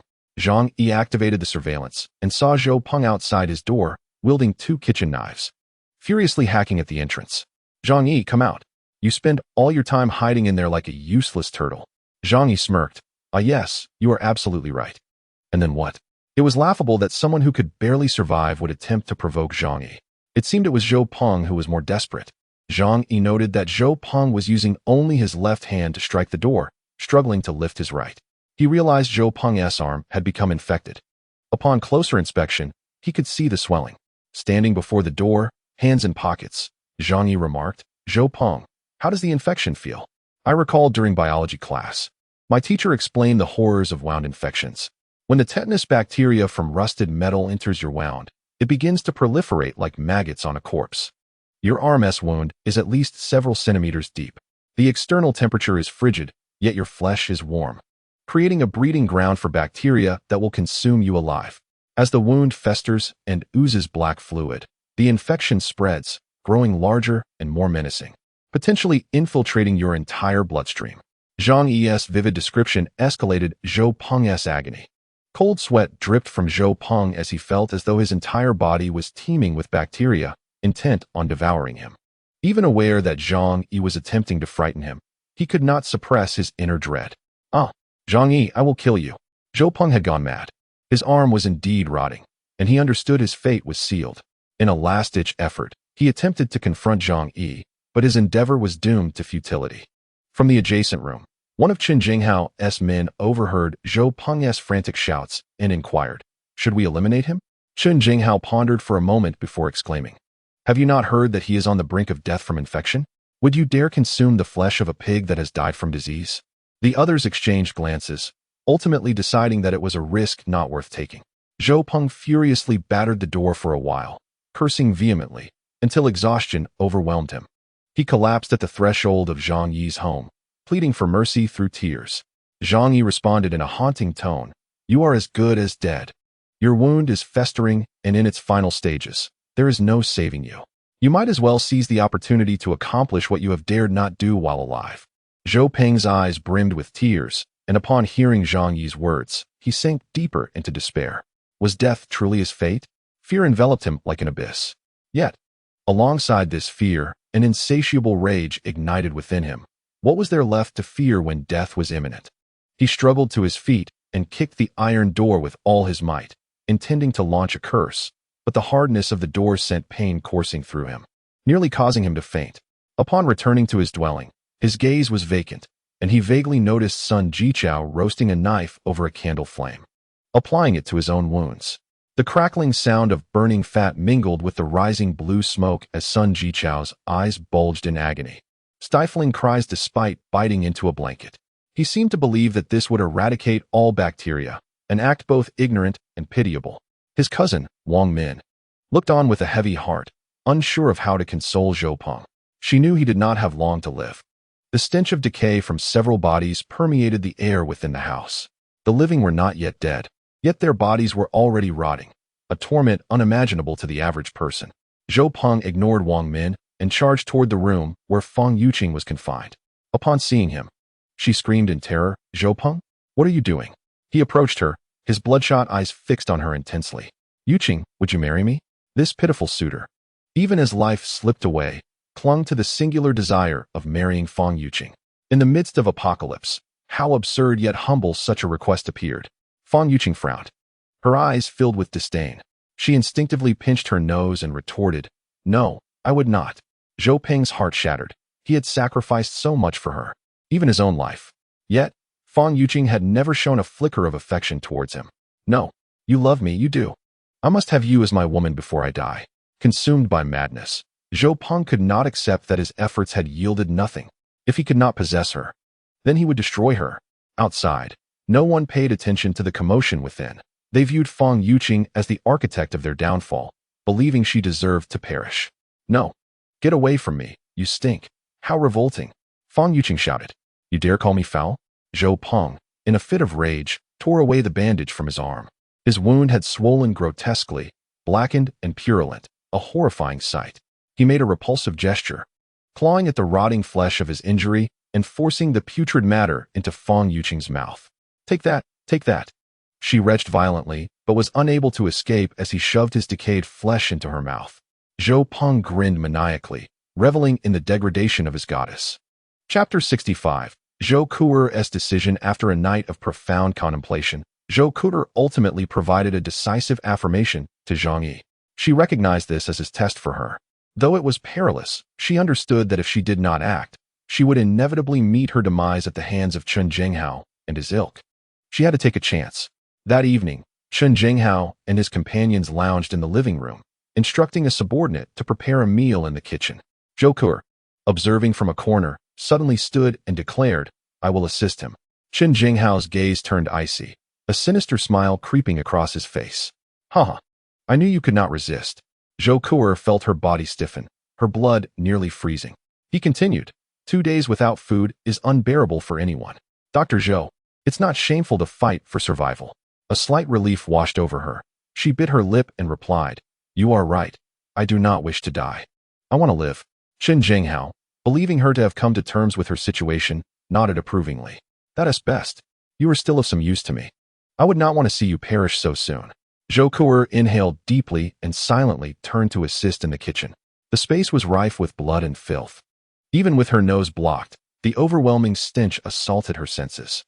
She suppressed her discomfort and approached the cook, who appeared numb and spoke not a word, merely gesturing towards an axe and some broken furniture, indicating that she should chop wood for the fire.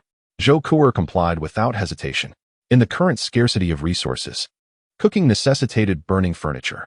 A makeshift stove had been set up in the kitchen, upon which an iron pot rested. Once the fire blazed, the snow began to melt slowly, transforming into water.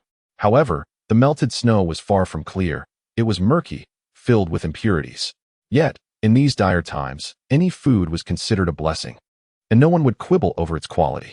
Zhou Kuer kept a vigilant eye on the cook while discreetly observing the commotion outside the kitchen. Her palms began to sweat profusely. If her next move was discovered, it would spell her doom. After a while, the cook tossed the ingredients into the pot, carelessly adding some seasoning. "Watch closely," he coldly instructed before exiting the kitchen. Zhou Kuer waited patiently, ensuring the coast was clear before retrieving a small vial from her pocket. With urgency, she twisted off the cap and poured a substantial quantity of white powder into the broth. Her heart raced like a single-cylinder engine, and her legs trembled with anxiety. She swallowed hard and stirred the powder into the pot with a ladle. Although the process was fraught with tension, no unforeseen incidents occurred. This was no film, devoid of dramatic twists. Given the harshness of their survival environment, everyone had grown numb to the situation. They could not fathom that Zhou Kuer would poison their meal. During lunch, Zhou Kuer brought a large pot of food to the table, and they rushed over. Their eyes alight with hunger, eager to eat. No one paid her any mind. They were solely focused on devouring something warm. Hot food equated to life.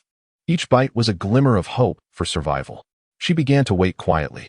The powder she had added to the pot was a substantial dose of sleeping medication, more than half a bottle. This medication acted swiftly. A single dose would induce sleep within 30 minutes. Especially after a meal, when blood pooled in the stomach, drowsiness would soon follow. With such a quantity, even an elephant would succumb to slumber. As a physician, Zhou Kuer was acutely aware of the extent to which the administered dosage would induce lethargy. Unless subjected to particularly intense stimuli, it would be impossible for them to awaken in a short span of time. Thus, it was not long before Zhou Kuer was greeted by the rhythmic sounds of snoring emanating from the living room.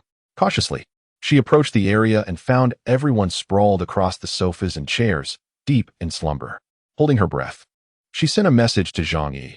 I have administered a significant amount of sleeping pills. They are all unconscious.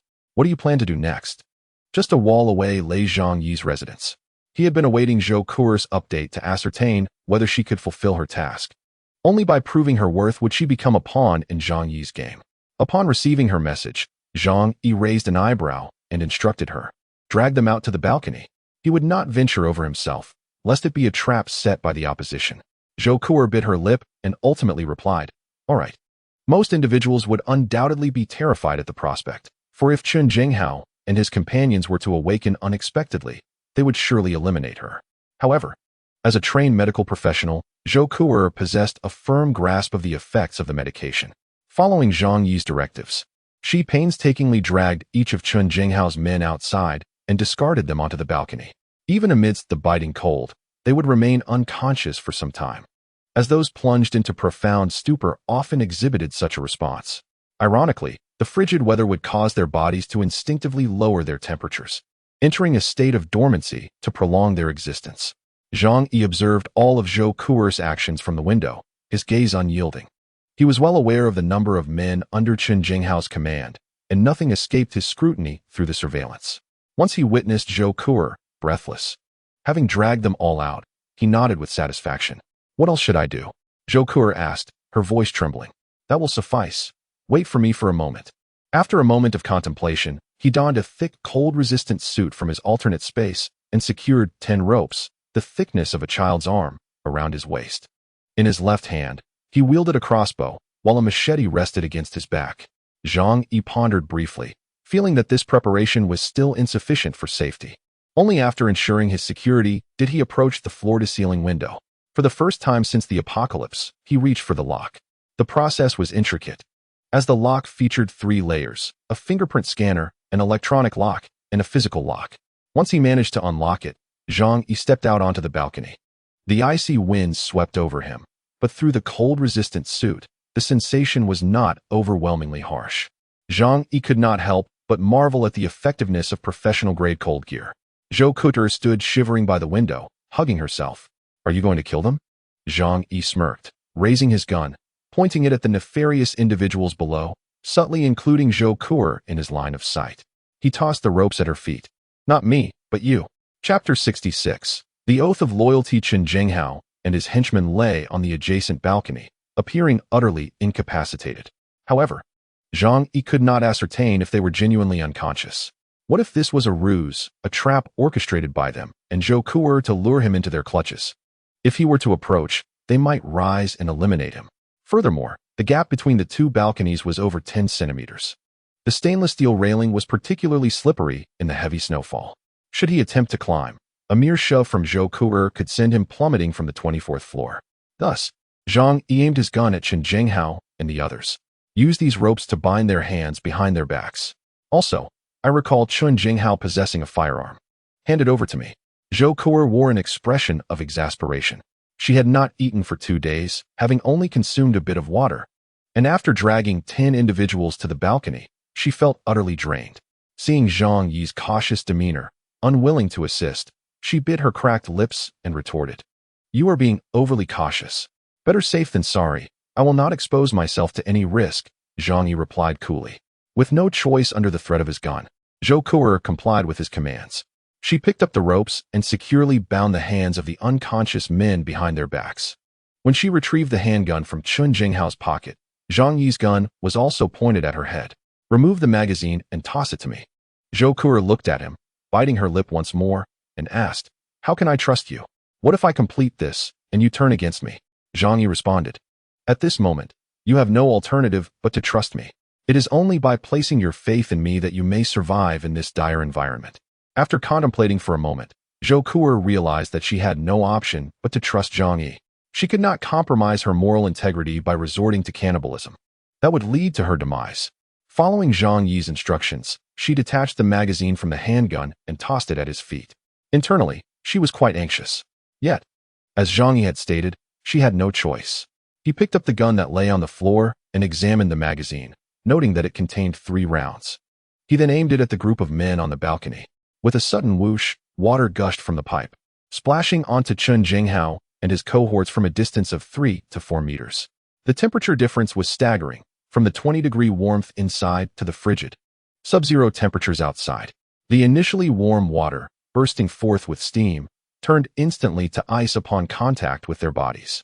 Zhou Kuo, witnessing this scene, instinctively hugged her arms tighter. To be frozen to death in such a manner was indeed a cruel fate. The icy water began to rouse the group, saturating them and encasing them in ice. "Ah!" A young thug, his lips turning purple, screamed in terror. He attempted to rise, but found his hands tightly bound behind him. The thick layer of ice on the ground caused him to slip repeatedly, rendering him incapable of standing. Chun Jinghao, too, was awakened by the cold water splashing onto his face. His expression shifted from confusion to sudden realization. He had been drugged. However, there was no time to ponder the identity of the perpetrator. The relentless cold water enveloped him, plunging him into an icy abyss. Every pore in his body feeling as if pierced by 1,000 needles. All were awakened, their screams echoing in panic. Yet, despite their desperate struggles, they could not rise, as being trapped on the balcony with 10 others hindered their movements. "Zhang Yi!" Chun Jinghao roared upon spotting Zhang Yi spraying water from the adjacent balcony. Zhang Yi had finally emerged from the room, the once impregnable window now ajar. Unfortunately, with his hands bound, he realized that his life was in imminent jeopardy. "You have caused enough chaos. It is time to meet your end," Zhang Yi stated coldly. Chun Jinghao and his men had slaughtered nearly half of the neighbors in the building, nearly matching Zhang Yi's own count. Allowing him to live would only lead to further conflict. While Zhang Yi was unafraid, it was prudent to eliminate him. He would not gamble with his own life. What could be more secure than the absence of the dead? Chun Jinghao and his men struggled with their last vestiges of strength, roaring in defiance. Yet they could not rise. The icy water cascaded over their faces, pouring into their mouths and down their collars. Their clothes were completely soaked, solidifying into hard blocks of ice. 2 minutes later, they lay on the ground, silenced, their bodies convulsing in shades of blue and purple. 3 minutes later, they could no longer move, having transformed into 10 massive ice blocks. 5 minutes later, these blocks coalesced into a single, formidable slab of ice. He then changed out of his heavy winter attire and called Zhou Kuo. "You have passed the test. You may come in." In the adjacent room, upon hearing Zhang Yi's voice, Zhou Kuo finally released the tension in her heart. She trembled as she replied, "Okay, I'll be there right away." Grabbing her medical kit, she hastily opened the door and fled from the hellish confines of the room. Zhang Yi unlocked the heavy security door's 4 locks, then took 2 steps back, raising his pistol to aim at the entrance. He glanced at the surveillance monitor, confirming that Zhou Kuo was unharmed, before using his mobile app to unlock the final electronic door. "You can come in." Zhou Kuo, standing outside, heard the voice and raised her cold, pale hand to push against the door. The door was heavy, and she struggled to open it. However, as soon as a crack appeared, a wave of warmth enveloped her. A spark of excitement lit up Zhou Kuo's eyes. It had been far too long since she had felt such warmth. Thus, she exerted more force and pushed the door open, stepping inside. At that moment, it felt as though she had entered paradise. The icy sensation that had enveloped her body was swiftly dissipating. The intoxicating warmth felt akin to a soothing bath. Gradually, she even began to feel an unbearable heat. After all, she was clad in 6 layers of clothing, with 2 layers of down jackets. In the room at Zhang Yi's home, the temperature was simply too high for her to bear. Without regard for the gun Zhang Yi was pointing at her, She hurriedly began to remove her garments. Chapter 67. Prove you mean no harm. The room was unbearably hot. Zhou Ku'er felt as if she were being roasted in an oven, particularly uncomfortable in her down jacket. She disregarded Zhang Yi's gun trained on her and swiftly peeled off her thick outer layer to cool herself down. She gasped for breath, tears welling in her eyes, revealing her inner excitement. It was so warm, so very warm. Such a comfortable indoor temperature was indeed the environment suitable for human existence. It had been far too long since she had experienced this simple joy. Have you forgotten something? For instance, this is my home, and you have not yet fully passed my test, Zhang Yi said coldly.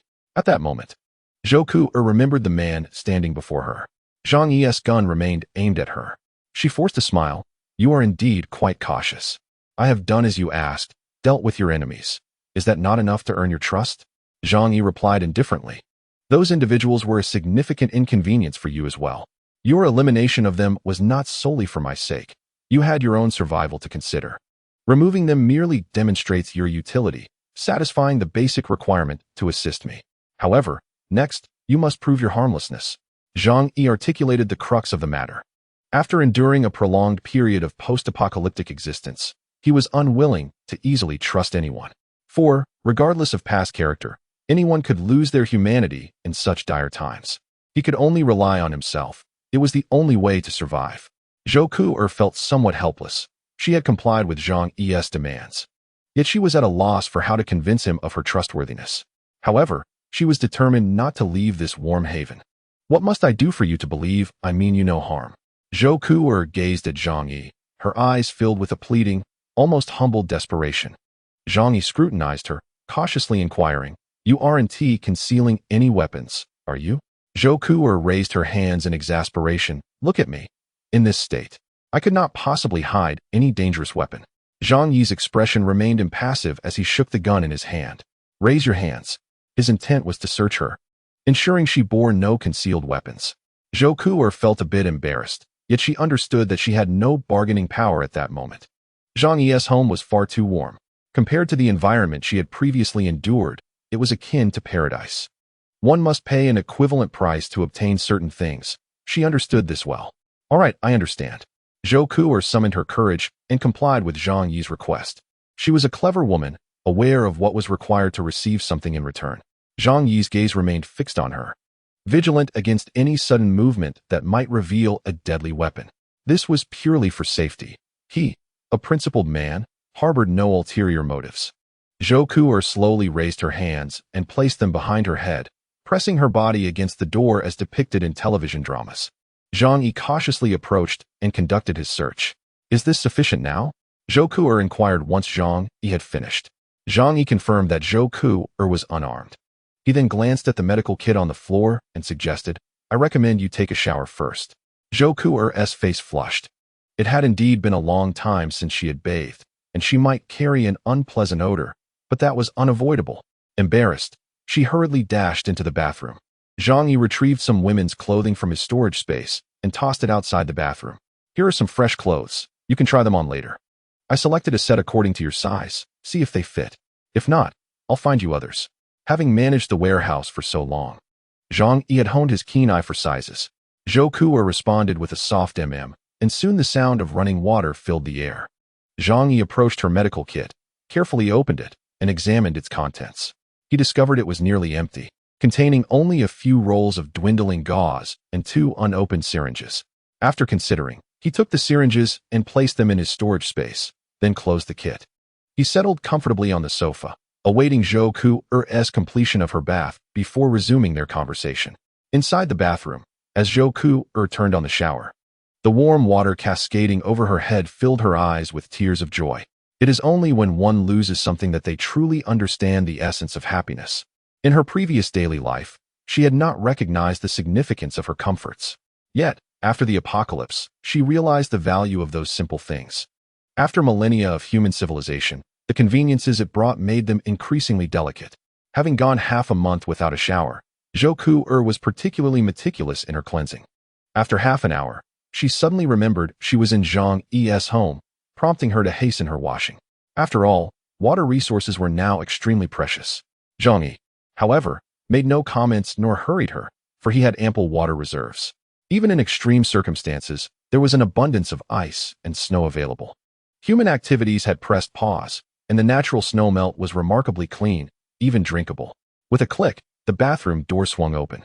Zhang Yi gazed into the distance and soon noticed a steaming arm, resembling a lotus root, extending from within the door to retrieve the clothes he had left outside. Shortly thereafter, Zhou Kuer emerged clad in pajamas, her damp hair cascading down her back, exuding a breathtaking beauty. Zhang Yi, gun in hand, remained oblivious to this allure, his gaze still steeped in caution. Until he could ascertain the woman's reliability, he would not lower his guard. In this apocalyptic world, even seemingly frail women or children could pose a lethal threat. Thank you, Zhang Yi. I haven't bathed in a while, and I hope you won't hold it against me for wasting your water, Zhou Kuer said, her expression tinged with embarrassment. Entering the abode of a stranger, she felt an undeniable sense of unease, particularly since she knew so little about Zhang Yi. In such circumstances, exercising caution and respect was prudent. She certainly did not wish to provoke Zhang Yi and face expulsion. Chapter 68.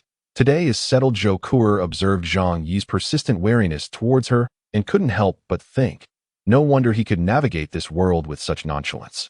Please, have a seat. Zhang Yi gestured towards the nearby sofa, the gun in his hand now raised.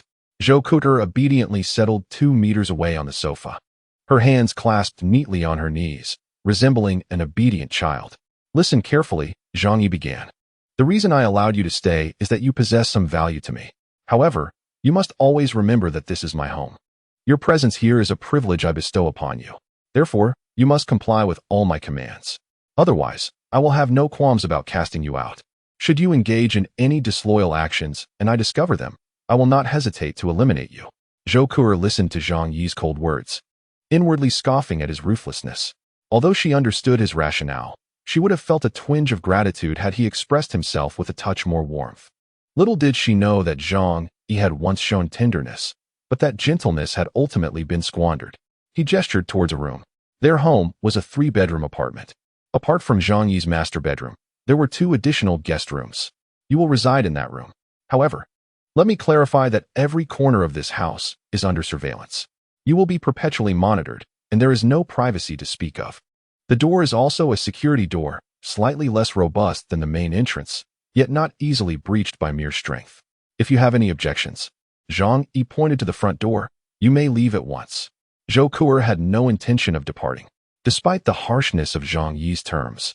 This house represented a sanctuary compared to the brutal world outside. She nodded, all right, I will comply. Her submissive demeanor pleased Zhang Yi immensely. Truly, she was a clever woman. Communication was far more convenient. Had it been someone like Feng Yuqing or Lin Kainan, they would likely have thrown a tantrum. They deserved their fates in this grim world. Zhang Yi holstered his gun, adjusting the position of another one. Looking at Zhou Kuer, his tone softened slightly.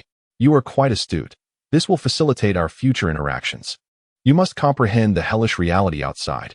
Apart from relying on me, you possess no other means of survival. Now, I shall divulge a secret, so pay close attention. Zhou Kuer's eyes widened in surprise. A secret? You wish to share it with me? She believed that a cautious man like Zhang Yi would not divulge a secret lightly. The reason behind the recent snow disaster, I trust you have seen online, is due to the explosion of a supernova, resulting in a gamma-ray burst.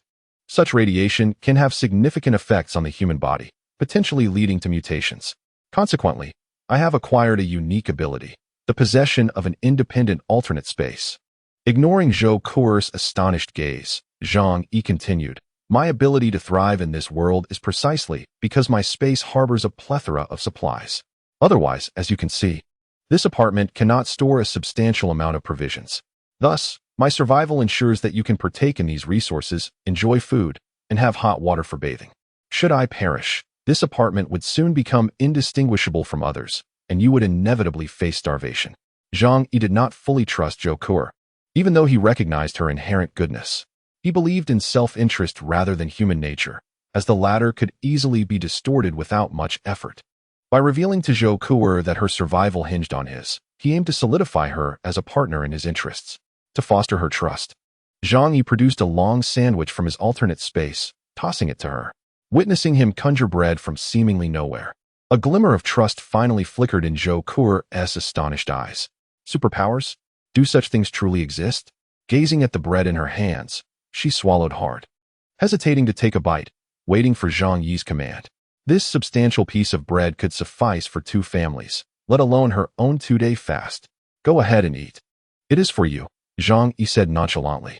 Unable to resist any longer, Zhou Kuter took a hearty bite. Observing her eat with fervor, Zhang Yi feared she might choke and quickly poured her a glass of water. Zhou Kuer consumed the bread with great urgency. This once disdained fast food now evoking tears of gratitude in her eyes. My goodness, how can a piece of bread taste so divine? Meanwhile, Zhang Yi gently outlined the rules of living in his home.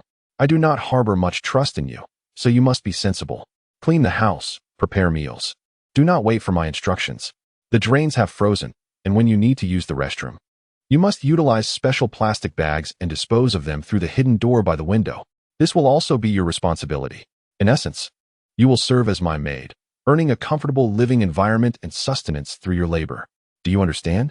Zhang Yi's household could not accommodate idleness. Zhou Kuer hastily finished her meal, nodding vigorously. I understand, master. She shyly addressed him. Zhang Yi raised an eyebrow. This young woman certainly knew how to navigate her circumstances. No wonder she had achieved the position of chief physician at such a young age. Seeing her sated, a smile graced Zhang Yi's lips as he leaned back, his gaze lingering on her fair neck. Do you know why, among all the people in this building, I chose you, despite our lack of familiarity? Zhou Kuer bit her lip. Because I am a doctor. You lack for nothing, yet you cannot guarantee that you won't fall ill or sustain injuries. Zhang Yi nodded slightly. That is one reason. Although my health is robust, one must always prepare for the unforeseen. He retrieved a half-empty bottle of red wine from beneath the coffee table and, as if performing magic, produced 2 elegant glasses. Pouring 2 glasses, he slid one towards Zhou Kuer. Now, do you know the second reason? Zhou Kuer accepted the wine. Pausing for a moment before taking a sip, a flicker of understanding appearing in her eyes. In this world, there has never been anything truly free. As a woman, and a strikingly beautiful one at that, I possess a profound self-awareness. Zhou Kuer set down her goblet and rose to her feet. Before Zhang Yi, she unfastened her bathrobe. Zhang Yi, shedding the guise of propriety, was burdened by a fortnight of pent-up tension, accumulating a plethora of negative energy that required a resolution. Thus, today was the day. Chapter 69. A good night's sleep. This night was destined to be interminably long. Zhou Kuer had secured the warmth of a cozy room. At last, she could enjoy a restful slumber for the first time since the onset of the apocalypse. Zhang Yi locked the door from the outside, keeping the sole key for himself. Business was business, yet fundamental principles must be upheld. Even though he recognized Zhou Kuer as a kind-hearted person, allowing her entry and survival was already a significant concession. In the short term, he could not afford to lower his guard. After sleeping for half a day, Zhang Yi awoke feeling remarkably refreshed, his eyes brighter than usual. The presence of a woman added a dash of joy to his existence. Living alone raised concerns about potential mental collapse. After all, humans are inherently social beings. However, this arrangement required Zhou Kuer to be obedient and entirely harmless. Upon checking the surveillance, Zhang Yi observed Zhou Kuer still deeply asleep. She had not experienced a proper rest in ages, resulting in a profound slumber that persisted until now. Raising an eyebrow, he dressed and attended to his morning routine. After completing his morning cleansing, he ventured to the living room, ready for breakfast. Zhang Yi retrieved some food from his alternate space and placed it on the coffee table. He then approached Zhou Kuer's door and unlocked it. He knocked gently, calling out, "Come out and eat something." It was somewhat amusing, as he was fully aware of everything within the room, yet he still knocked out of courtesy. After all, for their future cohabitation, basic respect was essential. Zhou Kuer's soft voice, tinged with fatigue, responded, "Okay, I'll be right there." As she emerged from her room and spotted Zhang Yi, a faint blush colored her cheeks. As a proud medical doctorate graduate from a prestigious university, she had always been disdainful towards men, preserving her virtue until now. Despite her status in high society, she found herself exchanging that virtue for survival with a man she hardly knew amidst the apocalypse. Yet, gazing upon Zhang Yi's tall, rational, and striking visage brought her an unexpected sense of security. Zhang Yi found himself rather fond of Zhou Kuer. Her beauty was undeniable. And what man could resist a woman with such charm? However, romance was not on the table at this juncture. Perhaps in time, once trust was fully established, he might begin to nurture feelings for her. After all, living alone in the apocalypse was exhausting, and one needed some emotional anchor. Zhang Yi gestured towards the table laden with food. Zhou Kuer glanced over to see steaming hamburgers, fried chicken, and French fries, the remnants of Zhang Yi's substantial pre-apocalypse takeout orders from fast food establishments. Thanks to the preservation capabilities of his alternate space, they remained warm. Zhou Kuer swallowed hard, unable to resist the allure of the food, and approached to devour a hamburger hungrily. The fast food she had once scorned now tasted exquisite, almost bringing her to tears. In less than 10 minutes, she had polished off the entire spread. Reclining in her chair, she contentedly burped.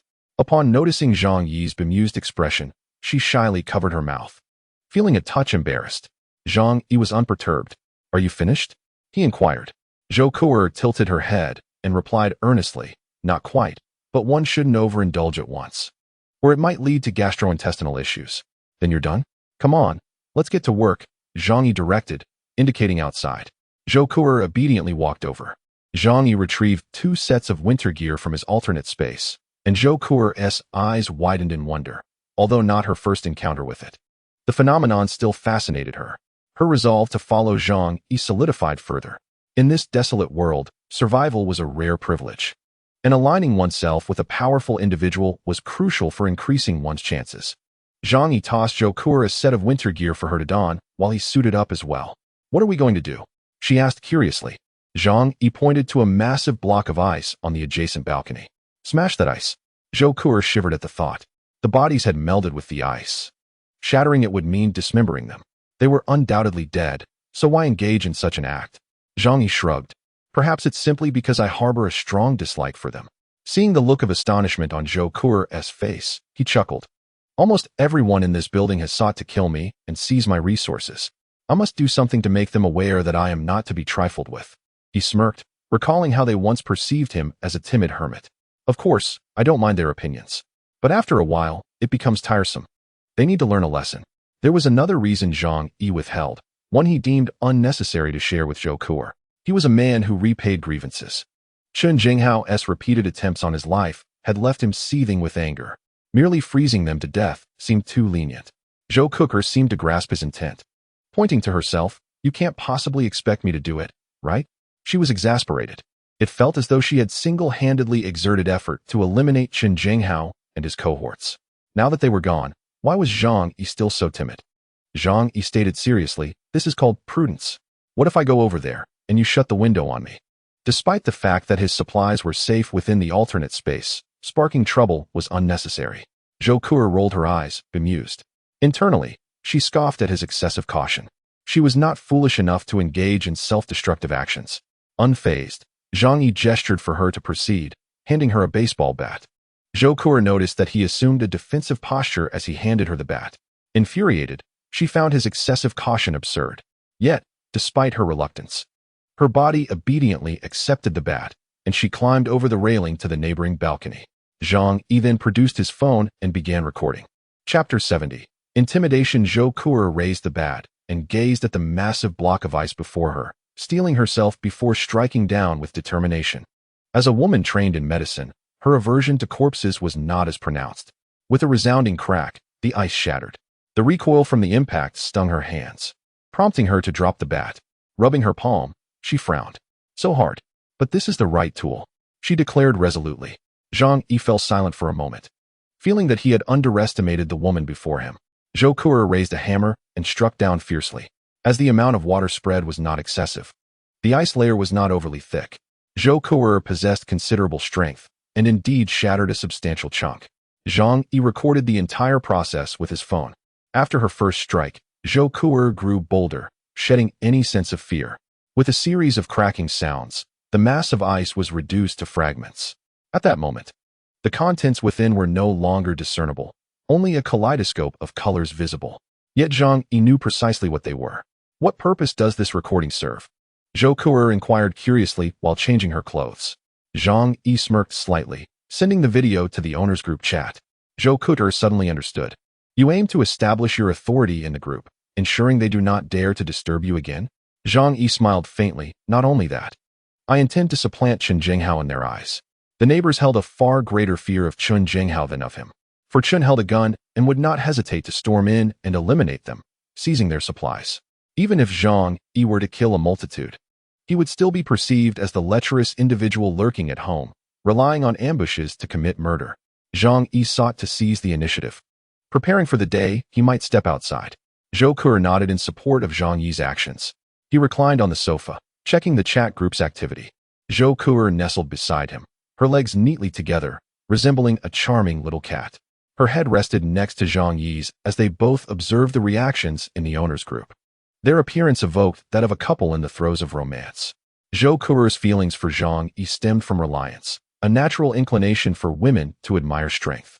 However, for Zhang Yi, she still bore more of a servant's essence. Matters of affection could be discussed later. Should they arise, he would not mind. But he did not expect them to be profound. It seemed that due to the heavy snowfall, the nearby communication towers had also been affected. Nevertheless, as a nation renowned for its infrastructure prowess, China boasted a communication system of world-class standards.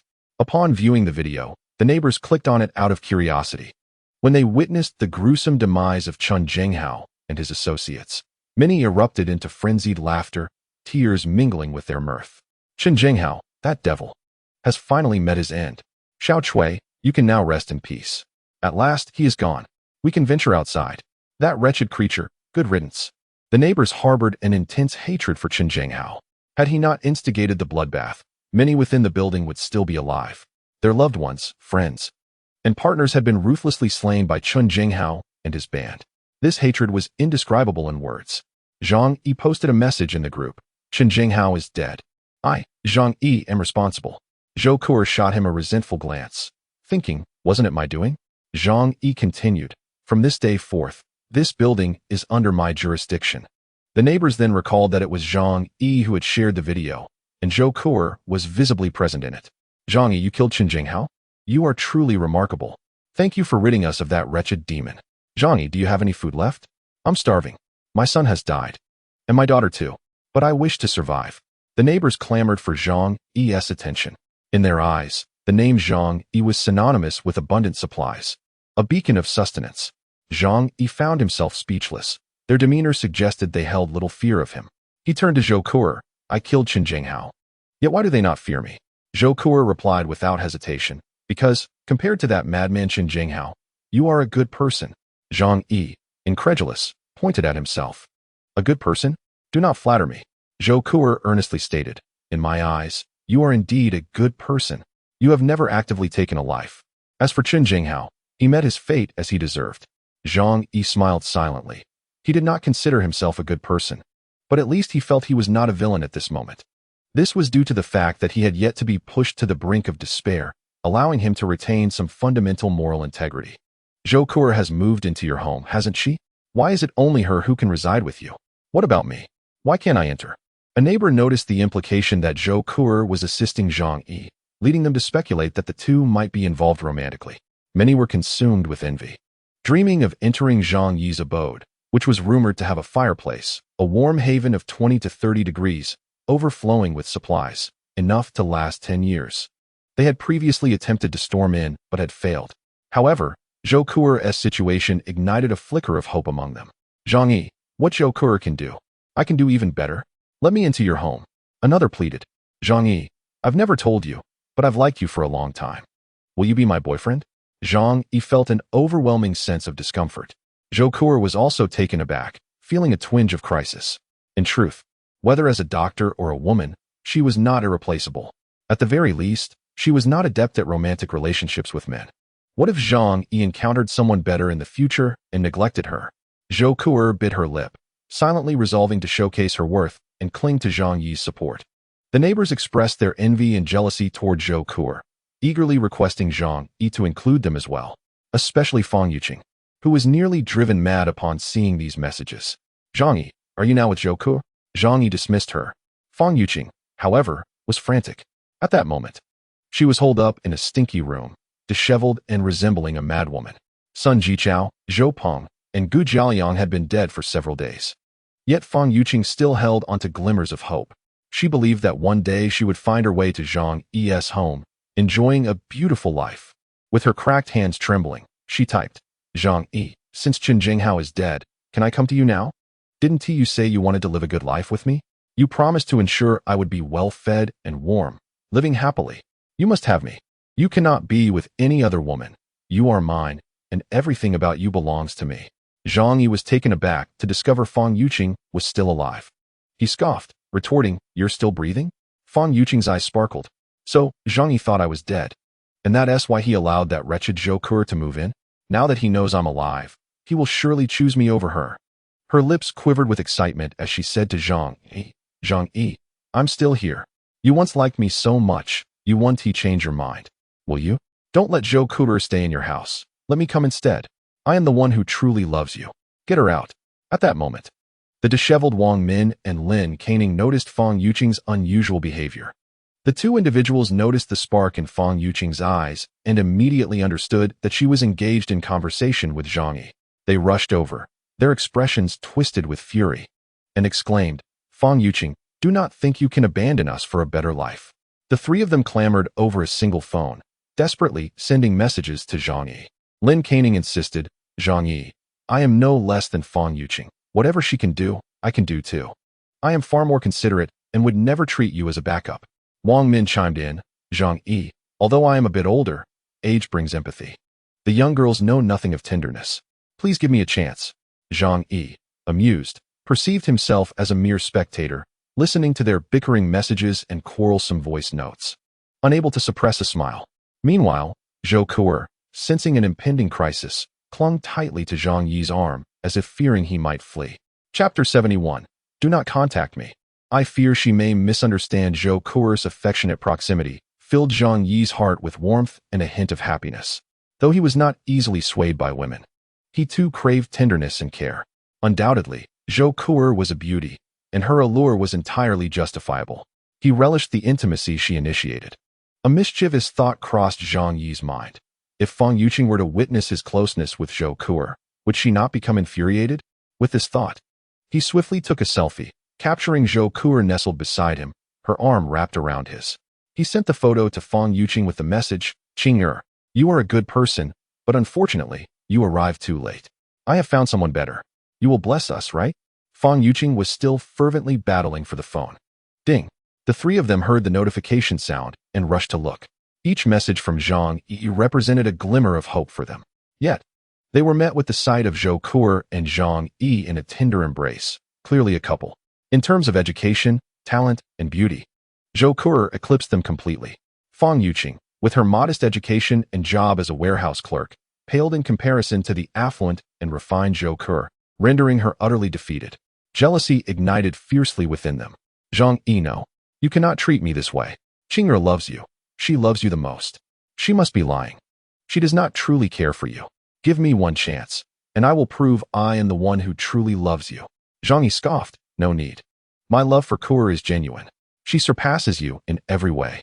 How could I forsake her for you? Do you truly believe you are worthy?" He added, "Let us cease all contact. I fear she may misunderstand." Zhang Yi recognized that his words would undoubtedly drive Fang Yuqing to madness, for he understood he was her last glimmer of hope in this apocalyptic world. The sheer delight of extinguishing someone's hope was a marvelous experience, especially in such a manner. Fang Yuqing had always perceived herself as a goddess, accustomed to being adored by men. Yet today, another woman had taken away what she believed was rightfully hers. The bitter reality was that this woman was indeed superior and more beautiful. The pain and despair were doubly agonizing. She regretted her choices, wishing to punish herself for not marrying such a remarkable man as Zhang Yi. As Zhang Yi had anticipated, Fang Yuqing was on the brink of insanity. Unleashing a frantic scream from her throat, "I do not believe it. Zhang Yi, you were my faithful admirer. You adored me for 2 years. Why? Now that I am so proactive, do you no longer seek me? That wretched woman, why has she taken what is mine? She deserves to die?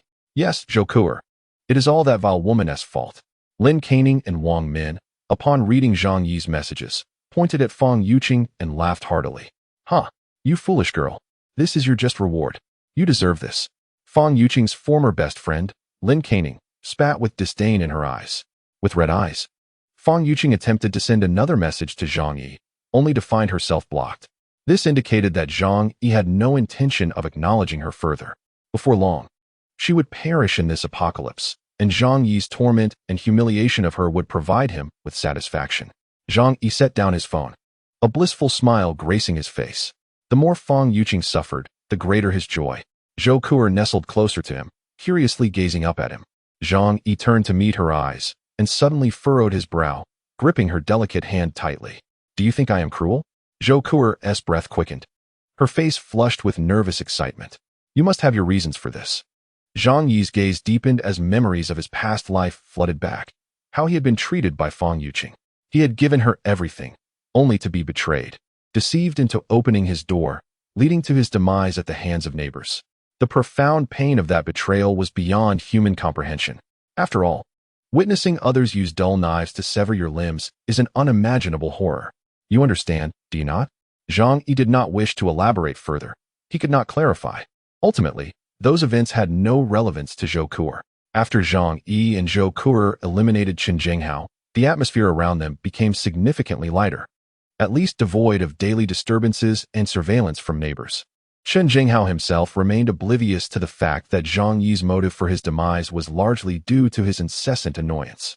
The oppressive atmosphere of the apocalypse eased slightly. Yet Zhang Yi knew this was merely superficial. As the apocalypse progressed, human nature would continue to distort. Even devoid of Chen Jinghao, those who had tasted flesh might still resort to murder. But Zhang Yi mused, what concern was it of his? That morning, Zhang Yi arose and approached Zhou Ku'er's door, assisting her with it. Zhou Ku'er, her face flushed, hurried to the restroom before preparing breakfast for Zhang Yi. Her culinary skills were average, yet they surpassed his. Occasionally, Zhang Yi would crave freshly prepared food, and he would ask her to make something. Naturally, before eating, Zhang Yi would ensure Zhou Ku'er tasted it first before he would partake. During meals, Zhang Yi would scroll through WeChat and some news still operational. Presently, only a fraction of the software remained functional, primarily maintained by the authorities. In the frigid temperatures, the vast majority of people struggled to survive. However, the higher-ups had contingency plans for disasters, allowing certain so-called important figures to endure. Suddenly, he spotted a familiar face in the WeChat group, a certain Aunt Lin, known for her erratic behavior. Aunt Lin exclaimed, "The snow disaster will soon pass. My brother is a high-ranking official in Jiangnan province. He informed me. You all must heed my words, or I will have you executed." Yet no one responded to her in the group, showcasing her madness. It was a miracle she had survived this long. Zhang Yi recalled that Chen Jinghao had initially robbed her. He commented lightly, "She is mad. It's quite miraculous she is still alive." Sitting across from him, Zhou Ku'er displayed a fleeting expression of sadness. "When I want to treat Lin Xiaohu, I felt pity for them and gave them some supplies." Chapter 72. Uncle Yu borrows medicine. Upon hearing this, Zhang Yi cast a glance her way. Zhou Ku'er, fearing that Zhang Yi would disdain her for being overly benevolent, hastily explained, "At that time, the snow disaster had just begun, and I thought it would soon pass." Zhang Yi, with a dismissive smile, placed his phone on the table and interlocked his fingers. "That is not the issue. The supplies you received should have long been consumed. What has sustained you until now?"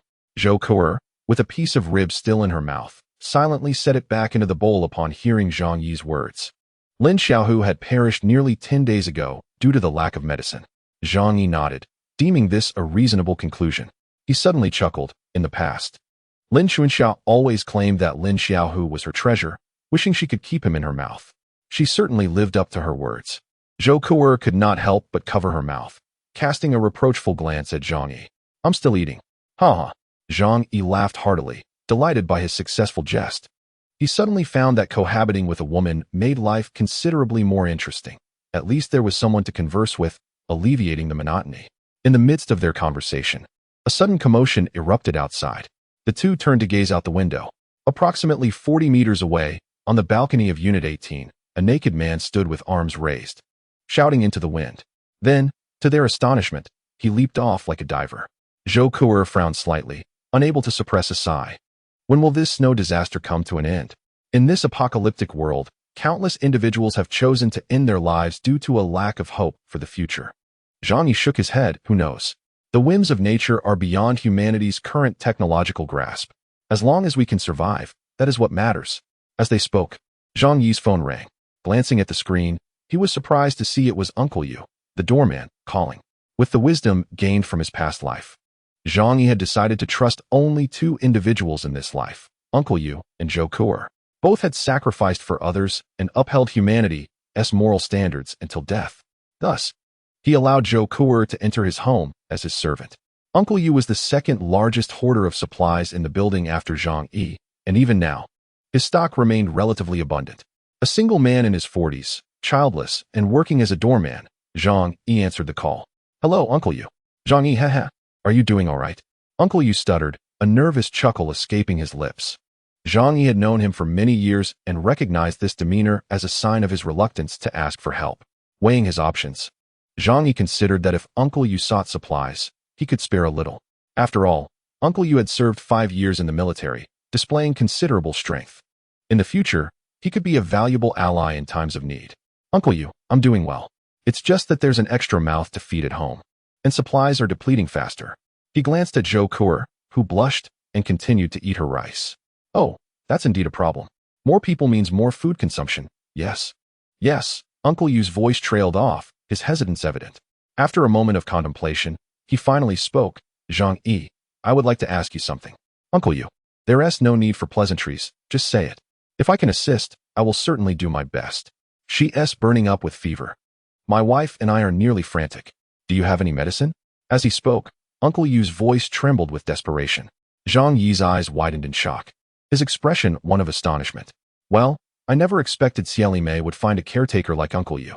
She truly has discerning taste, managing to select the second-best candidate among all the bachelors in this building." However, recalling Xieli Mei's circumstances from his previous life, Zhang Yi quickly found clarity. She appeared pitiful, yet she had outlived him, proving she was far from simple. At under 30, Xieli Mei, who had given birth, possessed an alluring figure, which Uncle Yu, having been single all his life, could hardly resist. Zhang Yi had no intention of meddling in others' affairs. If Xieli Mei could secure a partner to help raise her child, that was her own skill. "Ah, I see. Uncle Yu, congratulations," Zhang Yi remarked. "Congratulations? It's merely sharing a household. You know my situation. Without this snow disaster, I would never find a wife. I have a few boxes of medicine left. Come by and pick them up later," Zhang Yi replied casually. However, the mention of a few boxes subtly revealed a key piece of information. His own stock of fever reducers was limited. Yet, in this frigid weather, amidst a scarcity of supplies, he generously offered some to Uncle Yu. Consider the depth of Zhang Yi's loyalty and benevolence. Surely, Uncle Yu would feel compelled to repay this kindness. Uncle Yu, overwhelmed with gratitude, stammered, "How can I ever repay you, Zhang Yi? You've helped me twice in dire circumstances. Yu Jiguang, vow that if you ever need my assistance, should I refuse, I would not be worthy of being called a man," Uncle Yu fervently declared. Zhang Yi chuckled. "Uncle Yu, there's no need for such formality. We are old acquaintances. In my eyes, you are like family. Do not speak of thanks. Just come and collect the medicine." Across the table, Zhou Kuo pouted playfully at Zhang Yi, making a silly face. She had just realized that beneath Zhang Yi's stern and cautious exterior lay a remarkably cunning side. After hanging up, Zhou Kuo curiously asked, "Are you and Uncle Yu that close?" Zhang Yi picked up his chopsticks and replied nonchalantly, "Relationships among people are built on mutual benefit, especially in a world like this. Uncle Yu is a kind man with considerable strength. Having him indebted to me may prove useful in the future." At this point, Zhang Yi paused for a moment, then added, "Moreover, I genuinely hope that his humanity does not fade away in this apocalypse. That is an exceedingly precious quality." Chapter 73. The calculating young mother. After a while, Zhang Yi heard a knock on the door, followed by Uncle Yu's voice. "Zhang Yi, it's Yu Jiguang. Are you home?" He instinctively checked the surveillance outside. However, he soon furrowed his brow, for standing at the door was not just Uncle Yu, but also a woman holding a child. Though she was bundled in thick winter clothing, Zhang Yi recognized her as the young mother, Xieli Mei. What could she possibly want? Zhang Yi held a favorable opinion of Uncle Yu, yet he had no connection with Xieli Mei. His past experiences led him to believe that this woman was not as innocent as she appeared. Rising from his chair, Zhang Yi approached the door. Zhou Kuo merely glanced over but took no action. After all, Zhang Yi was the master of the house. Upon reaching the door, he did not open it, but inquired, "Is that you, Uncle Yu?" "Yes, it is," Uncle Yu confirmed. Just then, Xieli Mei interjected, "Zhang Yi, our Tangbao has a persistent high fever. Please help her." Her voice was tinged with a sob. Zhang Yi retrieved a box of acetaminophen suspension and a box of Xiao Kuehua cold medicine that he had long prepared, and promptly threw them out through the shooting hole. Quickly take the medicine to the child, he urged. In times like these, illness is no trivial matter. Uncle Yu hurriedly picked up the medicine from the ground, his eyes brimming with excitement. Thank you, Zhang Yi. I cannot express my gratitude enough. Xiao Mei took the medicine from him. Although Uncle Yu intended to lead her away, a peculiar glimmer flashed in her eyes. I know you have a heater at home, which makes it warmer. Our place is freezing. The baby is ill now, and I fear she may catch a chill. Could you assist us with this favor? Uncle Yu paused, taken aback. Xiao Mei had not mentioned this matter to him when they arrived. He felt somewhat embarrassed, having not discussed it with Zhang Yi beforehand. Now, with Xiao Mei's sudden request, he found himself caught in an awkward position. However, seeing the pleading look in Xiao Mei's eyes left him at a loss for words. In the room, upon hearing Xiao Mei's plea, Zhang Yi's lips curved slightly. Is this a case of asking for more? Is that you, Sister Xia? I sincerely apologize. But during these extraordinary times, I cannot permit anyone to enter. Besides, our coal supply is nearly depleted, and to be frank, the temperature inside is not much warmer than outside. Zhang Yi remained unmoved by her words. Though Xiao Mei presented her request under the guise of concern for the child, he and Zhou Qiu'er lacked any experience in childcare. Even if they possessed such experience, he was disinclined to engage in such matters. Allowing the child inside would grant Xiao Mei the opportunity to use the pretext of caring for the child to gain entry. It is easy to invite a deity, but difficult to send them away. Should she harbor ill intentions, Zhang Yi would find himself on constant alert. Xiao Mei wiped her tears and, in a pitiful tone, said, What do you know, being a man? The baby is so small and incredibly fragile. Turning to Zhang Yi, she continued, I understand this request may be inappropriate, but I truly have no other options. Sister Xia knows you possess a kind heart, which is why I must shamelessly make this request. Having brought Uncle Yu into the conversation, she knew that typically, if one were not particularly hard-hearted, they would relent. When one presents a significant request to another, it is wise to first propose a minor one. Once the other party agrees to the smaller request, it would be difficult for them to refuse the larger one. This demonstrated that the woman was not simple-minded. Xiao Mei had intentionally refrained from discussing this with Uncle Yu beforehand, waiting until after Zhang Yi had delivered the medicine to broach the subject of letting the baby stay in his home. However, she underestimated the steadfastness of Zhang Yi. Leaning against the door with his arms crossed, he replied, Sister Xia, if this request had been made before the apocalypse, I would have undoubtedly agreed. But as you know, everyone in this building is vying for my home and my life. I am genuinely frightened and cannot allow strangers to enter. Surely you understand? Uncle Yu nodded repeatedly. At that moment, he was caught in an awkward position, yet his gratitude towards Zhang Yi prevented him from pressing further. Indeed, Zhang Yi has already been exceedingly kind to us. Otherwise, who would be willing to provide us with medicine? Do you know how difficult it is to obtain medicine nowadays? Xiao Mei bit her lip, refraining from countering Uncle Yu's words, her eyes brimming with tears, presenting a picture of sorrow. But didn't he allow Zhou Qiu'er to stay in their home? Zhang Yi scoffed lightly and replied, Zhou Qiu'er is my girlfriend. Is there a problem with that? Though Zhou Qiu'er recognized that Zhang Yi was merely placating the situation, a slight smile graced her lips. Women often prioritize sweet words over the truth. And even when aware of the deception, they tend to self-hypnotize into believing the falsehoods. Xiao Mei furrowed her brow, seemingly contemplating her next words. However, Uncle Yu's resolve was not as strong as hers. He took Xiao Mei's arm and, with a serious expression, said, Let us go. We should not trouble him any further. Zhang Yi has already been generous enough. Let us not be excessive. Perceiving Uncle Yu's genuine irritation, Xiao Mei immediately adopted a pitiful demeanor. I understand. I do not wish to act this way either. It is all for the child. Uncle Yu turned to the room and said, I apologize, Zhang Yi. Please do not hold her words against her. Thank you for your assistance in this matter. Zhang Yi replied, It is all right. We all understand each other's feelings. Let us support one another. Through the surveillance, Zhang Yi observed as Uncle Yu escorted Xiao Mei and the child down the stairs. Zhou Qiu'er remarked nonchalantly, Such people are plentiful, aren't they? Zhang Yi shrugged. That is true, but I have a good rapport with Uncle Yu. I fear she may disrupt our relationship. Uncle Yu was the ideal worker Zhang Yi had envisioned. He harbored no desire for a woman like Xiao Mei to whisper ill notions into Uncle Yu's ear. Zhang Yi's wariness towards Xiao Mei intensified. At the very least, she harbored covetous thoughts regarding his home and supplies. Chapter 74. The night raid on Zhang Yi's home. After closing the door, he expressed his displeasure. What kind of talk was that? How could you ask someone to take care of your child? The outside world is chaotic. One cannot discern friend from foe. The fact that he provided medicine for the child indicates he is a trustworthy person. How could you overreach? Xiaomei sat on the bed, cradling the baby while administering the medicine, using her milk to help it down. She refrained from arguing with Uncle Yu, instead speaking softly. Wasn't everything I did for the sake of the child? You know, my only motivation for living now is the baby. If anything were to happen to her, what purpose would life serve for me? Tears fell anew as she spoke. Uncle Yu turned his head and caught a glimpse of her fair bosom, feeling a mix of softness and firmness in his heart. His tone softened. I understand your feelings, but one must at least show gratitude. Reflecting on Zhang Yi's past assistance, he has helped me immensely. Were it not for him, I would not have thought to stockpile supplies and would not have survived until now. I, Yu Jiguang, must find a way to repay this great kindness. Just then, a haunting voice drifted into his ear. You know, you need not feel so indebted to Zhang Yi. After all, he is also wary of you, isn't he? Uncle Yu was taken aback, exclaiming, What do you mean by that? Xiaomei, looking frail, said, Consider this. If he truly trusted you, he would have opened the door for us when we arrived, allowing us to sit inside.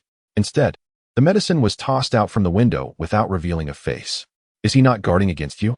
Uncle Yu was displeased and retorted, Do not speak out of turn.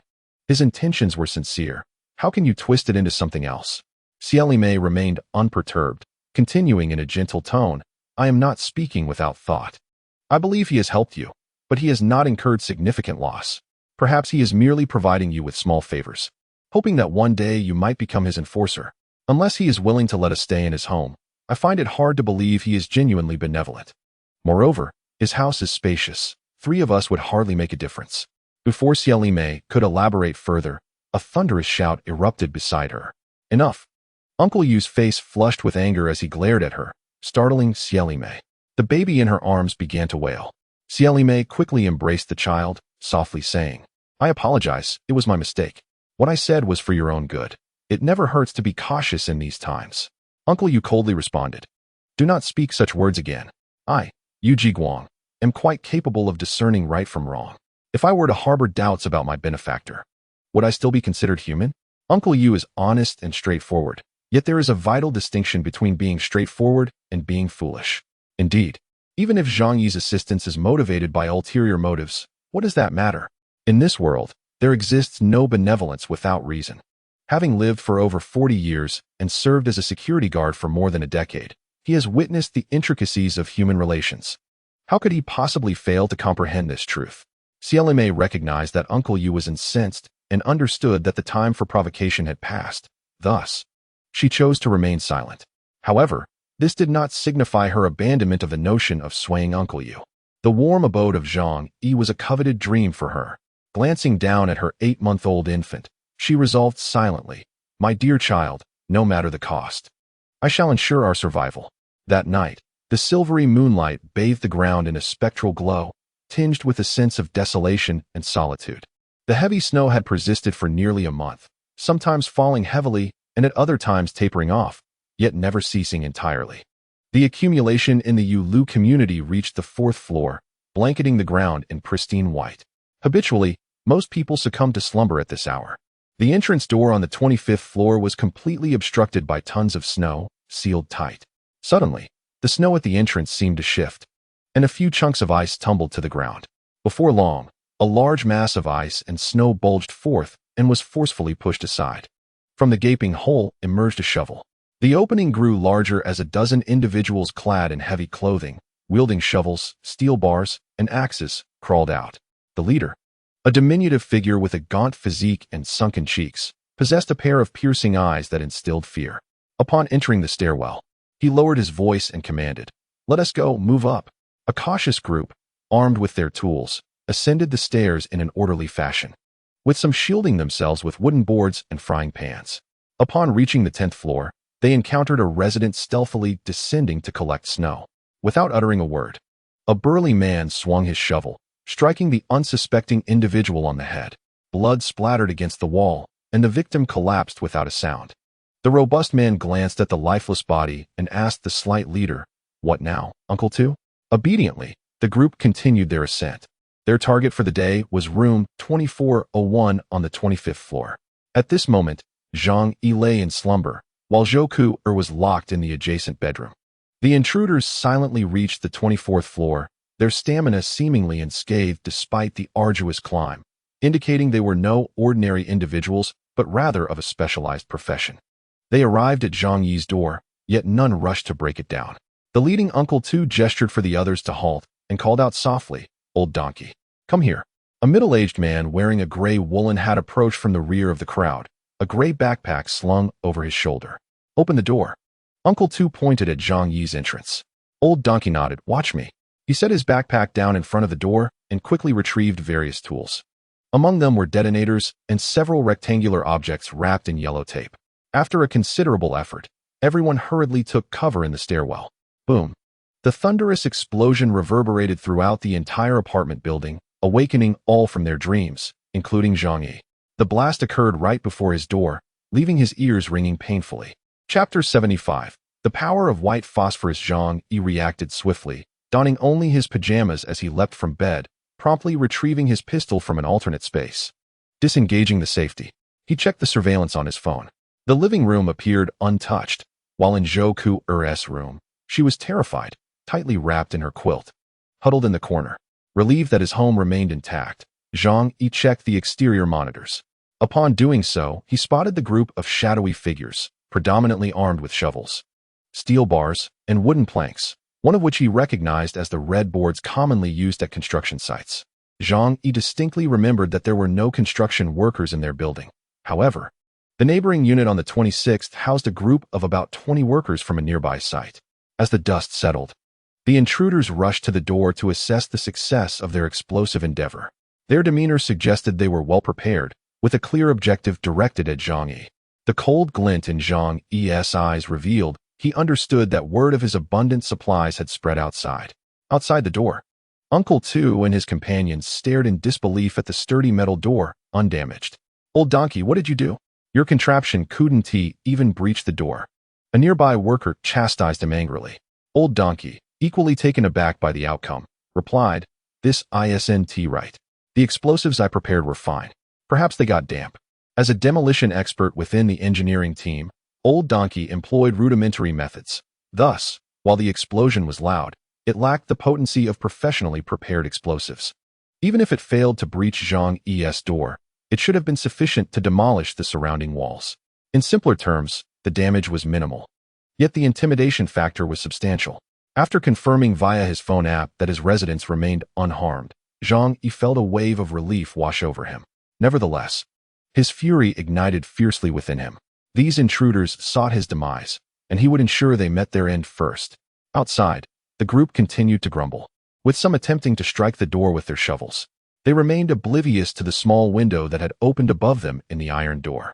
Zhang Yi ignited a Molotov cocktail and hurled it outside. The flames erupted instantly. Unsatisfied, he retrieved several small white bottles containing a nearly transparent liquid from the alternate space. These contained white phosphorus dissolved in carbon disulfide, representing the simplest form of a white phosphorus bomb. Known as Hellfire, white phosphorus burns at temperatures exceeding 1,000 degrees, capable of annihilating all living organisms within a certain radius. The explosion of a white phosphorus bomb generates intense illumination and scattering burning fragments. Once they adhere to the skin, they are nearly impossible to remove in time, resulting in horrific wounds that not only possess deadly force, but also instill profound psychological terror. The use of white phosphorus bombs is internationally prohibited. As the Molotov cocktail hit the ground, flames roared to life, but its lethality was limited. The intruders, having traversed the snow, were soaked, making ignition difficult.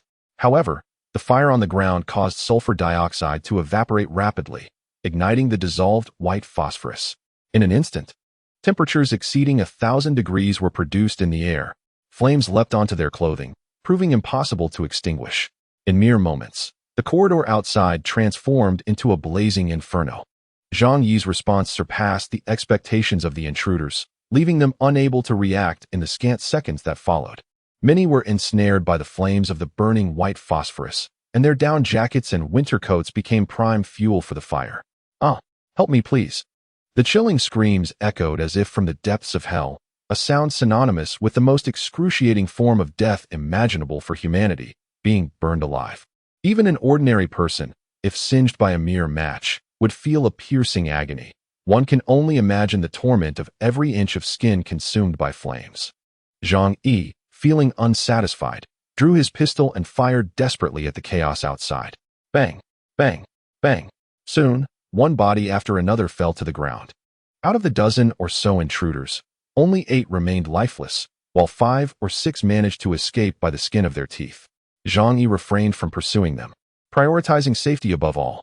Once he confirmed the demise of those men, he closed the firing hole and activated the air filtration system to prevent the dense smoke from infiltrating the room. Glancing at his empty gun, he shook his head. This weapon truly lacked durability. Fortunately, it was not a machine gun he had purchased, or he would have expended hundreds of bullets in that barrage. Clearly, he must find a way to acquire some formidable firearms in the future. Until now, his sense of crisis had not been acute. In a world ravaged by chaos, those who survived were no ordinary beings. The adversaries he would face henceforth were bound to be ruthless characters. If one day an engineer armed with a cache of explosives were to approach, he could very well obliterate this entire building. Naturally, such a statement was an exaggeration. That level of explosives was not something an average person could procure. Nonetheless, it compelled Zhang Yi to prepare for the worst. "I will ensure that all of you scoundrels perish," Zhang Yi muttered fiercely. He walked to Zhou Kuer's room and opened the door. Zhou Kuer was huddled in the corner, her head buried tightly between her snow-white legs. "It's all right now," Zhang Yi reassured her. Upon hearing his voice, Zhou Kuer felt a wave of relief wash over her. Though this man often exhibited excessive caution and a facade of indifference, he was, at that moment, the greatest source of warmth in her heart. She lifted her head to gaze at Zhang Yi and retorted, "I'm not scared. I merely thought there was an earthquake." And hiding in the corner seemed safer. Zhang Yi chuckled softly. On the 24th floor, if there were truly an earthquake, no corner would suffice to keep you safe. He sat on her bed. Before her arrival, the room had been quite dreary, lacking even a blanket on the bed. However, with her presence, a cozy ambience had emerged. A pink velvet quilt and yellow sheets adorned the bed, while her washed black lace lingerie and stockings hung on the windowsill. It was evident that she was a woman of refinement. Moreover, not only her room but the entire house, including Zhang Yi's bedroom, was kept impeccably clean by her daily efforts. Zhang Yi mused, having a sensible woman by one's side is truly a blessing. In a world like this, such a woman would be unattainable without a dowry of 88 million. Chapter 76. The Harmony Gang of Building 26. Zhang Yi recounted the recent events to Zhou Kuer. It was the workers from Building 26 next door. With a new development nearby, numerous workers had rented accommodations in the vicinity. Zhou Kuer expressed curiosity. "Our complex is considered mid to high-end. Would they really spend that much?" Zhang Yi replied. "If 10 people are crammed into one room, how expensive could it be?" Zhou Kuer nodded, her expression growing serious. "If that is the case, they are indeed more dangerous than Chen Jinghao." Zhang Yi nodded in agreement. Chen Jinghao was merely a thug. During peaceful times, ordinary people feared causing trouble, fearing him. Yet now, with everyone's lives hanging by a thread, if he were not armed, he would have long been killed. The workers, however, were different. Their daily labor endowed them with far superior strength and combat prowess. Moreover, they were familiar with one another, and their numbers afforded them considerable advantage in any endeavor. Zhang Yi took a deep breath, lamenting, "Thank goodness I eliminated that rotund demolitionist yesterday. Otherwise, I wouldn't sleep soundly at night." Zhou Kuer inquired, "What shall we do next? Should we seek revenge?" Zhang Yi's brow furrowed with determination. "Of course we must exact revenge. However, it would be unwise to step onto their turf. Just look at how I decimated half of them." Zhou Kuer retorted, "But you have a gun. Having a gun is not enough." Zhang Yi asserted, "Even if I wiped them all out, if I were to take a shovel to the head, I'd consider it a significant loss." Zhou Kuer rolled her eyes. "You are far too cautious and overly prudent. But if you don't confront them, how will you avenge us? They don't seem like the type to fear death. They appear to be desperate men. After all, who in their right mind would engage in demolition in an apartment building? One misstep could bury them alive." Zhang Yi stroked his chin, already concocting a plan. It seemed that to secure a stable life moving forward, he would need to find some expendable pawns. Pondering this, he retrieved his phone and opened the homeowners group for Building 25.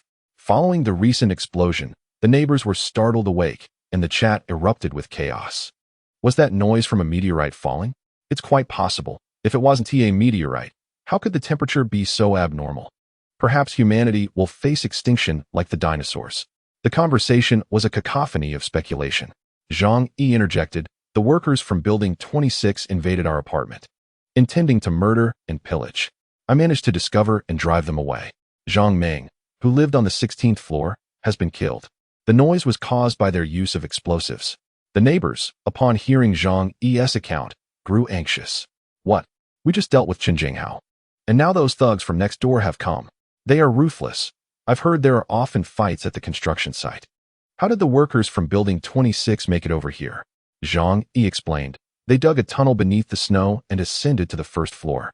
Someone nervously suggested. "Quickly, collapse that tunnel and lock the doors." Zhang Yi advised. "That is futile. Such doors can be easily smashed. Even if you block it, they can still climb in through the windows on the 4th floor." The neighbors were filled with trepidation. That night, had Zhang Yi not driven those men away, they might have invaded their homes and slaughtered them. What can we do? How can we possibly contend with those laborers? Half of our residents are dead, and the remainder consists mainly of the elderly, women, and children.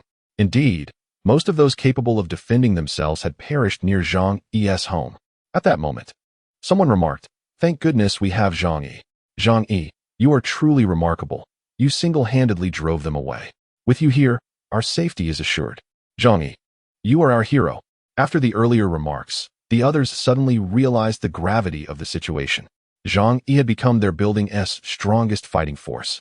Armed with a gun, sending him to contend with the workers next door was undoubtedly the best option. Zhang Yi found the scene rather amusing. Previously, they had lambasted him in the group, calling him selfish and shameless. Most of their kin had perished at Zhang Yi's hands, and they harbored intense hatred toward him. Yet now, they sought his aid and lauded him as a hero. Did they truly consider him a fool? Zhang Yi smirked. "I expended considerable ammunition dealing with them. Self-preservation has become a challenge for me. You all should look out for yourselves. What a joke. Why should I protect you? Your survival or demise bears no significance to me." After uttering this, Zhang Yi fell silent.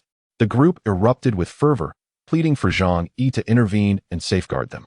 "Zhang Yi, you cannot just stand by and watch us perish. If we all die, only the two of you will remain. Won't you feel lonely? Once we are all gone, you will inevitably become the target of many, with countless eyes upon you." Upon hearing these words, Zhang Yi's gaze turned icy. It was indeed true. He was acutely aware of how many were watching him now. After all, the video he posted in the group chat had surely been shared by the neighbors. Outside observers would merely harbor jealousy. But those living nearby had the opportunity to invade his sanctuary and seize everything from him. Yet, he remained silent. Instead, it was Uncle Yu who sent Zhang Yi a private message, inquiring with genuine concern whether he needed assistance. "I know those rascals from 26. I even shared drinks with them before. They dare to set their sights on you. I will not let them off easily. Zhang Yi, should you have any thoughts, just let me know, and I will help you deal with them." Zhang Yi chuckled. "Uncle Yu, they are quite numerous, aren't they?" Uncle Yu replied, "Yes, there were originally over 30 of them. However, about 10 have recently perished, leaving roughly 20 or so. I know their leader, Huang Tianfeng. We were chatting not long ago. But those scoundrels are truly despicable. They've caused a great deal of suffering in 26. Ugh, I would never associate with such a rabble." Uncle Yu and the workers came from rural backgrounds. While the workers mingled with society, Uncle Yu had spent many years in the military, leading to a significant disparity in their perspectives. Chapter 77. Zhang Yi, if you do not come out, I will kill your neighbors. Thanks to Uncle Yu's introduction, Zhang Yi gained a clearer understanding of those individuals. They worked under a construction company called Tianhe Group, employed informally by a contractor. Yet, they boasted of being employees of Tianhe Group to elevate their status. Consequently, their group called themselves the Tianhe Gang, with their leader being the wiry, short man, Huang Tianfeng. "Zhang Yi, do you have any plans regarding them? If you need my help, just give the word," Uncle Yu stated. Zhang Yi smiled faintly. It was impossible for him to launch an attack against this so-called Tianhe Gang. His greatest asset was this fortified refuge. Once he stepped outside, facing those 20-odd individuals, even with a firearm, the situation would be perilous. "Uncle Yu, for the sake of safety, I currently have no plans for revenge. Primarily, even with your assistance, We lack certainty of victory. Unless, his eyes glinted with a spark of inspiration, we could rally the neighbors within the building. Uncle Yu understood Zhang Yi's implication. You mean we should unite like Huang Tianfang's gang and stand together against external threats? Precisely, Zhang Yi affirmed. Uncle Yu said, all right. I shall propose this notion in the group and see how many are willing to join. Zhang Yi chuckled. Uncle Yu, there's no need for that. If you push them to join, they might suspect your intentions and become even more obstinate. Uncle Yu inquired, then what should we do? Zhang Yi laughed heartily. There's no rush. Our supplies at home are sufficient. We can afford to wait. Eventually, the neighbors in this building will come to seek us out. Uncle Yu couldn't help but admire. Zhang Yi, you are truly remarkable. The two reached a mutual agreement, deciding to temporarily disregard the Tianhe gang. In the owners' group, neighbors still hoped for Zhang Yi and Uncle Yu to take the lead against the Tianhe gang. They were well versed in moral coercion. While praising Zhang Yi and Uncle Yu as good people, though Zhang Yi perceived this as an insult. Who's the good person? You and your entire family are the good people. They simultaneously sought excuses, claiming a lack of food or strength to fight, or citing their status as elderly or women to avoid involvement. Zhang Yi knew this shameless group too well and chose to ignore them. Ultimately, when the knife struck them, they would surely understand the pain. In the following 2 days, Zhang Yi began gathering intelligence from the outside world.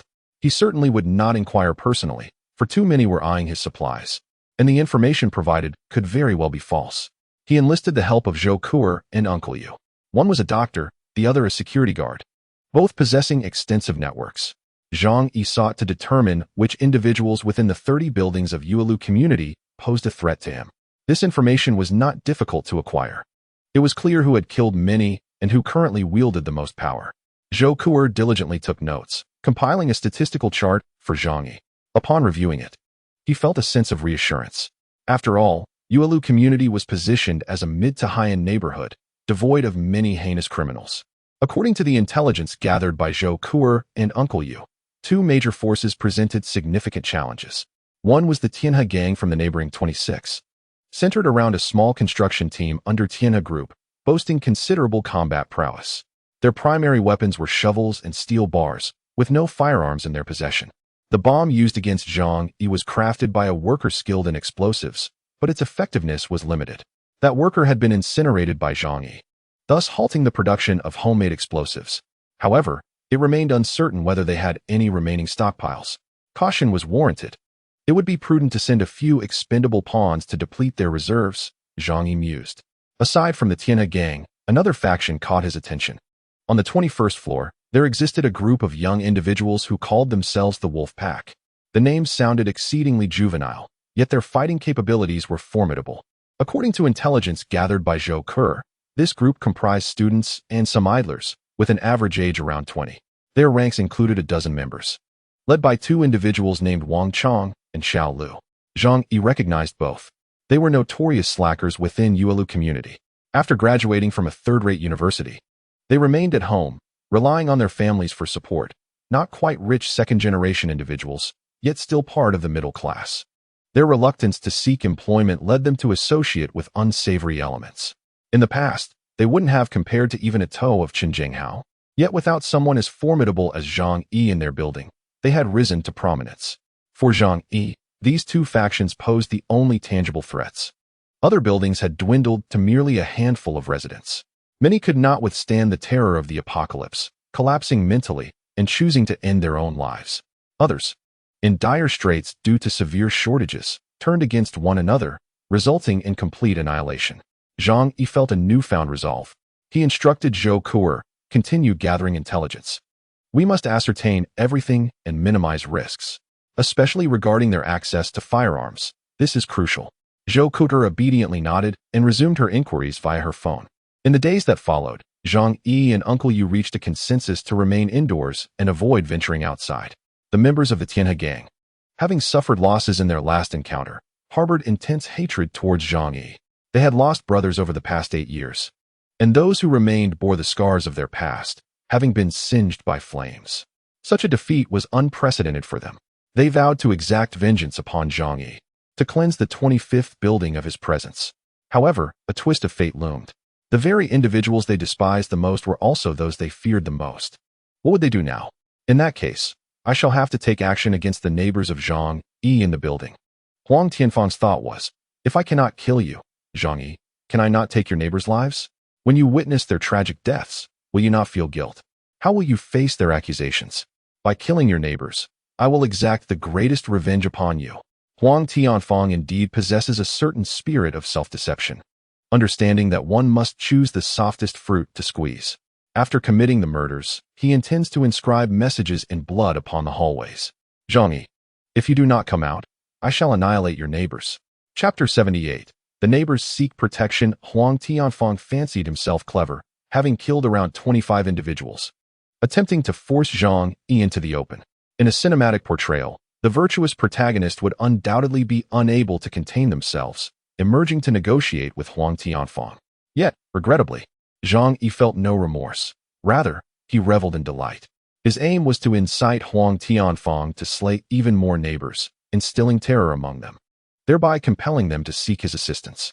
Indeed, merely 2 days later, the neighbors could no longer endure the situation. They beheld the bloodied messages left by Huang Tianfang and unanimously concluded that only Zhang Yi could confront him to resolve the pressing dilemma. Consequently, the group chat erupted with fervent messages directed at Zhang Yi, inundated with private messages and voice calls. Zhang Yi glanced at the neighbors' reactions. You must resolve the mess you have created.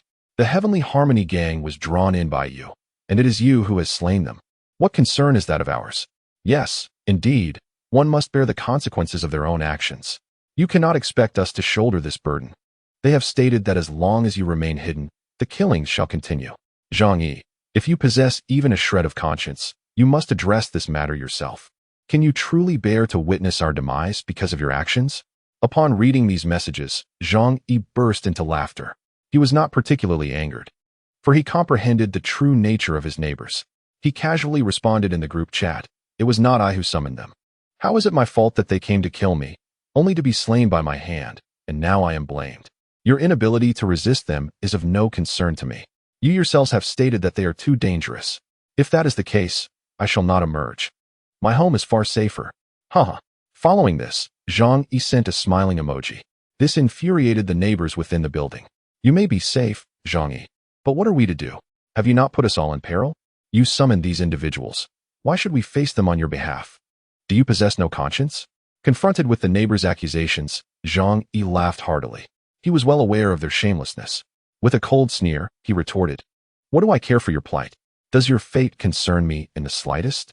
Do not speak to me of conscience. When the Heavenly Harmony gang attacked my residence, did any of you refrain from involvement? I graciously chose not to arrive with firearms, obliterating each of you.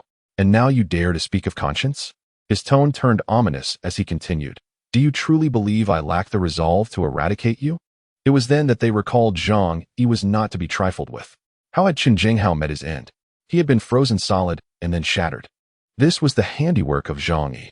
Zhang Yi ceased speaking and sent a message to Uncle Yu. Uncle Yu, it's time for you to take the stage.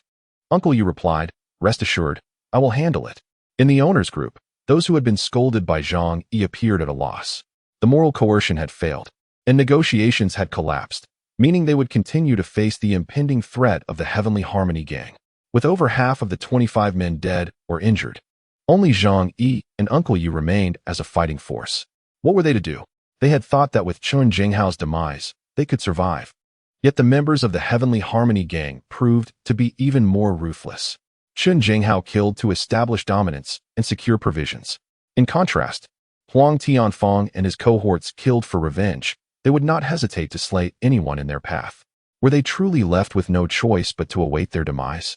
Cursed be it. Why had the world transformed into such a state? Would barbarism become the new norm?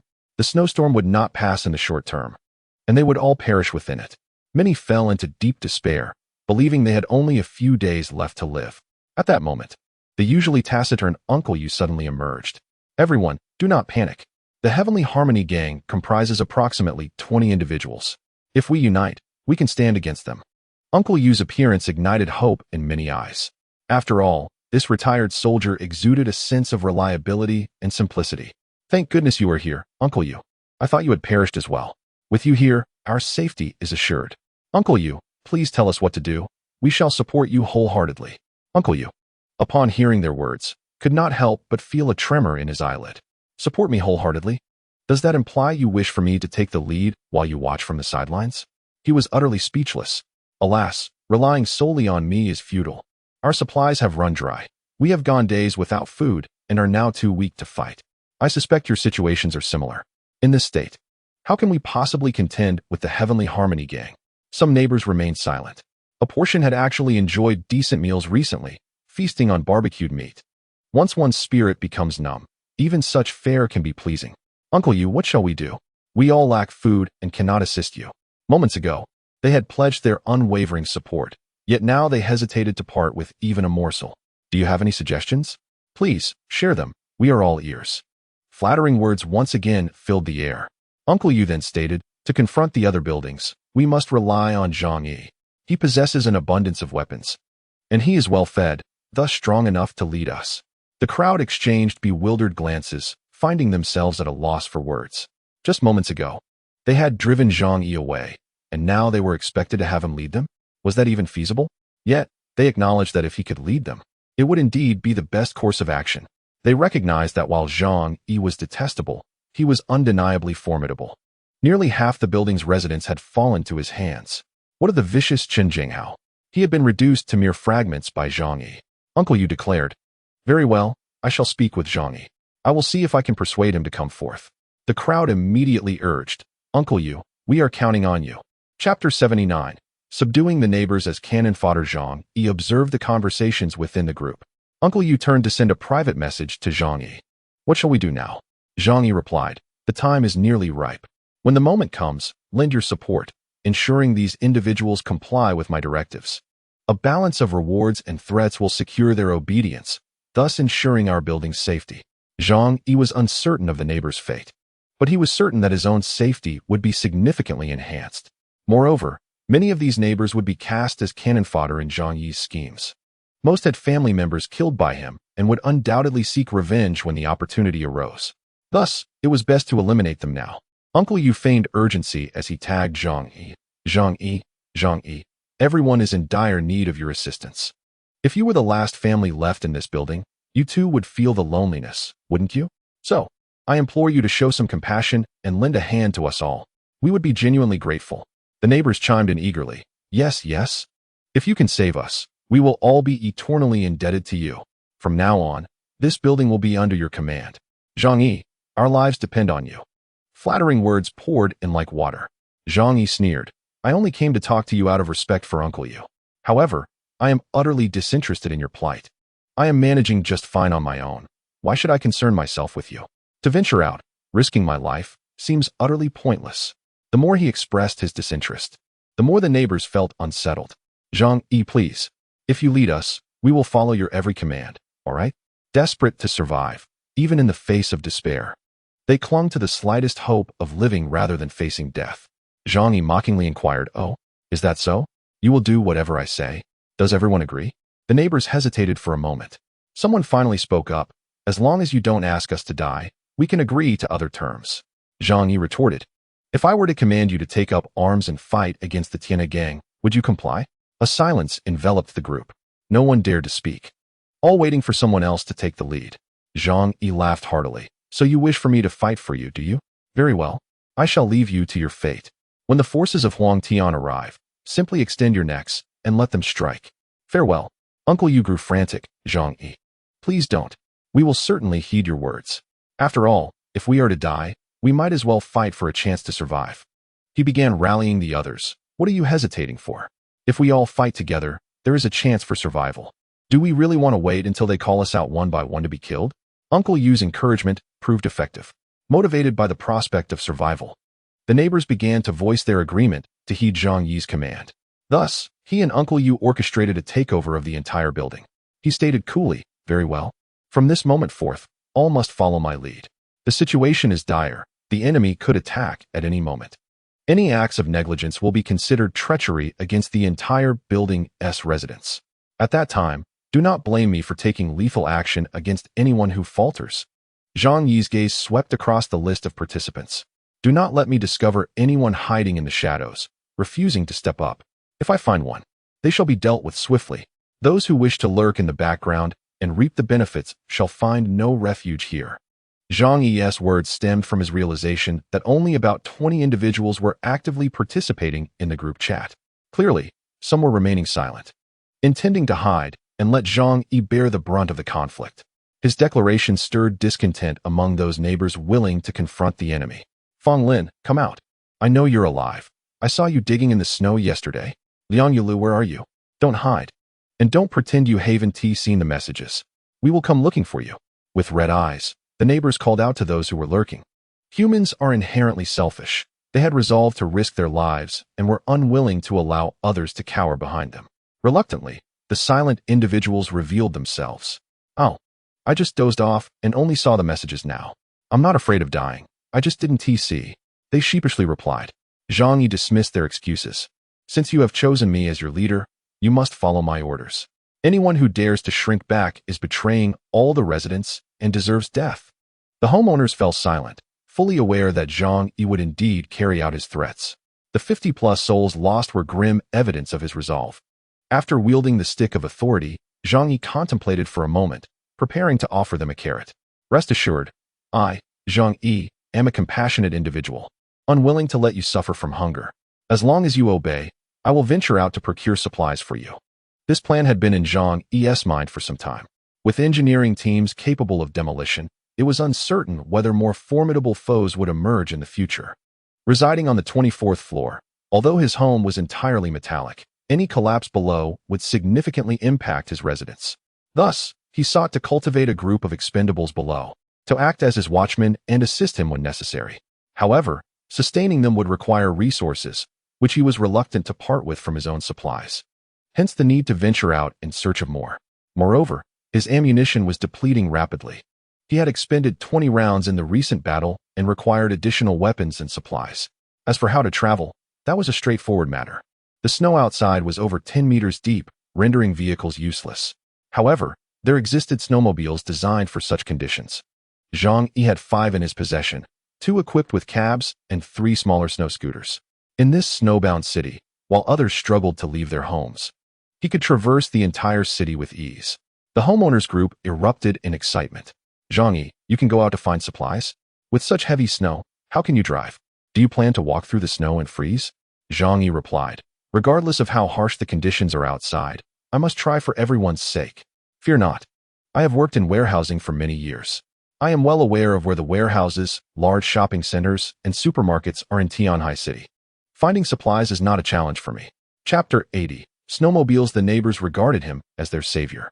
Even those who had resigned themselves to waiting for death, wrapped in blankets at home, now glimmered with hope. If that is the case, we can survive, they exclaimed.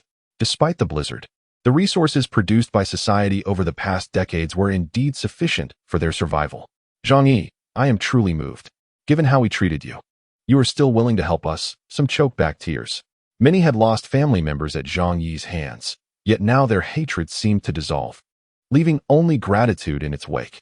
Zhang Yi solemnly declared, as the leader of this building, I am responsible for each and every one of you. Furthermore, my own supplies are dwindling. Seeking resources is our only path to survival. These words reassured the residents.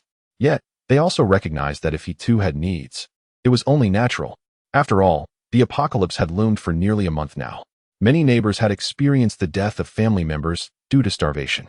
Thus, they believed that no matter how much Zhang Yi had hoarded, there would eventually be a day when his supplies ran dry. Especially now that his household comprised only 2 individuals, resource consumption would accelerate. The neighbors expressed their heartfelt gratitude, praising him as if he were a deity. Even Zhou Kuer remarked with a smile, if you were to establish a cult now, you could be its founder. In times of disaster, religion often flourishes, as people seek spiritual solace. Zhang Yi smiled faintly, realizing there was no need for complexity with a group of expendables. With just a moldy bun, he could earn their affection more than their own father's. Zhou Kuer curiously asked, but are you truly going out? Her eyes were filled with a hint of worry and guilt. Zhang Yi understood that she genuinely believed his supplies were dwindling and felt she was a burden to him. He pinched her delicate cheek, squinting with a smile, and reassured her, do not fret, there is more than enough food at home to sustain you. I merely seek a suitable opportunity to venture out and assess the situation beyond these walls. Under ordinary circumstances, Zhang Yi would hesitate to step outside, fearing an ambush from deranged neighbors. However, now he had become the beacon of hope for survival, and thus did not fear attacks. Zhou Ke nodded. Then I shall accompany you. She was aware that Zhang Yi did not fully trust her, so she proactively offered to join him. Zhang Yi gazed at her intently, then slowly and firmly shook his head. Given our current relationship, do you truly think I would still doubt you? A woman should remain at home, awaiting the return of her man. He gradually rose to his feet, and Zhou Ke felt a surge of emotion. Yet this sentiment was fleeting, as Zhang Yi soon gathered the remaining food and coal from their home into his spatial storage. I trust you completely, he said with a cheerful grin. Zhou Ke, wearing an expression of disbelief, was taken aback. She had just felt touched by him, only to see him revert to his usual demeanor. This marked the first time since the apocalypse that he chose to leave their apartment building. The heavy snowfall had sealed off the city, rendering it devoid of life, and the danger was comparatively lower. Nevertheless, out of caution, Zhang Yi donned a layer of soft leather jacket, which could withstand a knife stab if not met with sufficient force. After careful consideration, he retrieved 2 frying pans from his spatial storage, placing one in front and one behind him. This way, even if he encountered an adversary wielding a firearm, a standard pistol would be unable to harm him critically. Finally, he donned his winter gear. At this point, his figure appeared somewhat bulky, but he felt secure. Zhang Yi took out a pry bar over a meter long and tested its weight in his hands. In a real confrontation, this hefty pry bar proved more effective than a machete. A knife wound would not incapacitate instantly, but a blow from this bar would surely bring one down. He secured the pry bar and filled a magazine for his handgun, stowing it in his pocket. Fully armed, he finally stepped out of his home. The chill outside was biting, and even clad in professional-grade sportswear akin to that of the national mountaineering team, he could still feel the cold. Yet, this chill did not deter him. After some movement, his body would warm up. Holding the pry bar firmly, he descended the stairs at a measured pace, always observing his surroundings before proceeding. Caution begets safety. He encountered no incidents along the way, as few dared to overestimate their capabilities. Upon reaching the 4th floor, he found that, due to the actions of groups like the Tiana gang, most residents had moved to higher floors, leaving the lower 10 stories vacant. Zhang Yi pushed open the door, revealing a chaotic interior. Windows had been smashed, and even the flimsy security bars had been torn apart. The wind howled through the gaping hole. Zhang Yi carefully climbed out through this opening. His feet sank into the snow, which reached his knees, but the accumulation had compacted sufficiently beneath him to prevent him from sinking entirely.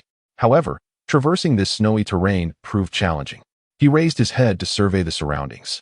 The expansive Yulu community lay silent, the only sound being the wind. He saw no prying eyes observing him. From his spatial storage, Zhang Yi retrieved a snowmobile, which had been filled with fuel prior to his departure. Operating this vehicle was not overly complex. After a brief examination and referring to the manual, he grasped how to maneuver it. He mounted the snowmobile, turned the key, and the engine roared to life. Riding the snowmobile, he sped toward the outskirts of the community. As he departed, Zhang Yi sensed that some individuals were peering at him through the windows. This was hardly surprising, given that human presence had become scarce outside, and the noise of the snowmobile was particularly jarring. It seemed inevitable that some would harbor covetous thoughts about his snowmobile. A cold smirk graced Zhang Yi's lips. He was unperturbed by the potential exposure of his snowmobile's existence. There were many who would scheme against him. In these times, one could not be surprised to find individuals willing to kill for a mere biscuit. As Zhang Yi would put it, a debt unacknowledged is a burden uncared. The heavy snow had buried many low-lying homes, rendering the streets almost invisible. However, having lived here for over 20 years, he could navigate using the iconic high-rise buildings as landmarks, thus averting the risk of getting lost. Chapter 81. The police armory. The city of Tianhai lay in desolation. The white snow blanketed everything, and from above, only the silhouettes of tall buildings could be discerned amidst the vast expanse of pristine white. Zhang Yi raced across the snow on his snowmobile, the wind whipping past his ears, invigorating him to the core. He could not help but let out a few jubilant howls. The noise of the snowmobile was particularly attention-grabbing. As he rode, he caught glimpses of shadows flitting behind the glass of high-rise buildings. Even in the apocalypse, some resilient humans would surely endure, much like locusts.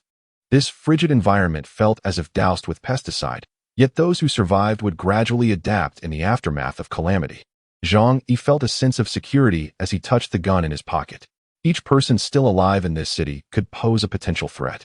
In the apocalypse, one must never trust humanity. Zhang Yi's first destination was not the nearby supermarket. He steered the snowmobile directly toward the Tianhai Public Security Bureau, for it was certain that weapons were stockpiled there.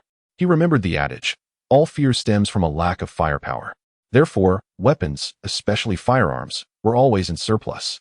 After riding for over half an hour, Zhang Yi arrived at the location of the police station. Much of it was submerged. The originally 6-story building had its lower 3 floors completely obscured. Fortunately, the police station was a standalone structure, and its height exceeded that of residential buildings. Had he arrived even a few days later, there would have been nothing left. Zhang Yi parked the snowmobile in front of a 4th-floor window. He dismounted, removed the key, and seized the pry bar to strike. The tempered glass shattered into a cascade of shards. Zhang Yi produced his gun from his pocket and entered the building. Inside, darkness enveloped him, but this posed no issue. He retrieved a miner's lamp from his spatial storage. This lamp, used by underground miners, was compact yet emitted an impressive brightness. Once activated, it illuminated the surroundings like a miniature sun. Unfamiliar with the internal layout of the police station, Zhang Yi proceeded to search room by room. Upon reaching the snow-covered 2nd floor and prying open a locked room, the sight within stirred a flicker of emotion within him. In the corner of the room huddled 7 or 8 police officers, wrapped in thin blankets, their bodies pale as the snow. Zhang Yi inhaled deeply, feeling a twinge of sadness. These were officers who had been on night duty. When the blizzard struck, they had no adequate clothing to keep warm. Judging by their lifeless forms, they had likely succumbed to the cold. Zhang Yi wished to bury them, yet after some contemplation, he believed that being laid to rest in this place, to which they had dedicated years of effort, might offer a sense of closure. He bowed his head in respect, paying homage to those who had safeguarded the city. Subsequently, he maneuvered around the bodies to continue his search. The police station was cluttered with numerous items, making the search rather time-consuming. Feeling fatigued, Zhang Yi retrieved a piece of pure cocoa butter chocolate from his supplies, devoured it heartily, and replenished his energy to proceed. After nearly 2 hours, he discovered the armory, though it was secured with a heavy lock. Fortunately, he knew that the key would undoubtedly be in the duty room, making it easy to find. Once he acquired the key, he successfully opened the door. Upon entering the armory, Zhang Yi was astonished. The room housed a multitude of firearms, including pistols and rifles, totaling several dozen. He even stumbled upon a large sniper rifle. Particularly, the sniper rifle was an exceptional find, an exquisite tool for stealthy encounters. Even if his aim was not impeccable, instilling fear was certainly achievable. Zhang Yi believed he possessed a natural talent for shooting, considering himself nearly a professional, especially proficient with handguns. After his rebirth, perhaps due to a more resolute mindset, his shooting became increasingly decisive. When he confronted the members of the Tianhe gang, he hardly missed a shot. "I am a shooting prodigy." Zhang Yi chuckled, a hint of self-deprecation in his tone. Soon after, he unearthed over 1,000 rounds of ammunition, as well as confiscated antique firearms, the condition of which was uncertain after years of neglect. However, Zhang Yi did not mind. He collected them all. This venture proved immensely fruitful. Beyond firearms and ammunition, he also found a dozen bulletproof vests and a complete set of riot gear, including helmets, shields, and batons. These items would undoubtedly suffice to assemble a formidable team. Zhang Yi was elated. The mere discovery of these treasures rendered his outing worthwhile. Within the police station, he reaped a bountiful harvest. This also confirmed for him that a wealth of resources still existed outside. After all, the heavy snowfall on the midnight of December 12th had blanketed the area, accumulating over a meter by morning, with temperatures plummeting to several degrees below zero. Thus, most people remained oblivious to the onset of the apocalypse and did not engage in frenzied scavenging. By the time they recognized the dire situation, it was too late to venture outside. Having found what he sought, Zhang Yi departed from the police station. Outside, a thick layer of snow blanketed his motorcycle, which made him realize he had been out for quite some time. It was time to procure some food for his neighbors. Zhang Yi thought of those wretched neighbors and muttered. He circled the area until he discovered a supermarket that had not been entirely buried. He then broke a window and climbed inside. To his dismay, the shelves were nearly bare, as if freshly stocked. Only a few frozen remnants of spoiled vegetables lay scattered on the floor. Zhang Yi stroked his chin, remarking, given its proximity to the residential area. It's not surprising that this convenience store was emptied. However, the larger shopping malls in the city and outskirts likely remained untouched. Newly constructed large malls typically are not situated close to residential neighborhoods due to high land costs. Having worked in warehousing, Zhang Yi was well aware of which large malls in Tianhai City were far from the populace. He mounted his snowmobile and headed towards the economic development zone, where a Wanda Plaza had been built 2 years prior, and the nearest residential buildings were 3 kilometers away, thus reducing the likelihood of being looted. Upon arriving at the Wanda Plaza, he again found only the roof visible. He replicated his previous method, shattering the glass above and using climbing ropes to lower himself inside. Upon entering the mall, remnants of its former vibrancy lingered faintly. The circular layout showcased storefronts filled with exquisite goods, luxurious clothing, shoes, and various household items. All now worth little, easily taken. Zhang Yi selected useful merchandise and stuffed an entire store's worth into his space. The supermarket was located on the basement level. After hastily gathering supplies, he proceeded to the lower level. As expected, due to its isolation, the shelves were still fully stocked. However, the quality left much to be desired. A portion of the mall had collapsed under the weight of the snow, allowing frigid air to seep in, resulting in frost covering the shelves. The cold had utterly ruined the food inside. Some puffed snacks and biscuits were encased in ice, particularly in the vegetable section, while not rotting or foul. The produce had severely dehydrated, likely lacking flavor. The meat section fared better, frozen into solid blocks, true zombie meat. As for the fish tanks, they had burst from the ice, making any hope of fishing futile. In summary, the food here, in normal times, would likely have been discarded as refuse or sent to food factories for processing into pre-packaged meals. Zhang Yi shrugged. I wouldn't even eat this stuff if it were given to me. He was too indifferent to even collect them into his space. After all, he had no shortage of supplies, so why would he need such inferior goods? Nevertheless, this was inconsequential. Regardless of the food's poor quality, to his neighbors, who had not savored normal fare in ages, it would be a culinary delight. Zhang Yi retrieved 2 large duffel bags from his space and carelessly tossed in some spoiled vegetables and zombie meat. He also added some bread and biscuits that had expanded due to moisture. Soon, the bags were filled to the brim. He decided to leave the other items untouched for now. Perhaps they could save other lives in the future. He had no need to take them. After completing this task, Zhang Yi glanced at his Rolex on his wrist. This renowned watch had undergone cold-resistant treatment, still functioning in extremely low temperatures. While the time might not be entirely accurate, it at least provided a rough estimate. The Rolex indicated it was 3:30 in the afternoon. Zhang Yi resolved not to waste any more time. He would have plenty of opportunities to return, and no one could compete with him. He would save the rest for future exploration. The engine roared to life, resonating in the stillness of the neighborhood. In room 26, on the 15th floor, Huang Tianfeng, the leader of the Tianhe gang, squinted his eyes, fixated on the brand-new snowmobile. Half of his face bore the scars of fire, rendering him even more grotesque. Yet, the flames had left their mark, transforming him into his current visage. Such a contraption exists. It can traverse snow. If we could utilize something so splendid, we would no longer need to feast on that spoiled meat. A stout man beside him remarked, "Uncle, I know this. Where I come from, it's called a snow sled. This is an electric sled." Huang Tianfeng's eyes remained glued to Zhang Yi's snowmobile as he said solemnly, "Regardless of what it is, we must devise a way to acquire it." Huang Tianfeng was not alone in this thought. Each person watching Zhang Yi harbored the same desire. After more than half a month of isolation, many had succumbed to madness. And for those remaining, sanity and life were but a matter of time. They yearned to escape this place in search of sustenance and space to survive. The once persistent heavy snowfall had obstructed their attempts. However, Zhang Yi's snowmobile rekindled their hope. He could sense the avarice and blatant murderous intent lurking within the multitude of gazes fixed upon him. Yet, as he touched the handgun at his waist and recalled the substantial arsenal he had discovered that day, he felt a sense of reassurance. Upon dismounting the snowmobile, Zhang Yi lifted his gaze to find the neighbors from Building 25 watching him with palpable excitement. A smirk played on his lips as he pretended to park the snowmobile in the underground garage, carefully evading everyone's line of sight before securing it within his space. The depth of his footprints, laden with the weight of his burdens, sent the neighbors into a frenzy, some even pressing their faces against the windows in fervent anticipation. Huang Tianfang and his companions next door were equally enthralled. "Uncle, could that be food?"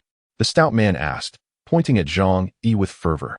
"Of course," Huang Tianfang retorted, irritation lacing his words. What else would he be looking for at a time like this? Women. The nearby workers from the Tianhe gang swallowed hard, drawn closer by the prospect of food. Did he find something edible outside? Fantastic. There's still food out there. We might be saved. Enough chatter. Let us take it all from him, including that vehicle, cried a group, their eyes ablaze with greed. Huang Tianfang paused momentarily, his voice dripping with caution. "Hold on. This kid is the one who took down Qinjianghao. He's ruthless, having already cost us many brothers. We must tread carefully. I've heard he is armed. If we strike, we must do so discreetly." Despite the proximity of the two buildings, a considerable distance lay between them, and crossing through the thick snow would render them easy targets. Yet, where there are calm minds, impulsive souls are sure to follow. A few workers, dissatisfied with Huang Tianfang's cautious approach, stealthily armed themselves with knives and wrenches and descended the stairs. Meanwhile, Uncle Yu had already rushed over upon hearing the snowmobiles roar, eager to assist Zhang Yi. "Zhang Yi, you truly found so much." His eyes brimmed with astonishment as he beheld the two large bags Zhang Yi carried. Outside, the snow fell relentlessly. Another person might have lost their way. It was clear that such tasks were best suited for those with expertise. The supplies outside are indeed scarce. Upon my departure, I scoured every supermarket and mall I could recall in the vicinity, only to find them completely ransacked. Reluctantly, I had to wander deeper into the city, and after much effort, I managed to procure these goods from one mall. He then sent a message to the neighbors, urging them to gather for food. Before long, they came rushing in. The staircase was filled with gaunt, ravenous neighbors, their eyes fixed greedily on the bags before Zhang Yi. Some fidgeted restlessly, contemplating snatching the food. However, the sight of the dark iron object in Zhang Yi's right hand quelled their impulses. Zhang Yi narrowed his eyes, smiling. "I exerted considerable effort to secure these supplies for you." He gestured for Zhou Ku to open the bags. She complied, unzipping them and spilling the contents onto the floor. With a clatter, a bounty of food appeared before the crowd.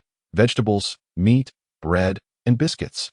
Though the quality left much to be desired, with most items previously deemed unfit for consumption, the starving neighbors gazed at them with glimmering eyes, excitement palpable. Youthful exuberance for Zhang Yi. "Uncle Yu," proclaimed, raising his fist. The neighbors quickly caught on, rallying their voices in unison. "Zhang Yi, our great hero. Brother, from now on, you are my kin. Allow me to pay my respects." In that moment, Zhang Yi could have commanded them to crawl like dogs, and they would have obeyed. For the allure of food was insatiable. Amidst the throng, Fang Yuqing and Lin Caning struggled to push their way forward, their appearances disheveled, hair unkempt, a pair of wild women. Fang Yuqing gazed at the heroic figure of Zhang Yi, her heart swelling with pride.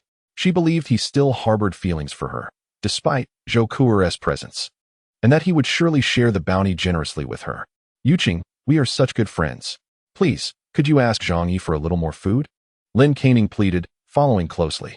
Fang Yuqing shot her a disdainful glance, shoving her aside. "Get away from me, you wretched woman." Their scuffle drew Zhang Yi's attention, prompting someone to bark, "Enough! Listen to brother Zhang Yi." Surrounded by piercing glares, the two women fell silent. Fang Yuqing muttered under her breath, "What are you glaring at? Do you know my relationship with brother Zhang Yi?" His tone suddenly turned cold. "However, this is a time of peril, and I shall not tolerate idlers. After consuming this food, we must take up arms against our enemies. Anyone who dares to indulge without contributing will find themselves regretting it." "Very well. Let us distribute the food," Zhang Yi declared, preparing to call names. At that moment, two arms appeared from the fourth-floor window. Several Tianhe gang workers burst in, their eyes wide with excitement at the sight of the food scattered on the floor. "Zhao Ge, look at all this food. We've hit the jackpot," one worker exclaimed. "What's there to discuss? Let us seize it." The four workers drew their weapons and charged toward Zhang Yi. These individuals were truly ruthless, even with dozens of onlookers.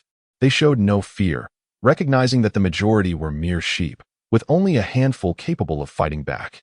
Zhang Yi's pupils constricted as he instinctively drew his gun, aiming it at them. Yet suddenly, he reconsidered. He did not fire. Instead, he retreated while shouting, "This food is for you. Don't let them take it. Whoever takes down one of them will earn 5 portions of food." At his words, the fearful neighbors, initially inclined to flee, halted. Indeed, This food was a gift from Zhang Yi. If it were snatched away, what would they eat? Food was life. Without it, they were as good as dead. Moreover, Zhang Yi had promised 5 portions for each enemy dispatched. The neighbors glanced around, realizing their numbers vastly outmatched the 4 intruders. A few young men gritted their teeth, brandishing their weapons, and charged forward. Everyone had kept their weapons close at hand, making it convenient. Zhang Yi retreated to the rear, gun drawn to deter anyone from seizing the food amidst the chaos. The 4 Tianhe gang members were caught off guard. They had expected these weaklings to scatter, yet suddenly, they surged forward with fervor. In an instant, the scene devolved into a melee. The cramped space on the 4th floor echoed with the clashing of shovels, pipes, and kitchen knives. Driven by desperation for food, the combatants fought with reckless abandon, and the freezing temperatures dulled the pain of their injuries. Before long, wounds began to appear. Before they fell, they continued to wield their weapons with fervor. Uncle Yu was the main force in the battle, swinging a metal rod with great vigor, roaring as he struck down. Although the 4 members of the Heaven Alliance feared not death, they could not withstand such overwhelming numbers. Soon, they were all knocked to the ground. The air was thick with the sound of people's furious shouts, a raw release of emotion. Consequently, having swiftly dealt with the 4 members of the Heaven Alliance brought them a sense of satisfaction, and their fear of the gang was significantly alleviated. After the battle, 6 bodies lay on the ground. In addition to the 4 from the Heaven Alliance, 2 neighbors from the building were also among the fallen. Zhou Kuer furrowed her brow at this scene. As a professional surgeon, she knew that those 2 might still be saved, but it would require specialized surgical conditions, along with ample medication and blood transfusions. Given the current state of their environment, such a thing was utterly impossible. She sighed in resignation. Was this what a lost world looked like? Chapter 84. I, Zhang Yi, do not nurture worthlessness. Zhang Yi surveyed the neighbors before him, nodding with satisfaction. After taking lives, these neighbors could finally become qualified vanguards and cannon fodder, making it much easier for him to handle future assaults from other buildings. What he needed to give in return was merely a handful of scraps and various empty promises. Clapping his hands, he exclaimed, "Well done. Did you see that? As long as we stand united, what is there to fear?" He gestured to the 2 most enthusiastic young men in the front, beckoning them over. The 2 young men, elated, rushed forward without caring to wipe the blood from their faces. Zhang Yi reached down, grabbing a large handful of food from the ground and stuffing it into one of their arms. One handful was not enough, so he took another. Inflated bread, moldy biscuits, dehydrated vegetable leaves, and a large piece of pale, decaying meat. These were all genuine treasures. Other neighbors watched in envy, their mouths watering at the sight, wishing those items were theirs. After stuffing both young men with food, Zhang Yi patted their shoulders. "Keep it up. If you maintain this spirit, I will not treat you unfairly." The 2 young men were overwhelmed with excitement, trembling with joy. This food was enough to sustain them for several days. Tears streamed down their faces. It had been far too long since they had tasted proper nourishment. "Zhang, we will definitely follow you and work hard from now on. We will heed your every command. You are like a brother to us." The 2 young men, Li Changbin and Zhang Lei, shouted with gratitude in their eyes. As the other neighbors witnessed this glimmer of hope, they felt a twinge of regret for not exerting themselves more moments ago. This scene was precisely what Zhang Yi desired to see. After rewarding the 2 most diligent young men, he addressed the others. "Now, it's time to distribute food. Come." One by one, Zhang Yi had observed everyone's performance keenly. Those who worked hard would receive more, while those who lagged would receive less. However, most received merely a piece of bread or 2 small bags of biscuits. Having raised dogs before, Zhang Yi understood a crucial principle. If a dog is fed too well every day, it becomes lazy and less obedient. Therefore, the best approach is to ensure it does not starve while maintaining a state of hunger. Only then will it remain obedient. The neighbors, although slightly disappointed by the meager portions they held, dared not voice their discontent, for Zhang Yi had presented 2 clear examples. If you claim your rations are insufficient, then you can only blame your lack of effort. Look at Li Changbin and Zhang Lei. Why do they have so much food? Stop blaming others and start reflecting on yourselves. Su Haowei, Zhang Yi called, pointing at the wealthy 2nd-generation Su. Su hurried over, hands extended. "Where's my food?" Zhang Yi glanced at him with disdain, then kicked the ground twice, casually placing a piece of candy in his palm. "This is your food." Surrounding neighbors burst into mocking laughter. Even those who received scant rations felt a sense of balance restored. Look, though I received little, at least I got more than him. Haha, Su Haowei is truly a pitiful soul. Su's eyes widened in disbelief, a deep sense of humiliation washing over him. You can't be serious. Why do I only get a single piece of candy? Zhang Yi replied with a cold smirk. Do you even have the audacity to complain? While everyone else was fighting, you stood idly by, not daring to engage. Giving you this candy is already a display of my benevolence. Su Haowei was cunning. He shouted loudly on his way up, brandishing a stick and calling out to kill them. Yet, while his voice boomed, his feet retreated in earnest, unwilling to step forward to fight. He truly believed others would take him for a fool. Su Haowei argued desperately, can you blame me? There were just 4 of them, and we were all crowded together. I had no chance to step in. Zhang Yi countered, that is not my concern. I care not for the process. I only desire the outcome. Su, infuriated and unwilling to concede, shouted, this is unfair. You're clearly targeting me. Zhang Yi scoffed derisively. Unfair? Have you mistaken the situation? What are you to discuss fairness with me? Do you truly believe I am reasoning with you? I am commanding you to obey my will. Understand, worthless one? Zhang Yi cast a glance at Li Changbin and Jiang Lei. How should those who defy orders, who are disorganized and undisciplined, be dealt with? By now, Li Changbin and Jiang Lei had transformed into Zhang Yi's loyal lackeys. At Zhang Yi's command, they carefully placed their food on the ground before advancing to seize Su Haowei and deliver a fierce beating. Su initially attempted to protest, but as a punch struck his abdomen, his body convulsed in pain. In a world gone awry, those who still debated were undoubtedly foolish. There was no need for further words. Their lesson would be taught through their fists. After Su was beaten to the brink of consciousness, Zhang Yi commanded Li Changbin and Jiang Lei to stop. Though Su Haowei was worthless, he could still serve as cannon fodder when armed. Zhang Yi pointed at Su and addressed the crowd.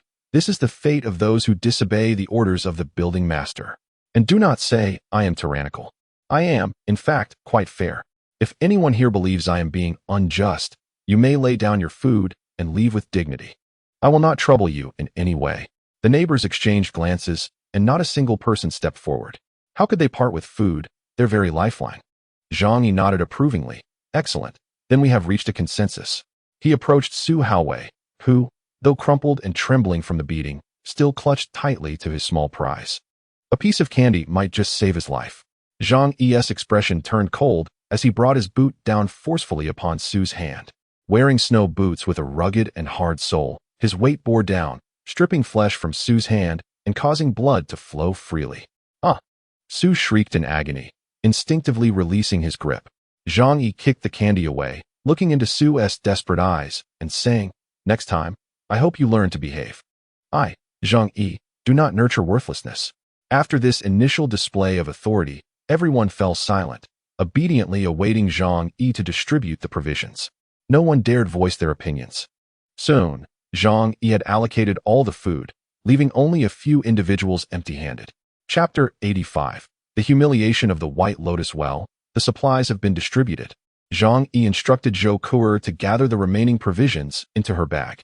Just then, an anxious voice pierced through the crowd. Brother Zhang Yi, I haven't received anything yet. It was Fang Yuqing, who had long assumed that Zhang Yi would show her special favor and grant her the most food. However, after waiting expectantly for so long, she found herself disappointed. Beside her, Lin Caning chimed in anxiously, Brother Zhang Yi, how could you forget about me too? Zhang Yi looked at the two with a playful smirk. I haven't forgotten you. Their faces lit up, believing that Zhang Yi had intentionally saved them for last as a special treat. Yet, his next words sent them crashing into despair. You two were never on the list.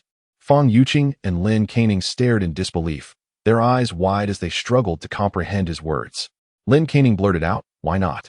Everyone else received something. Why not me? Fang Yuqing could hardly accept the situation. She rushed to Zhang Yi, tears streaming down her face as she pleaded, Brother Zhang Yi, you're joking with Qing, right? This can't be true. You wouldn't treat me like this.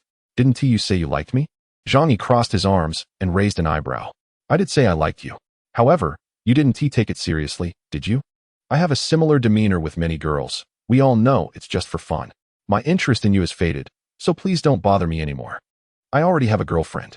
As he spoke, he deliberately pulled Zhou Ku'er into an embrace. The contrast between Zhou Ku'er and Fang Yuqing was stark. one a distinguished graduate from a prestigious university, a leading physician at a top hospital, flawless in figure, beauty, and grace. The other, an office worker frequently mingling with various men, struggling to maintain her allure. At that moment, Fang Yuqing appeared disheveled and distressed, while Zhou Kuer was impeccably made up and elegantly dressed. The comparison was as striking as that between a celestial being and a beggar. Fang Yuqing could not bear the blow. Her pride in her beauty and charm was ruthlessly trampled by Zhang Yi. She cried, pointing at him, "No, this isn't true. Just a while ago, you invited me to stay at your home. Why are you treating me like this now?" Zhang Yi sneered, "Oh that? I was just messing with you. Look at how ridiculous you are now." He turned to Wang Min and Lin Caning. "Hey, doesn't she tell you every day that I like her? That I would let her into my home?" They nodded in agreement. "Yeah, this woman is delusional, just daydreaming.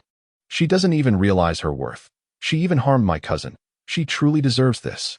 Zhang Yi publicly humiliated Fang Yuqing, stripping her of any dignity. The disdain in the eyes of those around her was palpable. Fang Yuqing's face turned pale as she covered her ears and cried, "No, please stop. I beg you."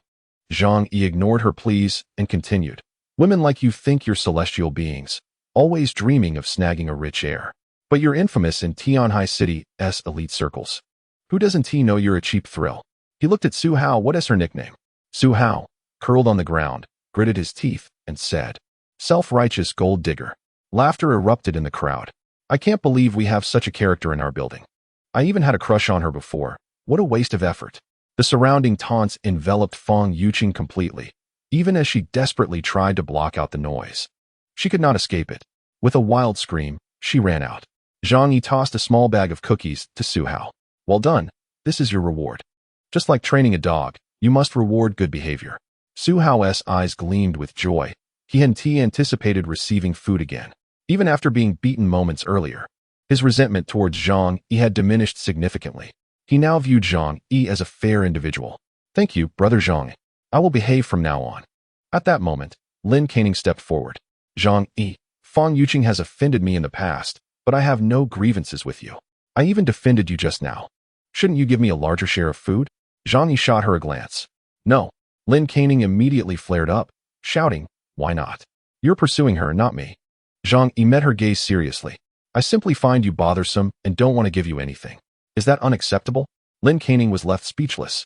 "That is not fair," she cried, tears streaming down her face. "Who cares about fairness?" Zhang Yi dismissed her, and the others looked on with schadenfreude. Li Changbin and Jiang Lei, understanding the situation, promptly ushered Lin Caning away to spare everyone from her presence. Once the provisions were distributed, Zhang Yi announced, "Next, let us discuss how to improve our defenses." Beside Uncle Yu, Xieli Mei frowned and whispered in his ear, "Why didn't we receive any? You've taken down 2 enemies. We should have 11 shares." Uncle Yu replied, "Zhang Yi won forget us. Just hold your tongue for now." Xieli Mei shot him an annoyed glance, then looked at Zhang Yi, murmuring softly. Zhang Yi continued, "In our building, excluding the children who cannot walk, there are 47 individuals. Excluding myself, Zhou Kuer, Uncle Yu, and Xieli Mei, there are 43 left. We'll split into 6 groups of 7 or 8. Each group will take turns on duty for 24 hours to prevent attacks from other buildings. If anyone approaches, sound the alarm using the staircase railings or other metal objects to alert everyone. Those on higher floors should do the same." Zhang Yi, with his hands in his pockets, added seriously, "The reward I mentioned earlier still stands. For every enemy killed, the reward will be 5 shares of food. If you don't achieve anything, even just standing guard will earn 1 share of food, but it will be selected by others and the quantity cannot be guaranteed." He then turned to Uncle Yu. "Uncle Yu, please arrange this matter." Uncle Yu nodded. "All right, no problem." Chapter 86. The Sniper. After Zhang Yi finished speaking, the neighbors pondered the implications of his plan. Someone raised a question. "Zhang Yi, it's understandable that you and Zhou Kuer don't have to stand guard, but why doesn't Uncle Yu have to? He's the strongest." Zhang Yi fixed his gaze on the individual, enunciating each word clearly, precisely because Uncle Yu is a vital asset. He must conserve his strength for when he is needed most. Do you understand? Although this reasoning was somewhat tenuous, no one dared contradict Zhang Yi. In truth, his real intention was to ensure Uncle Yu's safety. The rest would be on the front lines, tasked with repelling enemy assaults from other buildings, effectively becoming expendable. Uncle Yu, being skilled and possessing a kind heart, was Zhang Yi's ideal subordinate, and naturally, he needed to survive for future endeavors. Desiring to launch an assault on their residential building, the fourth floor stands as an indispensable passageway, whether through tunneling from below or climbing in through the fourth floor window. Securing this position would enable the timely detection of any approaching adversaries. He would not expose his back to those he deemed untrustworthy. At this moment, there were no others nearby. Xieli Mei, noticing Zhang Yi's reluctance to discuss the provisions for their household, could no longer restrain herself and inquired, "Zhang Yi, have you forgotten about our food?" Zhang Yi glanced at Xieli Mei, a hint of a chilling smile flickering in his eyes. Uncle Yu promptly tugged at her arm, admonishing her, "What are you saying?" Yet, Xieli Mei persisted, "Clearly, brother Yu contributed the most, but receives nothing in return. Uncle Yu, please come to my house later to collect it." Upon hearing this, Xieli Mei immediately donned a bright smile. "I knew you wouldn't let him toil in vain." Uncle Yu shot her an exasperated look. "I've told you before, brother Zhang is a man worthy of trust." Zhang Yi merely smiled in silence. Upon returning home, Zhang Yi retrieved a box of instant noodles from the other realm and placed it at the doorstep, notifying Uncle Yu to come by in 10 minutes to collect it. Once inside, he swiftly shed his cold weather gear. Clang! The frying pan concealed within his leather jacket fell to the ground with a resounding thud. Zhou Kuer chuckled as she picked it up, teasing, "There's probably not even a ghost outside. You're being overly cautious." Zhang Yi smiled faintly, remarking that he would soon have no need for such an item. He had discovered something far superior, a police-grade bulletproof vest that was both snug and secure. Returning to his warm abode intensified the bliss he felt within. As he ventured outside into the frigid temperature of -70 degrees, even clad in winter attire, the chill was palpable. Particularly while riding his motorcycle, the sensation became even more pronounced. Zhang Yi laid out some food on the table, having taken all provisions prior to his departure, thus leaving both himself and Zhou Kuer without sustenance throughout the day. They sat together at the dining table, indulging in a hearty meal. Zhou Kuer, curious, asked, "What is the situation outside now?" Zhang Yi replied, "What else could it be? The blizzard has sealed the city, and the lower structures are entirely blanketed. If this continues, even when the snowfall ceases and temperatures return to normal, it will take at least half a month for the snow to melt." Zhou Kuer nodded, "But winter is approaching, and the temperatures will only drop further." "That is not an issue for us," Zhang Yi stated. "What we must contend with now is humanity. In the apocalypse, people can be more terrifying than demons." After their meal, Zhou Kuer nestled against Zhang Yi, draping her arm over his shoulder. Zhang Yi glanced at her and asked, "What are you doing?" Zhou Kuer's cheeks flushed slightly, "Just trying to keep warm." She playfully pressed her well-padded form against him. Since Zhang Yi had awakened her awareness, she seemed to have transformed, clinging to him daily. Fortunately, Zhang Yi was youthful and vigorous. Otherwise, an ordinary man might find it overwhelming. Zhang Yi chuckled and playfully slapped her ample backside. Zhou Kuer cast him a flirtatious glance before obediently heading off to shower. What could possibly divert Zhang Yi's attention from such beauty? Certainly, it was the shared passion of men. He retrieved the firearms he had collected that day from the other realm. He possessed a fair understanding of firearms, having previously joined the shooting association in Tianhai City, frequently visiting the shooting range. The police-grade weapons were undoubtedly superior to those he had acquired through the black market. Thus, Zhang Yi replaced his previous firearm with 2 police handguns, fully loaded with ammunition. The holsters and tactical belts were readily available, easily affixed to his waist. He then began to examine the rifles and the sniper rifle he had obtained. The shooting range in Tianhai City had rifles for target practice, but lacked sniper rifles. However, the modern internet was well equipped with comprehensive information regarding various firearms. Zhang Yi utilized his phone to search online, swiftly locating detailed descriptions. He mused that despite the apocalypse causing many online enterprises to collapse and numerous applications to cease operation, a few large corporation servers continued to function, albeit under government oversight. At least for now, humanity had not forsaken the reconstruction of civilization in the aftermath of the apocalypse, preserving a flicker of cultural heritage. Zhang Yi, undeterred by melancholy musings, diligently studied the operational instructions for these firearms. Given his prior experience with guns, he learned swiftly. While accuracy remained uncertain, he at least grasped how to fire and reload. Even in the worst-case scenario, he could wield them to intimidate, which was sufficient. The mere existence of firearms constituted the greatest deterrent. Zhang Yi pondered, loading the magazines with ammunition and disengaging the safeties, placing them in the other realm for immediate access in case of emergencies. However, he found it difficult to part with the sniper rifle. Firearms embody a man's romance. A man's affection for guns is almost instinctual. Zhang Yi lifted the rifle, utilizing the scope to survey the adjacent building.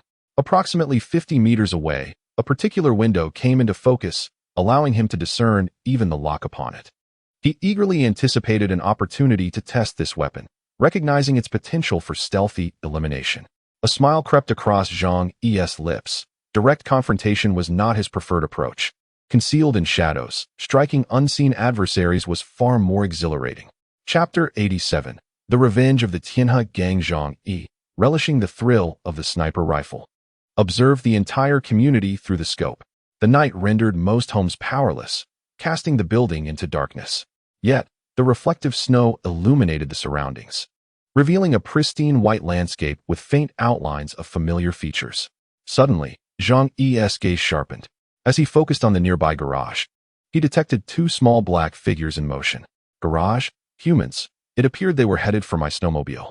A cold, mocking smile graced Zhang Yi's lips. Indeed, there were those who dared to venture forth under the cover of night. However, their endeavors were destined for futility. Before long, Uncle Yu arrived. Upon seeing the unopened box of instant noodles at the entrance, his eyes glistened with excitement. I can't believe it's by Xiang brand. Zhang Yi, you are too generous. This box of noodles, if rationed, could sustain the three of them for a week. Reflecting on the limited supplies at Zhang Yi's home and his willingness to share so much, Uncle Yu felt a profound sense of gratitude. Zhang Yi's stock of these noodles was scarce, with only over 20,000 boxes in his warehouse. Until now, he hadn't consumed a single package, as his home was filled with gourmet meals prepared by various renowned chefs who would indulge in such fare. Uncle Yu lifted the box of noodles, knocking on the door. Zhang Yi, I'm taking the noodles. Thank you. Zhang Yi set down the sniper rifle and approached the door, saying, Uncle Yu, you don't need to be so polite with me. The fates of others mattered little. Uncle Yu must be protected and well-fed. Only then could he serve as Zhang Yi's ace enforcer and human shield. Zhang Yi was not heartless. He would never willingly place Uncle Yu in peril unless absolutely necessary. Well, unless absolutely necessary, Uncle Yu scratched his head and chuckled foolishly. Just don't take to heart what Xie Mei said to you earlier. She has a bit of a loose tongue. Zhang Yi lowered his gaze, smiling faintly. Oh, can I really hold a grudge against a woman? I, Zhang Yi, am not one to harbor such pettiness. But Uncle Yu, are you really going to raise someone else's child? Zhang Yi's tone carried a hint of probing. He harbored no fondness for Xie Mei, yet he wished to avoid any strain in his relationship with Uncle Yu. Thus, he resorted to subtle instigation. Uncle Yu chuckled, remarking, in this day and age, what more can be said? It is already fortunate for me to have found such a woman. Zhang Yi nodded in agreement, adding, indeed, you have a point. Sister Xie is a good woman, not lacking in looks, and she is capable of bearing children. I mean no offense. I simply believe you underestimate yourself, Uncle Yu. In these times, a strong and capable man like you is quite a catch. To jest, you could even attract a celebrity. Flattered by the compliment, Uncle Yu responded, am I truly as remarkable as you say? Zhang Yi replied, you have only to observe the current state of affairs. Those pretty boys who can sing, dance, and rap are of little use. They cannot even support themselves. It is men like us who can offer women a sense of security. At this juncture, Zhang Yi's tone shifted. After all, men ought to have their own children. Raising another's offspring feels somewhat peculiar. Uncle Yu felt a twinge of discomfort at Zhang Yi's words, which sparked certain thoughts within him. He did indeed hold affection for Xie Mei, appreciating her ample figure and skills that catered to his desires as a solitary man. Yet the child, still less than a year old, was an undeniable burden in these times. Caring for her meant frequent disturbances during the night, depriving him of rest. If it were his own child, that would be one thing, but the fact remained that it was someone else's. Humans are inherently selfish. Uncle Yu had long harbored dissatisfaction, but he suppressed it, unwilling to delve deeper. Coupled with Xie Mei's incessant persuasion, convincing him to regard the child as his own daughter, promising that she would honor him when she grew up, he eventually settled into the role of caretaker. Zhang Yi's remarks served as a wake-up call, prompting a shift in his perspective. Haha, having children is not something I dare to consider right now. Perhaps when things settle down. Uncle Yu maintained a forced smile. Yes, indeed, Zhang Yi replied, chuckling. I was merely jesting. Please do not take it to heart. I hold both you and Sister Xia in the highest regard and sincerely wish for your happiness. After a while, the sound of water ceased from the bathroom. Zhou Ku'er emerged, wrapped in a towel, revealing skin as pure and white as milk beneath the pink fabric. Her long legs, toned to perfection, exhibited graceful lines that glimmered enticingly in the light. Zhang Yi reclined on the sofa, pinching his brow wearily, and said languidly, I feel a bit fatigued today. Come over and give me a massage. Zhou Ku'er nodded and gently approached, providing him with a soothing massage. That night, the Tianhe gang, having lost 4 of their members, launched another attack on Building 25. Their recent successes had led them to underestimate the remaining occupants. However, this time, they unexpectedly faced resistance. Leading the charge was Huang Wei, nephew of Huang Tianfang, who was adept at nighttime ambushes. Around 2 in the morning, he stealthily entered Building 25 with 8 accomplices. To their astonishment, as they reached the staircase, bricks were suddenly hurled down upon them. The guards on duty quickly detected the intruders and retaliated with whatever they could find, kitchen knives, clubs, and other makeshift weapons, to impede the Tianhe gang.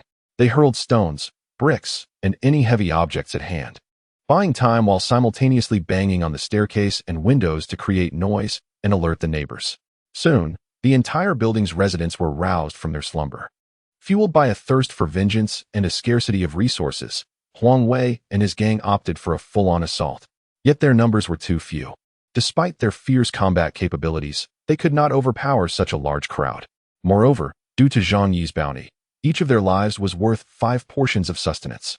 The neighbors, invigorated by adrenaline, scrambled to claim the attackers. The skirmish lasted only a few minutes, with all combatants fighting fiercely, resulting in 3 bodies left behind. Realizing the tide had turned, Huang Wei shouted, Retreat, let us go. As they fled, the neighbors jubilantly pursued them. One slower worker failed to escape through a window in time and was struck on the backside by a kitchen knife, embedding itself halfway into his flesh. He let out a pained cry, awkwardly struggling to crawl away. Once outside, the neighbors hesitated to pursue further. After all, it was late at night, and the situation outside was uncertain. Meanwhile, Zhang Yi had also been awakened by the commotion. He stepped onto the balcony and observed the fleeing members of the Tianhe gang. Suddenly struck by an idea, could he take them down from this distance with a sniper rifle? Chapter 88, Precision Shooting. A perfect hit. When a man encounters a beautiful woman, his first impulse is often to engage in deeper conversation. Likewise, upon acquiring a fine weapon, the desire to test its power is instinctive. This is a habit ingrained in one's very being, even as a child. One would wield a sturdy stick found on the roadside as if it were a sword. What more? Zhang Yi had procured a sniper rifle, an item most ordinary citizens in Huagua could only dream of possessing, let alone using for harm. He yearned to ascertain its efficacy.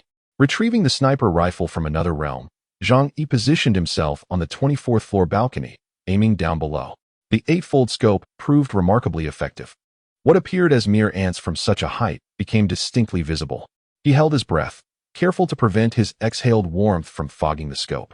Containing his excitement, he aimed at a target's back and squeezed the trigger. At that moment, inexplicably, he felt a peculiar certainty that the bullet would find its mark. Bang! The shot rang out, echoing sharply through the still night, startling countless individuals from their restless dreams. Through the scope, Zhang Yi beheld the figure collapse to the ground, a pool of crimson staining the snow. Wow, how did my aim become so precise? Am I a genius? Zhang Yi felt a mix of astonishment and joy. He had merely intended to test the rifle's performance without any high expectations. Yet, unexpectedly, it had struck true with a single shot. What was that strange sensation he had experienced? He pondered briefly but had no time to dwell, as the remaining gang members, startled by the gunfire and the loss of their comrade, hastened their escape. Zhang Yi swiftly reloaded and targeted another individual. As he focused intently on his next target, that extraordinary feeling returned once more. Bang! The shot rang out again, and yet another figure fell. This time, Zhang Yi realized that his ability to hit targets from the 24th floor was not mere luck, but rather a gift. To be precise, it was a unique talent. Zhang Yi murmured to himself, it seems that the ability I have awakened is not merely related to another realm. It is simply that my potential had not been previously tapped. Nevertheless, he was certain that his extraordinary ability was linked to spatial manipulation, which rendered him a natural sharpshooter. Previously, when utilizing crossbows and handguns for close-quarters combat, he had not recognized this ability. He merely noted that the feel of shooting was quite pleasant. However, with this sniper rifle, the sensation was profoundly intensified. Zhang Yi's heart raced. In this apocalyptic world, possessing even one more ability was a priceless asset for survival. Bang! With each shot, he witnessed another enemy's head explode into a mist of crimson. It is indeed a formidable ability for precise shooting. Zhang Yi's heart surged with joy as he aimed at several others. Crack! Crack! Crack! 7 lifeless bodies collapsed onto the pristine white snow, the blood staining the ground a vivid crimson, an alarming sight indeed. A smile could not be contained at the corners of Zhang Yi's mouth. From this day forth, he could hide away and become a master tactician, orchestrating the demise of others with ease. Meanwhile, the neighbors below, hearing the gunshots and witnessing Huang Wei and others fall one by one, wore expressions of horror. The gunfire originated from upstairs. It must have been Zhang Yi. Given the distance, it could not have been a handgun. It had to be the power of a sniper rifle. My goodness, to strike so accurately from such a distance. Zhang Yi was indeed a sharpshooter. The onlookers were left dumbfounded, a wave of dread washing over them. With Zhang Yi's prowess, would it not be as effortless as crushing an ant if you wished to eliminate them?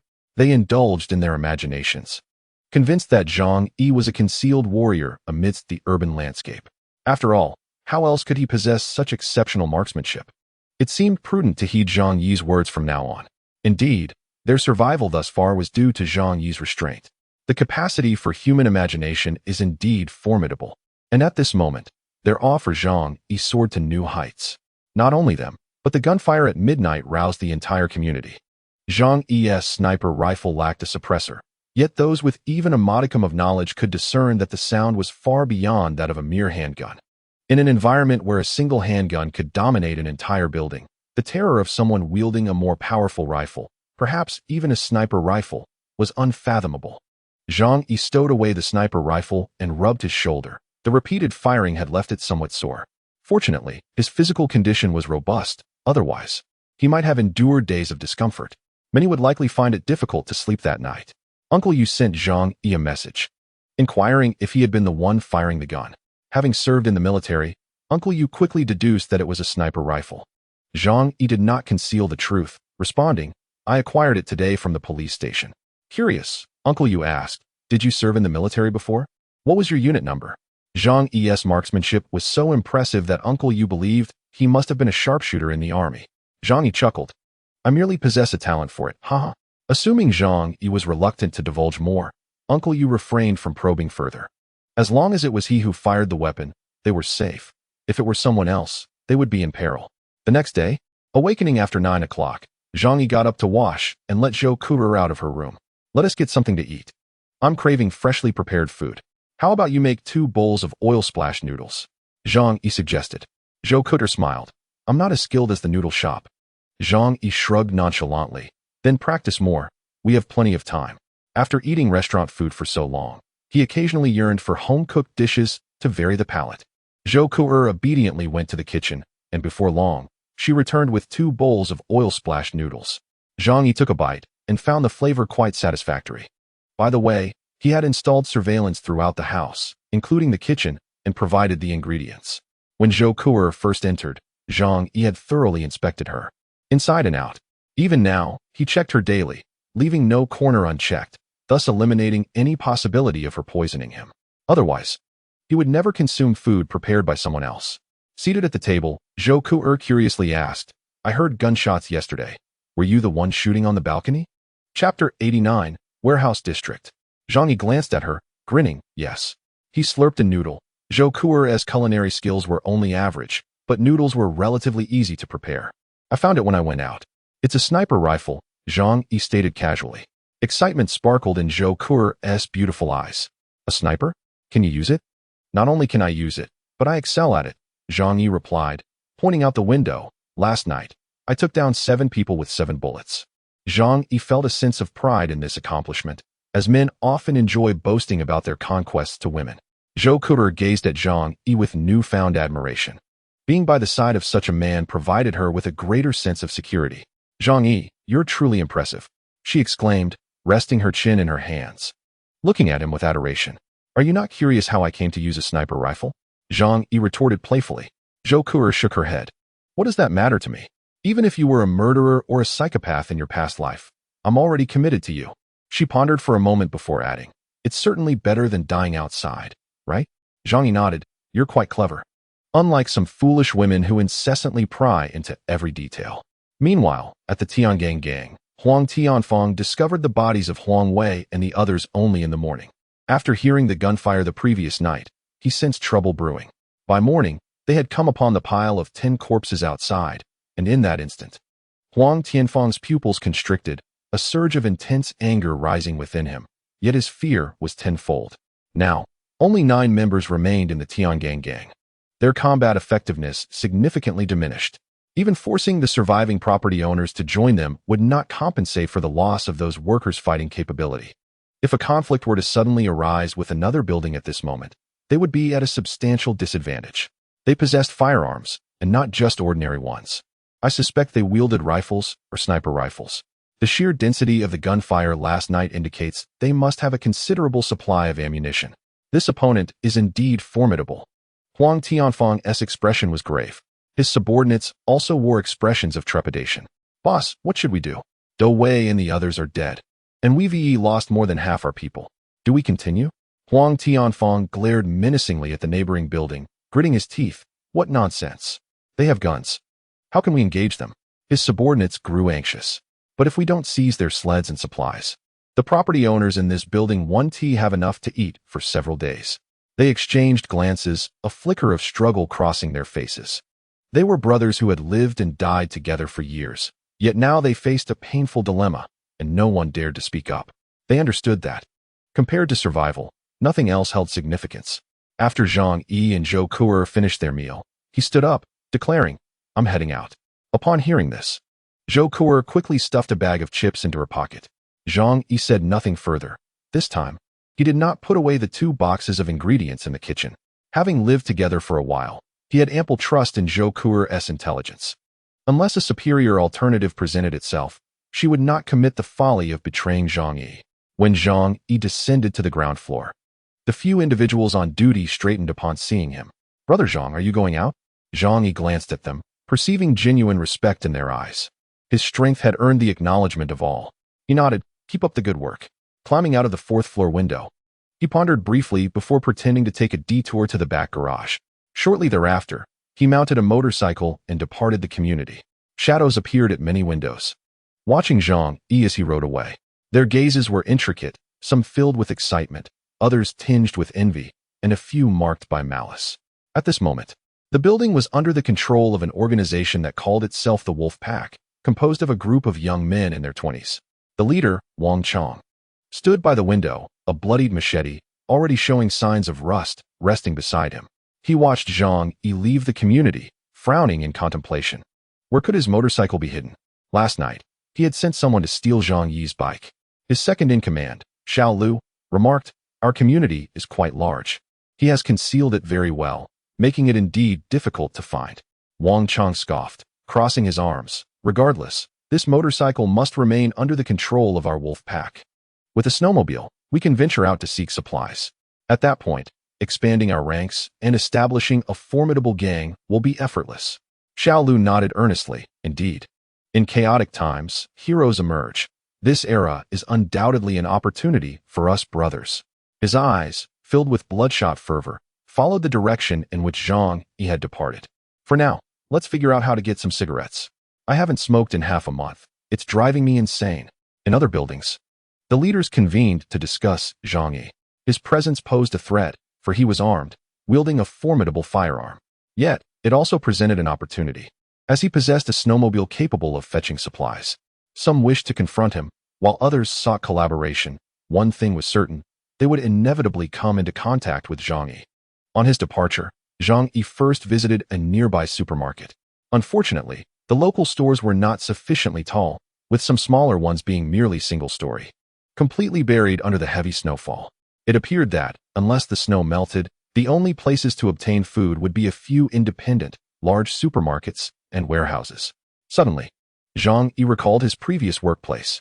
To the southwest of the economic development zone lay a vast expanse of land that had been developed to accommodate various companies' factories and warehouses. Due to the low land prices, most of the city's warehouses were located there. Zhang Yi had already emptied the Walmart warehouse, but other companies' goods remained. Medical supplies, food, automobiles, toys. There was an abundance of items. It was worth a visit. Perhaps he could find something of use. Resolute in his decision, Zhang Yi turned his motorcycle towards the warehouse area. The warehouses were approximately 10 kilometers away, and in less than 20 minutes, he arrived. The area was remarkably spacious, with taller factory buildings that had not accumulated excessive snow, as in the city. Thus, as Zhang Yi approached, he could still see the rooftops of some factories. Chapter 90. The gas station. Zhang Yi was intimately familiar with this region. Throughout Tianhai City, hundreds of group warehouses were concentrated here, varying in size. However, the pressing question remained. Were the supplies still present? Armed with a handgun and a crowbar, Zhang Yi approached the nearby RT-Mart warehouse. He used the crowbar to smash the window from above. Peering inside, he discovered the vast factory had become eerily empty. Had someone already transported the goods away? Zhang Yi had anticipated this outcome, so he was not overly surprised. He continued to inspect other warehouses, only to find the same situation. Medical equipment, daily necessities, food, even snacks and pet food had all been cleared out. Just as I suspected. When disaster strikes, officials and experts will promptly report the situation. Those in power would undoubtedly prioritize moving supplies. This was precisely why Zhang Yi had taken the initiative to empty the Walmart warehouse a week in advance. He understood that once calamity struck, those in positions of authority would only consider their own welfare, neglecting the plight of ordinary people. Zhang Yi did not abandon his search. With hundreds of warehouses in the vicinity, there might still be items of value left behind. Indeed, fortune favored the diligent. After a day of tireless effort, he stumbled upon a warehouse storing automobiles. The space covered over 1 million square meters, vast and expansive. In neat rows atop steel racks, cars were arranged like sardines in a can. Among them were numerous luxury vehicles that had once commanded prices in the millions before the apocalypse. Yet now, they were rendered useless, devoid of purpose. Zhang Yi felt a sense of futility upon seeing so many vehicles. He hesitated, wrestling with indecision, before finally resolving, regardless. There's ample space. I'll stow them away for now. Who knows when they might be needed? After all, men have an affinity for cars. Gazing at the collection of exquisite luxury automobiles, Zhang Yi contemplated storing them, relishing the idea of owning them, even if they couldn't be driven at present. They could serve as high-end models in his collection. He selected a dozen of his favorite cars and placed them into his alternate space. The entire day was consumed with activity in the warehouse area. Most warehouses had been emptied, leaving behind only items that were cumbersome to transport, such as large machinery or bulk building materials. Food and other necessities were nowhere to be found. Zhang Yi gritted his teeth, suppressing his frustration, scavenging various items as if he were rummaging for scraps. Heavy-duty trucks, excavators, Rolls-Royces, bulldozers. What if they might be useful later? Zhang Yi reassured himself. Yet, he quickly found humor in his thoughts. In this frigid wasteland, driving such vehicles even a centimeter would be impossible, rendering them utterly useless. Fortunately, the alternate space was sufficiently vast, allowing him to store all these vehicles comfortably. After a long day, Zhang Yi felt he had nearly exhausted the potential of the place. It no longer held any value for further exploration, and he had no pressing necessities at the moment. He retrieved a piece of chocolate from his alternate space and swiftly consumed it. Eating in the biting wind was a somewhat unpleasant experience. Unfortunately, hot water was out of the question. Once the lid was unscrewed, it would cool down in less than half a minute. Zhang Yi scooped a handful of snow from the ground and placed it in his mouth, hoping to melt it for some water. Then, he recalled another destination he needed to visit. Having acquired numerous vehicles, his thoughts turned to gasoline and diesel. The fuel stored in his alternate space was sufficient for daily use, but given the current circumstances, he would rely heavily on the snowmobile for transportation. Hence, the stored quantities might not suffice. Exercising caution, Zhang Yi resolved to visit a gas station to see if he could procure some fuel. He mounted his snowmobile and, after some contemplation, headed towards the largest gas station in Tianhai City. Soon, he arrived at the location etched in his memory. However, upon arrival, the sight before him made him exhale a long plume of white vapor. The massive gas station had been completely buried under snow. Zhang Yi could only gauge its location by the surrounding tall buildings. Though he had mentally prepared himself, disappointment still crept in. Gas stations lacked tall structures, meaning it would be nearly impossible to locate a place to refuel. What a predicament! Zhang Yi frowned, feeling helpless in the face of the situation. Given the current snow depth, excavation by human effort seemed nearly impossible. Moreover, who knew how long the snow disaster would persist? Based on the stock in his alternate space and the snowmobile's fuel consumption, he might deplete his reserves in a mere 20 years. This was not encouraging news. Human strength truly felt inadequate. If only he could utilize large machinery for excavation. Zhang Yi chuckled self-deprecatingly as he prepared to turn the key and depart. A sudden thought struck him. Excavation equipment? Could an excavator suffice? He had just retrieved several operational vehicles from the warehouse, including a few excavators. He certainly did not expect to put them to use so swiftly. Digging a pit in the snow with an excavator would undoubtedly be a trivial task. However, to be frank, such a scenario was quite rare. After all, on the previous planet, one seldom encountered such thick layers of ice and snow. Moreover, it was not common for someone to operate an excavator in the Arctic. Icebreakers were the preferred choice. Nevertheless, after careful consideration, Zhang Yi concluded that this idea was indeed feasible. With the snow having accumulated for less than a month, it had not yet formed a particularly hard ice layer, making it possible to excavate. The ice and snow beneath were no more than several meters thick, and all he needed to do was dig to an entrance, such as a door or window, to gain access. Therefore, it would not take much time. Feasible. Without hesitation, Zhang Yi summoned a large excavator from the alternate space. Bang! The nearly 20-ton excavator crashed heavily to the ground, sinking more than a meter into the earth. Observing this, Zhang Yi chuckled softly. This works to my advantage, sparing me the effort of digging. The surface snow was relatively thin and could not bear such weight. However, the snow beneath should be more compacted. During his previous work in the warehouse, he had operated cranes, forklifts, and large trucks, so he felt confident in maneuvering the excavator after a brief contemplation. While he wouldn't claim to possess exceptional skills, he was at least capable of operating it. Chapter 91. A new path discovered. The operation of the excavator was quite straightforward, primarily involving 2 levers for propulsion and a control stick for the digging bucket. Zhang Yi located the fuel tank, retrieved a barrel of diesel from the alternate space, and poured it in. Then he climbed into the control room and turned the key. Rumble. Fortunately, the low temperatures did not significantly impact the new machinery, and the excavator functioned normally. Zhang Yi maneuvered the excavator, beginning to push the snow aside. Initially, his speed was somewhat sluggish, but it gradually increased. After half an hour, he had excavated a 3-meter-deep pit, and the tracks could even move slowly. Thankfully, the excavator was equipped with tracks rather than wheels. Zhang even considered that, in special circumstances, it could serve as a transport vehicle. Although the speed was a bit slow, the excavator's tracks traversed the snow with ease. This machine could even navigate through muddy marshlands. Truly remarkable. With his somewhat unrefined skills, Zhang Yi worked diligently for nearly 2 hours before finally reaching solid construction. A surge of joy filled him as he began to push the snow away from the structure. Gradually, he revealed the vast rooftop platform of the gas station. Locating the gas station's building was the first step. The next task was to clear the accumulated snow. Due to his inexperience, Zhang Yi toiled for 4 to 5 hours before finally uncovering a window to the convenience store at the gas station. Fortunately, it was the excavator that did the digging, not him. Otherwise, he would have been utterly exhausted. He then broke the glass of the window and jumped inside. Upon entering the convenience store, he was taken aback. The snow had burst through the door, filling most of the space within. Thankfully, he could still see the rear door. Zhang Yi stepped through the snow, needing to locate the oil storage area.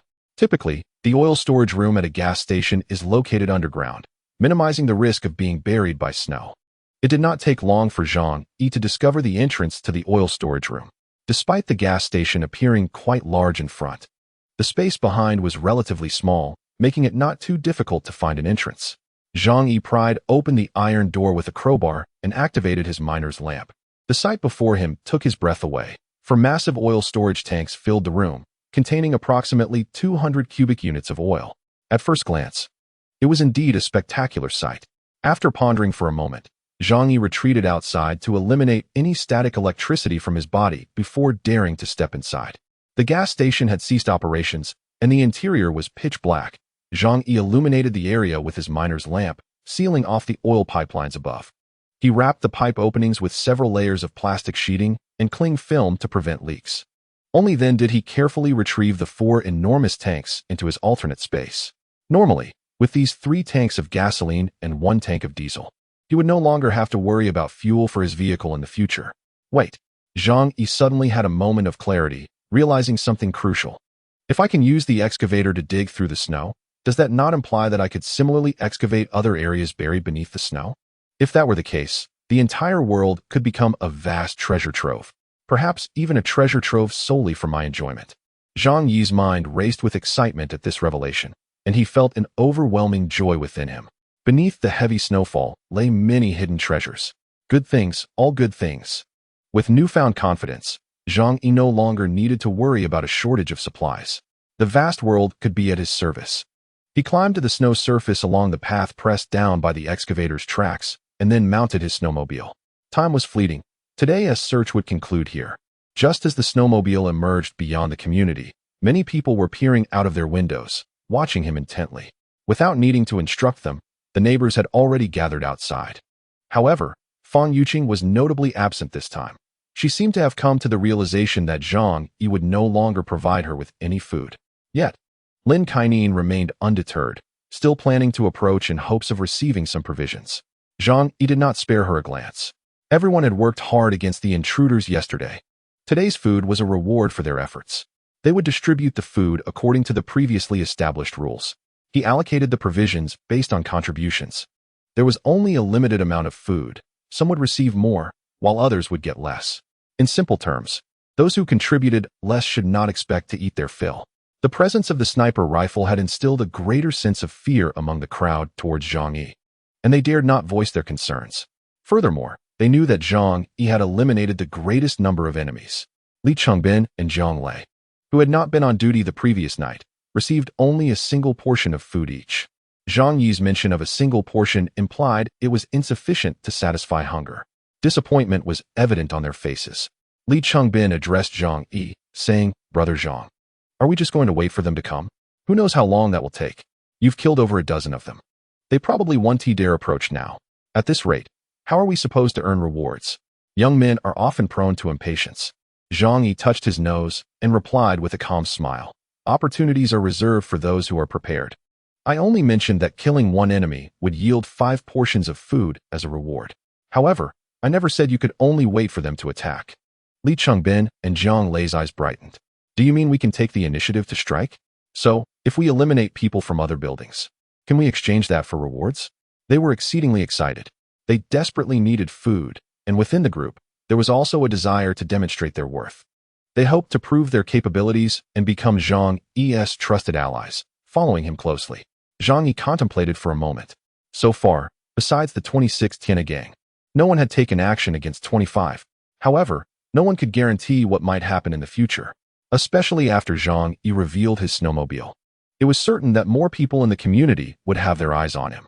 Zhang Lei and Li Chengbin's proposal intrigued Zhang Yi. These individuals were initially brought in as cannon fodder. If they wished to court danger, so be it. After all, these junk foods hold little value for Zhang Yi. A smile of approval instantly appeared on his face as he nodded, saying, "Of course. Right now, everyone outside is an enemy. Eliminating them will ensure the safety of our community.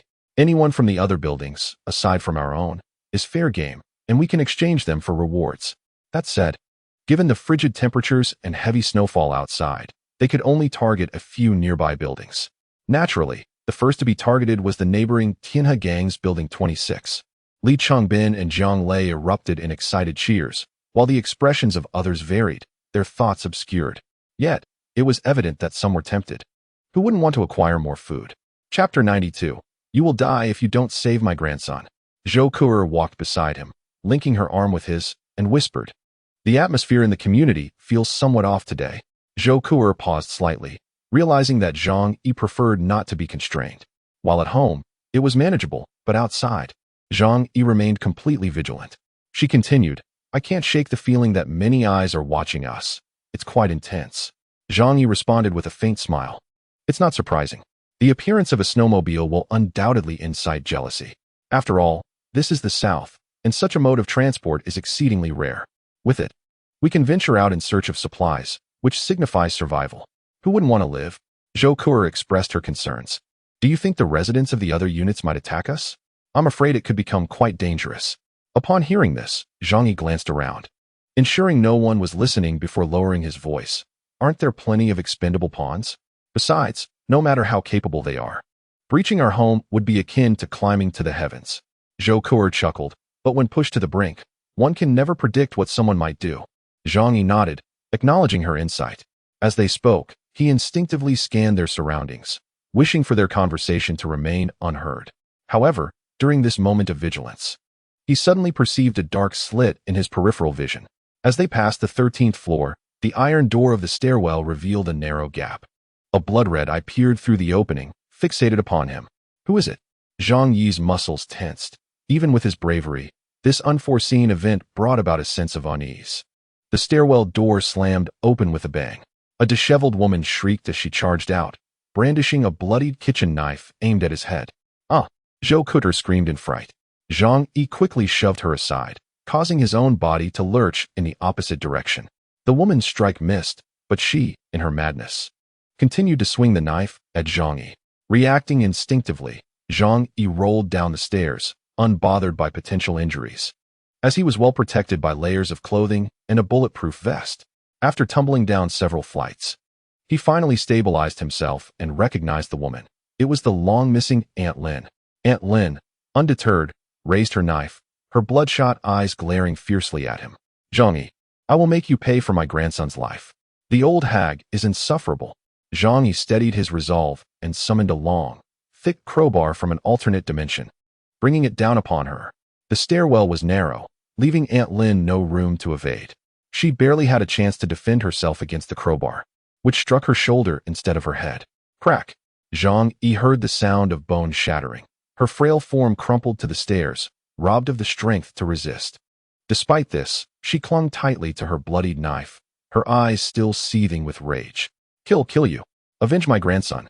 Zhang Yi looked down at her coldly and raised the crowbar, striking her hand with force. In the biting cold, the human body is undeniably fragile. With that blow, 3 of her fingers were crushed and the knife clattered to the ground. The patrolling team heard the commotion and rushed over to investigate. Zhang Yi coldly declared, "This old woman tried to kill me."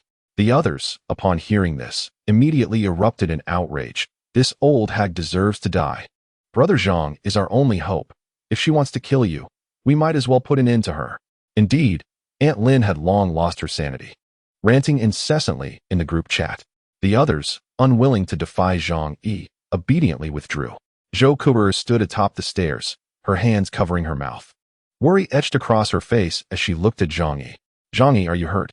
He pointed at Aunt Lin's head, coldly stating, "She couldn't possibly hurt me." Aunt Lin defiantly lifted her chin, her venomous gaze fixed on him. Zhang Yi, you will die? You caused my grandson's death. May you descend into the depths of hell. Zhang Yi did not rush to retaliate. Instead, he calmly asked, "Your grandson wasn't killed by me. Why seek revenge against me?" Aunt Lin's timing for the attack was remarkably calculated. Clearly, she had planned this. Zhang Yi, engaged in conversation with Zhou Kuo, had momentarily let down his guard, granting her the opportunity. Otherwise, with Zhang Yi's vigilance, he would have certainly noticed the door's crack. At this moment, Zhang Yi sought to understand why this madwoman had targeted him. Aunt Lin glared hatefully at him, her words dripping with venom. "My grandson was killed by you. You deserve to die 1,000 times. I would gladly drink your blood and devour your flesh, piece by piece." Zhang Yi's expression remained unperturbed. "However, I don't recall killing your grandson. In fact, I believe I am your benefactor. It was Qin Zhenghao's people who caused your grandson's demise, and I helped you eliminate Qin Zhenghao. You should be thanking me." Aunt Lin was taken aback, her fury intensifying as she realized there was some truth in Zhang Yi's words. Yet, as a woman, especially one who was unreasonable, how could she ever admit to being wrong? "Stop pretending to be a good person. My grandson was still alive at that time. He later died from the lack of medical treatment, suffering unbearably. It was you. You refused to lend me medication, and that's why he died. You are the root of the problem." Aunt Lin spat venomously, her eyes reddened with rage, resembling a furious demon. Chapter 93. The wrong person is you. At this point, Zhang Yi finally grasped the underlying situation. Ah, so that's how you interpret it. He nodded. However, could there be a misunderstanding in this matter? He looked down at Aunt Lin, meeting her gaze brimming with hatred. Lowering his voice, he murmured, "You see, I am quite tough on the outside but soft-hearted within. How could I bear to watch a child suffer to death? That is why I brought medicine to your home." Aunt Lin's eyes widened in disbelief. "You're spouting nonsense." No, I truly am not. I visited your home. Think carefully." "Oh, right. You were likely too preoccupied to remember." A hint of regret flickered in Zhang Yi's eyes. "In fact, at that time, Xiaohu was still alive. I distinctly saw his chest rising and falling. However, how could you have done that to him? He originally had a chance to survive. Yet you have deprived him of that possibility.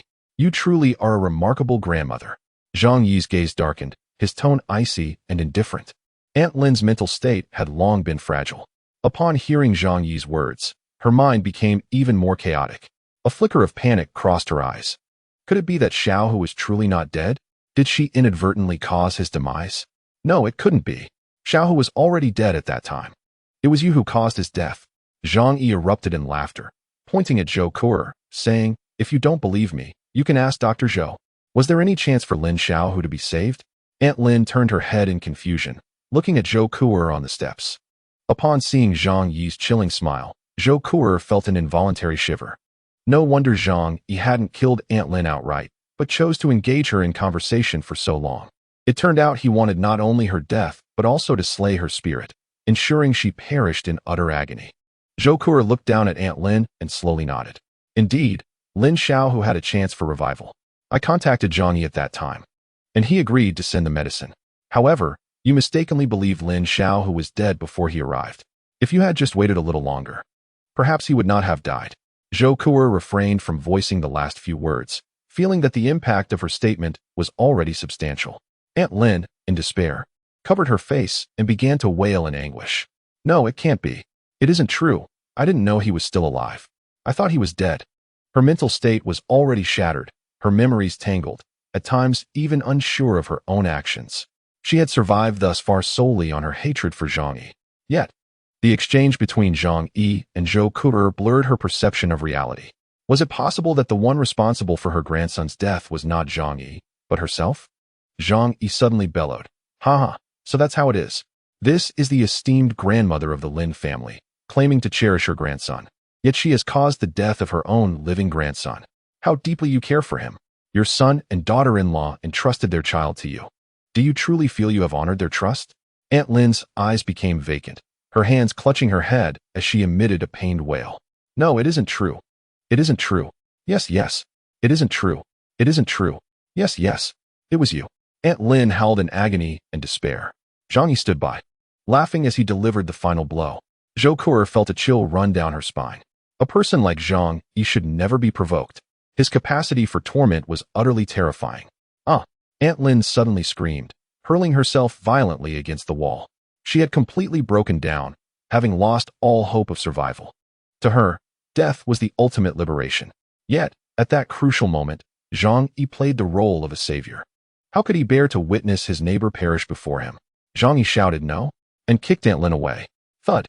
Aunt Lin fell aside, rolling down the stairs to the lower level. Zhang Yi solemnly remarked, "Aunt Lin, one must look forward in life. Please don't lose hope." After all, his smile deepened. "You sacrificed your grandson to survive. If you die, how will you face your entire family?" At this moment, Aunt Lin, spitting blood, could hardly utter a word. Yet her eyes were filled with a plea for Zhang Yi.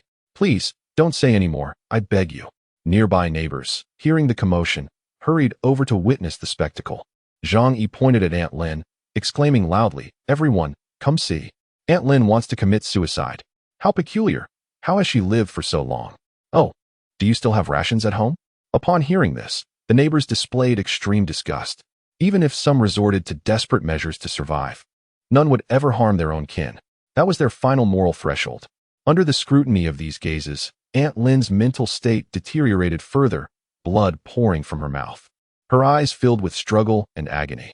She could not last much longer, at most half an hour before succumbing to the cold. Zhou Kuer approached Zhang Yi and said, "Those blows you dealt were quite severe. Her internal organs must be ruptured." "Freeze to death?" Zhang Yi frowned. How could one be so cruel? In this frigid weather? Allowing her to freeze to death is something I cannot bear to witness. The neighbors looked at Zhang Yi in astonishment. Could it be that he intended to spare Aunt Lin? Only Zhou Kuer, who understood Zhang Yi, cast him a resigned glance, as if to say, "What do you intend to do?" Zhang Yi sighed. "Ah, the elderly have had a hard life. Let her be warm for her final moments." He reached into his clothing as if searching for something, but in reality, he retrieved a bottle of alcohol from an alternate space. Unscrewing the cap, he poured it over Aunt Lin. Upon witnessing this, the neighbors finally grasped Zhang Yi's intent. While speechless, they found it entirely reasonable. After all, this was Zhang Yi. When have you ever seen him show mercy to others? After pouring an entire bottle of alcohol, Zhang Yi quickly stepped back, igniting a cigarette lighter, taking 2 puffs before tossing it onto her. Whoosh! The flames erupted instantly. Soon, the staircase echoed with piercing screams. The other neighbors, terrified, hurriedly cleared a path for Zhang Yi, their eyes filled with dread. Chapter 94, Chun Lingyu. He sprawled languidly on the sofa.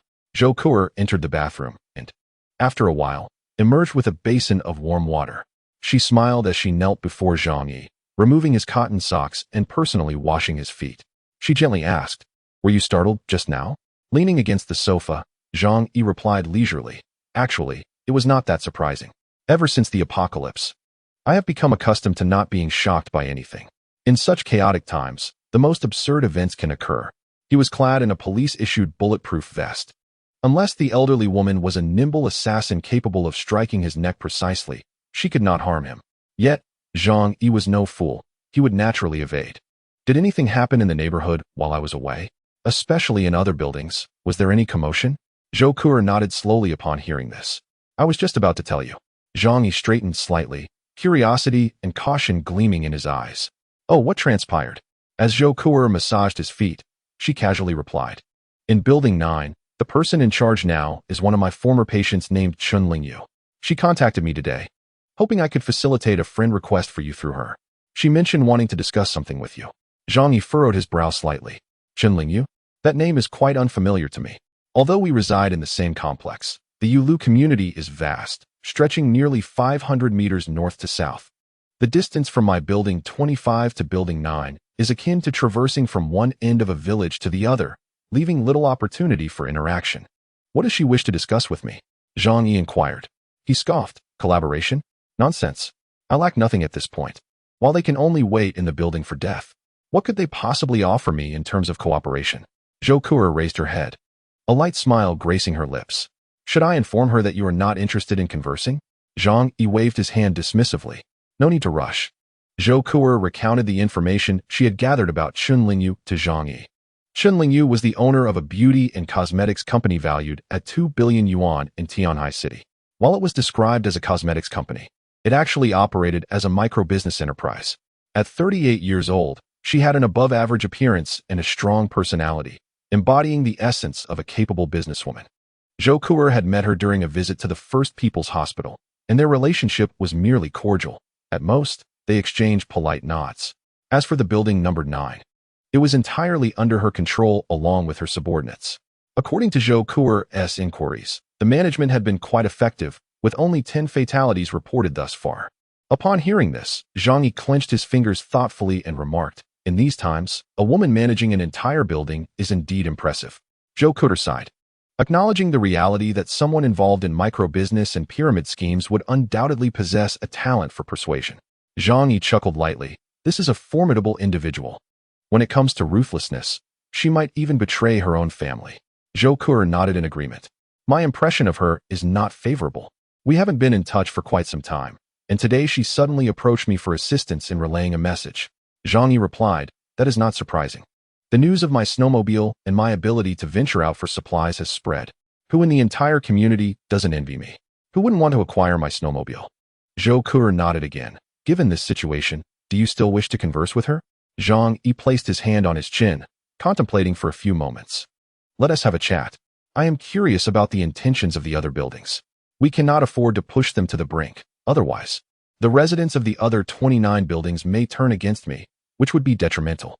If Zhang Yi merely stayed indoors, he would not have to fear them. However, he understood that the outside world was a vast treasure trove, and he would need to continue gathering various supplies for survival.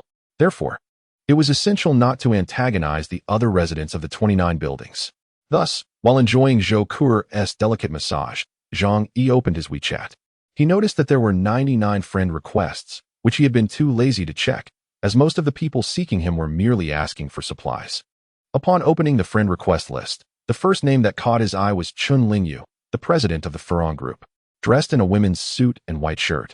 With her arms crossed and an exaggerated smile, she presented the typical profile of a micro-business operator. As Zhang Yi was about to accept her request, he noticed another somewhat familiar profile below. Business professionals typically used personal photos for their WeChat avatars, and Zhang Yi quickly recognized the individual as Li Jian, the financial director of Walmart's South China region. He had seen him at a company annual meeting and was aware that they lived in the same community. Although their occupations had no overlap, leading to little interaction, Zhang Yi noticed that Li Jian's friend request was sent at 10:30 this morning. Shortly after he had left the community, he deduced that Li Jian was likely reaching out for the same reasons. After a brief moment of thought, he decided to accept both friend requests simultaneously, intending to see what each of them had to say, which would help him gauge how to approach the other 29 residents. Hello, Mr. Zhang. I am Chun Lingyu from Building 9. I currently manage Building 9 and would like to discuss something with you. Hello, Mr. Zhang. I am Li Jian from Building 18. Thank you for accepting my friend request. I would like to talk about potential collaboration on behalf of the residents of Building 18. Zhang Yi first opened Chun Lingyu's chat window. What do you wish to discuss? I'm afraid I cannot divulge much. Let's keep it brief, he replied coldly. He was particularly familiar with women in the micro-business realm, knowing that if given the chance, they could talk endlessly. If there is something to say, please be direct. I am not one for idle chatter. Chapter 95, Collaboration and Attitude. Zhang Yi had set the tone with Chun Lingyu, making it clear that he was not easily intimidated. In Building 9, Chun Lingyu paced anxiously, not due to nervousness, but rather to stave off the cold. She wore multiple layers of clothing, attempting to maintain an elegant appearance, even donning a coat with a fox fur collar. After receiving Zhang Yi's icy message, she took a deep breath, muttering to herself, he is indeed a formidable figure. I must not underestimate him. Internally, Chun Lingyu felt a wave of anxiety and even fear, as Zhang Yi's reputation had preceded him. He had single-handedly eliminated half the residents of an entire building, armed with an arsenal of weapons, including a sniper rifle. The various rumors circulating instilled a profound dread among those who had heard his story. Regaining her composure, she meticulously drafted her words in her mind before finally typing them out. Mr. Zhang, I have long admired your reputation.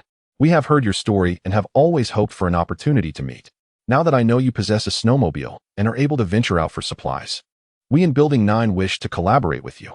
Zhang Yi glanced over the message, smirking disdainfully. Collaboration? What can you offer me? Cooperation is predicated on mutual benefit. As you must know, we in Building 9 are relatively harmonious, with few casualties. Thus, we possess ample manpower. Chun Lingyu asserted passionately. With your snowmobile, you can leave the community and explore the outside world. We can provide you with 76 individuals, our finest laborers. The external environment is treacherous, buried under snow and ice, creating an opportunity for those who dare to seize it. You have transportation and weaponry, while we have willing family members ready to follow orders. Together, we can achieve great things. Zhang Yi rubbed his ears, finding her words somewhat grandiose, yet ultimately hollow. Let me ask you, in a time when so many people are uncertain about their survival tomorrow, what are you trying to build? Chun Lingyu swallowed hard. Of course, we need you to help us gather food first to ensure our safety. After that, whatever projects you wish to pursue, our people will be the best workforce. Zhang Yi shook his head, losing interest. A pyramid scheme leader might deceive those desperate homeowners, but trying to pull him into it was simply foolish. I have no interest in what you propose. Goodbye. Chun Lingyu, sensing Zhang Yi's dismissal, grew anxious. You have become the envy of the entire community. If you provide us with food, at the very least, we can maintain a neutral stance towards you. Surely, you do not wish for us to become your adversaries? Upon reading this, Zhang Yi's expression became slightly serious. This was the sentiment he had been waiting to hear. Why waste time on irrelevant chatter? Those insufferable micro-business operators. So, are you implying that many residents from other buildings are plotting against me? I find that hard to believe. I am doing just fine. Who would dare to attack me? Zhang Yi probed. Chun Lingyu recognized that Zhang Yi was testing her resolve, yet to convey sincerity, she felt compelled to reveal some information. Zhang Yi, you are an astute individual and should comprehend the notion that possessing a precious gem can incur peril. Within this community, thousands reside, all awaiting their demise from hunger within their homes. Only you possess the means to venture forth on a snowmobile in search of sustenance. If you were in their position, would you not feel envy, resentment, and animosity? The reason they have yet to act is simply a matter of weighing the pros and cons. However, it is merely a matter of time before they turn their attention toward you. My demands are modest. If you can ensure our basic food needs, the residents of our building shall certainly refrain from any hostile actions against you. Upon hearing this, Zhang Yi narrowed his eyes slightly. In a certain sense, this could be construed as a threat. Oh, are you implying that if I refuse, your group will attack us, the 25th unit, correct? Zhang Yi's voice was frigid, laced with a murderous intent. Chen Lingyu could not help but tremble, yet she quickly asserted, I believe you would not choose such a path. Opposing us would yield you no advantages, even if you were to emerge victorious. Her calm demeanor stemmed from the considerable distance between the 25th and 9th units. Should Zhang Yi attempt to mount an offensive, it would effectively sever his escape route, and he might also face assaults from other buildings. We merely seek some food. We desire nothing more. With my abilities combined with your strength, it would be no challenge for us to dominate this entire community in the future, Chen Lingyu exclaimed with fervor.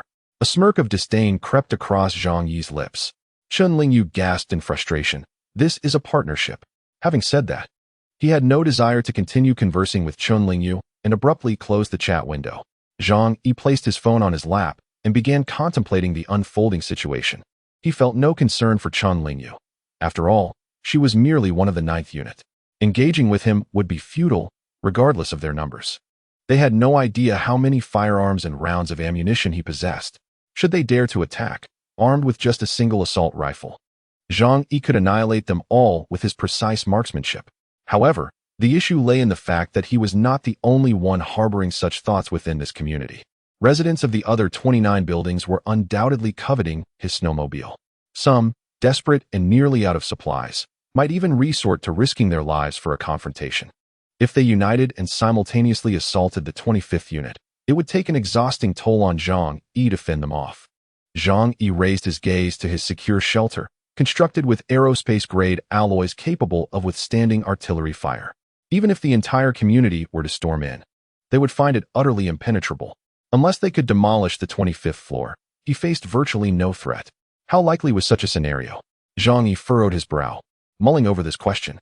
Should the residents of the 29 buildings truly band together, this possibility could indeed materialize. Presently, electricity constraints forbade the use of high-power appliances, rendering tools like jackhammers and electric drills unusable. To dismantle an entire building solely by human effort in such extreme cold, coupled with a severe lack of food for energy, was utterly unattainable. After all, with their current physical condition, merely stepping outside for a brief period would render them incapacitated from the cold. Who would have the strength to strike walls? Chapter 96. Should I eliminate them all? After considerable deliberation, Zhang Yi arrived at a satisfactory conclusion. As long as he remained steadfast within the 25th unit, utilizing his firepower and the strength of his shelter, even a coalition of the 29 buildings would be unable to harm him. To put it plainly, in this era of extreme food scarcity and frigid temperatures, emerging into the biting wind for even a few moments constituted a significant ordeal. 20 individuals could not muster the same strength as one in better times. My personal safety is assured. If necessary, I can mount my snowmobile and break through the encirclement, employing guerrilla tactics with my weapons to gradually exhaust them. However, such an endeavor would be exceedingly cumbersome. How long would it take to eliminate the residents of the 29 buildings? Yet, if I refrain from striking first, they will undoubtedly assault me. Zhang Yi pondered deeply. Should he expend time and effort to eliminate those who posed a threat within the community? Or should he seek alternative solutions? For the moment, Zhang Yi had not reached a definitive resolution. He glanced at his phone, deciding to engage in a conversation with Li Jian. He needed to ascertain whether all the building leaders shared similar sentiments. Zhang Yi opened the chat window with Li Jian. He did not initiate the conversation, but Li Jian was eager and proactive in outlining their situation to Zhang Yi. Mr. Zhang, I come to you with sincerity, hoping to collaborate in constructing a harmonious haven, a utopia in this apocalypse. Thus far, our unit, the 18th, has only suffered 5 elderly deaths. all due to complications from the extreme cold. Through careful planning and equitable distribution of resources, we have maintained harmonious relations. I believe this represents the best survival strategy in the face of the end times, preserving the ember of human civilization and aiding in post-disaster reconstruction. Presently, we lack effective food sources. In seeking to collaborate with you, we are prepared to offer manpower and resources to meet your every requirement. Furthermore, we can facilitate relations with other units to avoid conflicts. Upon reading Li Jian's introduction, Zhang Yi felt a wave of relief. It was evident that he was indeed the financial director of a substantial group, possessing far greater emotional intelligence than the micro-business person Chen Lingyu. His points were clear and concise, articulating the stakes without condescension. Nevertheless, what Zhang Yi found most compelling was his mention of a harmonious haven. It had been over 20 days since the apocalypse began, and not a single individual had perished due to conflict. Zhang Yi glanced at Zhou Kur, who was diligently attending to him. Kur, are you aware of the situation in the 18th unit? Zhou Kur pondered for a moment before replying. I have heard some rumors. Their building leader is said to be a charismatic figure who united all the residents after the onset of the apocalypse, implementing a centralized resource distribution system that has allowed the vast majority to survive until now. Zhang Yi remarked, truly. The financial director understands that managing accounts requires not just organizational skills, but also knowledge of maximizing benefits. In reality, Li Jian's approach is the most rational. Other buildings, such as the 25th where I reside, have squandered vast amounts of resources due to internal strife and conflict. Theoretically, if one refrains from physical exertion, including mental exertion, the energy expended in a day is minimal, consuming just one meal suffices. Li Jian is indeed a talent. Zhang Yi mused, but soon added, however, sustaining such a way of life in the apocalypse is still unattainable. Li Jian's strength lies in establishing order, through his influence in the 18th unit. He united the residents early on. Yet, what happens when faced with external aggression? The complacent individuals, accustomed to comfort, would likely find themselves slaughtered by the likes of the Tianhe gang or Qinzhenghao. This mirrors the historical defeats of Central Plains civilizations at the hands of nomadic peoples. Without the protection of military might, all tranquility and harmony are but illusions. Zhang Yi inquired, if I choose not to acquiesce, what course of action will you pursue? We uphold a spirit of amicable cooperation in extending our invitation. Should you decline, I shall be deeply regretful. However, this does not preclude the possibility that your stance may change in the future, and I remain hopeful for another opportunity to collaborate. Are you not considering an assault on the 25th unit? Or when other units engage in conflict, will you not choose to join them? Our military strength is solely for self-defense.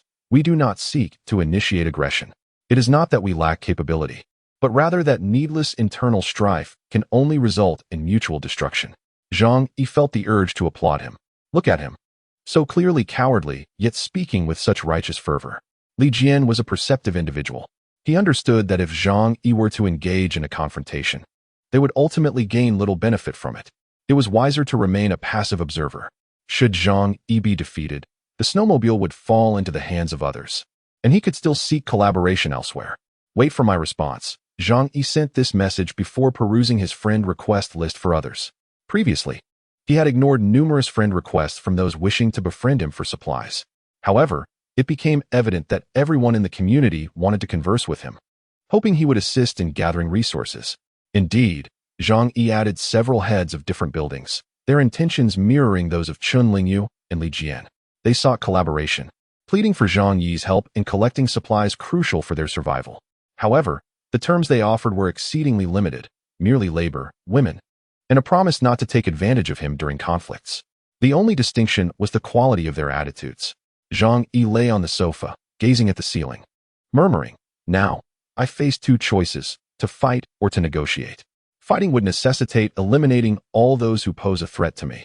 While this is not impossible, it would consume an immense amount of time and ammunition. Wiping out the numerous residents of all 30 buildings would deplete my stored ammunition, which is already limited, only a little over 1,000 rounds. This is under ideal conditions. If they were to attack, I could defeat them. But if they remained hidden inside the buildings, I would dare not risk entering. Furthermore, although I harbor no psychological aversion to killing, I am not a psychopathic butcher. Most people in the community hold no significant grudges against me, and to slay them all would evoke a sense of reluctance. I might even end up with psychological issues myself. Zhang Yi rubbed his temples, concluding that exterminating the entire community was not a viable option. It was far too troublesome. Chapter 97. The attitudes of each building in the community. Listening to Zhang Yi's musings, Zhou Kuer felt a chill run down her spine. At that moment, no one in the community realized they were teetering on the brink of hell. Life or death rested solely on Zhang Yi's whims. She felt immensely fortunate to have chosen to follow him. Suddenly, Zhang Yi turned to Zhou Kuer, patting the space beside him on the sofa. Come here. Zhou Kuer approached and sat beside him. The room was warm, and they often wore comfortable home attire while at home, particularly relaxed. Zhou Kuer had not brought any clothing with her. All were chosen by Zhang Yi, reflecting his preferences. The outfit she wore was quite adorable and suited her graceful figure. Sitting closely to Zhang Yi, she resembled a gentle Siamese cat. After taking a sip of water, Zhang Yi asked Zhou Kuer, from your perspective, should I choose to fight them or negotiate? Zhou Kuer initially assumed Zhang Yi wished to share something intimate. To her surprise, he sought her opinion. This was a sign of trust, which she appreciated, albeit with a hint of regret. Turning her gaze, she replied, if you choose to fight, can you withstand the attacks from the other 29 buildings' residents? Yes, no problem at all, Zhang Yi responded confidently. Internally, however, he felt a twinge of uncertainty. Knowing he only had a 99 assurance while the remaining 0.01 was unpredictable. After all, he could not guarantee that no one in the other 29 buildings was hiding explosives capable of collapsing an entire structure. Yet, the probability of such an event was akin to that of an H-bomb falling directly on his house. He chose not to dwell on it. Zhou Kuer's eyes widened in surprise. She had expected Zhang Yi to say it was impossible, but instead, he affirmed his confidence. After all, she was unaware of the extent of weapons and supplies Zhang Yi possessed. However, she quickly reminded herself that he was someone with extraordinary abilities, making anything possible for him. Taking a deep breath, she continued, if you choose to negotiate, does that mean you will have to provide the living information of everyone in the community afterward? Zhang Yi burst into laughter. Zhou Kuer immediately interjected, of course, that is out of the question.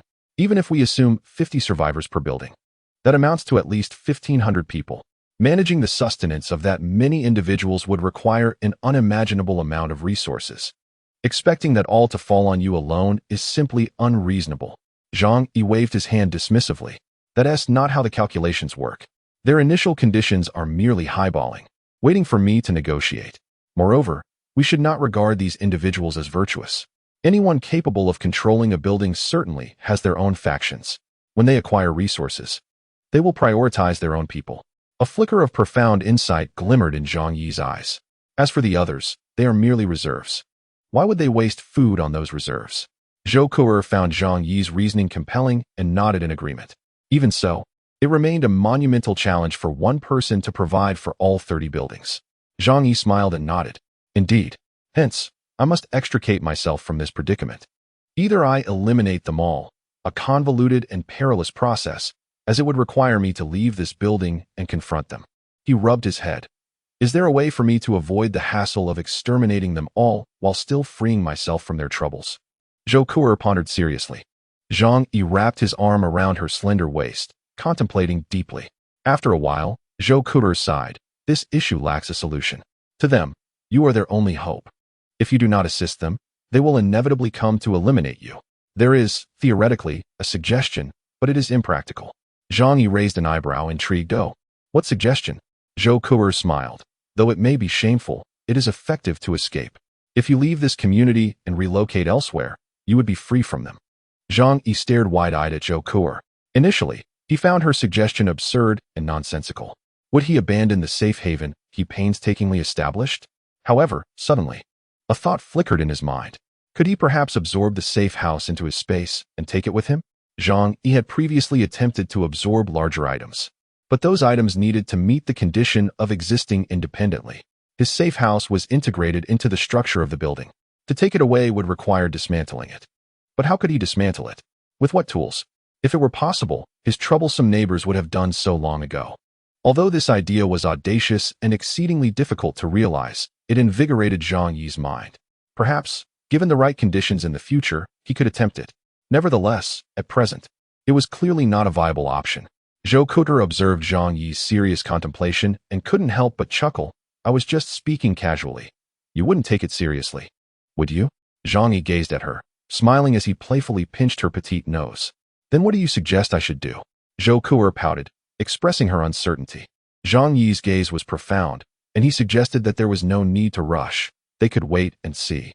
After all, time was on their side, and the advantage lay with him. The only matter that could cause Zhang Yi any trouble was the potential alliance of the other 29 buildings. However, in this apocalyptic world, interpersonal relationships were fraught with treachery. Within a single community, the 30 buildings had given rise to various factions, each embodying distinct civilizational types.